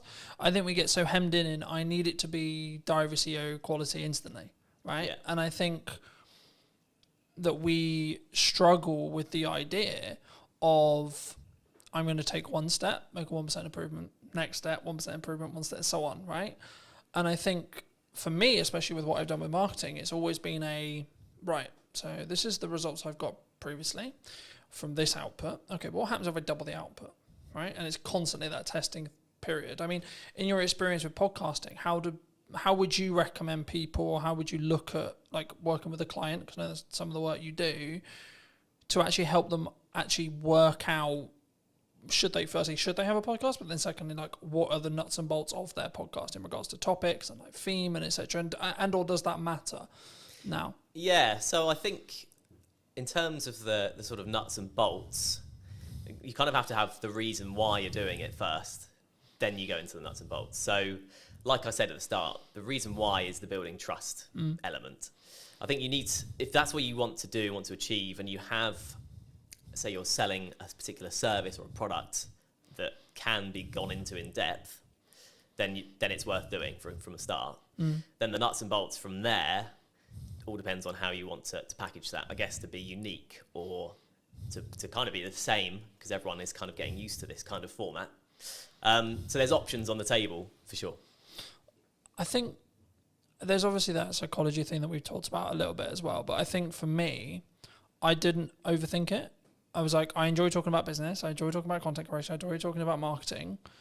And yeah, I've evolved it, and yeah, it's sort of changed, and depending on like the guests will kind of tailor the conversation slightly. But I also don't overthink the conversation, because I trust in myself as an interviewer to ask, I guess, poignant questions or like what naturally comes to my mind. And I think sometimes when we look at content, it's not in this box, right? I watched a video this morning talking about the fact that like one of the reasons why they're not, the person in question wasn't on YouTube was because he was constantly concerned about, he sells video production, so it has to look good, has to sound good, and I followed the logic of yes, sure, but actually sometimes done is better than perfect if it's a barrier. Do you, like, how do you, when you look at either, and I'm sure we'll get onto the podcast you're launching, but like when you work with clients or when you're maybe looking at your own podcast, like how do you balance that line of, okay, it's done, but actually there's these things that that could be better? Do you hold a podcast back? Would you reshoot a podcast? Like, where's your line? Yeah, I think you'd want to know that before even starting, frankly. If you want it to be polished, and the client's a big company, for example, you want it to be polished, you start from there. That's kind of, the level is set effectively. And going on from there, in terms of, you know, if it looks scrappy, there's kind of growing evidence that a scrappier look still appeals on the right platform. I was reading recently about TikTok and how people or watchers or users of TikTok prefer the raw content, the raw sort of footage and stuff. So someone literally picking up their phone and talking, there's no kind of green screen, no one's putting any effects or whatever. If the content looks like that on TikTok, it sells on TikTok. Yeah. Whereas on YouTube, like you were saying, people kind of expect a bit more of a polished thing. But I think authenticity is quite a big thing these days when it comes to content. And like you were saying with your questions and it's just coming off the dome and stuff, that's in some ways kind of seen as a more better or nicer to watch compared with a completely polished, you know, you've gone through 20 questions with a fine-tooth comb and you're only asking 10 because they're like the best ones only. It doesn't, like, conversations don't work like that, and that's ultimately what podcasts are. I think that's an important point. I think that there is obviously a line when it comes to like the quality, if like, especially if it's what you sell, like what I sell is video production, so there is a line. But I also think that there's an opportunity cost of refilming a conversation that isn't the first one, for example, right? So to give you some context, last week or so, I filmed a podcast with my mum, and that post, me announcing the fact I did it, did really well, which kind of doesn't surprise me to an extent. It doesn't, but there's actually a tech like challenge with that podcast because one of the cameras isn't in focus. So my camera isn't in focus. So I was in a position last week, and I think I pretty much made the decision I'm just going to work around it. But I'm in a position where I'm like, the episode is really strong in regards to the content, but it's not perfect video production wise. Do I reshoot it with the potential opportunity that it will feel different and the conversation will maybe come across differently? Or do I work around the fact I've got multiple cameras and I fix it that way? Or do I just go with, okay, it's out of focus. It's not far out of focus, it's maybe an inch, like a tiny amount. But is that an approach some people should take? Do you think they should get like out of the way of the content sometimes? Because I could really sit here and like lose my shit over the fact that one angle's out of focus, but it is what it is. Yeah. I think the content is what matters most. I think if you try to reshoot it, it's never getting anywhere near the same, especially if it was a good episode. Yeah. And it's your mum, right? So it's personal to you, and it's like an emotional element to it. Yeah. And I know what you mean. You're coming at it kind of from like an editor's perspective, and it's just going to annoy you forever. But the average watcher probably won't bother them that much, I'd say. So actually, if the content's really good, I guess like you say, you could in theory refilm your bits of like, you could pretend you were there again. Yeah. Unless you're a particularly good actor, it's not gonna work. Yeah. So I would say no. I'd say take the hit on the Because slightly also, blurry but I image. also look at it from a perspective, from my point of view at least, by saying, okay, well, in the grand scheme of all the episodes I've got in production, that's one episode out of 20, right? Like this week, I think I'm filming like 9 or 10, right? Total. And I think for me, it's like the action will always outweigh that, and maybe that one with my mum isn't perfect from a production point of view, but the conversation, the content's really powerful. Yeah. So I think that's the thing people need to focus on. I think that's when, especially when they start, I think they get in the way. Like they get in their way sometimes, and they're constantly like, it needs to be £40,000 of production. It needs to be this, and I only use 45 because Stephen Bartlett's known for like what he did with Direct Over CEO and like how he then scaled that to the point he did. But I think we don't look at the journey sometimes that Stephen went on specifically. If we're going to use him as an example, anyone with a big podcast, we don't look at the micro testing that happened through the journey to then get to the point where they're at today. I mean, have you confirmed like where you are with the podcast? Like, where's your podcast? So yeah, yet to officially launch, but all the stuff's going on in the background basically at this point. I've got first bunch of guests booked, I've got the studio booked, and in terms of the background work, in terms of questions and what I'm thinking, masking and how I want it to look, that's all sort of down in my head. Yeah. So it's I've got to start it now.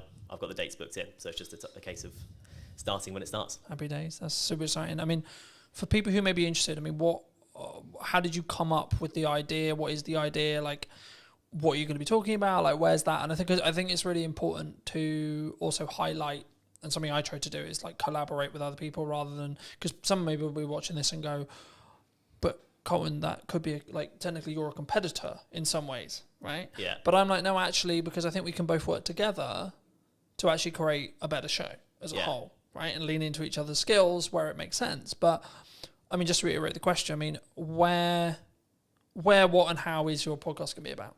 Yeah, so it's called How Do You Money?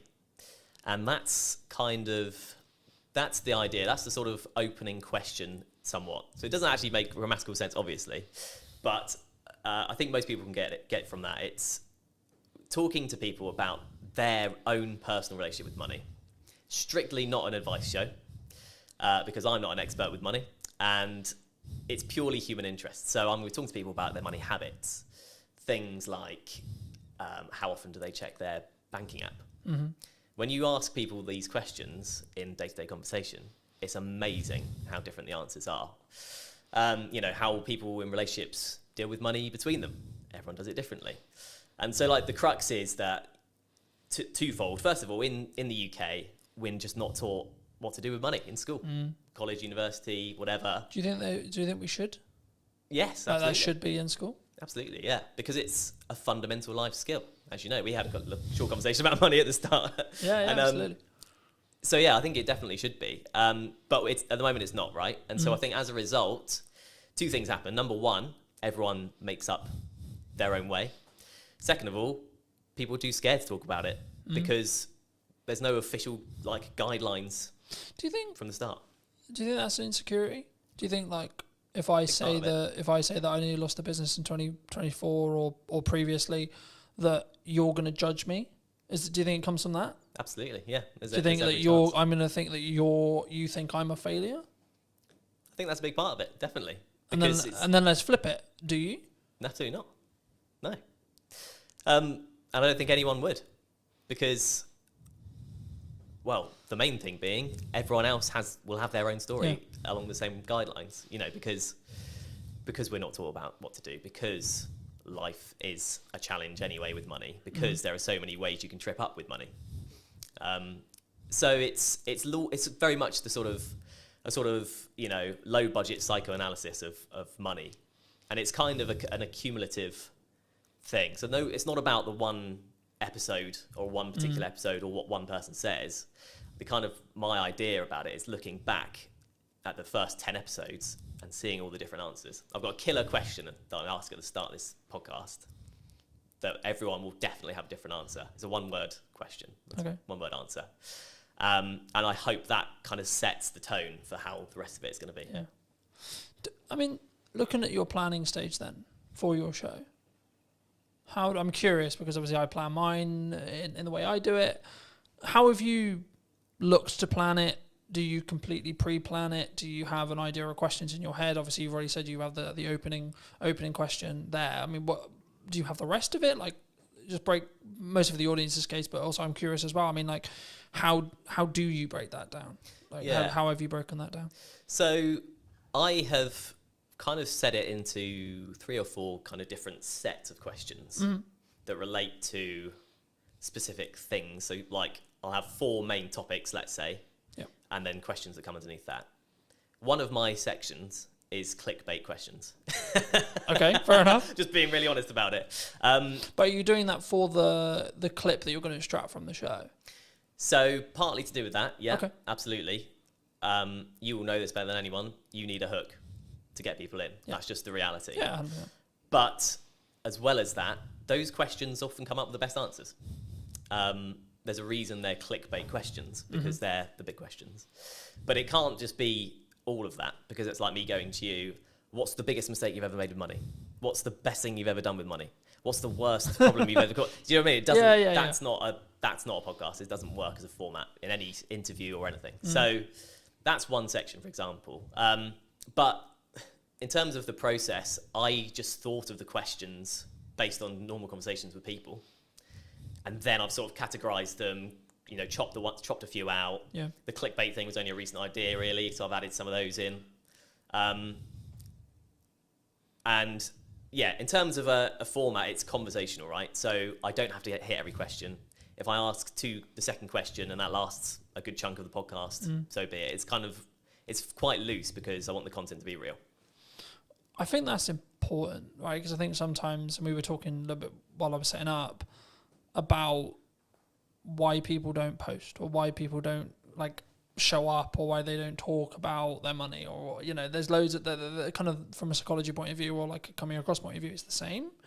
And I think that for me, I've been very fortunate that I've always sort of taught publicly or built in public, and it was interesting because about a month or 2 ago, I think, I personally saw, I don't know when the trend started, but the trend of building in public really started taking momentum. I mean, have you, because I know we in our one-to-one, we talked about the fact that you were 6 months-ish into freelance. I mean, how was your journey from okay, I'm going to do this thing, I'm going to go freelance? I mean, was it forced on you? Was it 50%? Okay. Yeah. I took voluntary redundancy basically from my previous job. But to be honest, I'd come to a point where I felt like I wasn't going anywhere in that job, if that makes sense. And yeah, it was a bold decision because I was also 3 months away from my first child being born. So I've since had a conversation with a friend who was like, "You're mad. Why have you gone and done this at this exact time?" But yeah, a lot of things felt right about it. I did seek advice about it from people about rates and how much work is available. Just a few people that I knew. And it just seemed like the way to go, and it has been the way to go up until this point. So it's a bit like that freelance, and you'll know as a business owner, you're just sort of going, okay, I've got through this month, go to the next one. I was definitely like that at the start. Right, I've been very fortunate. I've talked quite openly about the fact that 2024 was quite rough, but I blame myself on why it was quite rough. Yeah, because I wasn't showing up as it's in the correct marketing to actually get the output I wanted, but also in volume, I don't think. Yeah. I think if now I look in hindsight about what I was doing and what went wrong, quote unquote, and I could sit in the respect of maybe a victimized mentality of saying, well, the economy was hard and there was this issue and etc.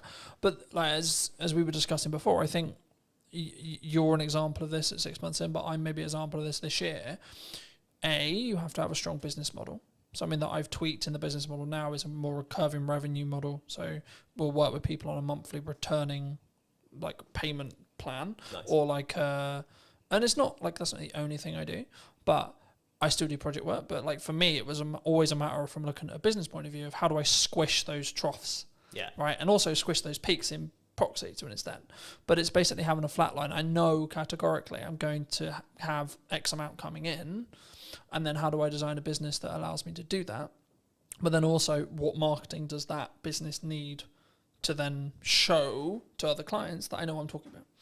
And I think when we look at actions, and this was going to be on to my next question, which was around like, is it just the reason why you're busy is because of your output? Because I think sometimes we sit here and go, oh, things are quiet, or like, you know, we both kind of alluded to it already, but business owning, freelancing is difficult, right? And I've had times where it's really, really hard, where I know I've got to hit a certain amount every month, and I'm like, I don't fucking know where that money's coming from. But how do you look at it when you were looking at either going full time or like now, in respect to like keeping your pipeline full? If you don't, because I'm in a quite privileged position where I've got that residual revenue, so actually I don't need to worry too much at the moment as it sits right now, because I've got that residual revenue. Of course, I'm still pushing, I'm still looking for projects, etc. But I don't need to worry in the same way as if I didn't have that income. Yeah. So for people who are maybe in the position closer to that, where they're just project to project, and maybe they don't have a pot of money and they don't have like money management, how do you look at it? How do you create a strong pipeline, I guess, is the question. There's a magic wand called LinkedIn these days, and it basically, I just utilize that. So you can find companies that do what you do, or companies that you want to work for in a freelance capacity. Then there's a tab that says people, and you can directly speak to the people at these businesses that you want to work at. That's all I've done. And the first 6 months, I'm thinking about 10 months in now, but the first 6 months for me, 100% of the work I got was through LinkedIn. Okay. So. And was that through what I would call in the trenches, hand-to-hand DMing? Right. Yeah, absolutely. There's a strategy I call it, it's like cold DMing, cold outreach, cold warming. It's not glamorified. It's not you put out a video, it got 1 million hits, and then you get 20 phone calls. Right? Absolutely not. No one's calling me at this stage. Definitely not. But yeah, it kind of just through messaging people. Sometimes people I knew, and that led to work. Often most of the time, people I didn't know, and that led to work. And you know, it's you often hear in sort of success stories. It's like a lucky break or a sort of lucky thing. And I kind of did have that with my first job. But it was because I made that approach, and I said, "Oh, hi, you do these kind of podcasts. I've done these for this number of years. I'd love to do more." At that time, they happened to need someone because they wanted to do something new. Yeah. And I got the work because of that. And it's one of those things, isn't it? I think the quote is, "Luck is where time." And preparation meets opportunity. That's it. Preparation meets opportunity is luck. That's all the luck is. Yeah. You're prepared for an opportunity to come, and then you continue to keep yourself prepared and keep yourself ready. Like we're recording this just before, about a week and a half before the kids break up for school, right? A lot of people in business look at that as, oh Christ, everything's going to go quiet. Which understandably, they're going to spend time with their children, they're going to go on holiday, etc. I read a post the other day that was something on the lines of, things are quiet, right? Things like the creative industry is struggling, like these kind of terms. And I was like, okay, that might be true. And it might be actually we're coming into the summer holidays, etc. But that's then an opportunity for you to A, output your marketing, B, look at maybe cold outreach or what you're doing there, and then try and set some stuff up for September. I mean, do you see, like, because I remember when I was just project, especially when I was like tighter on cash flow, it would be this rush to get money in because I knew I would have 6 weeks where things would be a lot harder. Are you either financially planning wise or pipeline wise or etc.? Are you planning for that to be slower, or do you expect actually there's going to be a percentage of businesses that actually just keep going and work around everything? Yeah, I just feel like at this stage, I don't think I can really plan for it, if that makes sense. The planning is outreach. Just message people, talk to people people I know, people I've worked for before, people I don't know, people I want to work for, all that kind of thing. So yeah, I'm not at that stage yet where I could do that, but there are opportunities sort of on the horizon where I may be able to do that. So it's one of those, really. I don't know exactly how that planning would look like for me right now, if that makes sense. Yeah, no, absolutely. I mean, I think, and this is kind of like a bolt-on question to marketing or networking and how you tackle those things. For a long time, people have always looked at maybe traditional marketers as, I'm going to go to an event, I'm going to network in the room, and I'm trying to get work from that room. What I've always understood is it's networking through that room, right? But nowadays, because of time and because of what I do less of the in the room having a conversation stuff, but I'm still leveraging either the network that I have and then their connections that they're making potentially, or you as an example, or I'm actually just trying to utilize the network I already have to then lean into either creating more content or creating opportunities to have conversations in one-to-ones with very targeted people. And I think sometimes, especially at the beginning, and I look at it as phases in business, right? So I'll use you as an example. The phase you're in freelancing as a whole is you've got to do a lot of hand-to-hand, you've got to do a lot of time investment, you've got to do a lot of network events, you've got to, like, I think the term would be like kiss a lot of frogs before you get your prince or princess, right? And I think for me, it's then about like maybe looking at scaling. You may not have thought about this yet, but like how would you then look at, say, you're 3 years down the line, 4 years down the line, and actually you've got, like, not that you don't have a reputation now, but you've got more of an established reputation. How would you then like say to a person or a client or a friend that maybe was looking to scale, because the issue is when you're trading time like that, it's not as scalable, right? You can scale the unscalable by just working really hard and working smart, sure. But would you look to do content? Like how would you look at it from your perspective, and or what are you planning to do? In terms of content, how do you mean in terms of content? In respect to like, would you continue to network and would you continue to lean into your own podcast and see that, because I expect what will end up happening, of course we don't know, it hasn't launched yet, but I expect what will end up happening is you'll get inquiries solely because you have a podcast, right? That's kind of, yeah, and that's part of the strategy, frankly. Yeah. You know, an ultimate goal for the podcast would be sponsorship eventually, right? Mm-hmm. Very hard to get, notoriously. Very long time to get there. So I'm not particularly holding my hopes up for that at this point. But that's kind of my best bet in terms of something like you say that isn't just working and getting paid for the work, if you know what I mean. Yeah. You are getting paid to do the podcast, but it's not directly, I do this hour, I get this pay. Yeah, absolutely. I mean, I'm glad you mentioned sponsorship because I think it's something which people really struggle with. Do you think, because normally it's audience size based, right? Yeah. But I would actually say it's value, to an extent it's audience size, but also it depends on who you're asking to sponsor it, okay? Yeah. If you're trying to get Coca-Cola to sponsor it, you probably should be pulling like a couple of million, right? If you're not trying to go for Coca-Cola, you can probably do it on a lesser scale. I mean, at what point would you, from your experience, would you say that even entertaining the idea of a sponsorship is a good idea? From a business's perspective? Yeah, from from the sponsor coming into looking for shows, and or if you have a show, at what stage should you then be like, hey, we've got sponsorship opportunities? Oh, I see, okay. Well, from the sponsor's perspective, there's a lot more talk these days about the power of niche podcasts, basically. Mine isn't very niche, so maybe I've missed the mark there and I have to relook at it. But the super niche stuff is a super niche audience, and super niche stuff brings a super dedicated audience in a lot of cases. Because if you love barefoot shoes, I'm particularly interested in them, you're looking about barefoot shoe stuff all the time. People look about, how to strengthen your feet, what to do with toe spaces. You can go into mad detail and mad depth. And if you're a barefoot shoe brand, and there's a podcast with 1,000 dedicated fans, you can put yourself in front of 1,000 dedicated fans. It doesn't sound like huge fry, compared to small fry, but it's dedicated people that if they like your brand will keep coming back. So it's kind of like a repeat customer concept.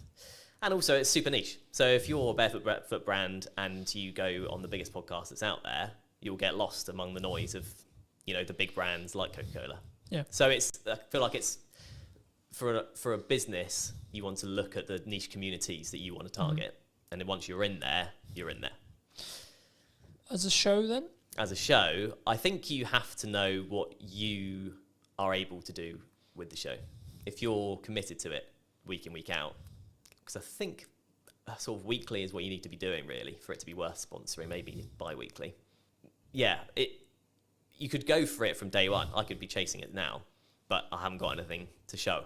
I can't say, here's the podcast. I can say, here's the idea. Yeah. I think if you have something that it looks good and sounds good and the content is good and a community are reacting to it or people are reacting to it or you're getting a good amount of, if there's a value proposition in there, you're ready to sort of offer it up as long as you're committed to keep it going. Because then otherwise there isn't a sponsorable thing, right? Yeah. Do you think, I mean, I'm glad you mentioned like rhythm, is what I call rhythm of shows. Do you think that you kind of alluded to it, maybe weekly or bi-weekly, like, because I know there's some people who may be listening who are like, I can only do once a month. Yeah. Right? Would you say that would stop them doing a show, or do they need to organise filming in such a way or producing in such a way where when they launch, they've actually got enough to do weekly, for example? Yeah, I think it kind of probably depends on the content, what the podcast is about. There's a lot of complicated algorithm stuff with YouTube and stuff. You definitely know more than me about that. But that kind of dictates that you need things to be weekly or you get lost. That's what I've sort of read. I think the buzzword we could use here would be you have to be consistent, right? You have to commit to what you're saying. For me, I do weekly because it can work. And how I do that behind the curtain-esque is I just film a shit ton. Yeah. So then I've constantly got content, right? So for me, I've kind of got content buckets. Like, so I'll have stuff that's just me involved. For that, I'm about 6 weeks ahead of schedule in respect to like what I'm editing, in respect to what I'm filming. And then from a podcast point of view, as I alluded to earlier, I'm filming 7 episodes this week. But 7 episodes won't go live this week. No, right? Of course not. In the first week, when I relaunched the show, 7 episodes, like close to 7 episodes did go live, but that was a deliberate marketing plan that was, we're going to push the podcast really hard. Now, I'm doing clip generation through AI. I'm doing clip generation with me, and it's a yes and strategy rather than a yes or strategy. Because I think so many people, they look at, we could use ops clips, we could use an editor, we could use this, and they don't say, what if we do and, right? How do you look at it from a post-production point of view? Should someone, when they want to start doing a podcast, I guess it's audience-based and it's the person, right? Whether they've got resources to throw at it, etc. But should someone who's starting a podcast, maybe a corporate or a medium-sized business, and they want to do a podcast, should they get into the trenches first and start? Or should they just pay someone like us to come in and help them with it from day one, would you say? Yeah, I think if you're taking it seriously, you need a producer of some kind, an editor of some kind, realistically. To do that exact strategy, as you mentioned, have X amount ready to go. Yeah. And then it just kind of mitigates against all kind of problems coming up. You know, the studio isn't ready, available. Studio isn't available, someone doesn't show up. Someone's sick. Yeah. You like, for me, there's client delivery weeks where I cannot fit it in. Physically, there's no gap in my calendar, it doesn't happen. Yeah. Right? But then I also have the week after, the 2 weeks after, where I'm like, this is podcast filming week. Yeah. Then I'll have a month where I don't have that, but because I've got a load of bank, and that's why I constantly try and bank as much content as I can when I can film it, that I can then be in a position where actually it's fine, right? So if I do fortunately get really busy with work, which is a nice problem to have, I guess, right? Which is actually the reality I'm now in, because I have an abundance of content, an abundance of, I guess in some ways it's a mindset thing around like, I don't need the work. So to an extent, actually the work's more there because I'm showing up differently, I think. But I think for me, like, especially as I'm doing a clip strategy as well as the YouTube, like the YouTube is a focus, sure. But for me, and just quickly, as we're talking algorithms very quickly, the way YouTube's algorithm currently works, basically, in a nutshell, is you'll be served a piece of content that you like when you open the platform. So it will pull, not push, it will pull the content for you. And what will happen is when a piece of content goes live, so I put a new podcast out, I put ours out, etc., it will send it to a specific audience sector, okay? And then it will say, okay, cool, this audience sector watched X amount.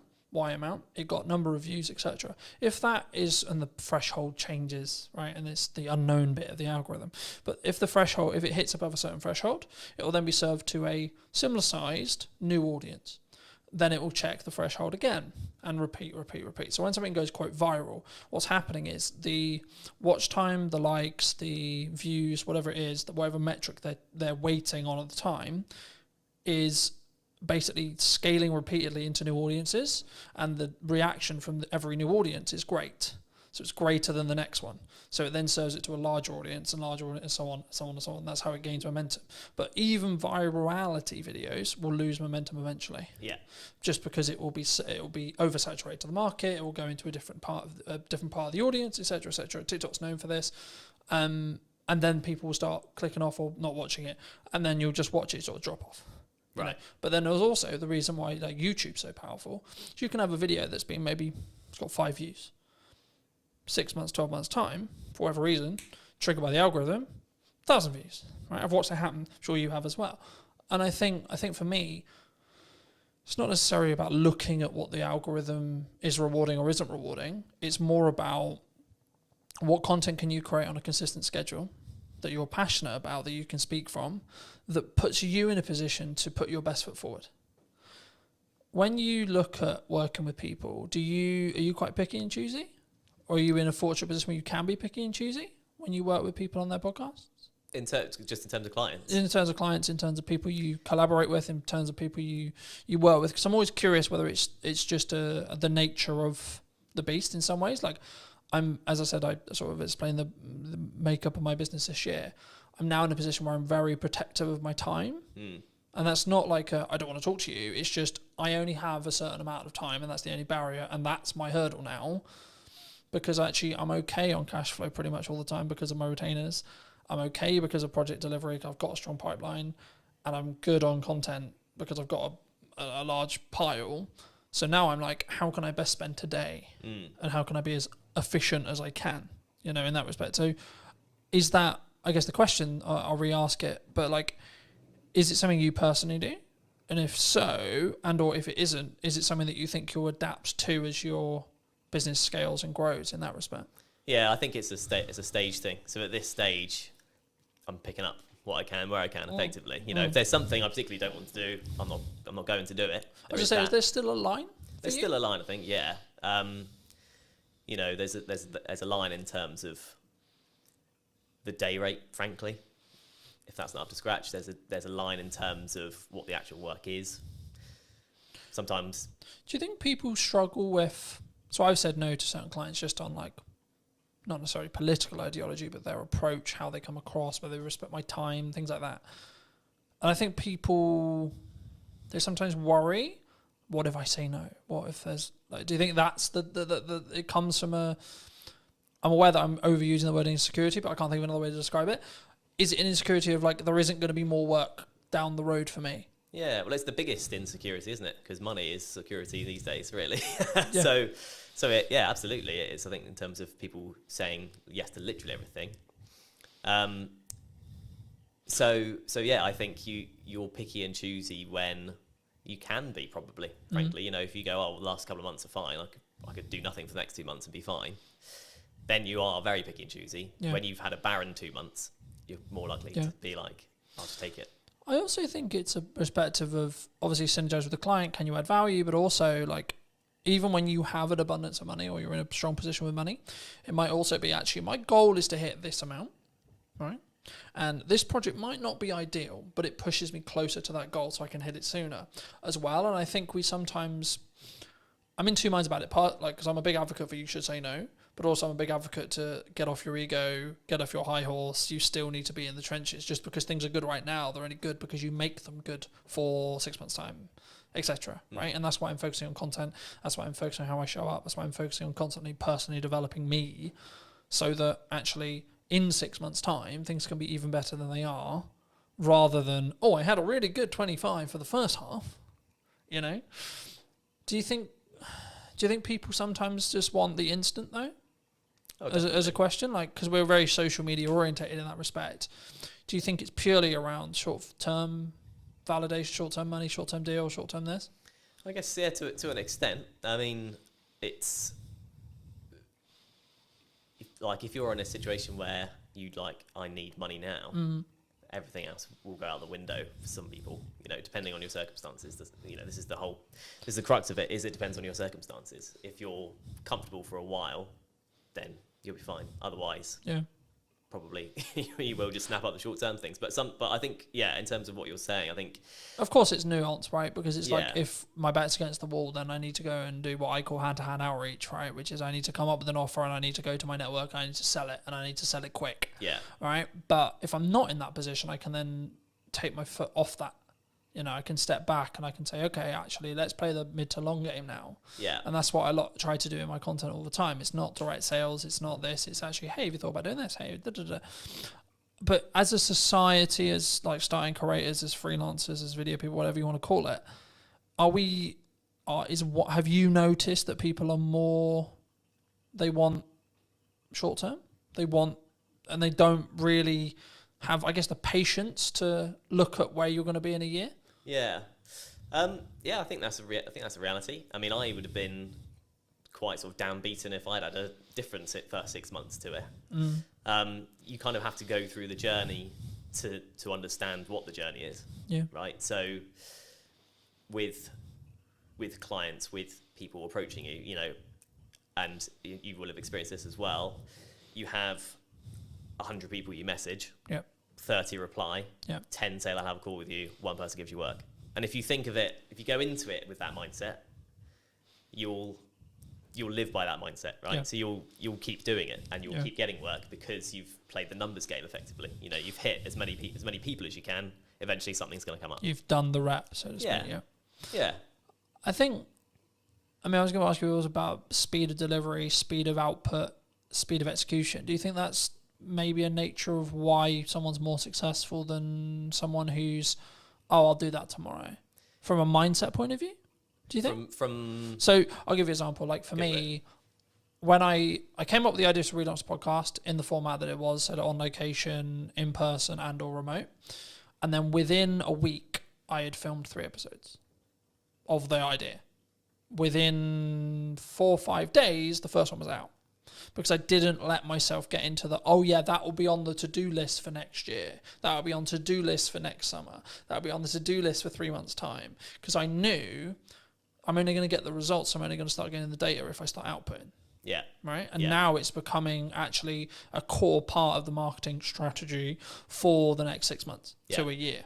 But that's because I've gained a load of momentum with it. And I know I'm really starting to get into a nice groove with it.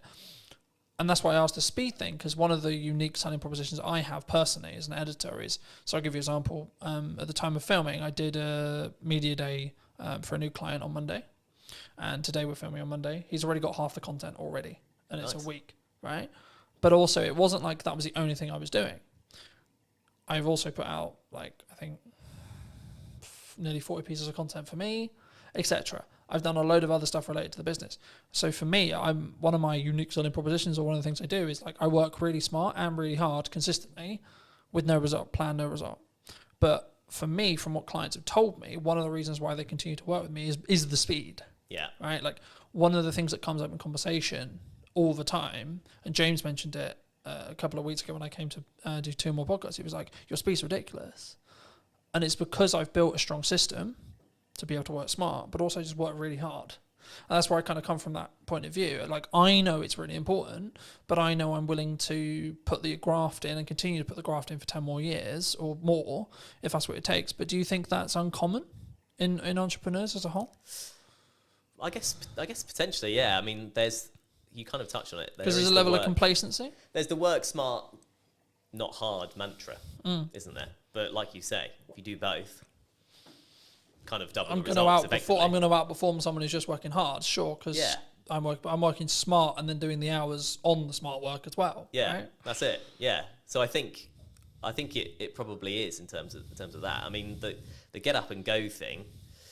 If you follow Gary V on social media, then you'll get the get up and go thing, because that was very much me. This podcast idea I'm doing was, I think I first thought of it 2 years ago. I've been writing notes about it on my phone, month after month, something popped into my head. I'd be like, oh, that'd be cool. And then, But do you think we have a culture of we're going to write notes about it yeah, definitely. rather than execute on it? Yeah, absolutely, absolutely. You know, do. because it's you have to. I think you have to go through that journey. you know, I'll be You have better to at hear it fitness enough. next year. My diet will be better next year, Yeah, Right? absolutely. Yeah, you just need to go. I just or need to next do month, or tomorrow. It. Yeah, It's okay. We can. We've had a really long week. We can chill. yeah, You know. yeah. It's true. It is. It's and we've got that comfort, and it's the whole being in a comfortable position. You don't grow in comfort. You have to be in discomfort. But actually, saying yes to things, you've got your yes and kind of mantra. Yeah. So just saying yes to things opens up. You realise, oh yeah, I can do this. Like if you just go, I'm just going to do it, just and actually plan it. Like whether that's setting a reminder, put it in the calendar, write down, you know, on your fridge. This is what you need to do today. However you do it. Something I just building off that briefly. Something I found really valuable the last couple of years was if it takes me less than 2 minutes to do, I just do it. I don't set a reminder to do it. I don't I'm gonna write a to-do list or this or this or this. Like I need to send an email. I'll send the email rather than write a reminder about sending the email because the action will probably take less time. Yeah. 100%. And it's done. Then you don't need to think about it. Yeah. If it's a longer thing, I need to ask ChatGPT about that. I need to do some research on that. I need to plan the podcast, and it's like a longer goal thing. Start momentum by putting a reminder in your calendar and then stick to that. Yeah. But I think sometimes, especially with like fitness, I use that as an example all the time. It's like, I need to start running. Okay, but when's the first run? Yeah. You know what I mean? I think, and I've just finished Atomic Habits from a book point of view, and it talks about specifically, my girlfriend's driving mad because I keep using the word compounding, but it's the only word that matters at the moment, right? Which is that everything I'm doing is like, how can I compound? How can I small win? On the way here, I was reading my second book. I've started reading physical books rather than listening to them. For a long time, I listened to them. As a dyslexic, I was like, right, this year I'm going to read a book cover to cover. No excuses, going to do it. So I was like, right, let's get a book that I actually really want to read that I haven't read, that I know is actually quite good because it's got good reviews, and has been talked about in this whole improvement space for ages. So I was like, cool, let's start with Atomic Habits, see where I go. And then I went on to Mel's 5-second rule, which I knew about for a long time. Mel Robbins is a leading psychologist, for those who don't know, in Canada, and she's just launched a new book talking about they, them, and other people's opinions on us. It will be on my read list. But for me, the crux of the 5-second rule, for those who don't know, is you count down from 5 and then you move. Right? So 5, 4, 3, 2, 1, move. And what it will do is it will trigger your mind to do the action step. So if you're like, I need to start running. Okay, 5, 4, 3, 2, 1, go get changed, go on a run. Because we don't sit in that uncomfortable window long enough on average, right? I'm really embarrassed because I'm not good enough at health and I can only last 2 minutes of running. Okay. But then the next day do 2 minutes and 10.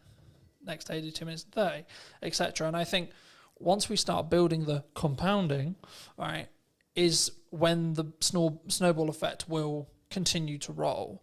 I mean, do you think that is that what you've used to get to this point, do you think? To a point, yeah. I mean, the Atomic Habits, my favourite quote from that is, every choice you make is a vote for the person you want to be. Yeah.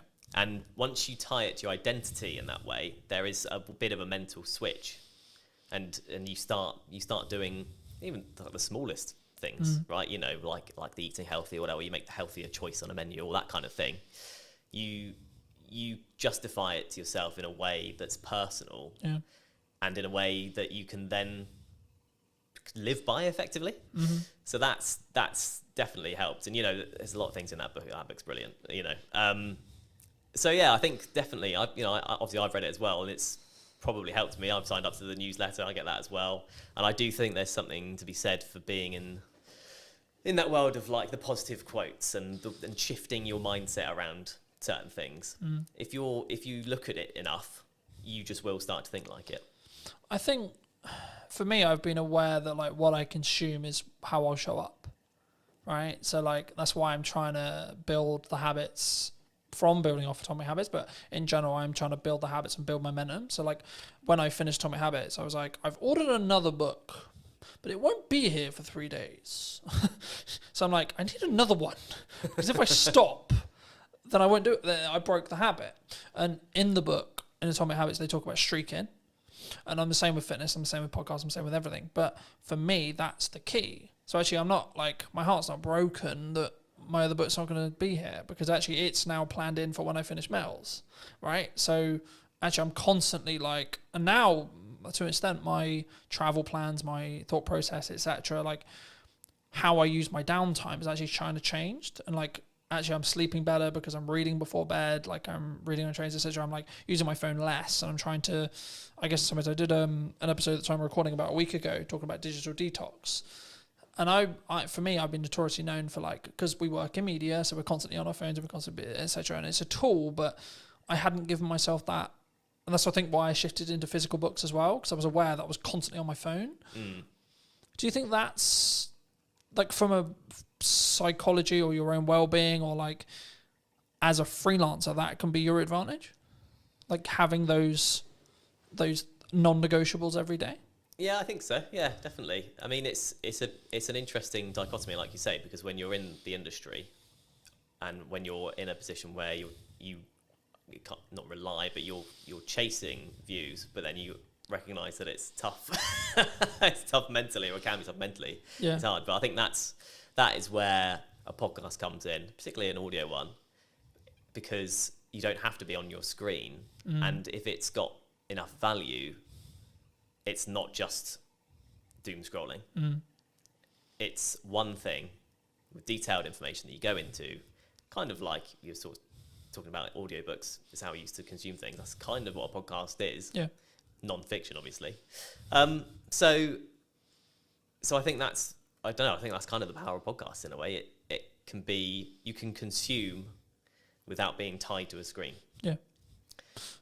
I think also it's how you show up and the micro learning that you get from each one. Like, so for me, I'm not focused on how many books can I read a year, for example. I'm focused on, okay, how many pages can I weave in today? All right, today's quite busy. I'm traveling a bit. I've got loads of client delivery stuff to do, etc., etc. But it's like, actually, I've got this window of time, right? So actually, how many pages can I get in that window of time? Okay, cool. Gamify it. And then I'm also, to an extent, I'm rewiring the habits that I had. So previously when I would travel, I'd be constantly on my phone or constantly like listening to music or watching YouTube videos, which is not a bad thing as long as it's educational, sure. But for me, I'm curious to see where I'll be in like 3 to 6 months when I'm deliberately scheduling in time, whether it's travel or etc., to physically kind of disconnect from digitized stuff, especially as I live and breathe digital. And that's why I thought I'd mention it, because like for me, that's something I don't think we think about when we look at the podcast as well. Because I think what you'll find, and I'll be curious to see if we do an interview in a year about whether your money management skills is like compounded really, really hard because you're constantly talking about money, right? I found I'm becoming an infinitely better marketer because I'm constantly talking about marketing, right? So I noticed little things like, hold on, I said that thing in the podcast, but I'm not doing it with my own content, right? So you mentioned hooks earlier. I'm not doing strong enough hooks on the ones I'm editing. Okay, how do we do that? How do we fix that? So now I'm focused more on how do I create a really strong captivating hook? That will probably grow into how do I create a micro trailer? Yeah, I expect as an editor, but also the knock-on effect for my clients will be they'll get a better product. Yeah, which in turn means I'll be able to charge more. Which in turn means I'll have more money to either give myself a longer buffer or outsource to do other things and scale the business that way. Do you think, like, I don't want to specifically like steal in some ways a lot of your podcast, but if you could rate yourself on money management right now, where would you rate yourself? 10 being incredibly good, you know where every single pound's going. 1 being, I've got no idea what's in my bank account. Yeah. There's a psychology fact about ask someone for a number between 1 and 10, everyone says 7. But that's kind of where I'm tempted to land on that, really. You know, I've been on my own journey with it, definitely. And, you know, I married an accountant, so that's helped me quite a lot. And, you know, just being in a relationship, she's super savvy. She's closer to the 10 mark than, you know, most people I know.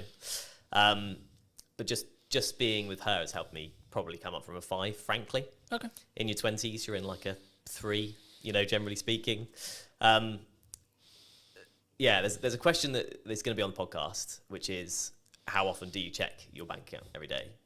And in my 20s, it was as little as possible because I just didn't want to know. You push it away, right? You go. Does that come from you were anxious about it? 100%. I was at university, But it's Shit, how much money have I spent? exactly, yeah. How much has gone on beer? I don't want to know. How much I spent last night? I don't want to know. So I don't remember last night, but I remember there was a card involved. Shit. Yeah, Shit. exactly. But once you sort of learn to look at it regularly, it empowers you. I've found empowers you because you go, okay, well actually I'm in control rather than just letting it all just slip and hope for the best. And if it's overdraft, it's overdraft. So I've kind of been on that journey, which is a small thing. I'm not trying to claim I've been on an epic money journey. Nothing dramatic's happened either way for me, but that one thing, kind of going back to the mindset thing, has helped massively. But again, you ask everyone. I'll ask you, how often do you check yours? 3 to 4 times a day. Right, there we go. Since I was in business. Right. For business, same as you. Just hide away from never fucking terrified of it, right? That's it. In business where I know I've got to pay for shit and I need to work out where that money's coming from all the time. And I'm doing a technique at the moment where I'll hide a significant amount. Whenever I get paid, I hide a significant amount of my money away into an account that happens to have 4.1% on it. Happy days. Yeah. But it's actually the point of I deliberately, yes, I'm doing well, but I deliberately live on a lot less. Yeah. And I deliberately keep, in regards to what I see every day when I check my bank account, a lot less because it allows me to keep pushing forward and keep thinking I need to find another way to invoice something or have more money coming in, A, but also B, when there is an emergency, I can go, I'm actually good. Yeah. You know, I can fix that problem. Hidden account will fix. Yeah, so this is an example of how I use AI.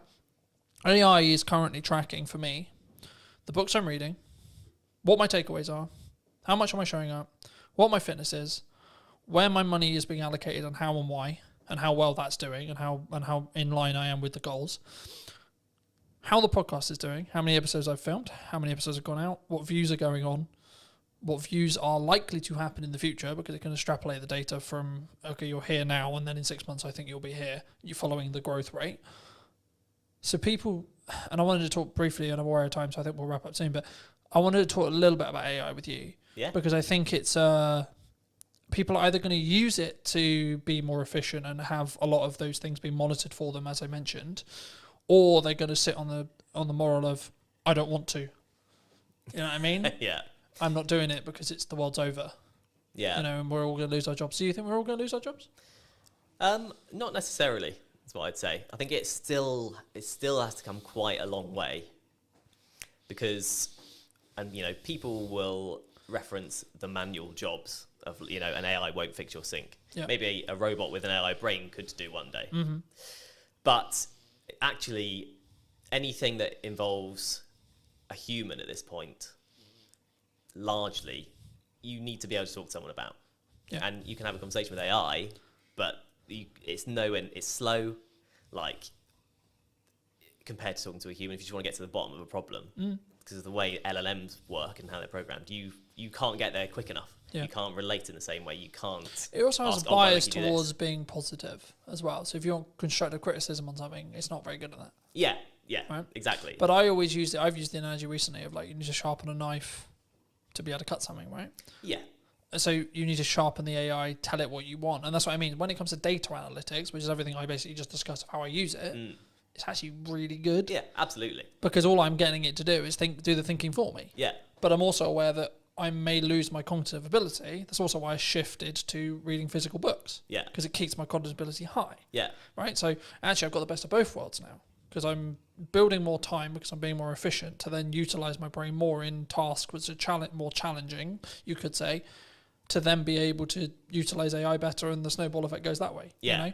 Do you think people are naturally scared of it because it's the new thing? I think there's an element of that, yeah. But I think it's also, it's seeped into normality